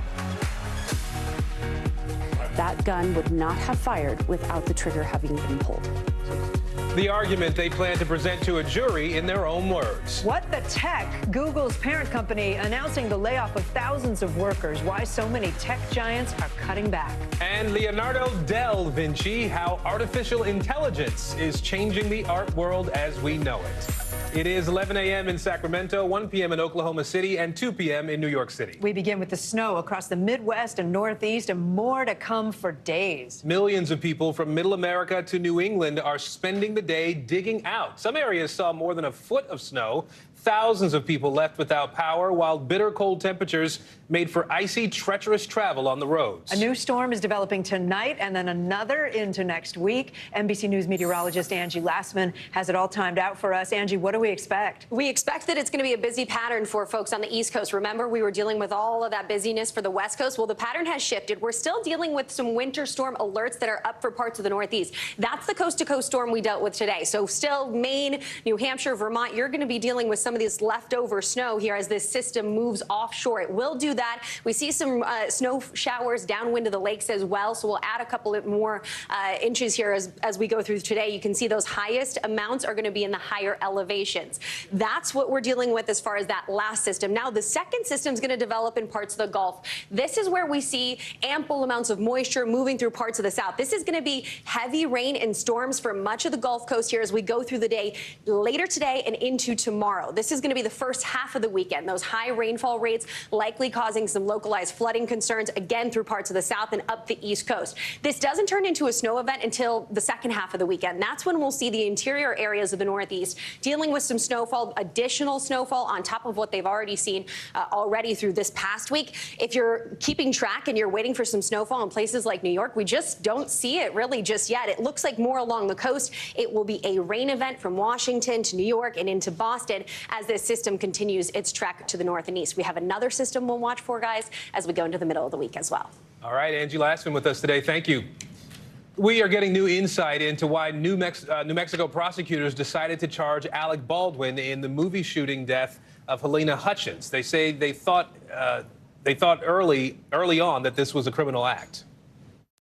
We felt very confident that it was going to be a criminal case pretty close to the beginning once we started looking at everything. Baldwin and the movie's weapons supervisor will both be charged with involuntary manslaughter in New Mexico. Cinematographer Helena Hutchins was shot and killed during rehearsals in 2021. Prosecutors say fast and loose safety protocols on the set led to her death. Joining us now, NBC News correspondent Vaughn Hilliard and legal analyst Danny Savalos. Vaughn, I'll start with you. One big unanswered question is how a live bullet ended up in the gun that killed Hutchins. What are they saying? What are prosecutors saying? Right. It's still not clear because at this point in time, no live ammunition, everybody involved agrees, should have ever been on the set of this movie. And yet it strikes at the heart of the question as to how did live ammunition get inside of the gun? Hannah Gutierrez-Reed was responsible for loading that firearm that Alec Baldwin ultimately took that shot with. But listen to the district attorney talk about the particular live bullet. Take a listen. That, I do think, is kind of a red herring. We don't know where it comes from, but under our laws in New Mexico, it doesn't matter where the bullets come from. What matters is that they ended up in the gun and then got shot at, or one of them got shot at Helena Hutchins. The attorney for Hannah Gutierrez-Reed, the armor who put the bullet inside of that firearm, has pushed back on the entirety of this investigation here. And in fact, last year, Hannah Gutierrez-Reed, the armor, filed a lawsuit against Seth Kenney, who was the ammunition supplier for the movie, and claiming that it was the ammunition supplier that provided the live ammunition and not just prop or dummy bullets. Now, Seth Kenney has pushed back and said that that is not reality. He only supplied prop bullets, and it's worth noting that the district attorney yesterday did not file any charges against him or his company, which again hits at the heart of the question, though, is where did that live ammunition come from? All right, let's turn to Danny Savalos now. You've had just over 24 hours to go through the prosecutor's arguments, or at least the statements, the information we know so far about this. How strong is the case from your perspective at this point? So far, we've only heard one side, and that's the prosecutor's case. And that side has some holes in it. First, look at that sound we just pulled. Prosecutor says, I think the issue of who brought a live round to the set is a red herring. Try that argument with the jury. The person who may be the one responsible, maybe they even did it intentionally to sabotage this film. That's the real bad guy, and the prosecution doesn't care where that guy is or who he is. You know why? Because they had tunnel vision from day one. They were just after Alec Baldwin. That's the argument, at least, that I would make. A couple other points is when asked, hey, are you going after Baldwin as the executive producer or as the actor who pulled the trigger? Their answer? Either one. Again, try that with the jury. Hey, jury, you fill in the blanks for us. We're not entirely sure of our theory yet as we go to trial. Go ahead. I want two separate trials here, you think, right? The Baldwin and the armorer will have separate trials. No. I mean, there would have to be a motion for that. And if I'm Baldwin's team, I don't move for a severance. Here's why. I want that armor in the courtroom. I want everybody else on trial, including the armor and all the empty seats that they didn't charge. And during that trial, I'll point to that armor if I'm Baldwin's defense team and say, that's the person. That's the person who had responsibility, not me. We're not co-conspirators. No one alleges that these people got together and agreed to do this. So as long as there is spread out responsibility, that is less. This is like a zero-sum game. If there are other people who are responsible, that means it's less responsibility for the person who either pulled the trigger or was the executive producer. The prosecution doesn't even know which direction they're going with that. Danny Ceballos, Von Hilliard for us. Thank you both. Appreciate it. President Biden reinvigorating the firestorm about his handling of classified documents while he was out of office. He made his first public comments in a week, even as the White House has been trying to swat down more questions. NBC News White House correspondent Mike Memoli is joining us now from D.C. So, Mike, President Biden spoke with reporters after touring the storm damage in California. What's your understanding? What did he say about the documents?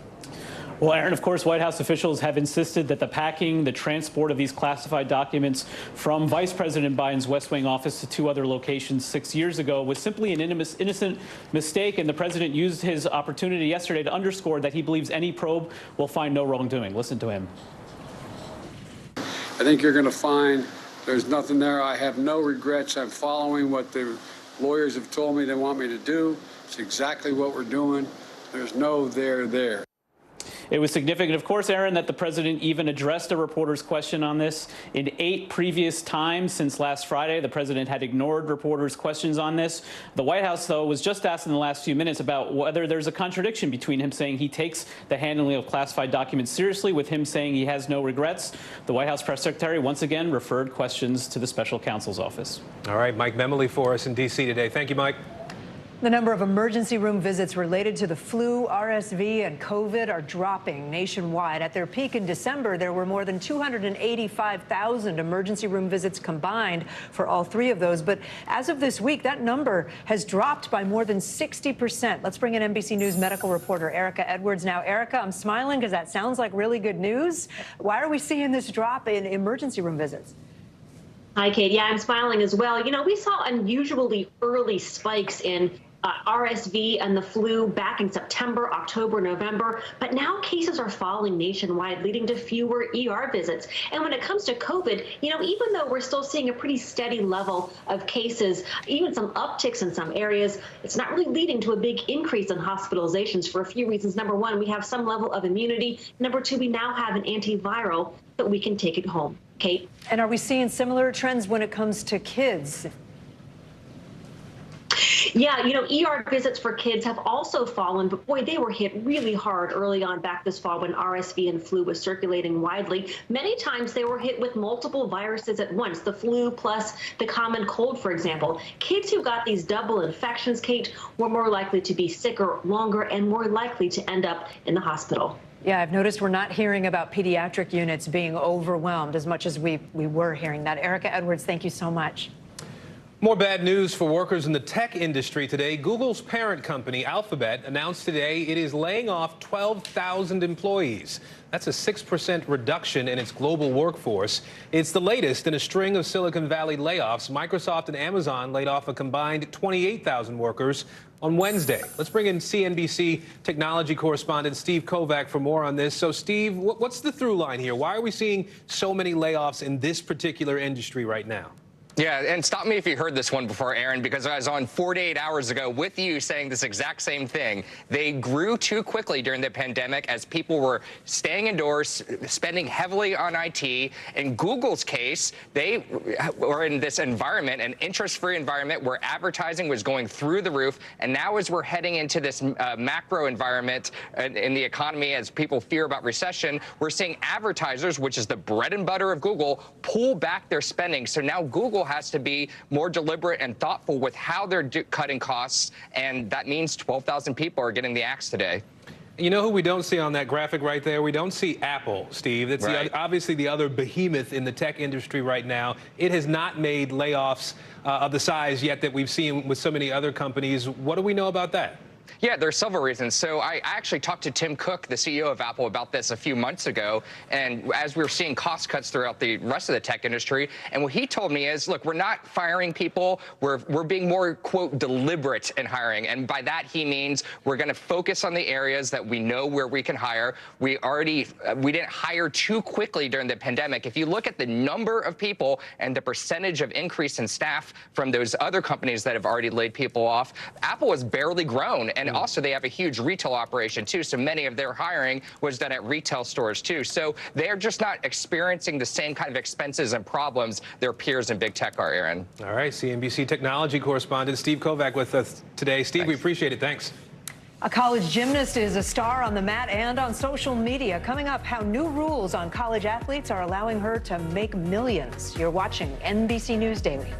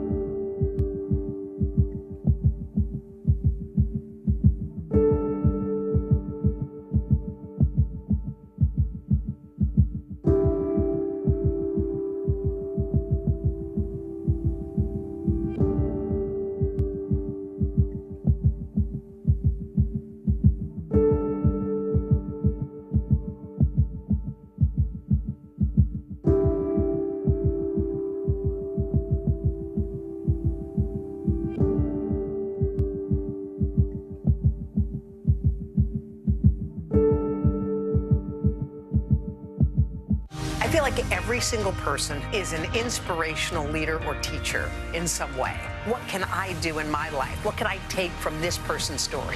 I think we all want a fresh start. Join Hoda Kotb for season 3 of her podcast, Making Space. For Dateline Premium, subscribe now on Apple Podcasts.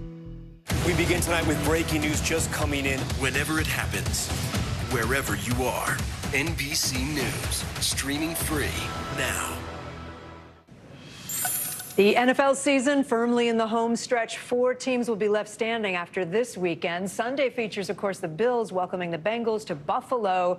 The matchup takes place just 20 days after those teams and fans witnessed Damar Hamlin suffer cardiac arrest on the field in Cincinnati.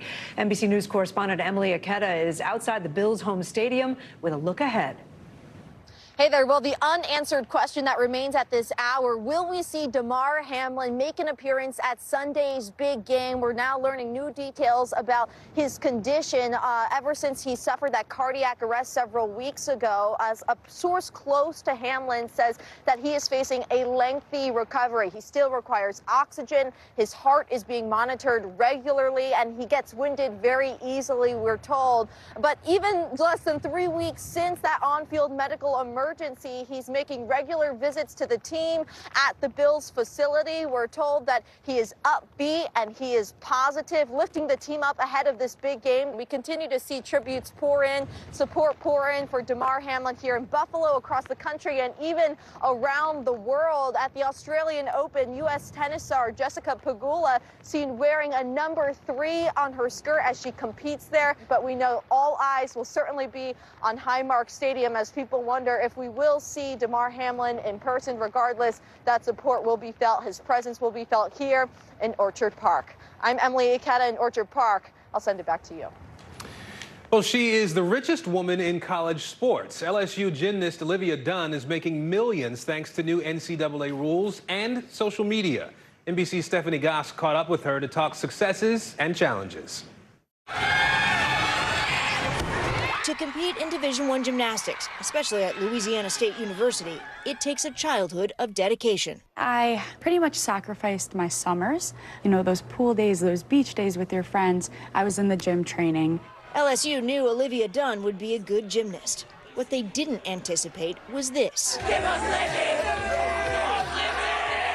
Livy is Dunn's social media name.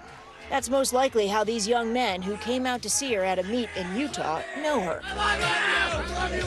And on social media, the 20-year-old is a superstar with nearly 10 million followers across Instagram, Twitter, and TikTok. What do you make of your following? It's enormous. It right? is. It's hard to wrap my head around at times, yeah.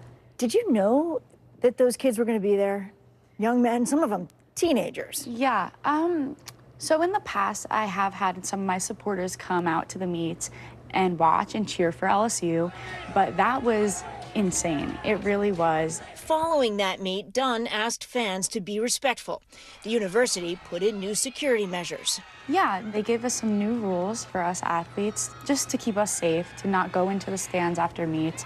And we have a new security person that travels with us. Coach Jay Clark says the school was already considering increasing security. There's an intensity because of social media that just changes everything. Changes everything because I think it creates a kind of a false sense of accessibility and familiarity that followers feel as though they know there's a personal sort of connection. Now that the NCAA allows students to make money on their name and image, that influencer status has turned into sponsorship deals and lots of money. Dunn makes more than any other female college athlete. Are we talking 6 figures? Are we talking 7? Can you say? I'm very grateful to be making 7 figures. It is very cool that someone in college has the opportunity to do that now. But it comes with challenges. Dunn's content is a mix: dance videos behind the scenes with the team and images like these, which are not that different from some of the most popular influencers.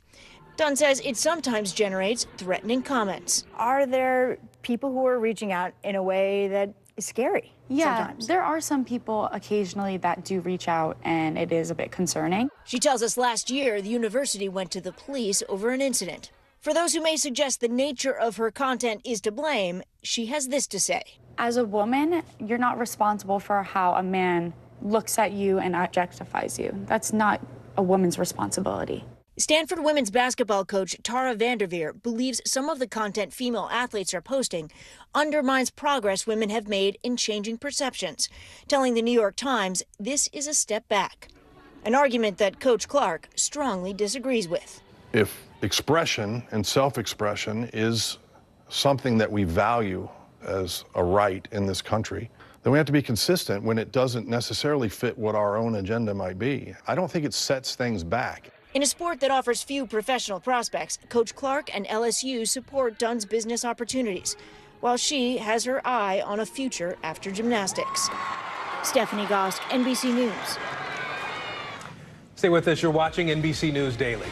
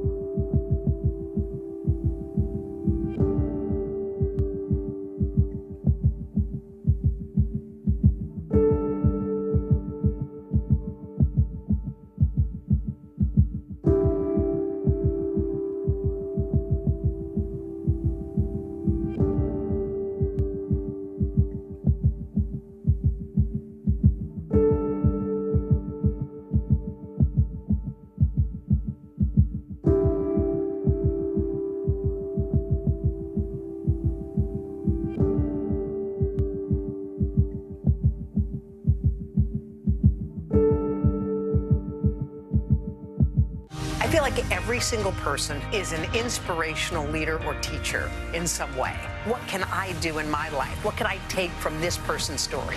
I think we all want a fresh start. Join Hoda Kotb for season 3 of her podcast, Making Space. Hey, podcast fans, ready to unlock our true crime mysteries? Try Dateline Premium on Apple Podcasts. You'll get early access to originals, plus bonus content, and everything is ad-free. So head to Apple Podcasts now to subscribe. We are deep into the winter months now, and a large portion of the U.S. is experiencing cold weather right now. And that means higher home heating bills, especially if you rely on natural gas. The average winter heating cost is expected to rise to $931. That's up 28% from last year, making it more important than ever to have an energy-efficient home. NBC News senior investigative correspondent and NBC News Daily anchor Vicki Nguyen is here to help us with some money-saving tips to deal with these winter months. A lot of folks are thinking about it, worried about it in so many ways when it comes to keeping themselves warm. So what do you need to know about, if you're losing power or gas during these winter months? How do you stay warm? This is such a reality, Aaron, for so many people just in Buffalo recently with the snowstorms cutting power. Same in California. They're dealing with the storms, and people are out of power for hours, sometimes several days. Yeah. So the first thing to do if that happens to you, retain as much heat in your home as possible. Don't open doors and windows unless you need to. If it is sunny, it's okay to keep the curtains or the blinds open to let that sun in to warm you up. If it's not, keep everything closed. The other thing you want to think about is huddling together, Aaron. And this is, I mean it, because listen, if it's going to be a cold night, get the family all in one room. Don't forget about the pets and keep all the doors closed. That helps you trap that heat into that one room. Yeah, it makes a lot of sense. Yeah. There are also concerns about utility bills, right? So how do people try to save a little bit of money on their utility bills? Absolutely. The first thing I would do right now, if you can, is do an energy audit of your home. Basically, you're walking through and checking the windows, you're checking the doors, seeing where that cold air might be coming in. Some utility companies will actually do this for you for free. They'll have someone come out and walk through with you and then point out ways you can weather strip the doors and the windows. Set your thermostat at 68 degrees. Programmable ones help you remember that. It's cool. I will say it's cool. We do Mine that is sometimes. a lot higher than that. I know. I have to wear a coat in my house, but you save on your energy bill. Every degree you lower it will be about 1% off of your utility bill. So it makes a difference. Yeah, it makes a lot of sense when it adds up like that just by saving. So, you mentioned weather stripping and that sort of thing. There are people who insulate their homes or try to make them insulated, but sometimes it's still pretty cold in people's houses. What do you do in a case like that? Well, just remember that dressing in layers helps a lot. So silk and wool actually trap your body heat better than cotton. And when you're going outside, always protect your head. Wear a scarf. That's where you lose a lot of heat through your head. And mittens are actually a lot warmer than gloves, as I can attest to as I learned moving to the East Coast. Why are my mittens so much better than my gloves? It's because your hands are all together. You got more heat. Makes a lot of sense. Yeah. Some really good advice there, Vicki. We appreciate it. Thank you. Well, Zelle might be your preferred method to transfer money, but it's also popular with scammers. A recent report by Senator Elizabeth Warren's office found that more than $255 million were lost on fraudulent Zelle transactions last year. Victims rarely got their money back either. But as Carolyn Johnson from our Los Angeles station reports, consumer advocates are trying to change that. WeFam got a call from what appeared to be his bank saying fraudulent charges were hitting his account. The person on the phone convinced we that he could protect his money by transferring it to his Zelle account. So he did, $5,000. But fraudsters were waiting and swiped the money. It was all a setup, a scam. We asked his bank for a refund, but it said no, saying he authorized the transaction. I authorized the transaction under false pretenses because I thought the bank called me. Consumer advocates believe these Zelle transactions should fall under Regulation E, which protects people from fraudulent transfers from their bank account. They say even though consumers authorized the transactions, they were fraudulently lured into doing so. So they're looking to the federal government to enforce these protections. But they also think banks should voluntarily step up. When someone, hacks into your bank account, there are tons of different mechanisms to protect you. I view the Zelle piece as just an extension of that protection. But banks don't see it that way. The American Banking Association told the I-Team customers are responsible for transactions they initiate or authorize, even if they are induced by fraud. It says regulators should go after the scammers instead of focusing on liability after a scam takes place. But one thing few can dispute, if something doesn't change, consumers will continue to lose even more money. I don't expect it as of right now to change drastically. I would expect it to go up, if anything. Carolyn Johnson reporting there. Up next, how the parents of a 6-year-old boy accused of shooting his teacher are coming to his defense. You're watching NBC News Daily. We're also streaming free 24/7 on NBC News Now. You can watch us wherever you stream live. The news continues right after this.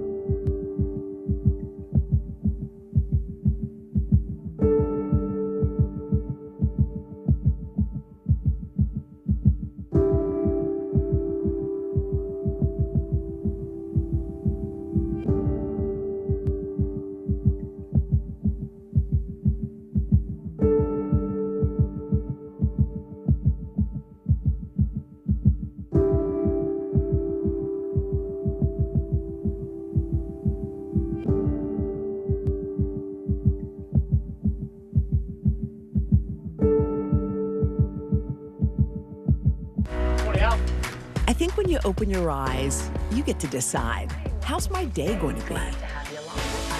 We want to be a way to start your day, lighten your load, every single morning. We begin tonight with breaking news just coming in. Whenever it happens, wherever you are, NBC News, streaming free now. Watch NBC Nightly News with Lester Holt or listen wherever you get your podcasts. Bottom of the hour now. Here are some of the stories making headlines on NBC News Daily. The Federal Aviation Administration has confirmed that last week's major outage that temporarily grounded all U.S. airline departures was caused when someone accidentally deleted files related to a safety system. The agency says that it's found no evidence of a cyber attack or malicious intent, but that the incident remains under investigation. The state of Florida has blocked a new advanced placement course on African American studies from being taught in high schools. The State Department of Education says the course is historically inaccurate and that teaching it would violate state law. The College Board, which oversees AP classes, said in a statement, quote, "The process of piloting and revising course frameworks is a standard part of any new AP course, and frameworks often change significantly as a result." And legendary singer-songwriter David Crosby has died. The two-time Rock and Roll Hall of Fame inductee was a founding member of both the Byrds and, of course, Crosby, Stills and Nash. The longtime rocker was known for pioneering folk music on stage and for being a big part of the counterculture offstage. His wife says he died after a long illness. Crosby was 81 years old. Two Illinois EMS workers pleaded not guilty, to murder charges this afternoon. Peter Cadigan and Peggy Finley are facing charges in the death of 35-year-old Earl Moore Jr., who they allegedly strapped face down on a stretcher last month. Now Moore's family is suing them and their employer. NBC News correspondent Shaquille Brewster joins us now from our Chicago bureau. Shaq, bring us up to speed here.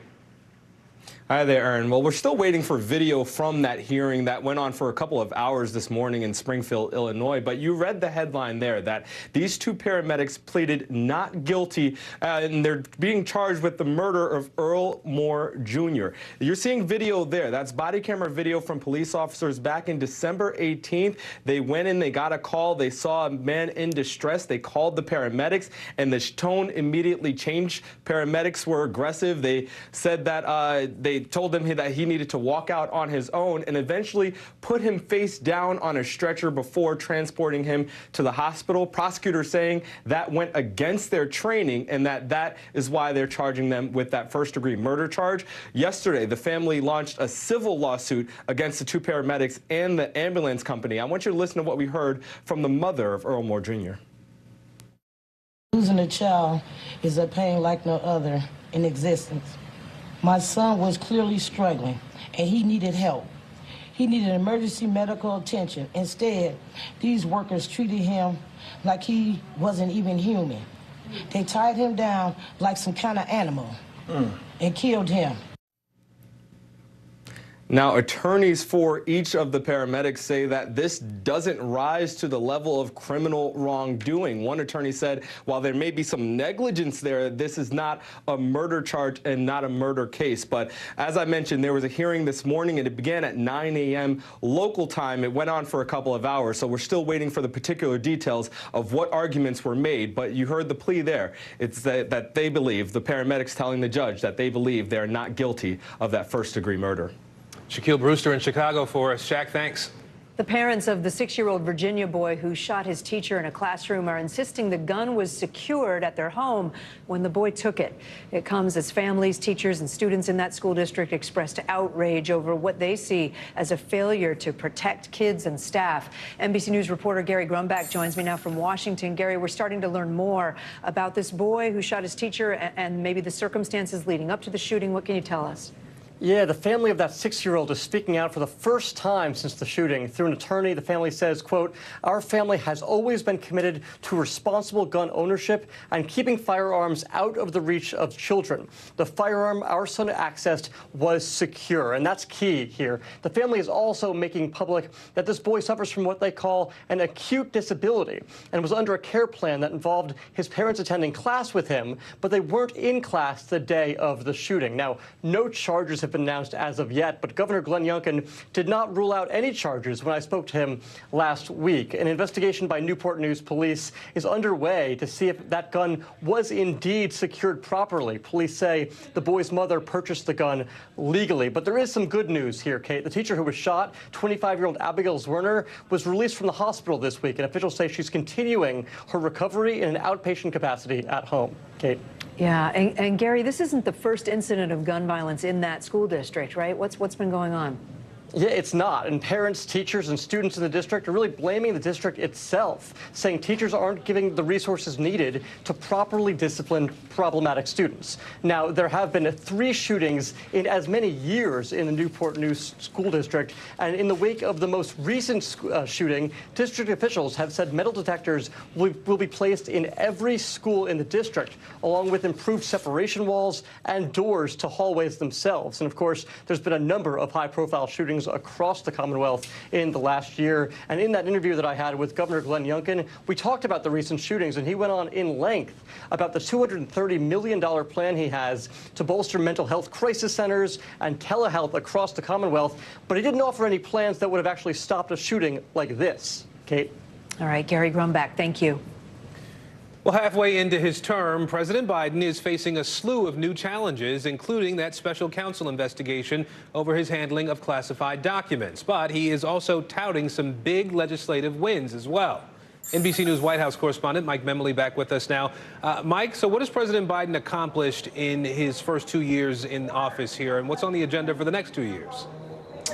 Well, Aaron, the president is speaking right now to a group of bipartisan mayors from across the country. He joked, as he often does, that being a mayor is a much harder job than being president. But it's notable, as he marks the 2-year mark of his time in office, that this is the group he's talking to. Because when you talk to White House officials, they look at the year ahead, they talk more about the implementation of some of his past successes, like the infrastructure law, which he's talking about now, than any new legislation that he might be doing. Obviously, a very uphill climb with the new Republican Congress. And so he's using this moment to highlight not just the infrastructure law, things like the Inflation Reduction Act, some of the components of the American Rescue Plan, that COVID law that was implemented early in his time in office, all with an eye towards spending this year traveling the country, talking about ways in which he believes the American people's lives have improved under his watch, while in Washington there's a lot of investigation which he's going to leave to Republicans, and hope that that contrast serves him well in his political future. Well, you mentioned the investigations, and I'll note, Mike, that we're looking at live pictures here now from the White House as the president is speaking to that group of mayors. Other than dealing with national issues like high inflation and border issues, the president, as you noted, is still facing this classified documents investigation and questions around whether he's going to run for re-election. Is that investigation impacting his decision-making at this point?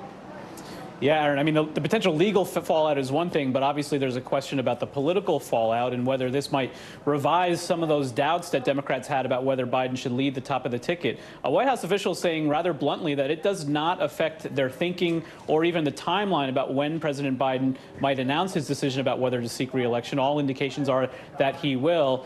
Now, what is notable is that the State of the Union address, which is now scheduled for February 7th, had always been sort of the benchmark.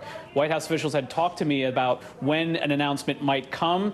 It appears now that there really is no firm timetable that his top advisors have agreed to about when he will make that announcement. For now, it's clear that it's not going to happen until after the State of the Union. There are some other important variables, though, including not just the president's health, the health of the First Lady, Dr. Biden, who, of course, just had surgery to treat a form of skin cancer. The White House saying today that the president will have a full physical and that the results of that physical will be released before that announcement comes by the end of the month. All right, Mike Memoli for us in Washington today. Mike, thank you. Also in Washington, all week long, political leaders from around the country have traveled there for the annual Conference of Mayors. As we mentioned, President Biden speaking to them right now. But before they heard from the president, our very own Jose Diaz-Balart sat down with 4 of those mayors to discuss the pressing issues their cities face. MSNBC anchor Jose Diaz-Balart joins us now from Washington. Jose, we appreciate you being here. There was a major issue for mayors across the country right now, really, is immigration, right? You talked about that with this group. Indeed, Aaron, Kate, good afternoon. The mayors, as you've been seeing, Mike Memoli was just referring to it, is the president is actually speaking to the group of mayors right now at the White House. And as you say, immigration, but specifically the humanitarian crisis at the border is top of mind for many of them, because for many mayors, the crisis at the border has become a crisis of their own. I sat down with the president of the U.S. Conference of Mayors, Francis Suarez, the mayor of Miami, and the mayors of Tucson, Philadelphia, and Denver. Well, just to give you one example, just in the last year, our public school system has seen a rise of, I think, 14,000 new students. So if you just do the math and assume that a big school is a 2,000-person school, that's 7 new schools that you're trying to add to a public school system. I mean, that's a tremendous... That's just last year. That's just last year, 1 year. So that's a tremendous burden in 1 year to try to accommodate that number of students. But I think the second part is, you know, when you have a city like Miami with 1.4% unemployment, we need workers. We want people to come in to start small businesses. If you want to start a restaurant in Miami, you struggle to find employees. So there needs to be a more coherent conversation. It does seem like both sides prefer to scream at each other about this issue, politicize the issue, than actually solve the issue.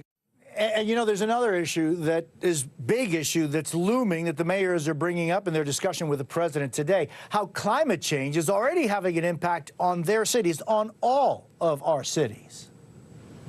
And Jose, what are the other issues the mayors talked about? What are they prioritizing? Well, number one, the migration crisis, because it is affecting cities throughout the country. But, Kate, also the climate change and how it's affecting cities around our country. You think about, for example, the mayor of Miami that's saying, well, you know, we can't not see the hurricanes and the increase in flooding that we're seeing. But then the mayor of Philadelphia was telling us that just over the last couple of years, the city has been seeing flooding that they had never seen before. In Tucson, more than 100 days of more than 100 100-degree Fahrenheit weather. That is something that's unusual. The mayor of Denver talking about how when there is no snow, there is no water, and water that has been feeding the Colorado River and so many others that are fundamental to people having water, not only in Colorado, but in Arizona. It all goes down to Mexico. It's such an important issue that mayors that are really where the rubber meets the road in many ways, they are the first link between people and the experiment of democracy that is the United States of America. They're also dealing, Kate, with the reality that while the American dream remains alive for so many that are just arriving, for many, that American dream has seen obstacles for generations, and they're working on standards and issues that can help people at the local level. You and I share this challenge. Water. Outside of oxygen, we all need water to survive. If there is snow and good runoff, we all have water. Right now, the Colorado River that provides water to the people of Denver or Colorado, to Arizona, California, Mexico, right, and including Mexico, it's drying up. And a lot of it is being driven by climate change. Heat brings with it more drought, and you know, water is life. Water will keep our cities in Arizona intact. We pray that in Colorado it snows, because we rely on the Colorado River, and we are losing it. The people that the front line of climate change are elders, low-income individuals, children, and people of color. You know, they're a fascinating conversation. They had a lot more to say about that and so many other issues, and you can see that on YouTube and our MSNBC, JDB MSNBC Twitter page. So I hope that you all kind of take a look at that. It was a really interesting conversation. Yeah, it sure was. Jose Diaz-Balart, my partner on Weekend Nightly News. Thank you so much. Always good to see you. Gracias, Aaron. Thank you. Thanks. Stay with us. NBC News Daily continues right after this.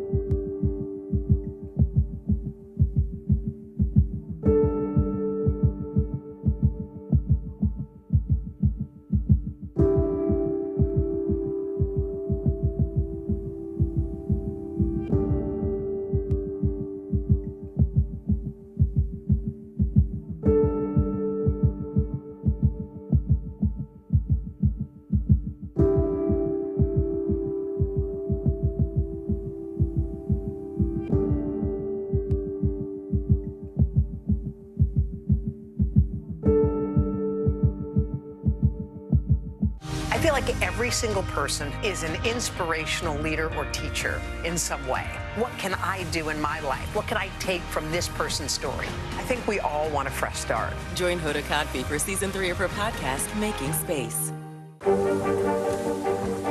How many of you were up there? At least like 11. How real is this going back to the moon? How you doing, Lester?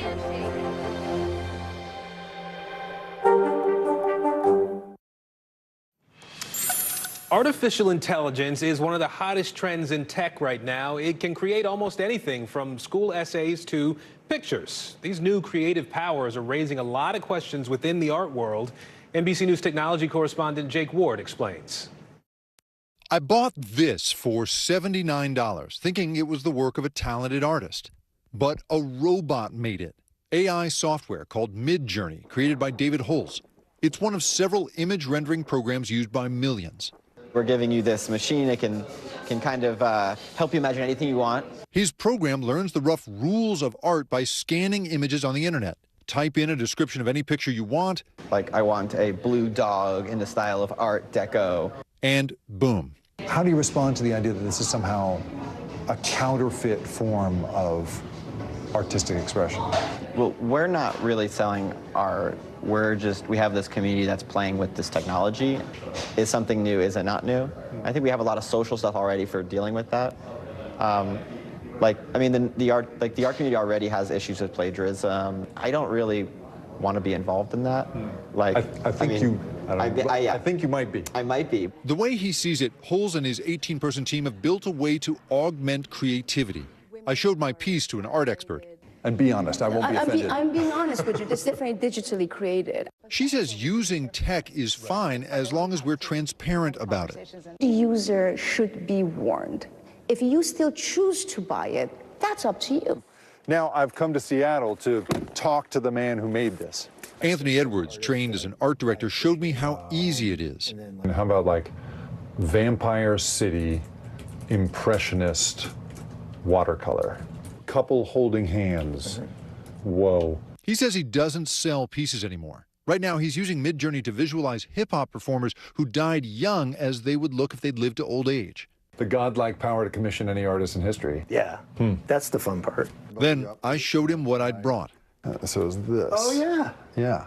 Is this art? Do we consider this art? Yeah. Yeah. Yeah. And are you the artist? Yeah. But he did not paint it. He typed words into an app. What responsibility do you think you have to say to someone like me, hey, you know what? This was kicked out by a piece of AI. On the one hand, I feel like I do owe some. On the other hand, I kind of feel like if you like it, you like it. David Holz admits he's not totally sure what he's even created. You're going to watch it develop over time. There are some things we know and there are some things we don't know. The challenging thing, the interesting thing is how do we use it to make people better? Jake Ward, NBC News. So much debate about what computers can do these days. But I kind of understand the point. If you like it, right? Yeah, but it wasn't made by a human hand, so I can understand that side too, right? Artists out there thinking, but hold on, I am an artist. This is my passion, and instead a machine is going to do it? I can see both sides. Yeah, a lot of valid arguments there. Yeah. There is a new study that finds hormone therapy improves mental health for transgender youth. The findings were published in the New England Journal of Medicine. Researchers said participants reported an increase in positive emotions, life satisfaction, and appearance. Those increases were linked with decreases in depression and anxiety symptoms. A 2022 survey found that 53% of transgender and non-binary youth said they had seriously considered suicide in the past year. There is more news ahead. You're watching NBC News Daily.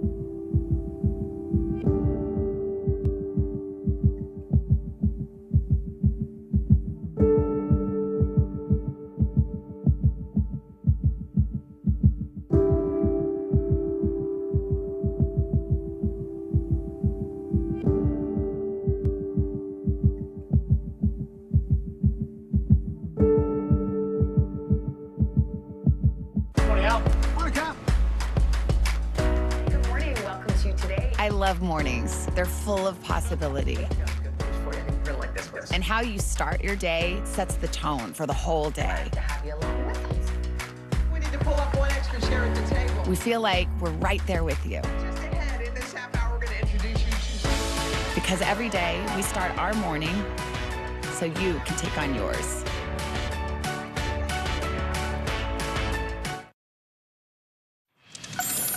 The organic food market is bursting right now. Sales topping $63 billion nationwide in 2021. That's according to the Organic Trade Association. With customers willing to pay, well, some customers willing to pay top dollar for products free of pesticides and other contaminants. So-called organic fraud is rampant. And now the Biden administration is taking steps to try to put a stop to that rotten, if you will, practice.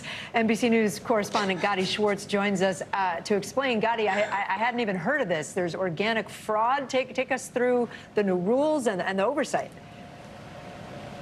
Yeah, Kate, so in the past few years, we've started to see a lot more cases of organic fraud actually prosecuted. And that's basically when people slap an organic label on something, charge more for it, despite it having all of the things that organics promise not to have. So the USDA says that this is aimed at making sure that the playing field is level, making it easier to detect fraud. And they're doing that in a bunch of different ways. First off, they're going to require organic import certificates for organic foods from overseas. Prosecutors have seen some cases in which produce and grain are brought in from Eastern Europe. They're not organic, but they're labeled that way. There's one case that $46 million worth of non-organic soy was sold that way. They're also calling for more unannounced inspections, more trained organic certifiers, more oversight, and more enforcement authority. Guys? All right, Gadi Schwartz for us today. Gadi, thank you. And for more of Gadi's reporting on the government's crackdown on food fraud, you can tune into NBC Nightly News with Lester Holt tonight. So how's your New Year's resolution going? I don't make them. If you're like most people, maybe it didn't go anywhere. There are some legitimate reasons why you might already have moved on to other goals at this point. Cody Broadway from NBC LX News explains. There's a great chance you've already failed your New Year's resolution. That's if you even set one in the first place. You see, about 64% of people that set a resolution at the beginning of the year end up failing within the first 4 weeks, according to a study out of the UK. Here in the States, YouGov conducted a recent poll that showed younger American individuals had a greater chance of even setting a resolution. 46% of people from the onset said they would not be making any type of New Year's resolution or setting any goals for 2023. Younger Americans under 45 were more likely to be setting a goal. Those 45 and older were less likely to be saying they would be setting a goal going into the new year. You see, we were all born into the mindset of even having a resolution. This theory dates back to the Babylonian era, 4,000 years ago, which had an interesting resolution of returning borrowed stuff once a year. The Romans adopted the same theory, but changed the date to the 1st of January, declaring the start of a new year. Today, a similar resolution of paying down debt ranks at number 7. With this YouGov poll, people were allowed to choose multiple resolutions. They didn't have to just select one. So yeah, we do see that at 13% of Americans wanting to pay down debts in 2023. And at the top, improving physical health, saving money, exercising more, eating healthy, and just being happy. But studies show that only about 9% will actually succeed. There's something called an extinction curve. And you would think that if you quit sugar, for example, that the cravings line would just go down slowly until you're not bothered by cravings anymore. But that's not really what happens. First 3 to 5 days, the cravings are just insane. And people often quit during that period because they say that this is too much. I can't live with this forever. It's impossible. Your cravings start to decline after the first initial shock, but around the 14-day mark, you're hit once again. People think I must be doing this wrong. This is never going to happen. So the people don't understand the extinction curve, and then they quit right in that period sometimes. And then finally it's done. And then they think, well, I got this, it's under control. That's usually more like around 21 to 25 days. I got this, it's under control. I probably wasn't really that addicted in the first place. Let me try again. And they have a little bit of sugar and it goes right back to where it was. So what are some things we can learn from this? Jim Rohn said a life of discipline is better than a life of regret. And Peter McWilliams said, you can have anything you want, but you can't have everything you want. And so you're making a choice. Focus on what you want to accomplish with that choice, not what you're losing by by giving up this or moving away from that. Resolutions aren't the problem. It's the expectations of only setting them once a year and not establishing clear set boundaries and goals that cause us to fail within just a few weeks of setting them. Cody Broadway reporting there. I'm Aaron Gilchrist. I'm Kate Snow. You're watching NBC News Daily.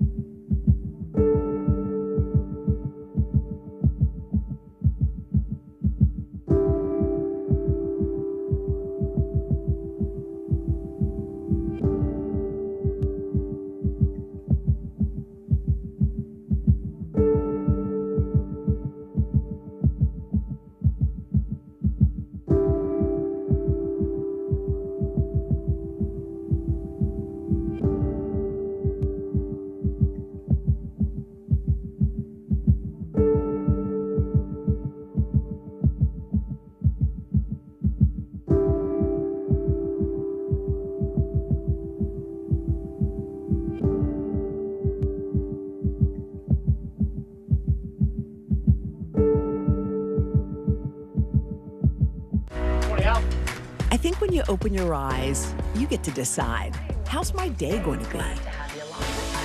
We want to be a way to start your day, lighten your load, every single morning. What do people need most right now? Did the state and/or law enforcement drop the ball? Migrant families now stranded in Mexico. What's the World Cup experience been like? It's your news playlist. Top story with Tanya Amos. Weeknights at 7 on NBC News Now. Hi, everyone. I'm Kate Snow. And I'm Aaron Gilchrist. NBC News Daily starts right now.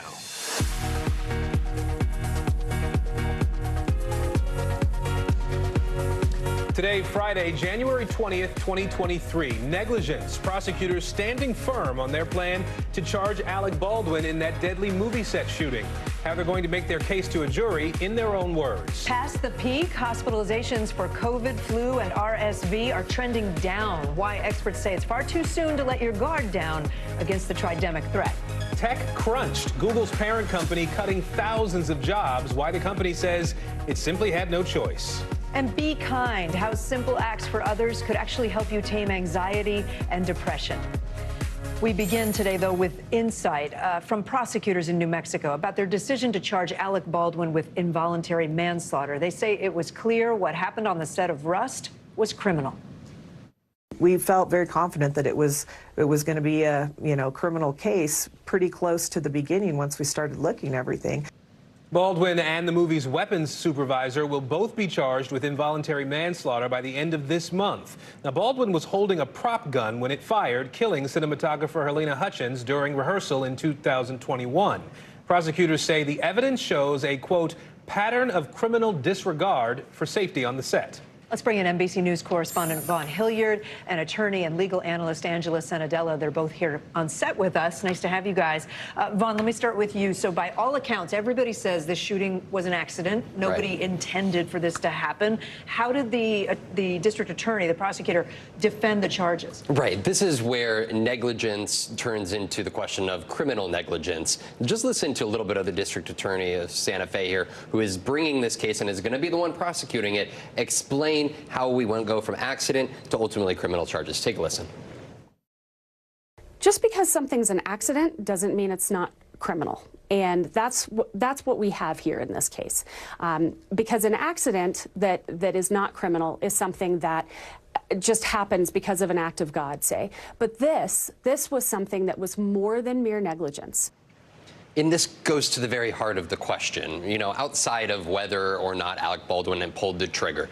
You're dealing with somebody who held a firearm up in the direction of Helena Hutchins and a bullet discharged and killed an individual. And so the question here goes to also what went into this moment before the lead up to this moment. The armorer contends that she told Alec Baldwin that he needed to go through a gun safety training program for this particular maneuver, this cross-draw maneuver. He never did that, she says. And then it goes also to the question here of, was he the producer? And what did he know about the armorer who was hired on to be in charge of putting the bullet into that firearm, and the extent to which there were concerns around gun safety training among crew members? So, Angela, let me ask you here. I mean, we have, the prosecutors have laid out to some degree what their case is going to be here, why they felt the need to charge Baldwin and the armorer as well in this case. You'll have two defense teams at work here. What's the defense strategy likely being developed at this point?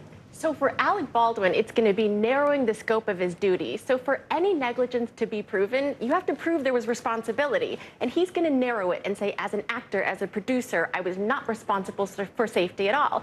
But as a result, he's definitely going to deflect that blame onto Hannah Gutierrez-Reed, the armorer. So they're really going to be pitted against each other. But then most fascinating, I think, is Dave Halls, the AD, because it was revealed that in their plea bargain that he agreed to testify. So that's going to be what's most incriminating to both of them. He took a plea, and now he's going to be presumably in this trial. Yes, testifying. All right. All right, Angela Sandello, Von Hilliard, thanks for being with us. Appreciate it. Well, speaking out for the first time in a week, President Biden says he is fully cooperating with the investigation of his handling of classified documents after he left the Obama White House in 2017. But he is still not saying how those documents ended up at his private home in Delaware or at a former office. NBC News White House correspondent Mike Memley is in Washington for us today. Mike, what else did the president say about this investigation, and what are we hearing about all this from the White House today? Well, Aaron, of course, White House officials continue to insist that the packing and the transport of these documents from Biden's office as vice president 6 years ago to multiple locations was really just an honest mistake on the part of some junior staffers. And the president used the opportunity yesterday to reiterate that he believes any probes will find that he did nothing wrong. Let's listen here. I think you're going to find there's nothing there. I have no regrets. I'm following what the lawyers have told me they want me to do. It's exactly what we're doing. There's no there. Now you can see the president was reading his answer very carefully from prepared notes. This has been a recurring feature both from the president himself in the few times he's spoken about this publicly, but also from the White House. Again today, Karine Jean-Pierre, the press secretary, referring most reporters' questions to either the office of the special counsel or to the White House lawyers, who themselves haven't been quite responsive, Aaron. All right, Mike Memley for us in D.C. today. Mike, thank you. Emergency room visits related to COVID, the flu, and RSV are dropping across the country. The combined number of people going to an emergency room because of the three viruses has actually dropped by more than 200,000 since December. Now, it's a sign that cases from those viruses may have peaked, but the experts say the threat is not over yet. Let's dig into this with NBC News senior medical correspondent. NBC News senior medical correspondent. There I go, Dr. John Torres. Let's give you your title. I mean, you do. So first off, what's behind the drop? You can see it on the graph. Right, you can see the drop, and if you look at it, RSV and flu are the ones that are dropping a lot. COVID is dropping, and it was dropping more, but now it's starting to kind of taper off a little bit. It's not dropping quite as much, and that's at XBB 1.5 that's hitting the country here, and we think that's going to spread. But essentially what's happening is we saw this happen early on, and we saw it hit us very hard and very early October, November, December timeframe for these three different viruses. And because it hit us early, the natural sequence of the virus is it starts to taper off. Doesn't mean we're out of danger yet, because the flu right now is type A. Type B could start moving in, and that's typically later in the flu season, so that could move in. XBB 1.5 could also change a little bit, and that could cause an issue. RSV, we think we're through with that, but time will tell as well. So don't get too excited, basically. Exactly. Messaging there. At the same time, there's a CDC report that shows that children have been getting sicker than adults from these viruses. What do parents make of that? And they're getting sicker for a specific reason, because of co-infection. So they're getting sometimes one or two viruses at the same time, and sometimes a virus with a bacterial infection on top of that. Part of the reason behind this happening is because, for the last couple of years, they've been well protected. They didn't get the natural infections that they typically get. Also, their airways are smaller, so any infection is going to cause more problems than them. And on top of that, their immune systems aren't as strong. So if one virus, say the flu, moves in, then they're more susceptible to getting COVID as well, or a bacterial infection. And that triple whammy there is what's causing them to, unfortunately, end up in the hospital a lot more than we'd like. Yeah, I've been hearing that from a lot of my friends anecdotally, that stuff is going through the whole family. The kids are getting sick with one and then sick again. And exactly. Yeah. So what do the next few months look like? We're not in spring yet. So what do we? Yeah, we're not in the spring yet. We're certainly not out of the woods yet. But things are looking better, and we hope they continue to look better. Like I mentioned, the flu. Type A is here. Type B certainly comes. Hopefully it doesn't come nearly as hard as Type A did, because that was a bit of an issue a few months or a month ago or so. On top of that, COVID, we're just a mutation away from it completely changing and causing a lot more problems. Like I said, RSV, we're not terribly concerned about that, but the other two definitely. So the same thing. If it's in your area, if community levels are high of any of those, mask up, do the things you normally do, and certainly get vaccinated. All right, Dr. John Torres, we appreciate it. Thank you. Significant news from the tech industry today. Google's parent company Alphabet announced it's laying off 12,000 workers. That's about 6% of the company's worldwide workforce. It comes on the heels of major job cuts from other tech industry titans. Amazon and Microsoft announced that they're laying off a combined 28,000 workers. Earlier this week, they announced that. Let's bring in CNBC's Steve Kovac now. Steve, what's behind the move from Google today? Yeah, it's the same as everyone else, Kate, that they grew too rapidly during the pandemic as we went through this kind of digital transformation for work and learning and playing to where we are now, going back in the real world. On top of that, we see interest rates rising. We see the macroeconomic environment hurtling towards potentially a recession, and that causes advertisers, which is where Google makes most of its money, to pull back. So they're cutting costs, but not cutting costs everywhere, firing 12,000 employees, but also talking about where they want to invest, which is artificial intelligence. That's where they see the future of Google going, Kate. We talk about the tech sector cutting back, but there's an exception, right? Apple. Why have we not heard about Apple making cuts? Yeah, so of all the big mega companies out there, Apple's the only one so far that has not laid off in a massive way like we've seen. Part of that is because they just didn't hire as many people or grow as rapidly during the last 3 years that their peers and rivals have. And that's also been the way Apple has always operated. They don't overspend. They don't invest in crazy-looking science projects like the metaverse and things like that. They're very deliberate. They know their money makers in the iPhone, and that's how they hire, Kate. All right, Steve Kovac from CNBC. Thank you. Thanks, Kate. Existing home sales fall to the lowest level in more than a decade, and another crypto lender files for bankruptcy. Frank Holland joins us now with today's CNBC Money Minute. Hi, Frank.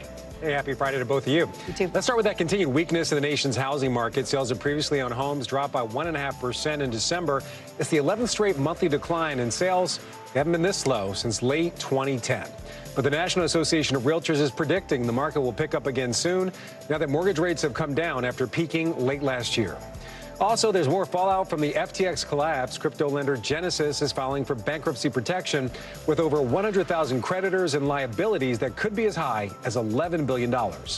And Rovio, the company behind the Angry Birds mobile game, says it's considering an $800 million takeover offer from Israel's Playtika. Slowing sales have prompted consolidations in the game industry. Back over to you guys. Haven't heard a lot about Angry Birds recently. Yeah, it's been a while. Yeah, Frank Holland, thank you. Thank you. Well, coming up, the desperate search for a missing law school student in New York City after his belongings were found miles apart. You're watching NBC News Daily.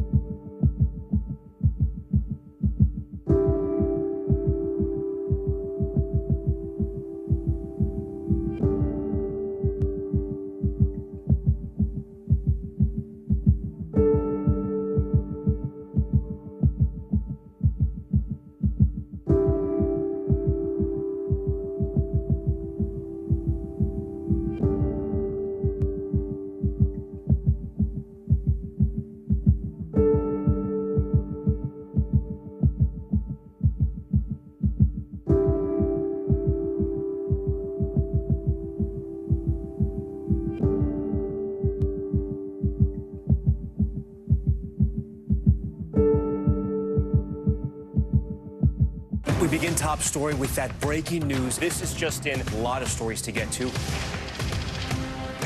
What do people need most right now? Did the state and/or law enforcement drop the ball anywhere? Are we headed for a recession or a recovery? Migrant families now stranded in Mexico. What's the World Cup experience been like? The civilian effort is not just about fighting, it's also about helping. Every night, it's your news playlist. Top Story with Tom Llamas. Streaming weeknights at 7 on NBC News Now. A frantic search is underway for a New York City law student. Jordan Taylor has been missing for 2 weeks now. The 29-year-old was last seen in Queens, New York, but personal items have been found across the neighboring borough of Manhattan. Taylor has worked on the campaigns for New York Lieutenant Governor Anthony Delgado and Baltimore City Council President Nick Mosby. NBC's Maya Eaglin joins us now with more. Maya, what have police been able to piece together so far from the evidence? So, Kate, the short answer is not much. Taylor was last seen, as you mentioned, 2 weeks ago while getting a haircut in Queens.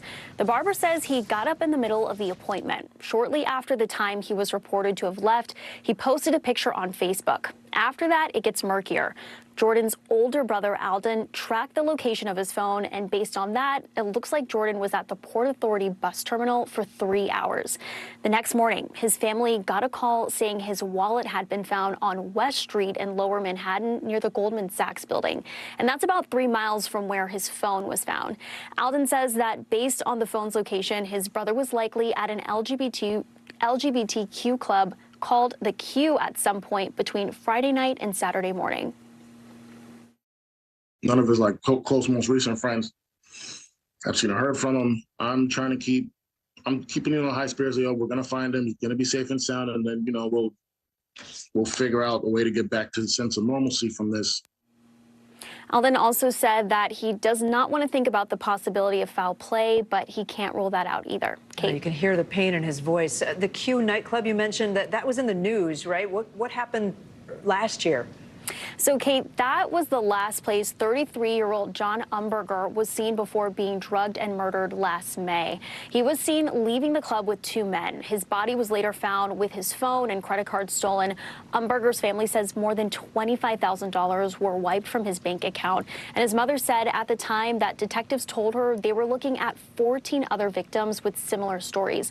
Now, it's important to note again that we don't know for sure that Jordan Taylor was at the Q. All we know is that Taylor's brother believes he was likely there at some point on the night he went missing. So still a lot of unanswered questions here. Kate. Yeah, we'll keep following that. Maya Eaglin, thank you. A missing persons case in Texas is reaching a tragic conclusion today. Kayla Kelly was reported missing just over a week ago. Investigators now say that a body found buried in a field this week is her. A man has been arrested on kidnapping charges in this case. NBC's Gary Grumbach joins us now. He's tracking this story. So, Gary, what do we know about what happened here?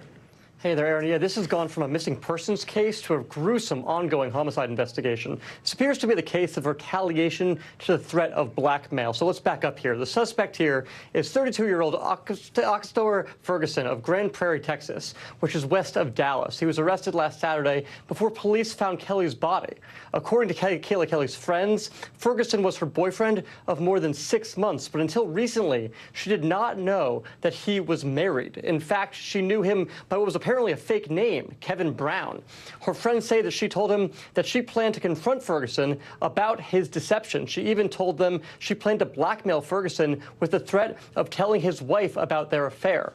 A day after Kelly was reported missing, her car was found on a deserted road, and the vehicle had been severely burned, so much so that detectives were unable to find any clues about where Kelly could be. Now, they finally found her body yesterday, but the cause of and manner of death have yet to be released. Aaron? Gary, you mentioned that there was an arrest before Kayla's body was found here. How were police able to connect a suspect so quickly? Yeah, for an ongoing investigation, we actually have a lot of details here. Ferguson emerged as a suspect after police interviewed Kelly's friends and went through her phone records. They then found a 2004 Lexus that belonged to Ferguson and his wife near the duplex where Kelly lived. According to the arresting document, gloves, duct tape, and a blanket were found inside that car. Investigators then interviewed Ferguson, where he admitted to knowing Kelly and said he had last seen her on January 10th, the day before she was reported missing. He told investigators that his Lexus was near her duplex because he was hiding it from his wife. And then when he allowed detectives to look through his phone, he found those texts from Kelly threatening to tell his wife about their affair if he did not respond. Now, phone records also revealed he'd been in the area where Kelly's burnt car was found. Ferguson denied that, but he admitted that he'd been driving around in his car during that time.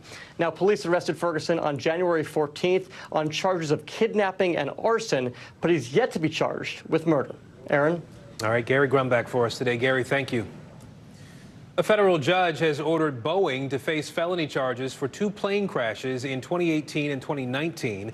The airline company had previously made an agreement with the U.S. government to avoid prosecution, but relatives of crash victims said their rights were violated when they were not involved in that deal.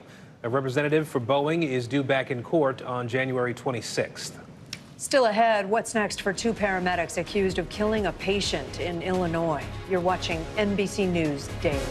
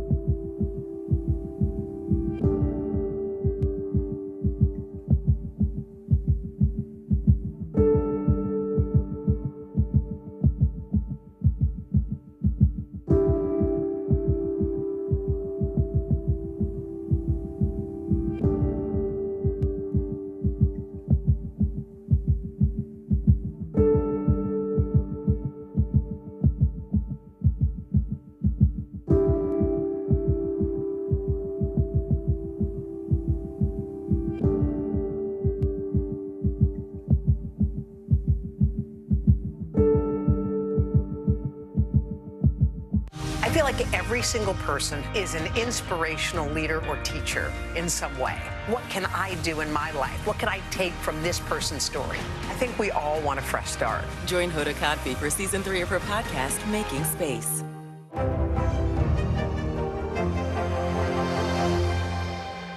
We begin tonight with breaking news just coming in. Whenever it happens, wherever you are, NBC News, streaming free now.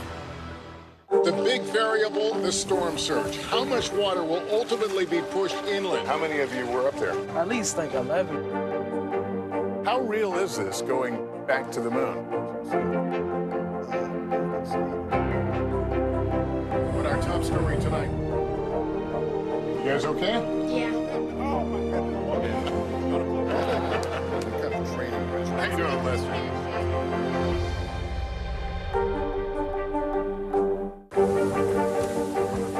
How many of you were up there? At least like 11. How real is this going back to the moon? How you doing, Lester?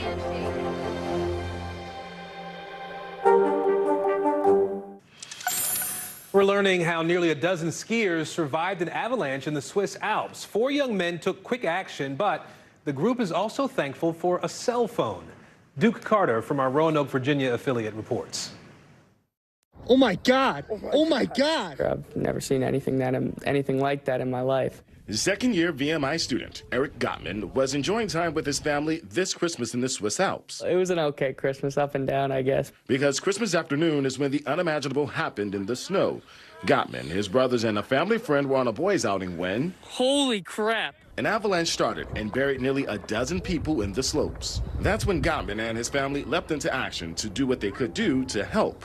The 4 young men skied to the location and saw about a dozen people scattered. One of them was lying horizontally in the snow, buried up to his neck. So he was the first person that we all thought, hey, we should go dig this guy out of the snow, make sure that he's at least alive. The young men did not stop there. After rescuing one person, they attempted to help others buried in the snow. As well as making sure those people that were actually involved in it were okay. Just asking them, like, you know where you are, like, is everything all right? The boys still help people after rescue teams arrived. Surprisingly, this video helped first responders locate and save everyone trapped in the snow. It felt good knowing that there was something that we could do besides trying to dig people out of the snow to help. And it was obviously influential in the saving effort. When we got back to the town that we stayed in called Steuben, they rang the church bells to signify that everyone survived the avalanche and everyone was okay. This VMI student and now hero has a Christmas story of a lifetime to share. Yeah, it's a Christmas we'll never forget. For NBC News Daily, I'm Duke Carter. Now to a different kind of story of survival. A man stranded in the Caribbean Sea for nearly a month is sharing how he stayed alive. And the story includes fire and a lot of ketchup. NBC News correspondent Morgan Chesky explains. The incredible story of survival. A Dominican man who says he spent 24 days adrift on a sailboat, rescued by Colombian naval officials in the Caribbean Sea. The survivor, Elvis Francois, speaking out about the moments he had almost lost hope. 24 days, no land, nobody to talk to, don't know what to do, don't know where you are. It was rough. A certain time I lose hope. I think about my family. Francois telling officials he had made it through the harrowing experience with just 3 things to eat. But I had no food. It's just a bottle of ketchup that was on the boat. Garlic powder and Maggi. So I mix it up with some water. That's right, just ketchup and seasonings for almost a month. In a video released by the Navy, Francois says he was dragged to the sea because of bad weather when he was repairing a sailboat on St. Martin Island. I tried to went back to port, but I lose track because it took me a while to mount up the sail and to fix the sail. He says he then attempted to call friends and co-workers, but lost service. There was nothing else I could do than sit down and wait. Francois says he had to constantly remove water from the boat to prevent it from sinking and tried to light a fire to send a distress signal, but was unsuccessful. The Colombian Navy says the sailboat was spotted from the air 120 nautical miles northwest of La Guajira Peninsula, almost 1,000 miles away from where he started. With the word help engraved on its hull, officials say a passing container ship joined the rescue efforts and brought him to land. Se conoce que una de estas embarcaciones acude al área de la novedad, detecta una embarcación tipo velero con un tripulante a bordo. Where he received medical care at the port of Cartagena. De nacionalidad dominica, el cual se encuentra en buen estado de salud y se efectúan los procedimientos con las autoridades competentes. He'll now be brought back home to Dominica after being handed over to immigration officials. Morgan Chesky, NBC News. Incredible. Yeah, you know, the will to survive. You do what you have, you figure it out. Ketchup and 2 spices basically mixed together for a month. Can you imagine? Yeah. And an angel on his shoulder, too. That's right. That's right. Well, coming up, the growing fight over reproductive rights as thousands of abortion opponents take to the streets in Washington. You're watching NBC News Daily. We are also streaming for free 24/7 on NBC News Now. All the names you see on your screen there is where you can stream us live for free. The news continues right after this.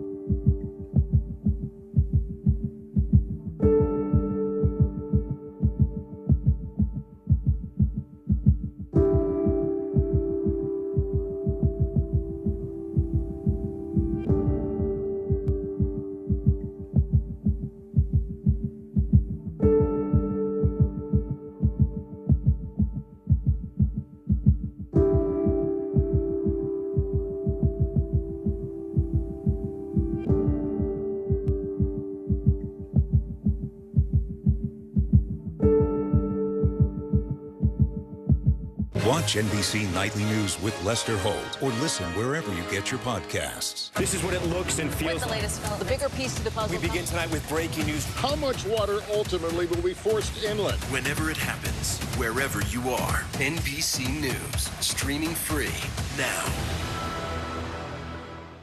For Dateline Premium, subscribe now on Apple Podcasts. Join Hoda Kotb for season 3 of her podcast, Making Space. Listen now. Bottom of the hour now. Here are some of the stories making headlines on NBC News Daily. One person was killed and 2 others were hurt at a restaurant in Kentucky.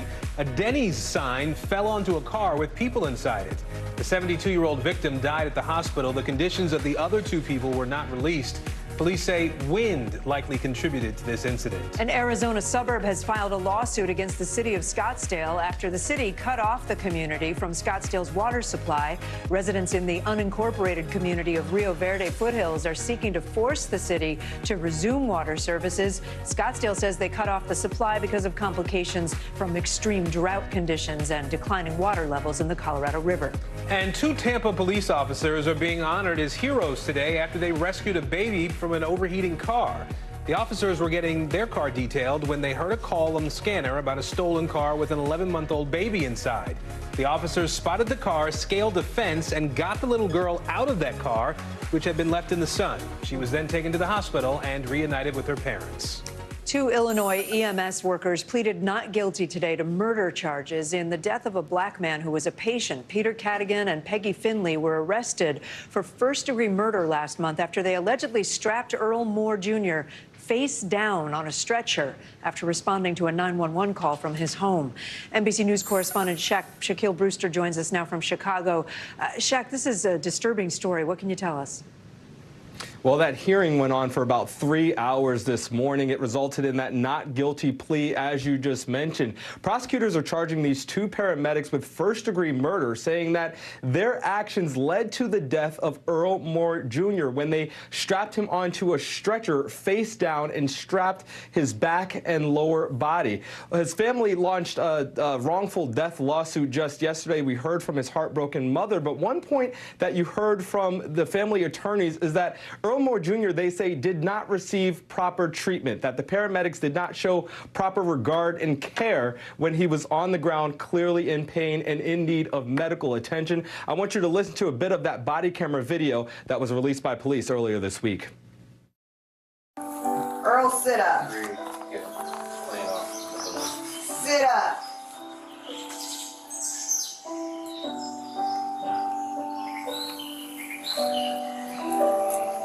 I am not playing. Come on, Earl. Let's move, my man. No. What happened? Stupid. Stop. Sit up. Sit up now. I am not playing with you tonight. Sit up. I should note, as you watch that video, that music in the background was actually on a television inside that bedroom. Attorneys for the 2 paramedics say that there was no wrongdoing, that they didn't commit murder, and that this was essentially an overcharge. But we'll expect to see the 2 back in court next month, Kate. To be really clear, that was the paramedic we were hearing saying sit up, yes? That was the paramedic who arrived, who was called by the police officers who arrived to responding to a previous call. Shaq Brewster for us. Thank you. The FBI is ramping up its efforts to find who's responsible for widespread attacks against reproductive health care facilities in the last year. Now it's offering rewards up to $25,000 for information that leads to the people involved in the attacks. NBC News Justice and Intelligence correspondent Ken Delaney joins us now from Washington. So, Ken, the FBI is offering quite a bit of money in this case, right? Why are we seeing this big push at this point? Aaron, this is a significant public awareness campaign by the FBI, and it suggests they need some help on these cases and that they don't have much to go on right now. As you mentioned, they're offering rewards of up to $25,000 for information about a series of attacks on at least 10 reproductive health care facilities across the U.S. last year. They say those attacks may constitute acts of domestic terrorism. The attacks involved acts of vandalism and arson, typically from someone throwing a Molotov cocktail into a building late at night. What's odd is that they targeted both clinics offering abortions and crisis pregnancy centers that discourage abortions. No injuries were reported in any of these incidents. It's not clear whether the attacks are all related or what the motive might be. Some of the buildings were defaced with graffiti, as you saw on your screen there, some of which said, if abortions aren't safe, then you aren't either. Bans off our bodies. 3 of the attacks took place in Oregon, and other facilities were targeted in Washington, California, North Carolina, Wisconsin, New York, Tennessee, and Colorado. The FBI looking for answers, Aaron. All right, Ken Delaney for us in D.C. today. Ken, thank you. Well, continuing on this subject, this weekend marks 50 years since the original Supreme Court ruling on Roe v. Wade. It's also the 50th anniversary of the March for Life. That's an annual rally in our nation's capital where opponents of abortion rights gather to protest the procedure. But the march that has taken on new meaning this year after the Supreme Court ruling this year overturned constitutional protections for abortion. NBC's Marissa Parra and Ann Thompson join us now. Marissa, you're out in front of the Supreme Court. Thousands of people marching today. What are they telling you? Kate, so what I can say is that the tone is totally different today. They have obviously been celebrating the fact that this is their very first march in a post-Roe world, and there are plenty of signs to reflect just that. But for them, they say the work is far from over. As long as abortions are still happening, they will still take to the streets to march and protest that. So on one hand, you have cautious celebration from people who are saying that the work is far from over. On the other hand, when you look on this direction, you have counter-protesters. These are supporters of abortion rights. And on their side, of course, they want to see better access to abortion care. So what that means is we're probably going to be seeing the next battleground being pharmacies when it comes to abortion pills. So keep an eye on that, Kate. I know there's a lot happening here. One thing I can say is, regardless of Dobbs and the overturning of Roe versus Wade, the energy certainly not slowing down for either critics or supporters of abortion rights. All right, Marissa, thank you. And you recently visited a clinic in Florida where you spoke to abortion providers. How are they saying that things have changed ever since the decision last summer?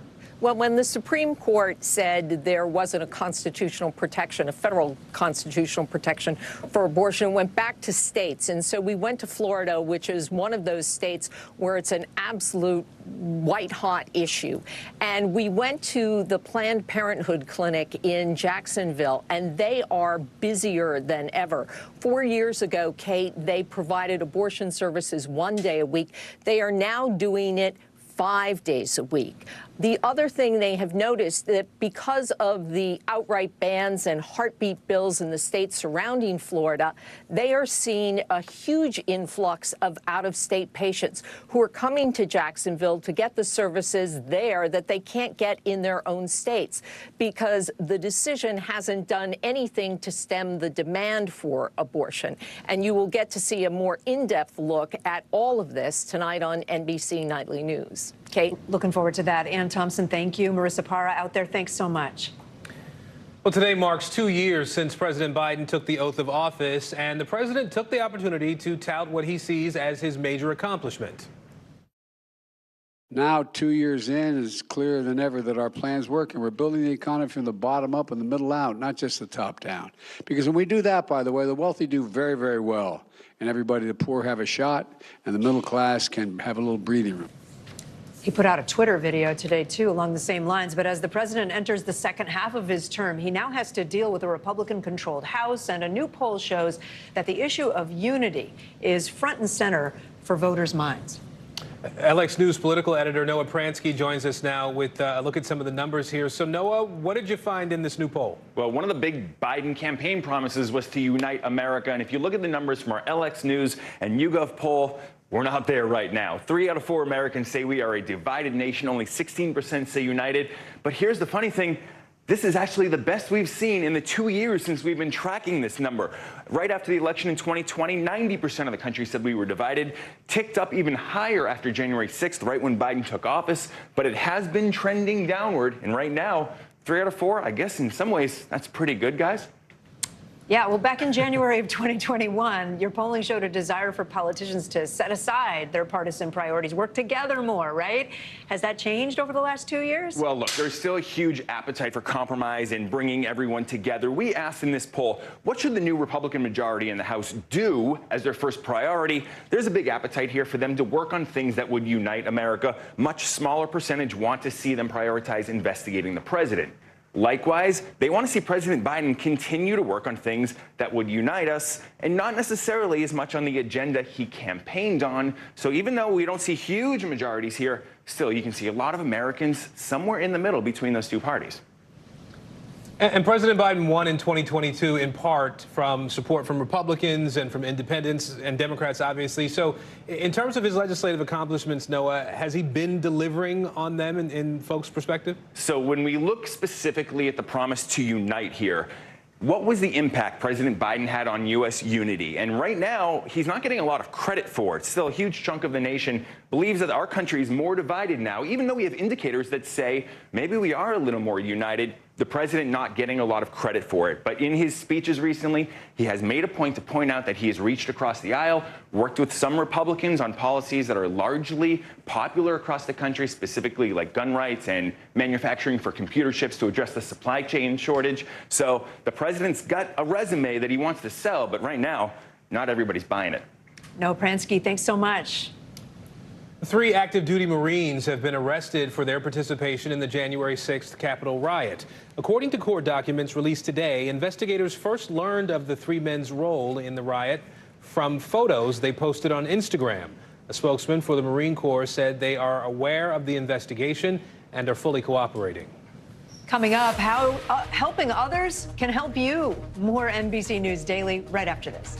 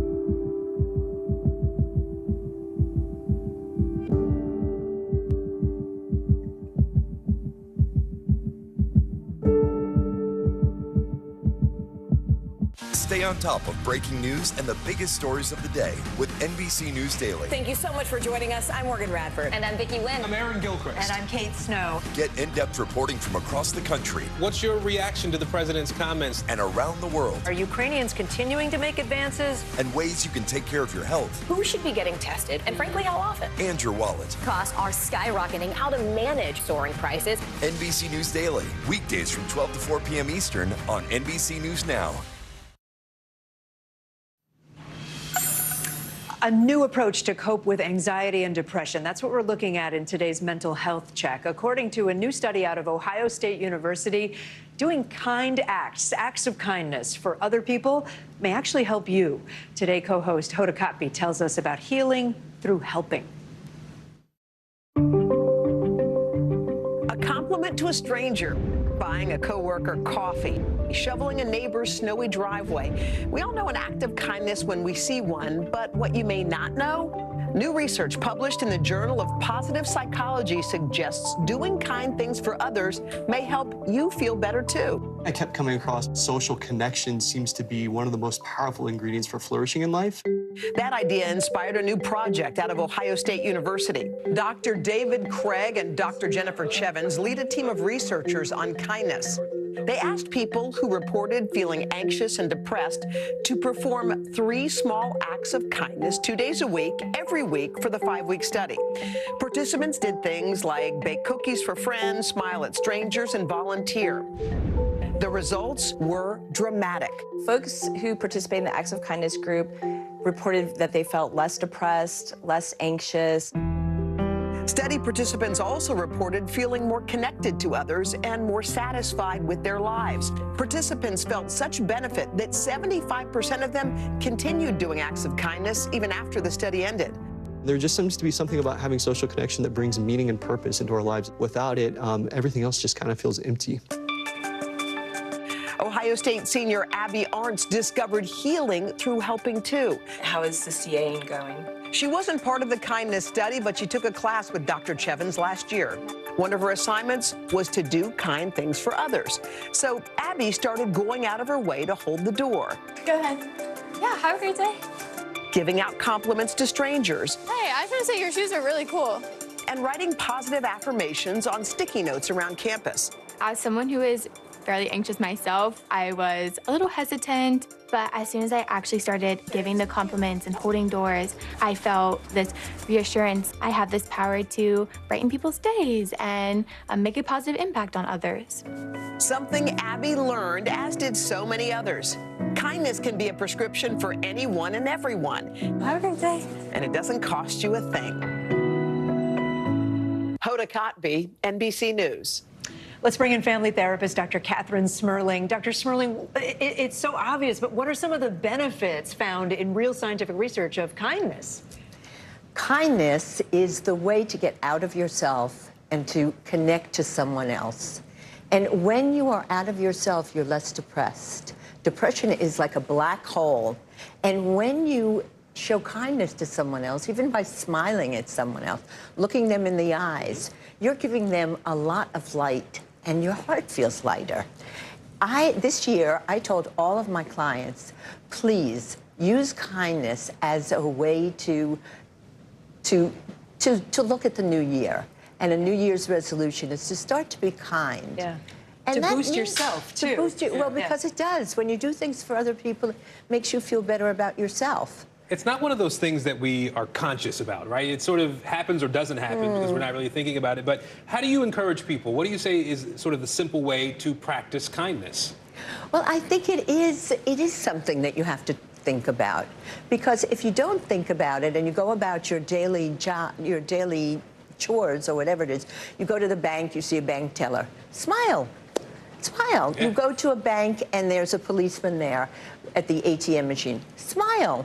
How are you? Right. Have you been here long? Make people feel as though they are people and not just invisible. Wow. And that's part of kindness. It's a really important message. Dr. Catherine Smerling, thank you so much for being with us. Appreciate it. It's been a pleasure. Thank you for having me. Well, Instagram is making some changes aimed at helping users, especially teens, manage how much time they spend on the app and even the content they can see. For the millions of parents whose teens use Instagram all day and night, there's a new tool to help their kids take a break. Quiet mode. What quiet mode allows you to do is pick times of the day or the week where you don't want to be bothered by Instagram. Anyone who sends a direct message to someone who's enabled quiet mode is notified that person is not available. And because teens have a fear of missing out, when they come out of quiet mode, they can see everything they missed. Instagram will also send any teen who's using the app for more than a few minutes between 10 p.m. and 7 a.m. a message encouraging them to put quiet mode on. The changes come after rising concerns about the impact of social media use on children and teens. Instagram's own internal research found 1 in 3 teenage girls who were experiencing body image issues said Instagram made them feel worse, though the company says a majority of teen users felt that Instagram either had no impact or made things better. Tonight, when my daughter gets home from school, I will be talking about quiet mode. Chris McKenna is a dad of 4 and the founder of internet safety group Protect Young Eyes. His take on the changes? So what I like about this is I'm always going to applaud anything that prompts teens to make better choices online. But at the end of the day, Kate, this is still a feature that has some dependencies. It depends on parents being involved to help their children make these choices. You can see how that would be valuable, right? Yeah. Were there other changes that Instagram made? There were a couple other things. They did a few things, and one of the things they tried to do was to create more ways for users, including teenagers, to limit the stuff that's coming at them, that's pushed at them. So now you can block certain words and say, I don't want to see videos or posts about that word in the caption. You can also select things that Instagram pushed at you that they thought you'd be interested in, and you could say, I'm not interested in this. So if you're a teen, you don't want to see like weight loss videos anymore, you can say not interested. If you don't like dogs, you can say not interested. It's interesting what they're doing. It's good to have that control. You're watching NBC News Daily.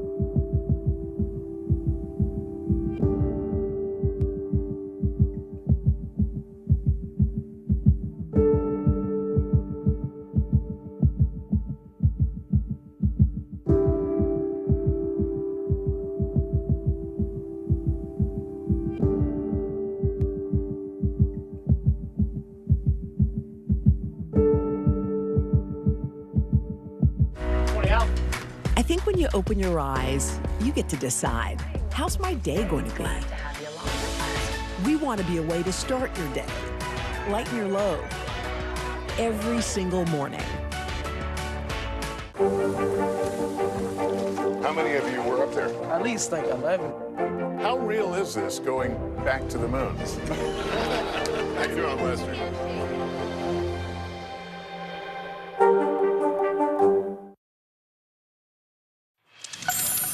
There's a new California law that aims to keep defendants' own words out of a trial. It centers around the idea that what someone says in a song lyric isn't an admission of anything. Other states are considering taking similar steps here. LX News storyteller Ngozi Ekeledo explains. When it comes to criminal cases, the evidence can sometimes be pretty unusual. But California recently became the first state to put a kibosh on a more creative type of evidence, rap lyrics.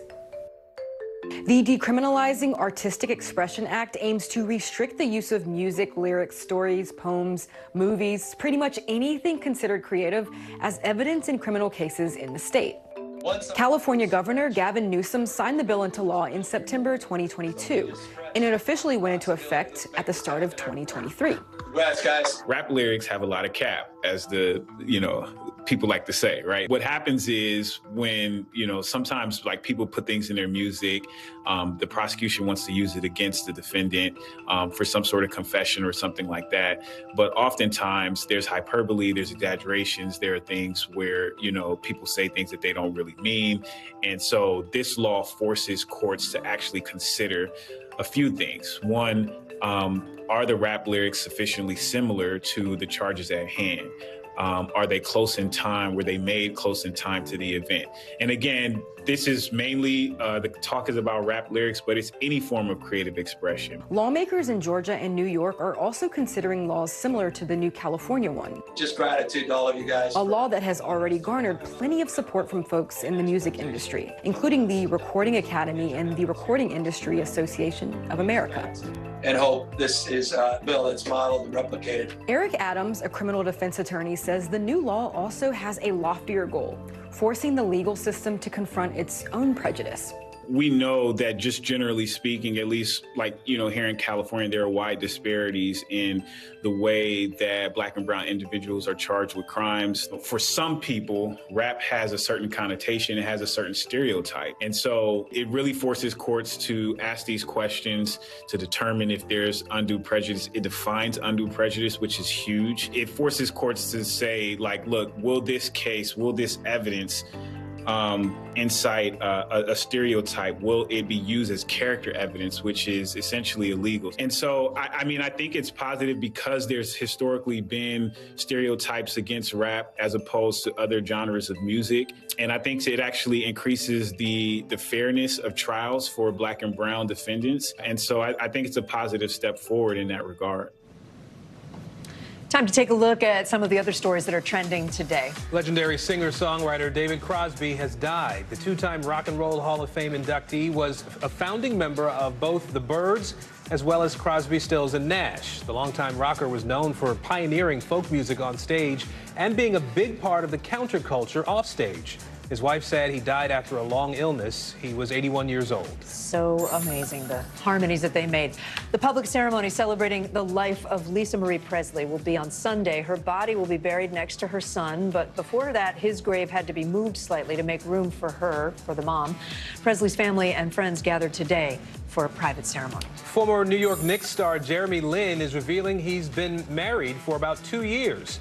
He made the announcement on his Facebook page while wishing his followers a happy Lunar New Year. Lin did not reveal to whom he is married, but he describes their marriage as the highlight of his life. Do we know why he's kept it secret for 2 years? Because he likes a little privacy. Maybe I don't know, but good for him. Yeah. All right, yeah, congratulations, 2 years. 2 years later. Today is Buzz Aldrin's birthday. He was born Edwin Eugene Aldrin Jr. He's known as Buzz. He flew 66 combat missions in the Korean War before joining NASA, of course. In 1963, he was the second man on the moon. And Aaron, you'll appreciate this. He's celebrating his 93rd time going around the sun. Oh, I get it. Get it? Because he's 93. And revolving around. Yeah, that makes sense. Good for him. Happy birthday, right? Amazon is raising the price of its unlimited music subscription service. The monthly price will jump $1 to $10.99 a month starting February 21st. The cost of a student subscription will also jump $1 to $5.99 a month. Amazon Music's monthly cost is now the same as competitor Apple Music, which raised its prices last fall. So many ways to get the music. And to get your money. That's right. I'm Kate Snow. And I'm Aaron Gilchrist. You're watching NBC News Daily.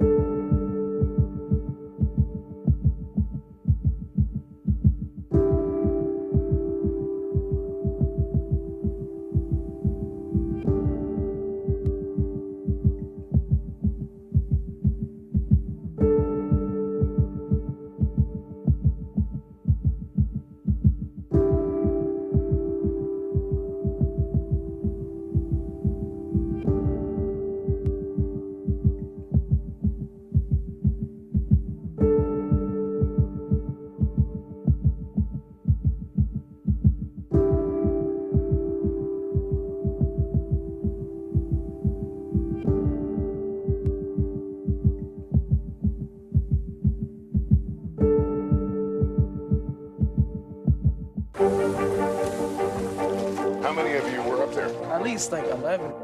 How real is this going back to the moon? How you doing, Lester?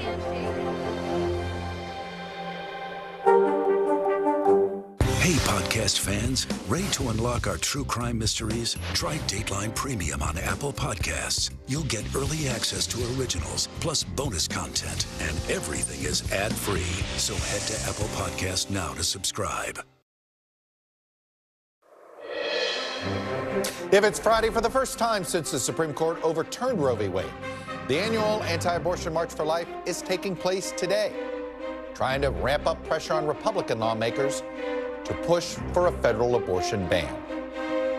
Plus, President Biden finally speaks out about the special counsel investigation into classified documents, insisting the whole issue has been overblown and that he has no regrets, despite the backlash.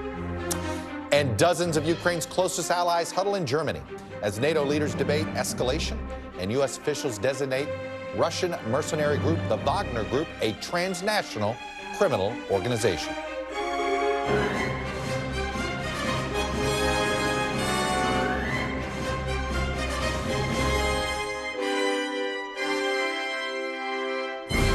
Welcome to Meet the Press Now. I'm Chuck Todd here in Washington, where thousands of pro-life activists rallied on the National Mall today in the first March for Life since the Supreme Court overturned Roe v. Wade last June. Sunday will mark the 50th anniversary of that landmark decision, which is now no longer the law of the land. For decades, the pro-life movement marched in Washington on the anniversary of the decision, urging the Supreme Court to overturn Roe. Well, they got what they wanted. So what did activists do this time? Now they're focusing their energy on Congress. They want a federal ban, which many Republicans worry would be an electoral disaster for the party, especially considering the midterm backlash on the abortion issue.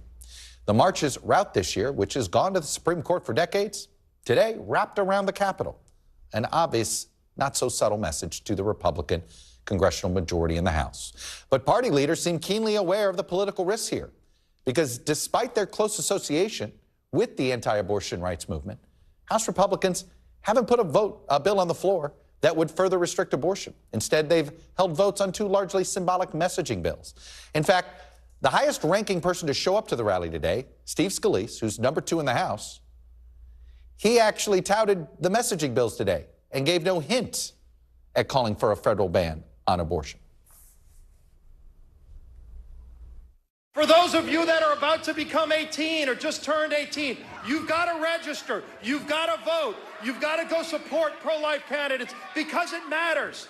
It matters. Life and death is at stake in this march for life. What Republicans now face is a potential disconnect between the aims of this pro-life movement and the political realities facing Republicans after this last election.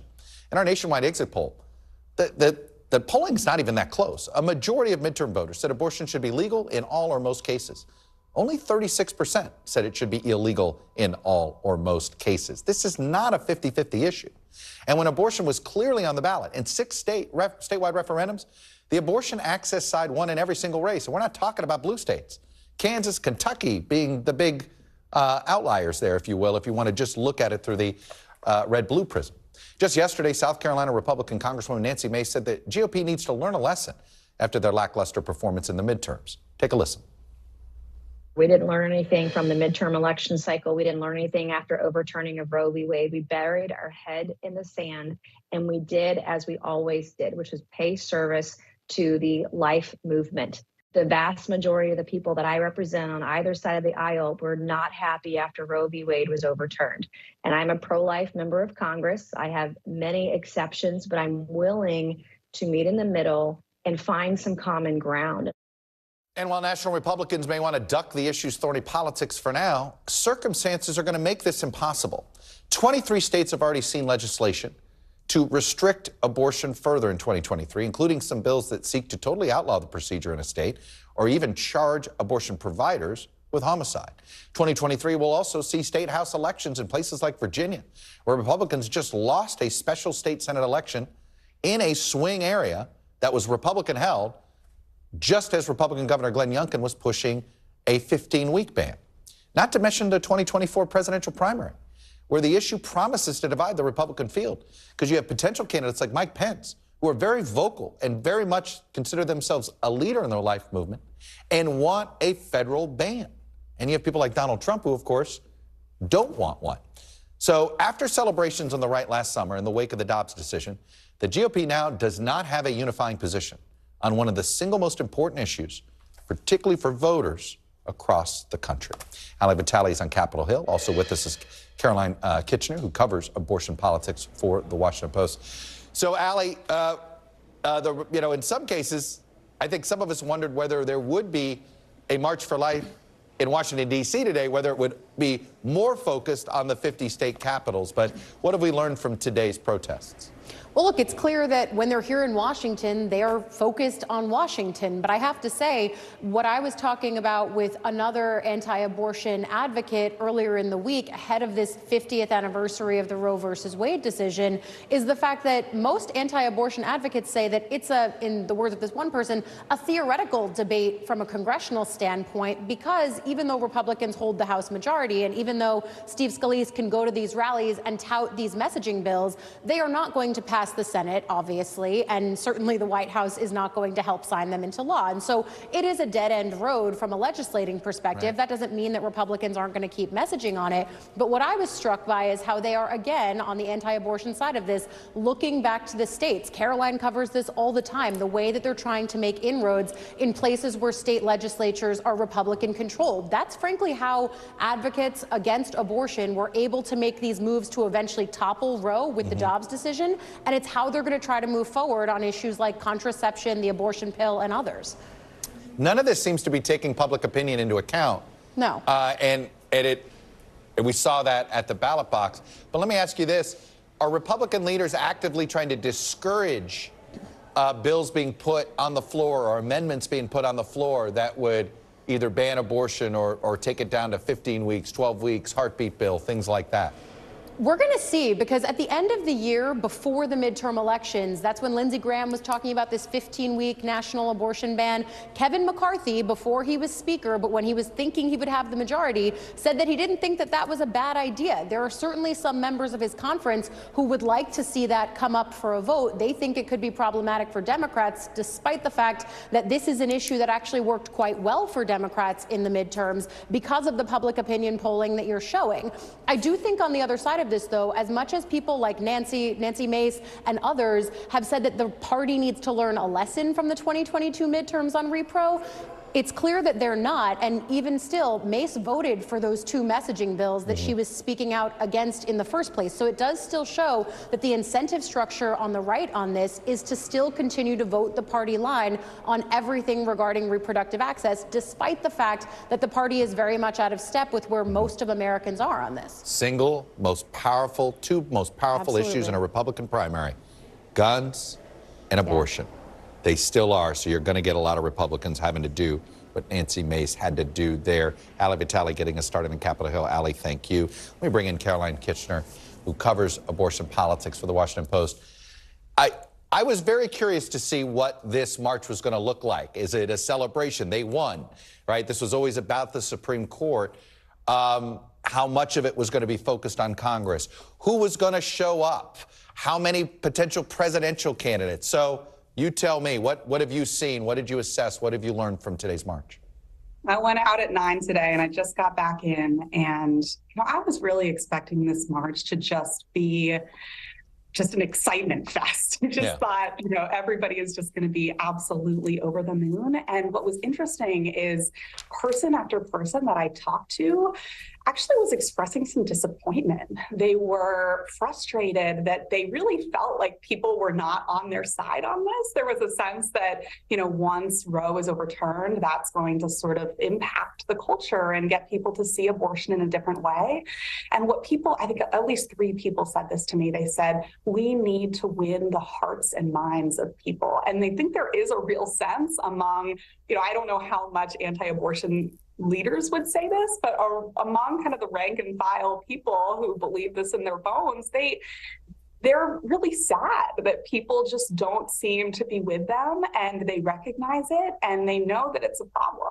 I want to get to the hearts and minds, because I've always felt as if the life movement was more about a legal strategy than a persuasion strategy.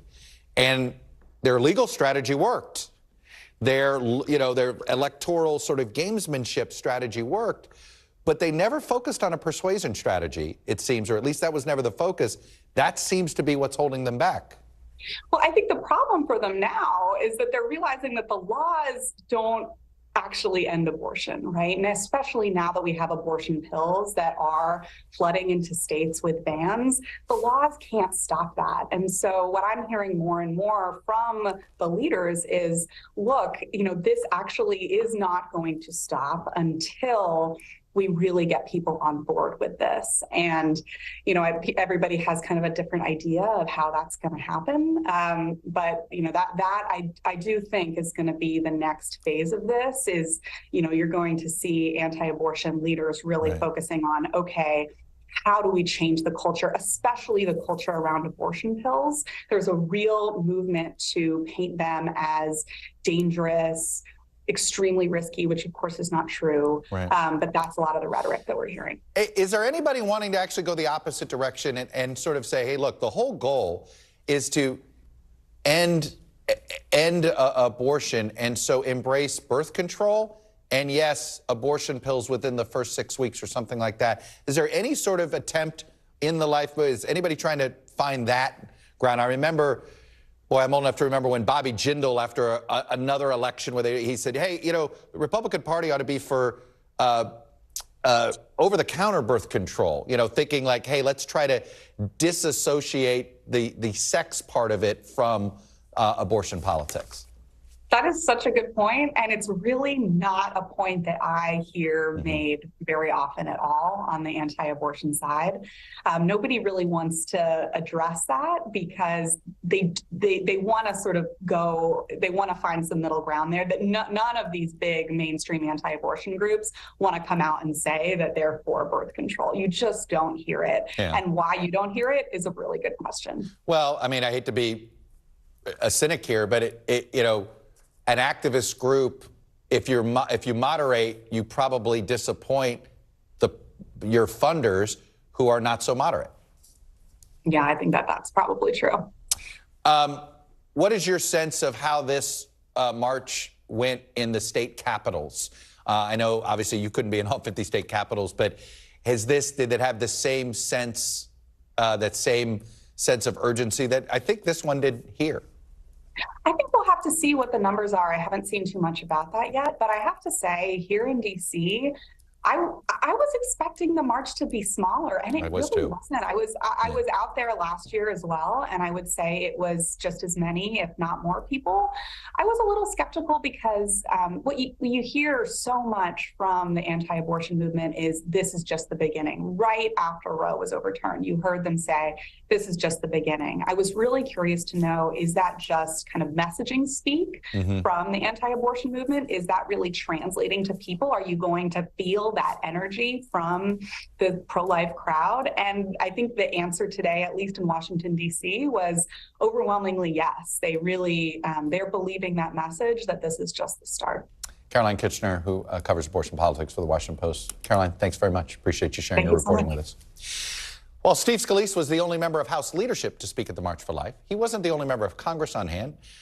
New Jersey Republican Chris Smith, who's one of the leaders of the pro-life caucus in Congress, urged lawmakers at each level of government to pass laws to restrict abortion. Specifically, he's in favor of a federal heartbeat bill that has 62 co-sponsors in the House. Take a listen. Today, we celebrate. Thank you to Justice Alito for writing a brilliant decision, brilliant opinion.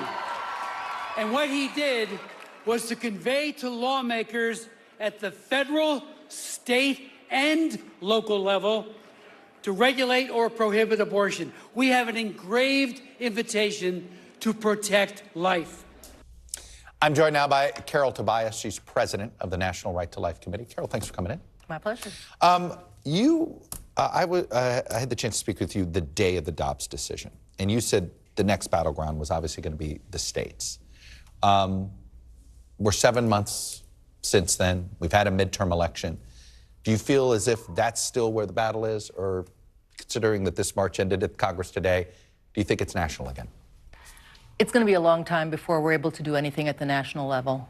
Obviously, because Chuck Schumer's in charge of the Senate, we've got Joe Biden in the White House. We're not going to get anything through, at least for a couple of years. And I really think it's going to take more of a national consensus before we get a major national position, pro-life position at that level. I think it is going to be more in the states. We're already seeing some legislatures looking at various pieces of legislation. And I have always expected that if and when Roe was overturned, we were going to have some states that allowed abortion and some that protected unborn children. Right. And I think that's kind of where we're headed. I want to go to the persuasion issue here. You may have heard my back and forth there. I've always thought that the pro-life movement had a really smart legal strategy, had a good electoral strategy in certain places. But always what seems missing to me is that larger persuasion strategy that almost was a divorce from the politics part. Do you accept that premise, that the persuasion hasn't worked, considering where the numbers are?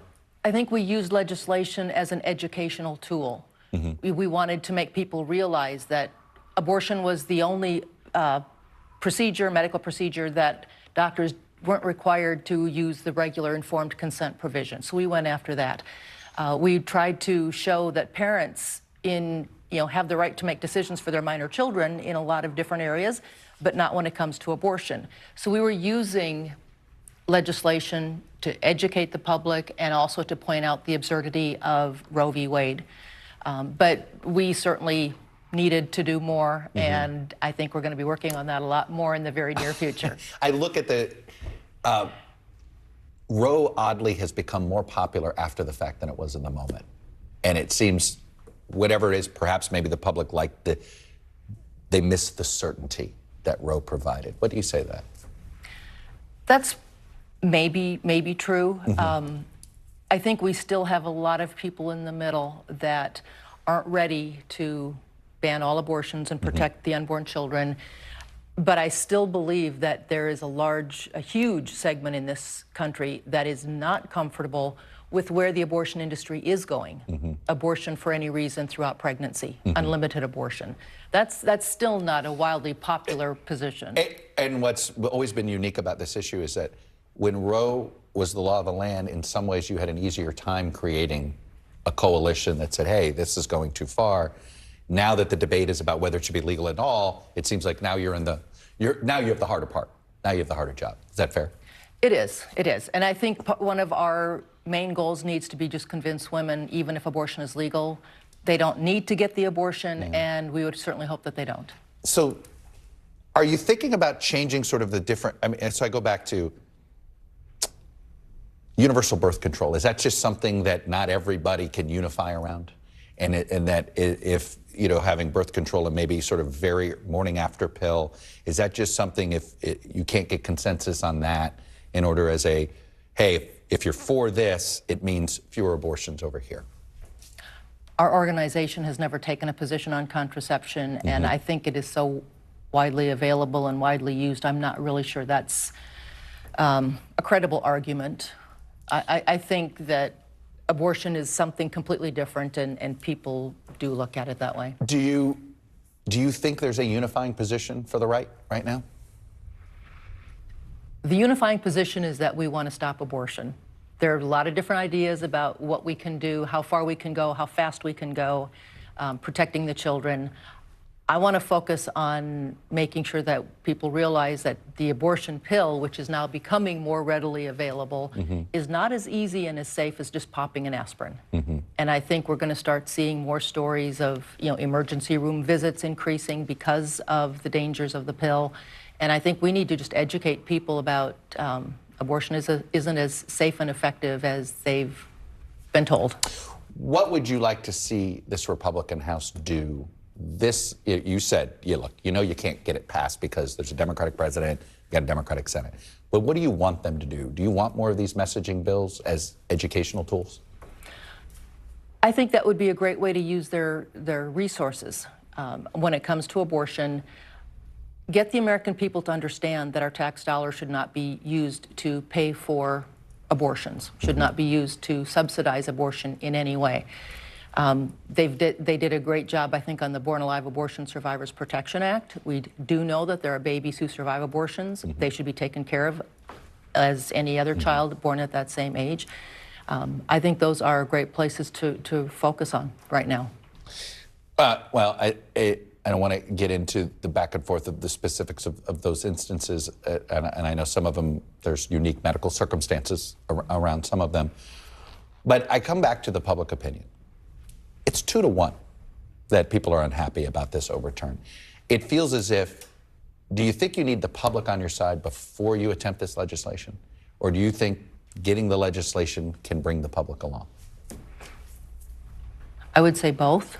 You know, we're certainly going to be working to pass legislation to protect unborn children. I mean, for the pro-life movement, these unborn children are members of the human family that need to be protected. Just because they are small, just because they are vulnerable, does not mean that they are inconsequential. Can you get there without personhood? Without personhood? Meaning, do you have to give, because at the end of the day, it seems as if one of the, I mean, when do you, a fetus does not have constitutional rights. But some people would like to see, in so-called personhood amendments, give the fetus constitutional rights from some form. Do you think that has to happen before these other bills can become enacted? No. No, and personhood bills actually don't have any real teeth. You don't think they do? Because there have been some attempts in the referendum level. This is not something you guys get involved in? But if you look at the actual language and what it would do, I'm not sure that it would change anything. We need to just have laws saying protect the unborn children, but we're also, and I'm very happy that the pro-life movement is stepping forward in faster and larger amounts than we have in the past about helping women who are trying to decide if they really can get through, the pregnancy. States are coming forward with more programs to help moms and newborn babies, and I think we need to step that up, and we are. I was just going to say, do you think needs to be almost a bigger focus of the pro-life movement is how are you going to help women after they have these children? We want to convince women that this is not the solution and that someone is going to be there to walk with her, hold her hand, help her through what might be a very difficult time in her life. And states are stepping forward, pro-life movement is coming forward, and I think we are going to see some changes in the very near future. All right, Carol Tobias, we will be watching. Really appreciate you coming in and representing your organization here. Thanks very much. Thank you. You got it. Coming up, turn. 2 years into President Biden's first term, and the White House finds itself navigating perhaps its biggest challenge so far, a criminal investigation. Plus, all eyes on 2024 and the Senate battleground map. We're going to have the latest on who's in, who's out, who to watch, and who could be retiring next. You're watching Meet the Press Now.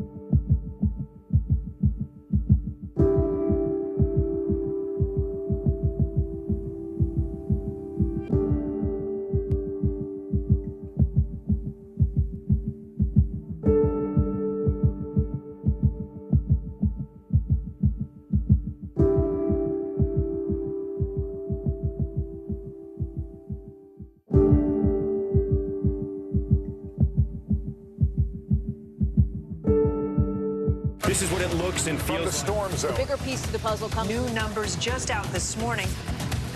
Good evening. We begin tonight with breaking news just coming in. We begin this hour with the latest developments.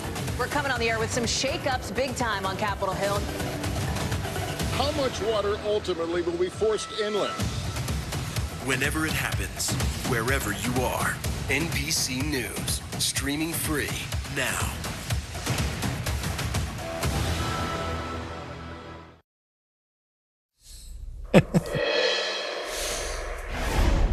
Welcome back. President Biden is at the midpoint of his first term in office. Actually, we're just over the midpoint, about 3.5 hours over the midpoint. But he was sworn in exactly 2 years ago today, about 4.5 hours ago, in remarks before the U.S. Conference of Mayors and in a video he tweeted. He and Vice President Harris touted what he believes are the administration's accomplishments, including the creation of nearly 11 million jobs, the appointment of Justice Ketanji Brown Jackson to the court.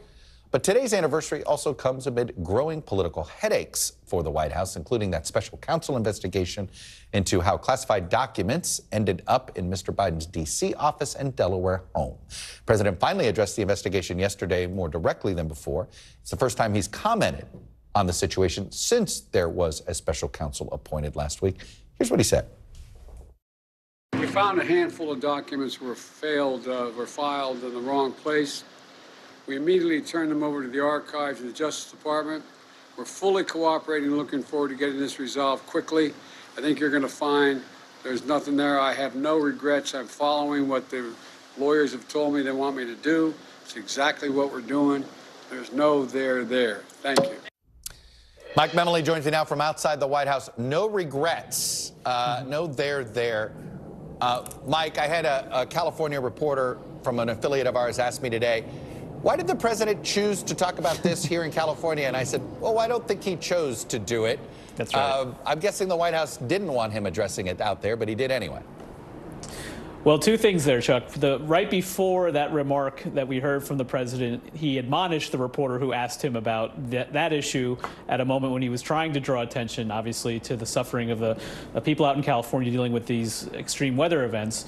But secondly, it was clear that he was reading a prepared, response to a question that they have been expecting, and largely the president had ignored on 8 previous occasions in the previous 6 days. And so I think, though, what this speaks to, there's 2 schools of thought. One, he expressed a little bit publicly some of the frustration about how his team has handled it, the fact that this is still dogging him at this point. But the argument from folks inside the White House is something like this. This was a full boiling crisis. They'll acknowledge that at the beginning of the week that they were still getting their arms around. But by the end of the week, it's maybe down to a simmer. It's still a distraction, but they think they're at the point where they can start getting back onto their messaging terms, even with a little bit of noise around it. If your conversations, Chuck, with Biden advisors are anything like my conversations with Biden advisors, it's often complete with a media lecture about how this thing that we're focused on right now and dominating the headlines is not what actual Americans care about. They care a lot more about what you led the show with today, things like abortion rights that are going to be on the ballot across the country and ultimately in the presidential election next year, too. I guess, Mike, the only thing I don't understand is why not acknowledge, we should have been more transparent with the public at the beginning. We thought we were doing it this way. It boggles the mind. I know politicians are afraid to just admit when they make a mistake. And I mean, put it this way. Every single Democrat I've talked to on Capitol Hill thinks they made a mistake in how they handled the releasing the fact that this occurred. The silver bullet to this White House, Chuck, is the idea that they are treating this in a very different way than the former president is treating that. That relates to everything from cooperation with DOJ, but also to not discussing it publicly in any way, shape, or form to get ahead of the Justice Department. That's their explanation, but of course, a lot of Democrats wish they were more upfront about it, at least that they weren't surprised by it. I'm with a phrase that I'm going to borrow from a business leader I talked to earlier this week who said, we begin with the assumption of zero trust. All politicians need to begin with the assumption with the public these days. With zero trust, you have to earn it every day. Mike Memoli at the White House for us. Mike, thank you. Up next, teach your children well. It's an important week in American history. And as we mentioned, Roe v. Wade was decided 50 years ago this week. And that historic 1973 decision came down on the same day that President Lyndon Baines Johnson died. He was obviously a former president on that day. The next day, President Richard Nixon announced a ceasefire in Vietnam. That's what led Meet the Press that Sunday, in case you're wondering. And in the same week, 25 years later, came another bombshell story in American politics. News of President Clinton's affair with a young White House intern named Monica Lewinsky. Here's her attorney, William Ginsburg, on Meet the Press, January 25th, 1988, just days after the affair became public. Monica Lewinsky, in an affidavit, said, under oath, she did not have a sexual relationship with Bill Clinton. Is that the truth? I cannot broach the attorney-client privilege. I can tell you that she stands on that statement. But she also told her friend Linda Tripp she did. Why didn't she go before the grand jury and just tell the truth and say which version is correct? We are frozen in place because we are in jeopardy.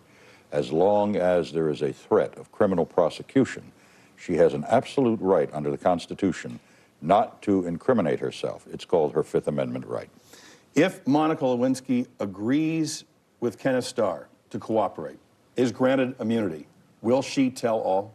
Yes, we are delighted. We are dying to tell the story, but we cannot. We are frozen in place. We want to cooperate. We have indicated that we will cooperate to the extent that I will remain in Washington as long as it takes to see that the truth in every detail, wherever it may fall, comes out.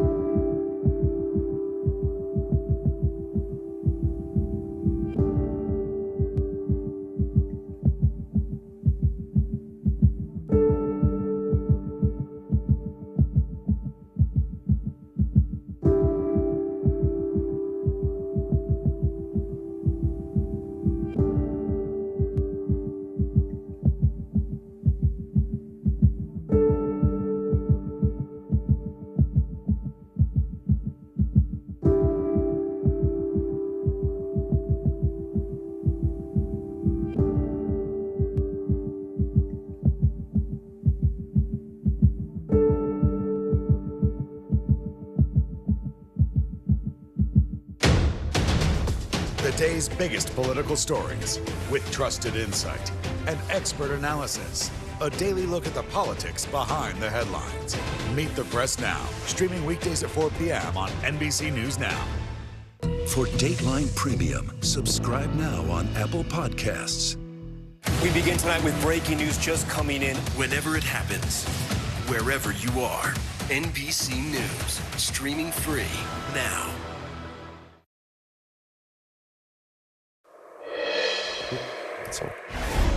Welcome back. As we mentioned, this week is not only the 50th anniversary of the Roe v. Wade decision, it's also the 25th anniversary of President Bill Clinton's affair with White House intern Monica Lewinsky becoming public. More than any other moment, the Clinton-Lewinsky news and the firestorm that followed arguably launched this current era of politics that we already live in.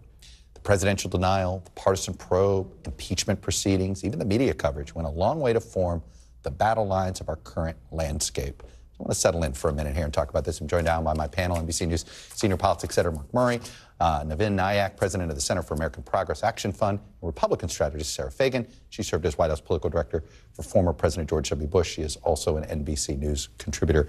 Mark, I have, on January 17th, earlier this week, I was dumbstruck at how little attention was being given to what I think is the arguably single most important fork in the road of our current, this political era started on January 17th, 1998. Everything changed. And we're still living it. That's what's so remarkable. And I think because we're still living it, that's why people didn't know it was so remarkable. Chuck, I love the clip that you had about William Ginsburg, the full Ginsburg on Meet the Press 25 years ago. Full Ginsburg was, he did all 5 Sunday shows in person. Right. And I remember watching that. It was my third week on the job as a young political reporter in Washington, D.C. And to talk about how things were so instructive. I mean, this was the biggest scandal that you could imagine. It involved sex, an intern, the creation of the media. And the internet. Right. And the internet. This Drudge Report. I do think, though, that when we look back from 25 years ago to now, is what has changed is just how fast things are. And sometimes, actually, how fast our news cycles are doesn't allow us to kind of slow down and look at the context. But I do remember every single day during that year plus, there was a bombshell story in the Washington Post or the New York Times, and there were then the analyses of all of that. It was one big story. I do wonder if something like that happened, whether that would actually, would that peter out after a couple of months? I don't know. Would it be taken by... if it's not if there's sex involved. But Sorry. I mean, certainly involving the president and the age of the intern, it would be a huge story today. But your point is an excellent one, because you got to keep in mind there was no social media back then. And news is moving so much quicker in part because people have such shorter attention spans, and there's so much more content creators out there creating news and information. So I do think you're right that it would be a big story, but it may not be as big a story, sadly, today that it was 25 years ago. I think we're a little living it here in a very smaller context, but the George Santos thing is just another. This is like the kind of world where we do have an attention span for these kinds of scandals and this kind. Like, anyone would have thought that'd be over by now, but no, here we are. A month into the first revelations, and I think he's not going away, so it's going to continue, and new revelations keep coming out. And I actually do think it was a moment where our ability to fixate on these kinds of things is actually longer than we realize. Well, I guess the thing that, to me, that's so interesting about it is how much different aspects of things changed, right? Activism changed, the media changed, the parties changed, how we engage in campaigns changed. You know, I had to do a little education exercise, Naveen, to my staff today about the origins of the organization called Move On. Yeah, right. I mean, the whole name came from censure and move on, right? And that organization lives today, and it's a heartbeat of progressives, isn't it? Absolutely. It's been actually, you know, that I actually wonder how many people at Move On know that. Move On. No, that's the origin. Yeah, absolutely. But it was, I mean, it's interesting because we actually haven't been able to move on. If that was sort of it was this idea of, you know, this isn't really important. Let's get on to the stuff that matters to the American people. And at some level, our politics is stuck in focusing on things that aren't actually the things the American people are focused on. All right. Speaking of anniversaries, let's talk about Roe v. Wade and abortion. And Sarah, can the Republican Party get to a consensus by November 2024 that is a consensus that can bring the party together? Because I feel like right now they're not there. Yeah, I think that, I mean, on the high level things, yes. You know, we're a party that supports life. We're a party that champions, you know, women who are pregnant and wants to find resources to help them. But in terms of what does this look like post-Roe, I don't think so. Because in part, you have a movement in some ways that won. I mean, part of the challenge here for the movement is that they were successful in their core mission, and the pushback was remarkably strong, and we saw it at the ballot box. And I think in many ways the movement was not prepared for this moment. And in part, they didn't know the backlash was coming? Because if you look at the polling numbers, which show it 2-1, you know, disappointed or upset about the overturning, I think a lot of those people think that abortion is banned entirely. Like, there wasn't a good education movement about this is actually just sending it back to the states. And in most of the states, nothing has changed. You know, something struck me, Mark, when Christine was reporting about how the marchers she was talking to were like lamenting that, hey, we don't have the hearts and minds. And they thought that the decision was going to change it. And it made me think, you know, the same-sex marriage decision did accelerate public opinion. And it was already moving, but the decision came, and perhaps for some that were favoring it, but maybe afraid to say it publicly, it was a permission slip. I'm guessing some pro-life activists thought the same thing might happen here, and it seems like the opposite occurred, because not only before Roe was overturned, you rarely saw Roe hit 60, right, as favorable. After it's been overturned, Roe's more popular. Because there's confusion around it. No, it's not, I think the big difference there is people lost something. When you take something away from the American people, people didn't love Obamacare at first. But then when the threat was to take it away, it is the most unpopular thing you can do in politics. I had somebody say that it's the first time a court took away a right. Roe. They were chipping away 22, 20. People's lives didn't feel that. That's gone now. There are 17 states where you cannot get an abortion. That is a huge difference for 35 million women in this country, and I think they're not going to be able to solve this. Most of those are wrapped up in the courts right now, but yes. Chuck, we've looked a lot about polling when it comes to abortion rights, and we've actually been looking at a lot of generational divides. When I actually look at how millennials and Gen Z particularly looks at abortion rights, it is more supporting of abortion rights than any other generation. And so for a lot of the anti-abortion community, they're going to need to actually win over the youngest to be able to change the hearts and mind. That, at least the data that I'm looking at right now, is going to be a very tough move. Sarah, what's a presidential primary look like on this? Because you've got Donald Trump saying, hey, this didn't help the party. You got Mike Pence, and I've talked to look, as they're trying to sort of establish an identity outside of Trump, this is the identity they want to establish. It's going to, there are going to be a lot of different positions on that stage. I think that's right, and including, potentially somebody with what was the Lindsey Graham position at one point, which is that we should come up with a national standard and figure out how many weeks. Or even Chris Sununu, who's going to be even further to the left of that. And certainly, it's not where I am personally, but politically, that would be a prudent thing for the Republican parties to get to a place where, what number of weeks, because that's where most of the country is. And I think one of the things where the pro-life movement needs to do a stronger job of is exactly to point out where the progressive movement is on this, which is that the progressives believe that you should be able to have an abortion at any point during the pregnancy. And that's not where the country is. The problem with, I think, this is if you're having a policy debate, you can have a compromise. When many people see this as a morality debate, right? There's no compromise. Well, the funny thing is, in hindsight, I think Roe, for a lot of the majority of Americans in hindsight, would have been the compromise. Obviously, there's a set of folks who never would have been comfortable with that, but it's clearly where the majority of the American people were. I think the challenge now is anything the Republican Party does is actually taking the fight into the other states where it is legal. So when even if you're saying we're going to do a 15-week national ban, holy cow, suddenly New York and California, that's a state where abortion is legal, and it will no longer be illegal after 15 weeks. So I actually think there's even more ground for the Republican Party to lose if they're honest about But I think some were saying that's the whole point. Go back to the states. And I think some Republicans wanted to keep it there, like let California do what California wants to do. I think he's right a little bit here. But that's also part of where someone's position might come out, which is like, ultimately, this is a states' rights issue. This is where the party has been and where the movement has been for a long time.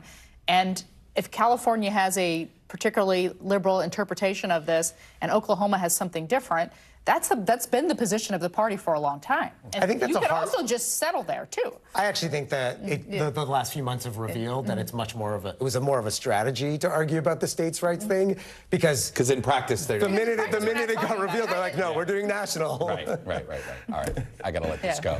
But I'm amazed at how few people actually know so much about 1998 and Monica and the history of that. Go listen to at least the Slow Burn podcast if you don't. Mark, Nevin, Sarah, thank you all. After the break, long time gone. New reporting on the trailblazing female lawmakers making history on Capitol Hill by being at the helm of the extremely powerful appropriation committees. The people actually giving the money from the government to the people, all women now. You're watching Meet the Press Now. Yeah, women manage the checkbooks at home. So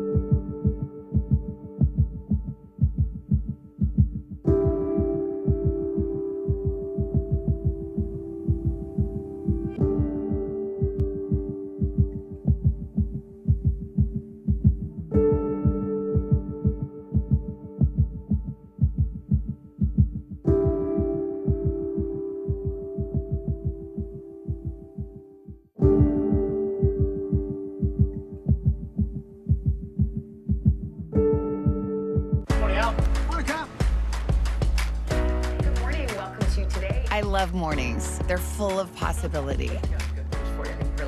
And how you start your day sets the tone for the whole day. We need to pull up one extra chair at the table. We feel like we're right there with you. Just ahead, in this half hour, we're going to introduce you to... Because every day we start our morning so you can take on yours.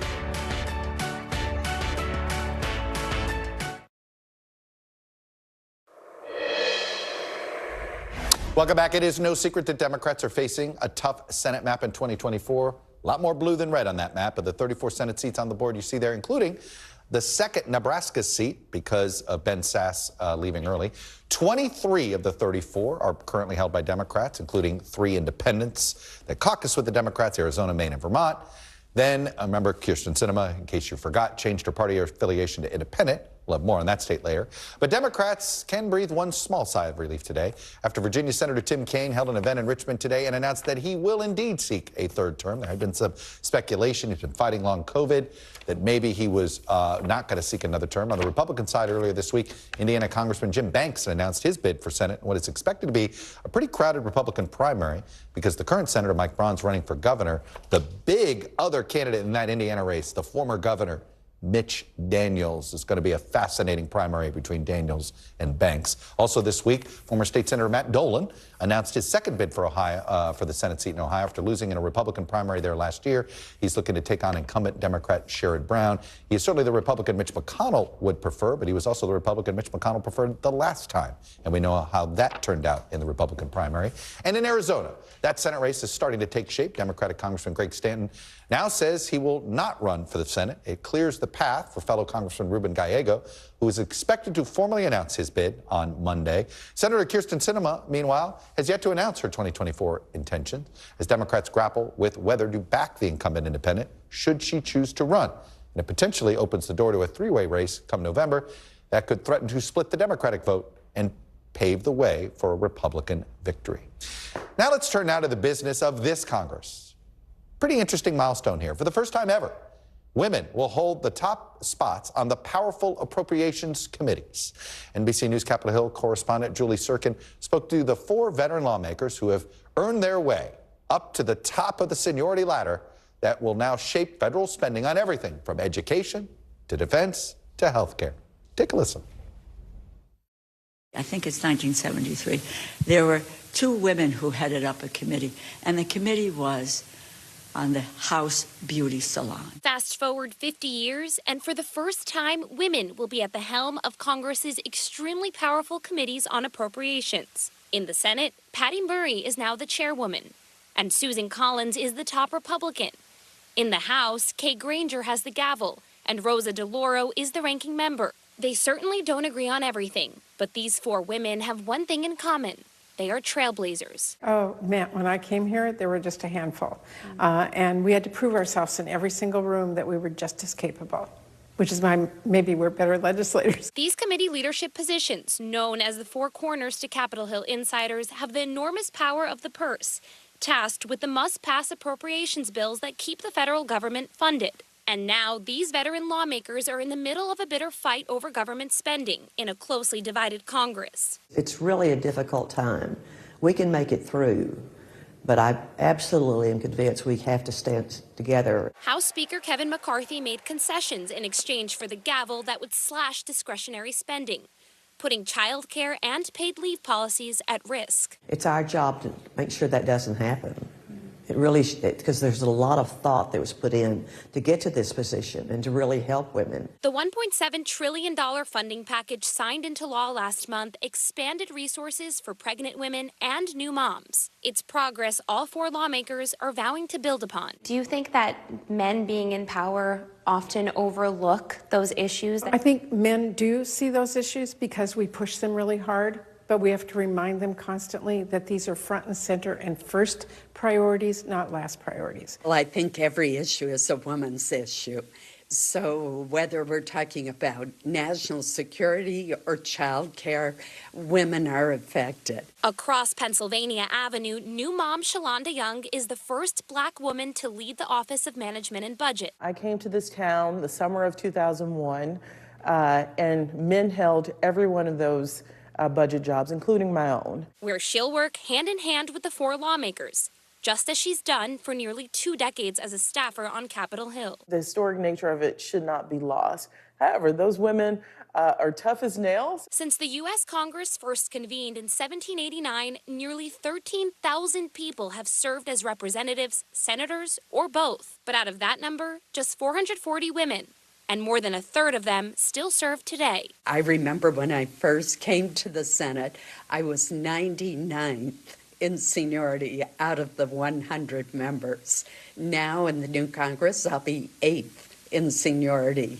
And with seniority comes more clout, more influence, more knowledge. And it also comes with more responsibility. We address every single issue that comes before the national security of this country. And if you do not have bicameral, bipartisan support, the government shuts down. Joining me now is our congressional correspondent, Julie Sirkin, who put together this piece. And Julie, you know, it's such a uplifting piece. It makes me think, debt ceiling, schmet ceiling. These 4 women are going to get this done. I mean, I say this in this respect. I know all 4 of them pretty well. They're not grandstanders. Should that tell us that maybe this is our way out of this potential mess in 6 months? Yeah, look, they hope so. And Chuck, I asked them, I was like, look, Americans mostly don't pay attention to the work these committees do, which is really, really expansive until there's a threat of a government shutdown or a debt ceiling fight like we're experiencing right now. And Patty Murray, the senator that you saw on the screen there, who's going to chair the Appropriations Committee in the Senate, she told me, look, women are good communicators. We might be better than our male counterparts, and we get things done. We message to Americans the right way. We communicate about the issues that matter. And look, she told me, including Kate Granger, who of course is going to be right in the middle of this fight in the House with Kevin McCarthy, that they know how to work together and they foster these relationships, and that's going to make a difference. Well, it's exactly what the intent is. 4 people from 4 different parts of the country that have to come together from different. We'll see. You know, you made me, after a really depressing start to the year, you made me think maybe Congress can act like they used to, or at least what we want them to act like. Anyway, Julie Sirkin, thanks for that reporting. Still to come, defense leaders from more than 50 countries are holding a high-stakes meeting in Germany, but they still have hit an impasse over tanks for Ukraine. We're live in Kyiv with details on the dispute and what it means for the war. You're watching Meet the Press Now.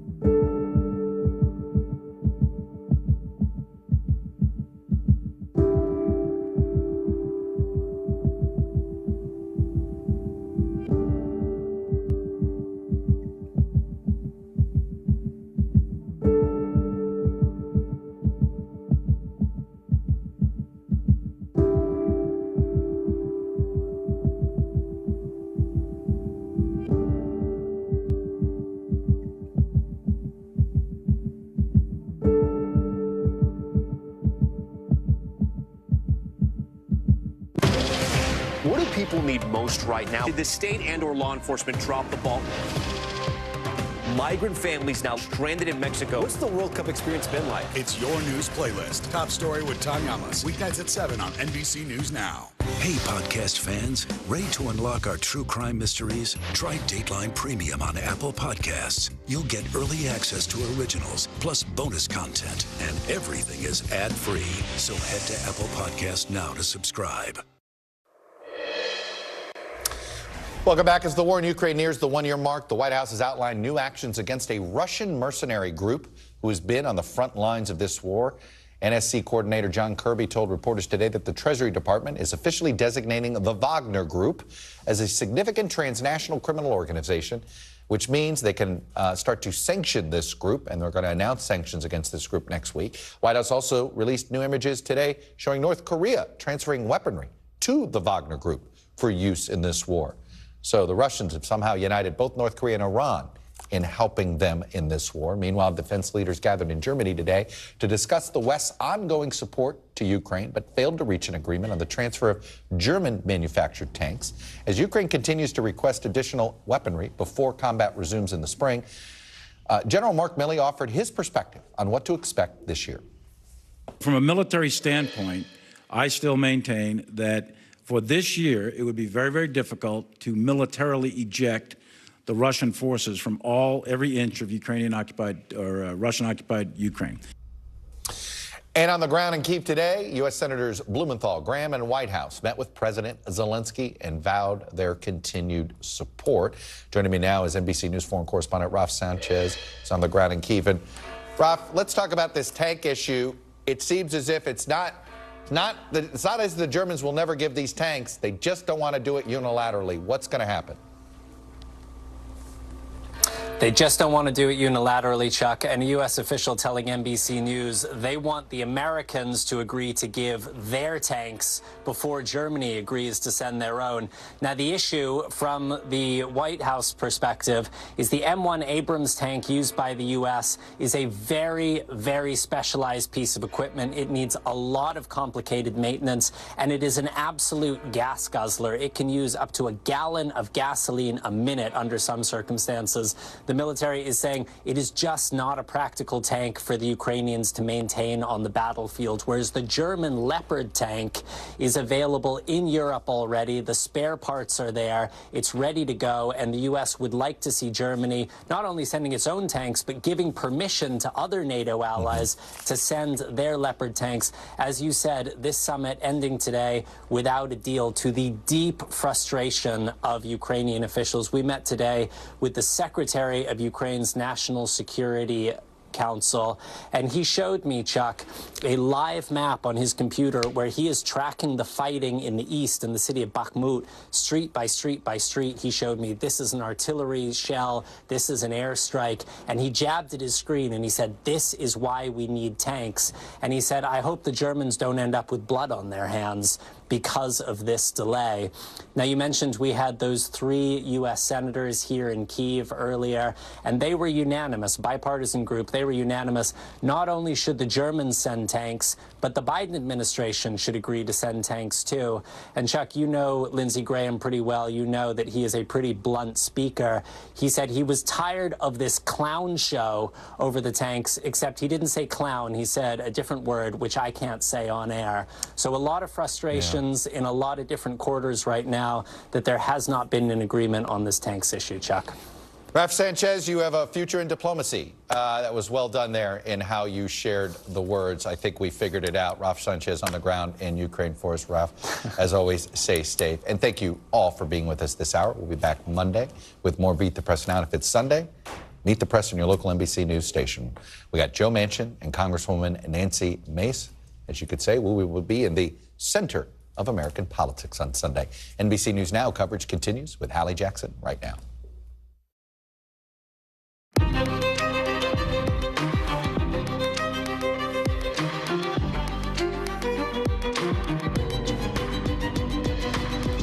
We're coming on there with new details about the fight over who gets to see what related to President Biden's handling of classified documents, with the White House much preferring to instead talk about his handling of the U.S. government exactly 2 years into his presidency. We've got a live report breaking that down just ahead. Plus, 2 paramedics accused of killing a patient now pleading not guilty to murder. The frankly chilling video we're just now getting from that interaction. We'll show you in a few minutes.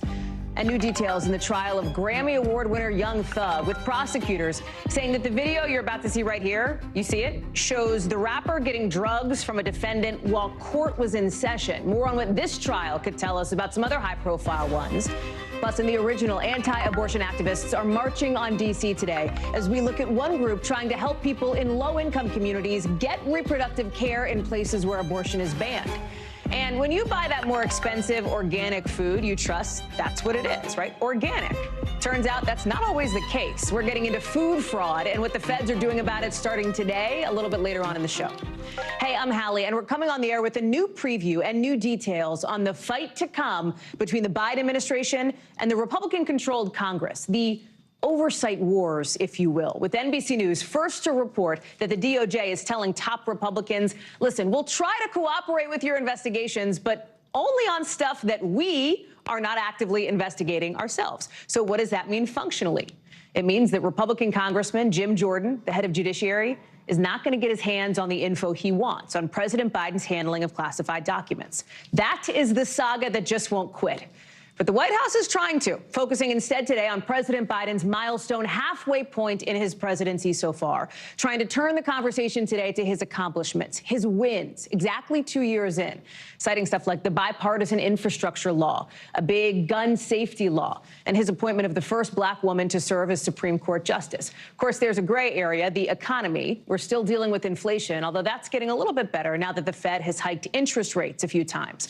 All of it, right? Perhaps a preview of what's to come in his State of the Union speech in a couple weeks, with the political football of these classified docs still very much on the playing field. Joining us now is Monica Alba. And Mon, today is all about the White House trying to, point to accomplishments at the halfway point, et cetera. But we're also getting this new information out of the Department of Justice, basically telling a Republican Congress, like, we will try to cooperate with you, but not so much on this particular issue. I mean, it is such an interesting and I think illuminative juxtaposition of what the White House wants to talk about versus what they are going to have to talk about. You said it, Hallie, political football. To continue the sports metaphors here, the White House is really feeling like the best defense, which, let's be honest, they're on defense right now, is a strong offense. And that is why you saw them employ this newer strategy in the last couple of days of really going after House Republicans, saying that they were the ones playing politics in terms of requesting some of these things when it comes to the investigations. But at the same time, this is a White House that almost as a broken record for the last 10 days or so has said, above all else, we are going to cooperate with the Department of Justice and the review. So whatever DOJ wants to do, basically, we're cool with it. That's the message from the president and from his top aides. And obviously, after days of not answering some of those shouted questions, and we still don't know some of the underlying fundamentals to this entire controversy, the president did come out yesterday and he read that statement. And again, he reiterated, I believe that I've done everything my lawyers have told me to do, that there is no there. And he even went on to say he has no regrets. But the truth is, we just don't know exactly how this is going to play out once the congressional investigations do start to gain more steam. The White House has said, look, we're going to try, but we're going to cooperate, in their words, in good faith. And you even saw this week the White House counsel spokesman saying, if the Republicans aren't going to do their own thing in good faith, then we may not either. But this is in the hands of DOJ ultimately. There's another interesting juxtaposition that is sort of being highlighted today here, too. As President Biden, we know has faced some headwinds in his first couple years of office. The Supreme Court overturning Roe, which we'll talk about later.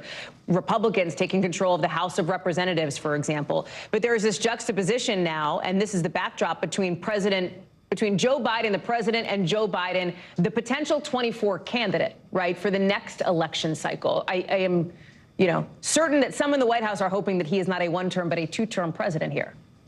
And I think the president would tell you he thinks that as well, Hallie, and I think that is what he is planning on. And I'm told that this does not change that calculation. Does it shift the timeline? It looks like potentially yes. A couple of months ago, before all of this unfolded, there were conversations about maybe even in the early part of the year this decision would be finalized and announced. Remember, the president was the one who said he was going to talk about it with his family over the holidays. Now we're here after that, but we're in the middle of this continued now special counsel investigation, and the White House is saying we don't obviously want to announce something like this if this is ultimately what we're going to do with all of this political firestorm in the background. We would like to see if this can settle a little bit, or we would like to see if maybe some other information that comes out can help us to continue with this case they've made, even though, of course, they've come under a ton of criticism for not being forthcoming enough when this news broke, because, again, it was the media that reported it, not the White House coming forward to disclose these discoveries, Hallie. But I'm told the 2024 announcement, if and when it does come, it won't come until after the State of the Union, and we know that's early next month. So there's a little bit of time to see where this story that's really complex goes. Monica Alba leading us off tonight here on the show. Mon, thank you very much. So listen, we say this all the time here. The markets are not the economy. And what's interesting is the numbers we are seeing today really reflect a kind of confusing picture we're getting right now. Why? Because look what's happening with Alphabet, the parent company of Google, laying off 12,000 workers today. It's about 6% of its workforce, with the CEO saying, hey, listen, this is the economic reality right now. Look at all these companies you see on your screen, all of them. They've cut hundreds to tens of thousands of jobs over the last year. And yet, Alphabet stock is up 5% today. Stocks across the board are up, especially, look at the bottom at NASDAQ. That specifically looks at tech companies. Tech companies are the ones that have borne the brunt of so many of these layoffs. So how does that make sense? CNBC's Jennifer Elias joins us now. Help us understand that, right? Because when you look at these companies saying, hey, the economic climate means we're going to have to do these layoffs, and then you look at the markets, which are rising on that news, it seems a little tough to understand. Yeah, Holly, it's an interesting thing because you see these big numbers and it's easy to get spooked by the headlines of Microsoft, Amazon, and today Google laying off more than 10,000 employees. But you kind of have to look at the context, step back from it, and those of us in tech have seen these companies have hired an exorbitant amount of employees over the last couple of years through the demand from the pandemic. A lot of people working from home, needing a lot of software services, and these companies were there, and they needed more people. So I think now that the economy is turning a bit, and there's a lot of relation to also that companies are spending less on advertising budgets. That's definitely affecting Google as well. Interest rates, inflation, that's all affecting these companies as well. And I think Wall Street wants to see them cut and make some more progress in being a bit more productive in terms of how the workforce is. And even workers, I will say, are optimistic. It's still very competitive market for talent. Startups are able to get some of these employees that are being laid off from big tech companies.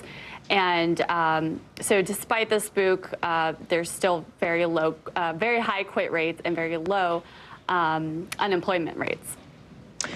There's one other thing that's kind of confusing here, right, among other things, as we look at these dichotomies, these things that seem like they're opposites. Younger tech workers seem pretty optimistic. Our team at NBC News Digital spoke to a few of them, one of whom said, I'm feeling really good about where this is going. And yet you have these layoffs. Help us understand where that optimism is coming from. And if these tech layoffs that we're seeing right now that are driving so many headlines today have actual relevance if you don't work in that industry. If, let's say, you're a retail worker or like you work in the news industry or whatever the case may be. Right, yeah, I've been sort of hearing a mix. There is definitely optimism. And, you know, for some of these generations, this is the first time for Gen Z and some millennials that they're seeing these economic downturn. So they're seeing that these job cuts and widespread layoffs. But on the other hand, as I mentioned, it's still a flourishing talent market right now for technical roles, despite what industry you're in, whether you're in tech or not. And so I spoke with a lot of employees who and founders of startups and people in the medical field, sort of non-technical fields that are able to hire these employees. And so they're seeing opportunities there, and they're still getting, you know, people reaching out to them for jobs. So it's definitely not a lost hope. There's definitely opportunities out there for them. Jennifer Elias, thank you very much. Good to see you. 2 Illinois paramedics today pleading not guilty to murder, accused of killing a patient. 35-year-old Earl Moore Jr. We're about to show you some body cam footage that's just been released of what happened in December. We should warn you, it is some of it is disturbing. Police responded to the initial call. They say they found Mr. Moore having hallucinations because of alcohol withdrawal. They called in paramedics to try to get him to the hospital. Again, we're going to play some of that interaction. We've issued that warning about the video being disturbing. Watch. Sit up now. I am not playing with you tonight. Sit up. Earl, do you want to go to the hospital, ma'am? We need to get up. You're All gonna right. have to walk because we ain't carrying you. So let's get up on your feet.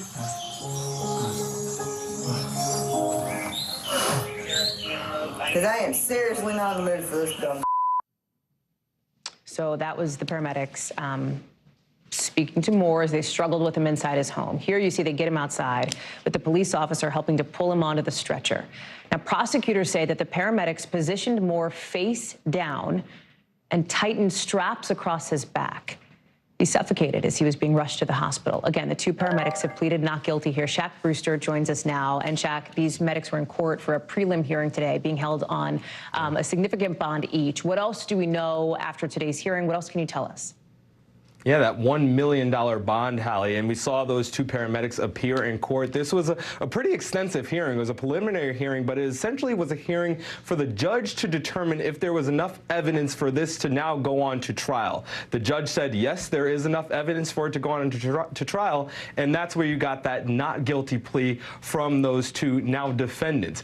Taking a step back, we heard the prosecution both in court and when they were announcing these charges argue that the reason why they're charging these two with murder is because they essentially didn't provide the care that they were trained to do, that it's not about intent or malice here, but that they knew that they shouldn't put someone face down and strap them, and they did so despite that. And that's what the prosecutors were arguing, not just in court, but as they were announcing these charges and as they released the body camera video earlier this week, Hallie. You said something that I want to pull out a little bit here because it was a question that I think people might have. Is there any instance in paramedic training about putting somebody face down, right, on their stomach on a stretcher and tightening the straps like that? Is that ever like a medically indicated thing to do? Do we know? Based on everyone we've talked to, it's not. And I want to be clear here. We don't know specifically what training these two paramedics went through. But if you look at the guides, both if you look at a training material both from the state of Illinois and even the National Association of Paramedics, you see that's from the Illinois EMS protocol there. They say that technique is expressly prohibited by EMS providers. They say secure or transport in a prone position. That means face down, with or without the hands and feet behind the back. That is prohibited. We saw that again with National Paramedic Association. So all indications suggest that this is not policy, that it's actually contrary to policy, and that's part of what went into the reasoning of why these two are now facing those murder charges. In addition to this, there's also been a wrongful death lawsuit that had been filed against these two, along with the ambulance company, right? That's right. The family is working with Benjamin Crump. They filed that lawsuit yesterday. He called the actions that he saw in that tape barbaric, and he said he wants this to not only be addressed in the criminal system, but also civilly. Shaq Brewster, thank you very much for that reporting and for standing on top of this story for us. Appreciate it. So listen, we've been talking about how the West Coast has gotten absolutely smoked by storms. Now it looks like it's the eastern half of the country's turn to get slammed. One of two big winter storms set to be making its way through the area this weekend, bringing snow and rain. You've got Massachusetts, New Hampshire, New York tonight, feeling what's left, right? The lingering impact of the storm over the last 24 hours, with more on the way. Another storm has dumped multiple inches of snow across the Four Corners region. That's back out west, like in Arizona. People were out plowing their streets, plowing their sidewalks. Same thing in the Midwest, digging out from all the snow that got dumped there. I want to bring in now Angie Lastman, our meteorologist, who is joining us now with the forecast. So listen, couple of storms now as we focus on the East Coast after so many days thinking about the West Coast that are developing here. Talk about where they're headed, what the impact's going to be. Yeah, Hallie, we often see this happen, right? When it's really busy on one coast, the other coast gets a break. And that's kind of the role reversal that we're going to see here for folks in the East Coast. We're still, as you mentioned, dealing with some wintry weather and some lingering snow from that coast-to-coast storm that we spent all week talking about. That eventually is going to slow down. We'll start to see the lingering snow showers taper off, and we'll be a little drier here as we get into tomorrow for folks in the Northeast. You can see the situation right now.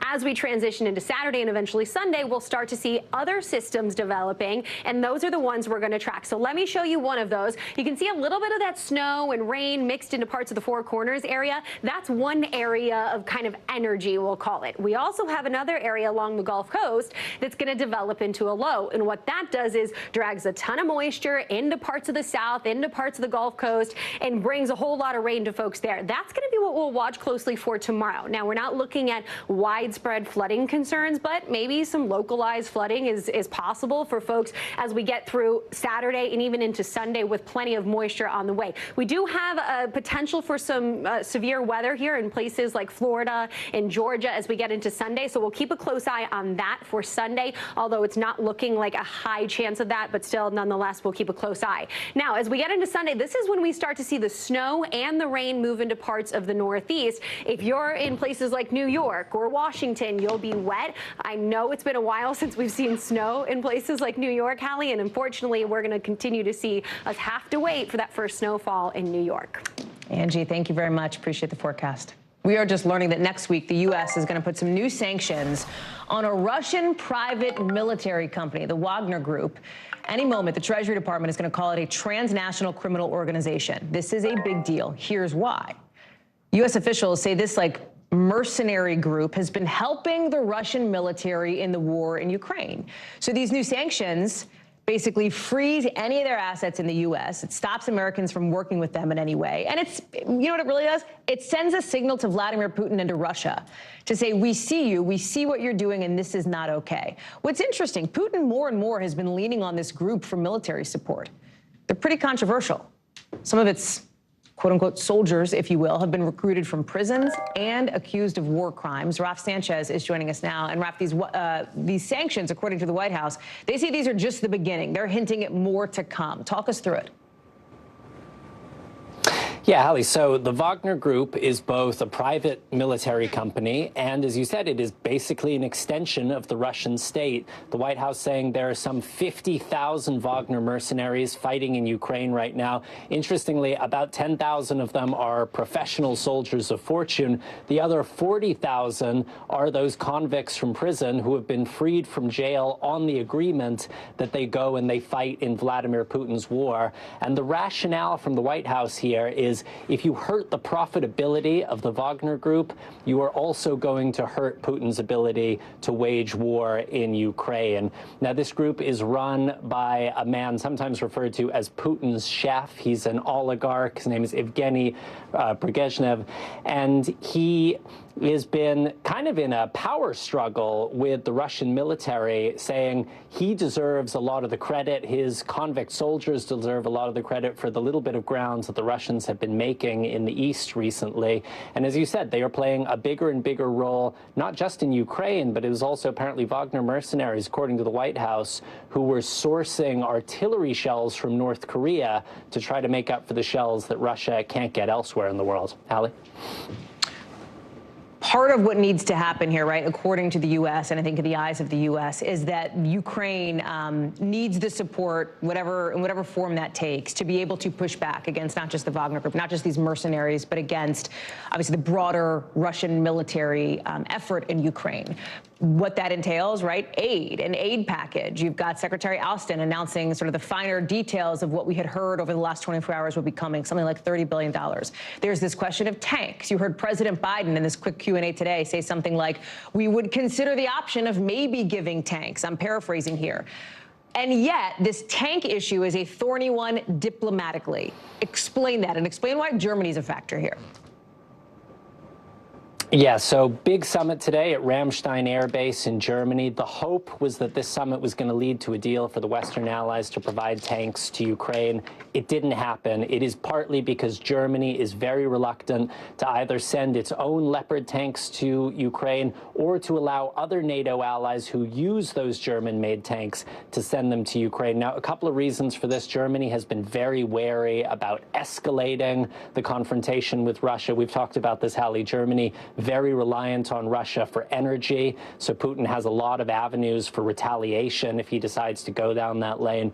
But an American official telling NBC News that the Germans are saying they won't provide tanks to Ukraine unless the U.S. agrees to send M1 Abrams tanks. And the U.S. is saying that is not practical. Those are tanks that need a lot of upkeep. It's just not going to work here in Ukraine. Hallie? Raf Sanchez live for us there in Kyiv on the ground. It's great to have you with us. Thank you, Raf. Lunar New Year officially kicks off this weekend, this Sunday. And we're learning that people in China aren't so much traveling outside China to celebrate this time around.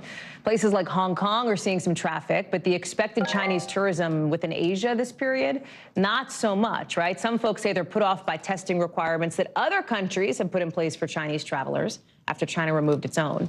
It comes as the China reopening is also a big topic at Davos, with some economists saying it's good news, but concerned a little bit about what the whole thing means for inflation.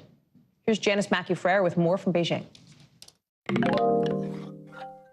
Hallie, it's the most important holiday of the year in China, South Korea, Thailand, Vietnam. People around the world are celebrating the Lunar New Year. And for the first time in history, it's an official holiday in the state of California. Now, here in China, hundreds of millions of people are on the move, traveling again. Check out the train station in Shanghai when I was there last Sunday.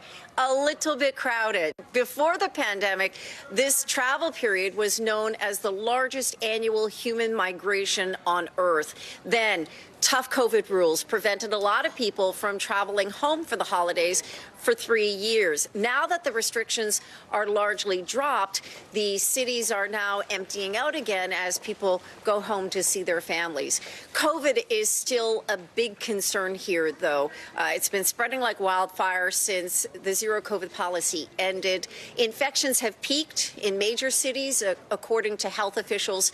But with people now fanning out to literally every corner of the country, the concern is that the virus is going to spread in rural areas and that a second COVID wave is likely to come within the next few weeks. It also means that the boom in Chinese tourism across Asia that was expected next week during the national holiday likely isn't going to happen, as a lot of people have opted to stay within the country, even though China has dropped quarantine requirements. COVID is still a concern. The medical system in rural areas is seen as less equipped. The populations there tend to be older. Health officials had advised people to reconsider traveling at this time of year, but they didn't slap any restrictions on travel. They also want to show that China is reopening to tourism and to investment. It's been a big topic, a hot topic at the World Economic Forum in Davos, that the world's second largest economy is open for business again. But for now, it's all about the new year this weekend. It's about getting together with family. It's about eating a lot. It's about wearing red and saying goodbye to what was a pretty ferocious year of the tiger and ushering in the year of the rabbit. Hallie? Our thanks to Janice Mackey-Frere for that reporting. One big thing that's been looming over that big economic meeting in Davos we mentioned, literally looming over it, lack of snow, very little snow. So is this year a preview of what's to come? We'll take you live to the Alps later this hour. Plus, the Pentagon says a Russian spy ship has been patrolling off of our U.S. coast for weeks. We'll tell you why in the 5 things.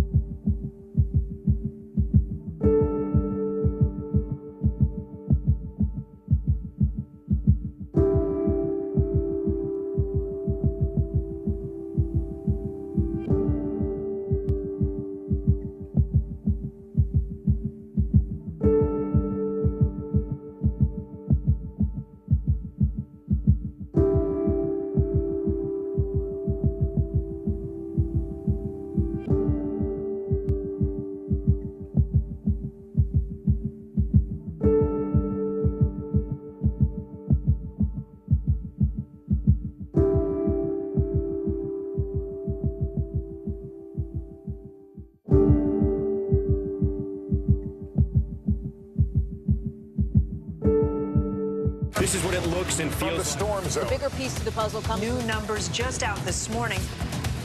Good evening. We begin tonight with breaking news just coming in. We begin this hour with the latest developments. We're coming on the air with some shakeups big time on Capitol Hill. How much water ultimately will be forced inland? Whenever it happens, wherever you are, NBC News, streaming free now.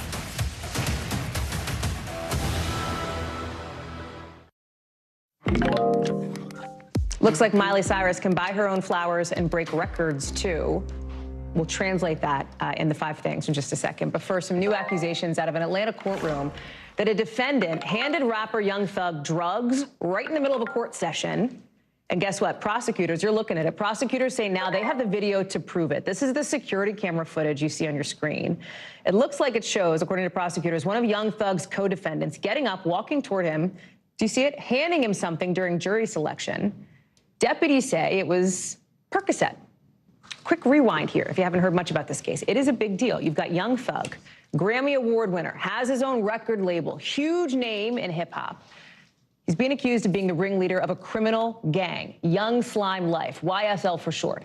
Prosecutors say the gang committed violent crimes, but Young Thug's lawyer says he didn't commit any crimes. He didn't do anything. Blaine Alexander is joining us now. But let me start with this sort of video that is taking over the headlines in this case here. No word on how like the drugs got in the courtroom in the first place, but according to some reporting from the AJC, the Atlanta paper down there have now been 3 contraband-related incidents, they call it, in this courthouse. What's up here? Where does this go? Hallie, this is an unbelievable video. I want to go back to the surveillance video. This is what prosecutors say. You see the defendant, Khalif Adams, a fellow defendant there, who gets up and in plain view, prosecutors say, hands the Percocet into the hand of Young Thug, whose real name is Jeffrey Williams. If you keep watching that video, though, you see police immediately swoop in. They want to take the Percocet from Williams, but then they apprehend Adams. Now, prosecutors say that actually led to the discovery of more contraband. Yes, it is unbelievable. You see that they actually discovered more contraband on him. They found more Percocet, marijuana, tobacco. They say that it was all actually wrapped in plastic with food seasonings to try and conceal the odor there. Now, I do want to tell you what attorneys for both of those men are saying. They're pushing back on this very strongly. An attorney for Young Thug, or Jeffrey Williams, essentially says that this is full of factual inaccuracies and embellishments to make him responsible for someone else's actions. Needless to say, Hallie, all of this delayed the court proceedings on Wednesday. By the way, the judge was in the room when this happened? You know, that's something that they essentially stopped all of this. They did stop all of this. And I'm not sure that the judge was in the room, but what they were doing was they were going through jury. This was a long trying to seat a jury, something that they've been doing for several weeks now, and this kind of interrupted the whole thing. It's a big case, right? Because the original indictment in this case charged nearly 30 people. Now it's Young Thug, 13 other people on trial. And there are some folks who say, listen, this is a trial that highlights a growing trend of prosecutors looking to criminalize rappers and hip-hop artists. There is a bigger context to this one. And what's so notable about all of this is that at the center of all of this are rap lyrics. So prosecutors say that they're part of a criminal enterprise, and the defendants say, you know what, this is just a record label. Now, if you listen to songs by Young Thug and fellow members of YSL, yes, they talk about committing crimes, and they talk about it pretty vividly at times. Prosecutors say that essentially amounts to a musical confession, basically saying that is evidence to show that a crime was committed. But record industry executives, the artists themselves, the defense attorneys, even some people who aren't intimately involved in this case, Hallie, are saying that it's simply not fair. They say that it simply amounts to looking at a movie actor who's playing a murderer and then trying to, prosecute them based on that. They say that that's not fair, and it sets a dangerous precedent, Hallie. It's just a fascinating look at how this is all going down. Thanks for being on top of that trial for us, Blaine, with that really remarkable video. Appreciate it. Yep. Let's get you over to the 5 things our team thinks you should know about tonight. Number 1, we are learning today that Theranos founder Elizabeth Holmes bought a one-way ticket to Mexico not too long ago, even after her fraud conviction last year. This is according to a new court filing. Federal prosecutors say this is a trip that only got canceled after the government brought it up to her lawyers. This was last year. Holmes has been sentenced to more than 11 years in prison for lying to investors about her company's financial health and tech. Number Number 2, the Pentagon says a Russian spy ship has been patrolling right off the coast of Hawaii. The Coast Guard's apparently been monitoring it for weeks. It's not totally unusual that a surveillance ship would come kind of close to the coastline. So far, this thing has stayed in international waters, but it's getting a lot of attention because of the timing here, with so much tension between Washington and Moscow. Number 3, a federal judge in Florida ruling that Governor Ron DeSantis violated the free speech rights of a prosecutor when he suspended that prosecutor from office. But federal courts don't have the power to put him back in the job. DeSantis suspended this elected state prosecutor last year after this guy said he would not pursue criminal charges against people trying to have abortions or abortion providers. The prosecutor then sued, and the judge essentially agreed with him, but said whether or not he gets reinstated is a state issue now. Number 4, Spotify says Miley Cyrus's new single has broken a record, with Flowers now becoming the most streamed song on Spotify in a single week. More than 100 million times. Are you a few million of those streams? Maybe. It's probably stuck in your head right now. Number 5, check this out. You're about to see it. It's a giant, it's a giant cane toad. It's Toadzilla. In Australia, that's the nickname. It weighed 6 pounds. It may be the biggest toad ever recorded. They're very invasive. Apparently, they'll eat anything. So officials say they've humanely euthanized it. That story took a turn. Still to come, anti-abortion advocates marched in D.C. today and saying they're going to keep doing it even though Roe v. Wade has been reversed. We're looking at what's next in the fight over abortion access when we come back.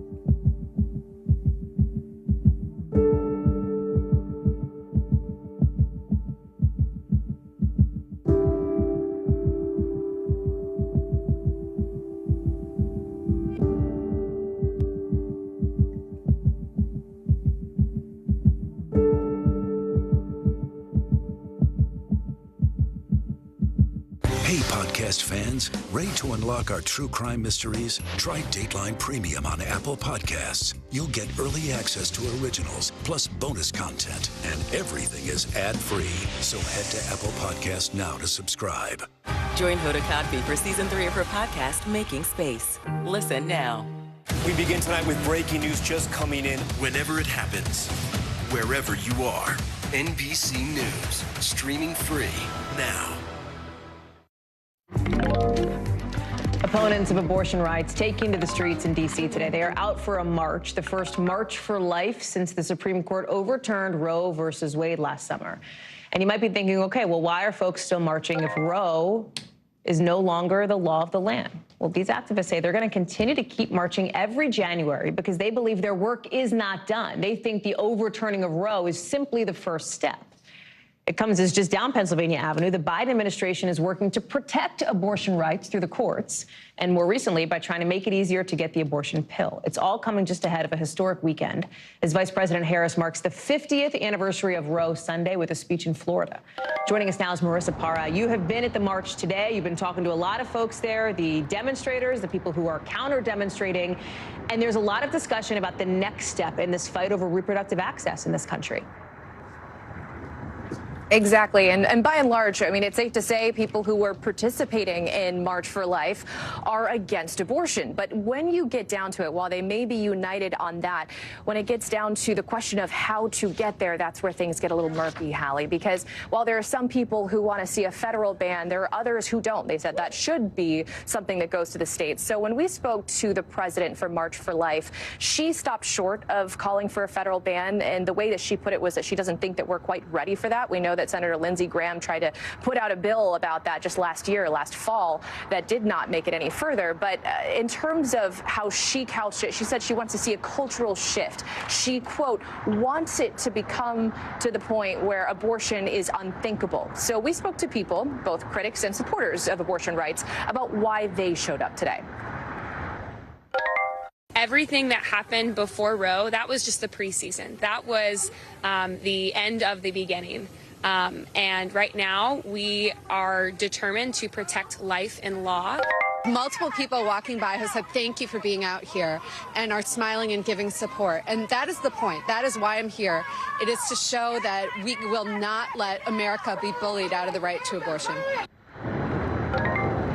So obviously at the end there, you heard from someone who is a counter-protester, a supporter of abortion rights. And that's where we're looking ahead to this weekend, because on Sunday, that is the 50th anniversary of Roe versus Wade, there are a series of marches planned across the country called Bigger Than Roe, because their bottom line is that Roe versus Wade, while it was struck down, that was the bottom line. They're looking to reinstate it and have even more in terms of the rights for people seeking abortion. Marissa Farah live for us there in D.C. Marissa, thank you very much. And that brings us to tonight's Original Now with in-depth reporting on a topic we've been keeping an eye on. And tonight it is reproductive care, talking about women who need to travel to get an abortion because it's illegal in the states where they live. Making these kinds of trips can be expensive, but one nonprofit group is working to try to fix this in kind of a different way. NBC's Kathy Park has the story. The Supreme Court decision to overturn Roe v. Wade was leaked.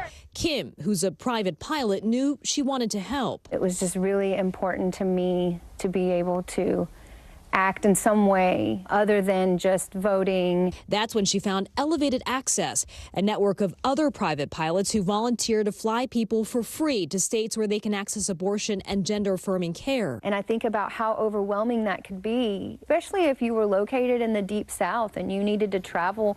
You're looking at like 1,000 miles. You have to take time off work to get there, and not everyone has that luxury. Here's how it works. People seeking an abortion are referred to Elevated Access by partner organizations like abortion clinics. Elevated Access says they have over 1,000 volunteer pilots and work with at least 70 organizations, including Planned Parenthood. Throughout the process, passengers selected to fly can remain anonymous. No ID is required. We kind of have like a don't ask, don't tell policy. I don't ask them why I'm flying them, so I try to bring, snacks and drinks and stuff like that, just to keep them comfortable. There's no expense to the patient. The end of Roe v. Wade created a lot of barriers for people seeking abortions. 12 states are now enforcing near total bans, with limited exceptions, according to the Guttmacher Institute. Since abortions are banned or not available in a number of states, millions of people are unable to access a provider in their home state. But volunteering for an organization like Elevated Access can be risky. Some states prohibit any assistance of an abortion, and that could include helping someone travel out of state. On paper, these pilots are certainly assisting an abortion. Harassment is also a concern, which is why we're keeping Kim's last name anonymous. But for Kim, despite the risk, she continues to volunteer because this kind of work is personal. At some other stage in my life, I needed abortion care, and I know that feeling and how desperate and how scary and lonely it can feel. Social media platforms like TikTok are providing greater exposure, inviting more pilots to get on board. That's how Kim learned about the initiative. If you're a pilot with an aircraft that can donate your time and resources, context them. Gynecologist Dr. Jessica Shepard believes volunteers like Kim are an important part of providing access to abortion care, especially in low-income communities. Majority of women who do seek abortions are from low-income communities, already have one or more children, and we're starting to see that disparity grow even more between those who are able to access care and those who are not. Considering fewer than 10% of pilots are women, according to the FAA, Kim feels a sense of girl power when volunteering. Here we are, we're breaking into this male-dominated world. We're here to support other women and help them get the health care they need. Taking to the skies and going the distance for abortion care. Kathy Park is joining us now. Kathy, thank you for bringing us this story. What's so interesting, you mentioned how you only identified that pilot by her first name because there are layers of anonymity, not just for the pilots, but of course, because of the sensitivity of these missions for the patients. Tell us more about what these journeys are like. Yeah, so some say that the best way to describe the model, it's similar to Uber and Lyft. So these pilots are offering transportation only, no questions asked. They don't ask what the purpose of their trip is.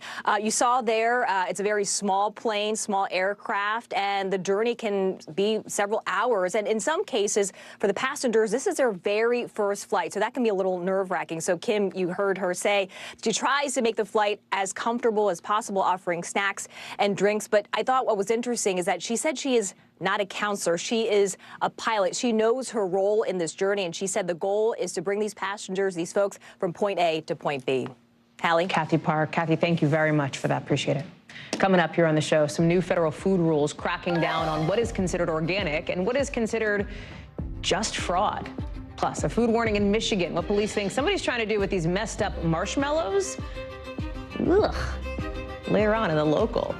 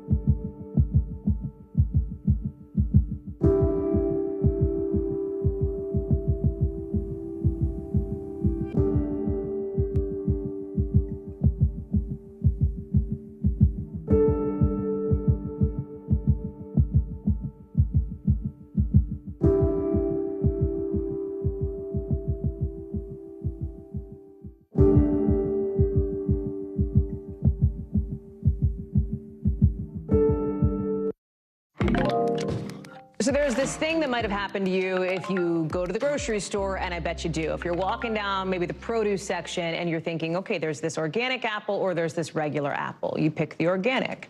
How do you know that that actually is organic? and that it's not something called organic fraud, a product that pretends to be organic. This is a question that the federal government has too. So now, for the first time in decades, the Department of Agriculture is making a move to fight that. They're making it harder for stuff to say that it's organic, right? They're making it more difficult for products to have that label unless they've satisfied this very particular criteria. Starting in March, if a business wants to label one of its foods organic, they have to follow some new rules. Number one, any food coming into the U.S. would have to go through program certification. Number two, this business is going to have more inspections on site. Number three, there's going to be more certification at key parts along the supply chain to show that, yes, this actually is organic. Gotti Schwartz is joining us now. This is big business, Gotti, right? Like the sale of organic foods has more than doubled in the past 10 years. It is a $60 billion plus industry. The Organic Trade Association wants this to kind of protect the organic brand, right? Yeah, Hallie, and whenever you get into the billions, you can expect some sort of fraud somewhere, right? So over the past few years, we've been seeing these major organic fraud cases where sellers have been caught slapping organic labels on things that aren't organic so they can charge those higher premium prices. For example, in Iowa, there was this one case where $142 million of non-organic grain sold as organic. South Dakota saw $71 million in one case alone of non-organic grain and oilseed sold as organic. Minnesota had a $46 million case of non-organic grain that was sold. And then there was this massive fraud ring bringing in non-organics from Eastern Europe and selling them here in the United States as organic. There are likely many more cases. Those are the ones that investigators know about. So now the USDA is trying to beef up its law enforcement abilities, its enforcement abilities, and some of those organic imports requirements. They want more random spot checks as well, more organic certifiers out there to make sure that what you think is organic is actually organic when you're in the grocery store. Hallie? It's already more expensive to buy organic anyway, right? Like it's a privilege to be able to afford it. Is this going to make it more expensive? Like all these things that businesses are going to have to do, is that going to spike the price? Yeah, that's a huge question right now. And when you see the organic process in person, you go to one of these farms, you see how much goes into things like regenerative soil practices. You compare that to GMO or large-scale agricultural practices, you can see the difference and why there is such an extreme difference in that profit margin. But in my experience, a lot of organic farmers, they take so much pride in the way that they cultivate and they harvest. In a lot of cases, they are the ones that are asking that everybody else claiming to be organic be held to the same high standards that they set for themselves. So this is a step in that right direction. Hallie, whether it's going to increase the cost at the supermarket, maybe, but it's still too soon to tell causation and correlation on something like that because these days it seems like prices just keep going up no matter what happens. But you want to know what is organic and cheap? Growing your own. I mean, do you see this back here? Organic grapefruits. Okay, Cali boy, backyard, why don't you rub it in? Rub it in. Listen, we get figs in our backyard. You guys are cold. It's grapefruit season. I would here, never you know? disagree. I love that every one of our live shots, it's not about, like, it always turns into just how great California is. So, Gotti Schwartz, love you, pal. Appreciate you. 2 seconds. 2 seconds. Oh, my God. You were like a commercial. You're like a commercial for a human being. For you. I can't even take you. I'm going to peel this and eat this just for you. I hope you and Kimmy enjoy it for dinner. Thank you. Bye. Appreciate you. NBC News covers hundreds of stories every day. And because you couldn't possibly read or watch or listen to them all, our bureau teams have done it for you. This is what they tell us is going down in their regions in a segment we call The Local. Out of our Northeast Bureau, a New York man was sentenced to 60 years in prison today for sex trafficking and extorting his daughter's college schoolmates. Do you remember the story of Larry Ray, Lawrence Ray? He was convicted last year on charges. He moved into his daughter's dorm room at Sarah Lawrence and abused students for nearly a decade. A judge calling his crimes today particularly heinous. Again, that sentence is something like 6 decades. From our Southeast Bureau, Florida Governor Ron DeSantis' administration is blocking a new AP course on African-American studies from being taught in high schools. It says the course violates state law and is not historically accurate. Education officials didn't specify what exactly they found wrong with the class. The College Board oversees AP courses and says all new ones go through piloting and revising in the first couple of years. And out of our Midwest Bureau, police in one Michigan neighborhood are trying to look into This really, can I just tell you, like, messed up story? Somebody's been leaving marshmallows stuffed with nails, metal shards, even fish hooks in people's front yards. Police think somebody put them there to hurt pets or other animals. Luckily, no reports of any injuries yet. They've been spotted at least 4 times, so not like a million incidents, but like, can we just, like, what's wrong with people? You know what I mean? Like, don't do that. Just a life lesson. Let's go overseas, because the Alps have been unseasonably warm this winter, which means that at Davos, where the world's elite have shown up to talk and chat and, let's be honest, party, they are getting a good look firsthand at the impact of climate change. Because there's so much snow, this is what the slopes look like. And now experts are sounding the alarm that Davos's power players need to use their many resources to do something now. Here's our Keir Simmons. Switzerland in winter, without the snow. Seems hard to imagine, right? But it's a warning that climate change experts have been making for years. By 2050, they say, the Alps, Europe's picturesque mountain range, will have 40% less snow cover. And this year may be a preview of what's to come. From the town of Kerr, we take a ski lift built in the 1950s. Back then, it passed over ski slopes, but not anymore. We must accept that the nature is changing. Our guide, Thomas, says this winter has been like no other. So in these 30 years which I'm here, I don't remember. Not in 30 years. He takes us across what looks like a snowy landscape, but looks can be deceiving. I can't believe it's January. It's January. And I'm standing in a ski resort with no skiers. Yeah. You see snow, but it's 3-4 centimeters, 5 centimeters. He says they couldn't open the resort because there's just not enough snow on the slopes. If we get down here... Yeah, you see, the plants are coming. Yeah. I've just dug down, and there's the ground. How do you feel when you stand here? Oh, it's really sad. Close by in Davos, the World Economic Forum this week, a gathering of world leaders and business titans who this winter are seeing for themselves the reality of climate change. But a 2015 pledge made in Paris to try to limit global warming to 1.5 centigrade, 2.7 Fahrenheit, now looks increasingly unlikely. To say it's too late is, I think, a defeatist attitude. We do not want 4 degrees, that's for sure.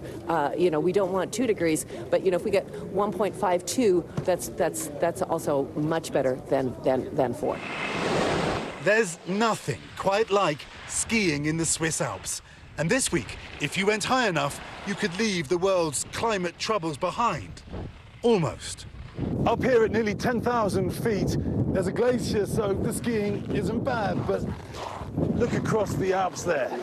In the distance, plenty of snowless mountains.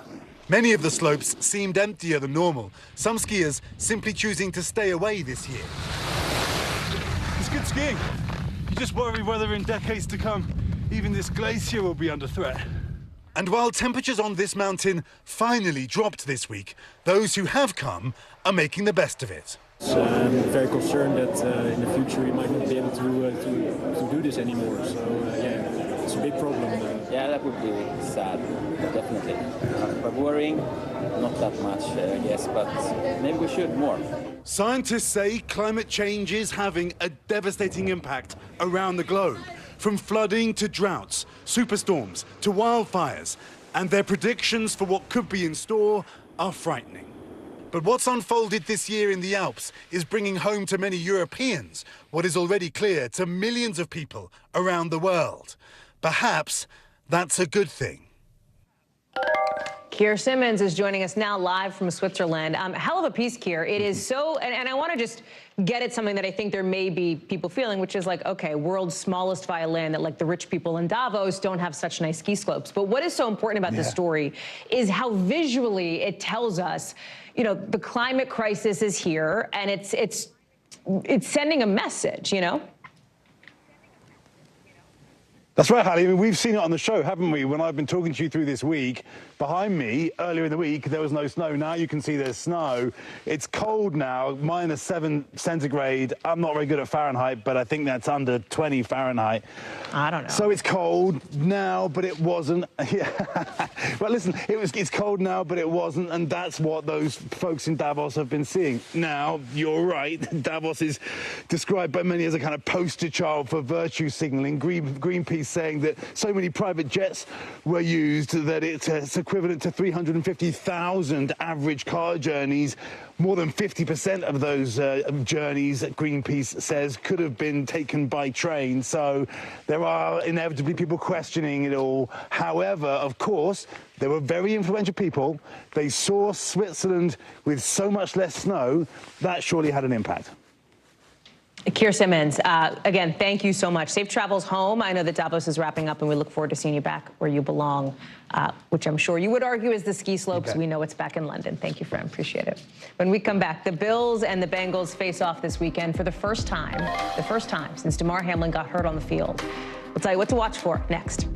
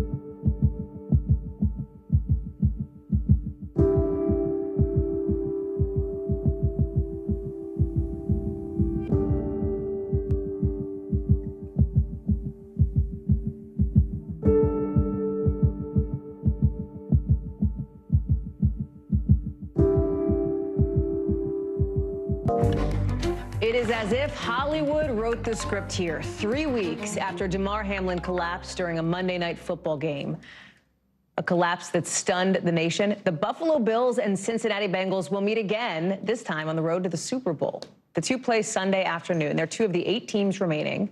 This time the game is in Bills country in Western New York. And the big question is, might Hamlin be there in person in some way to try to support his teammates? He's visited the guys at practice a few times, but the head coach, Sean McDermott, isn't really giving any clues at the moment. Watch. We're just going at Damar's cadence, really. It's what he needs and how we can help him and how our training staff can help serve him. We're just there for him and want the best for him right now. So it's been good having him around when he's been around here. NBC Sports' Corey Robinson joins us now. Corey, it's good to see you. And Coach McDermott puts the focus, I think, rightly on what is the most important thing and has been since that Monday Night Football game, and that is Damar Hamlin's recovery process. We're getting some new information from a source close to him here. Fill us in. Yeah, so the recovery process is lengthy, and I think this is something that is very challenging, because we think, okay, well, we want updates.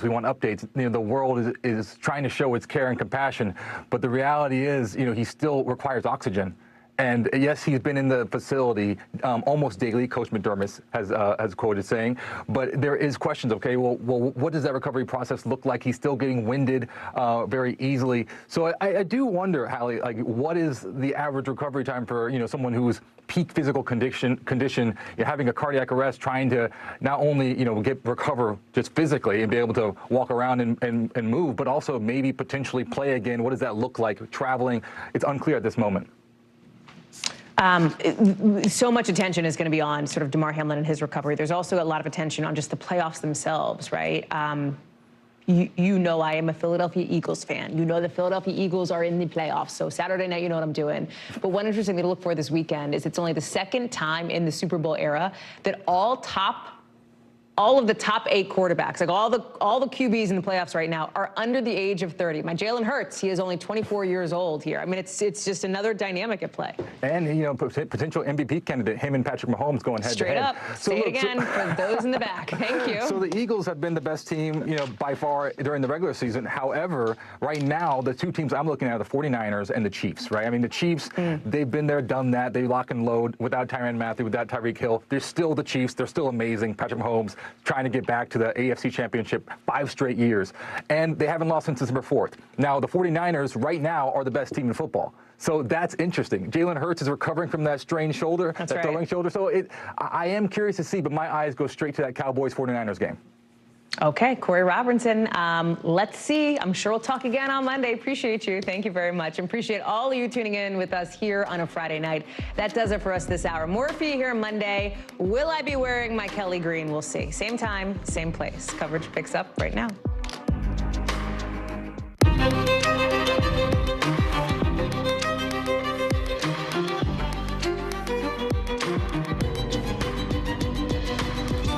We're coming on there with new details about the fight over who gets to see what related to President Biden's handling of classified documents, with the White House much preferring to instead talk about his handling of the U.S. government exactly 2 years into his presidency. We've got a live report breaking that down just ahead. Plus, 2 paramedics accused of killing a patient now pleading not guilty to murder.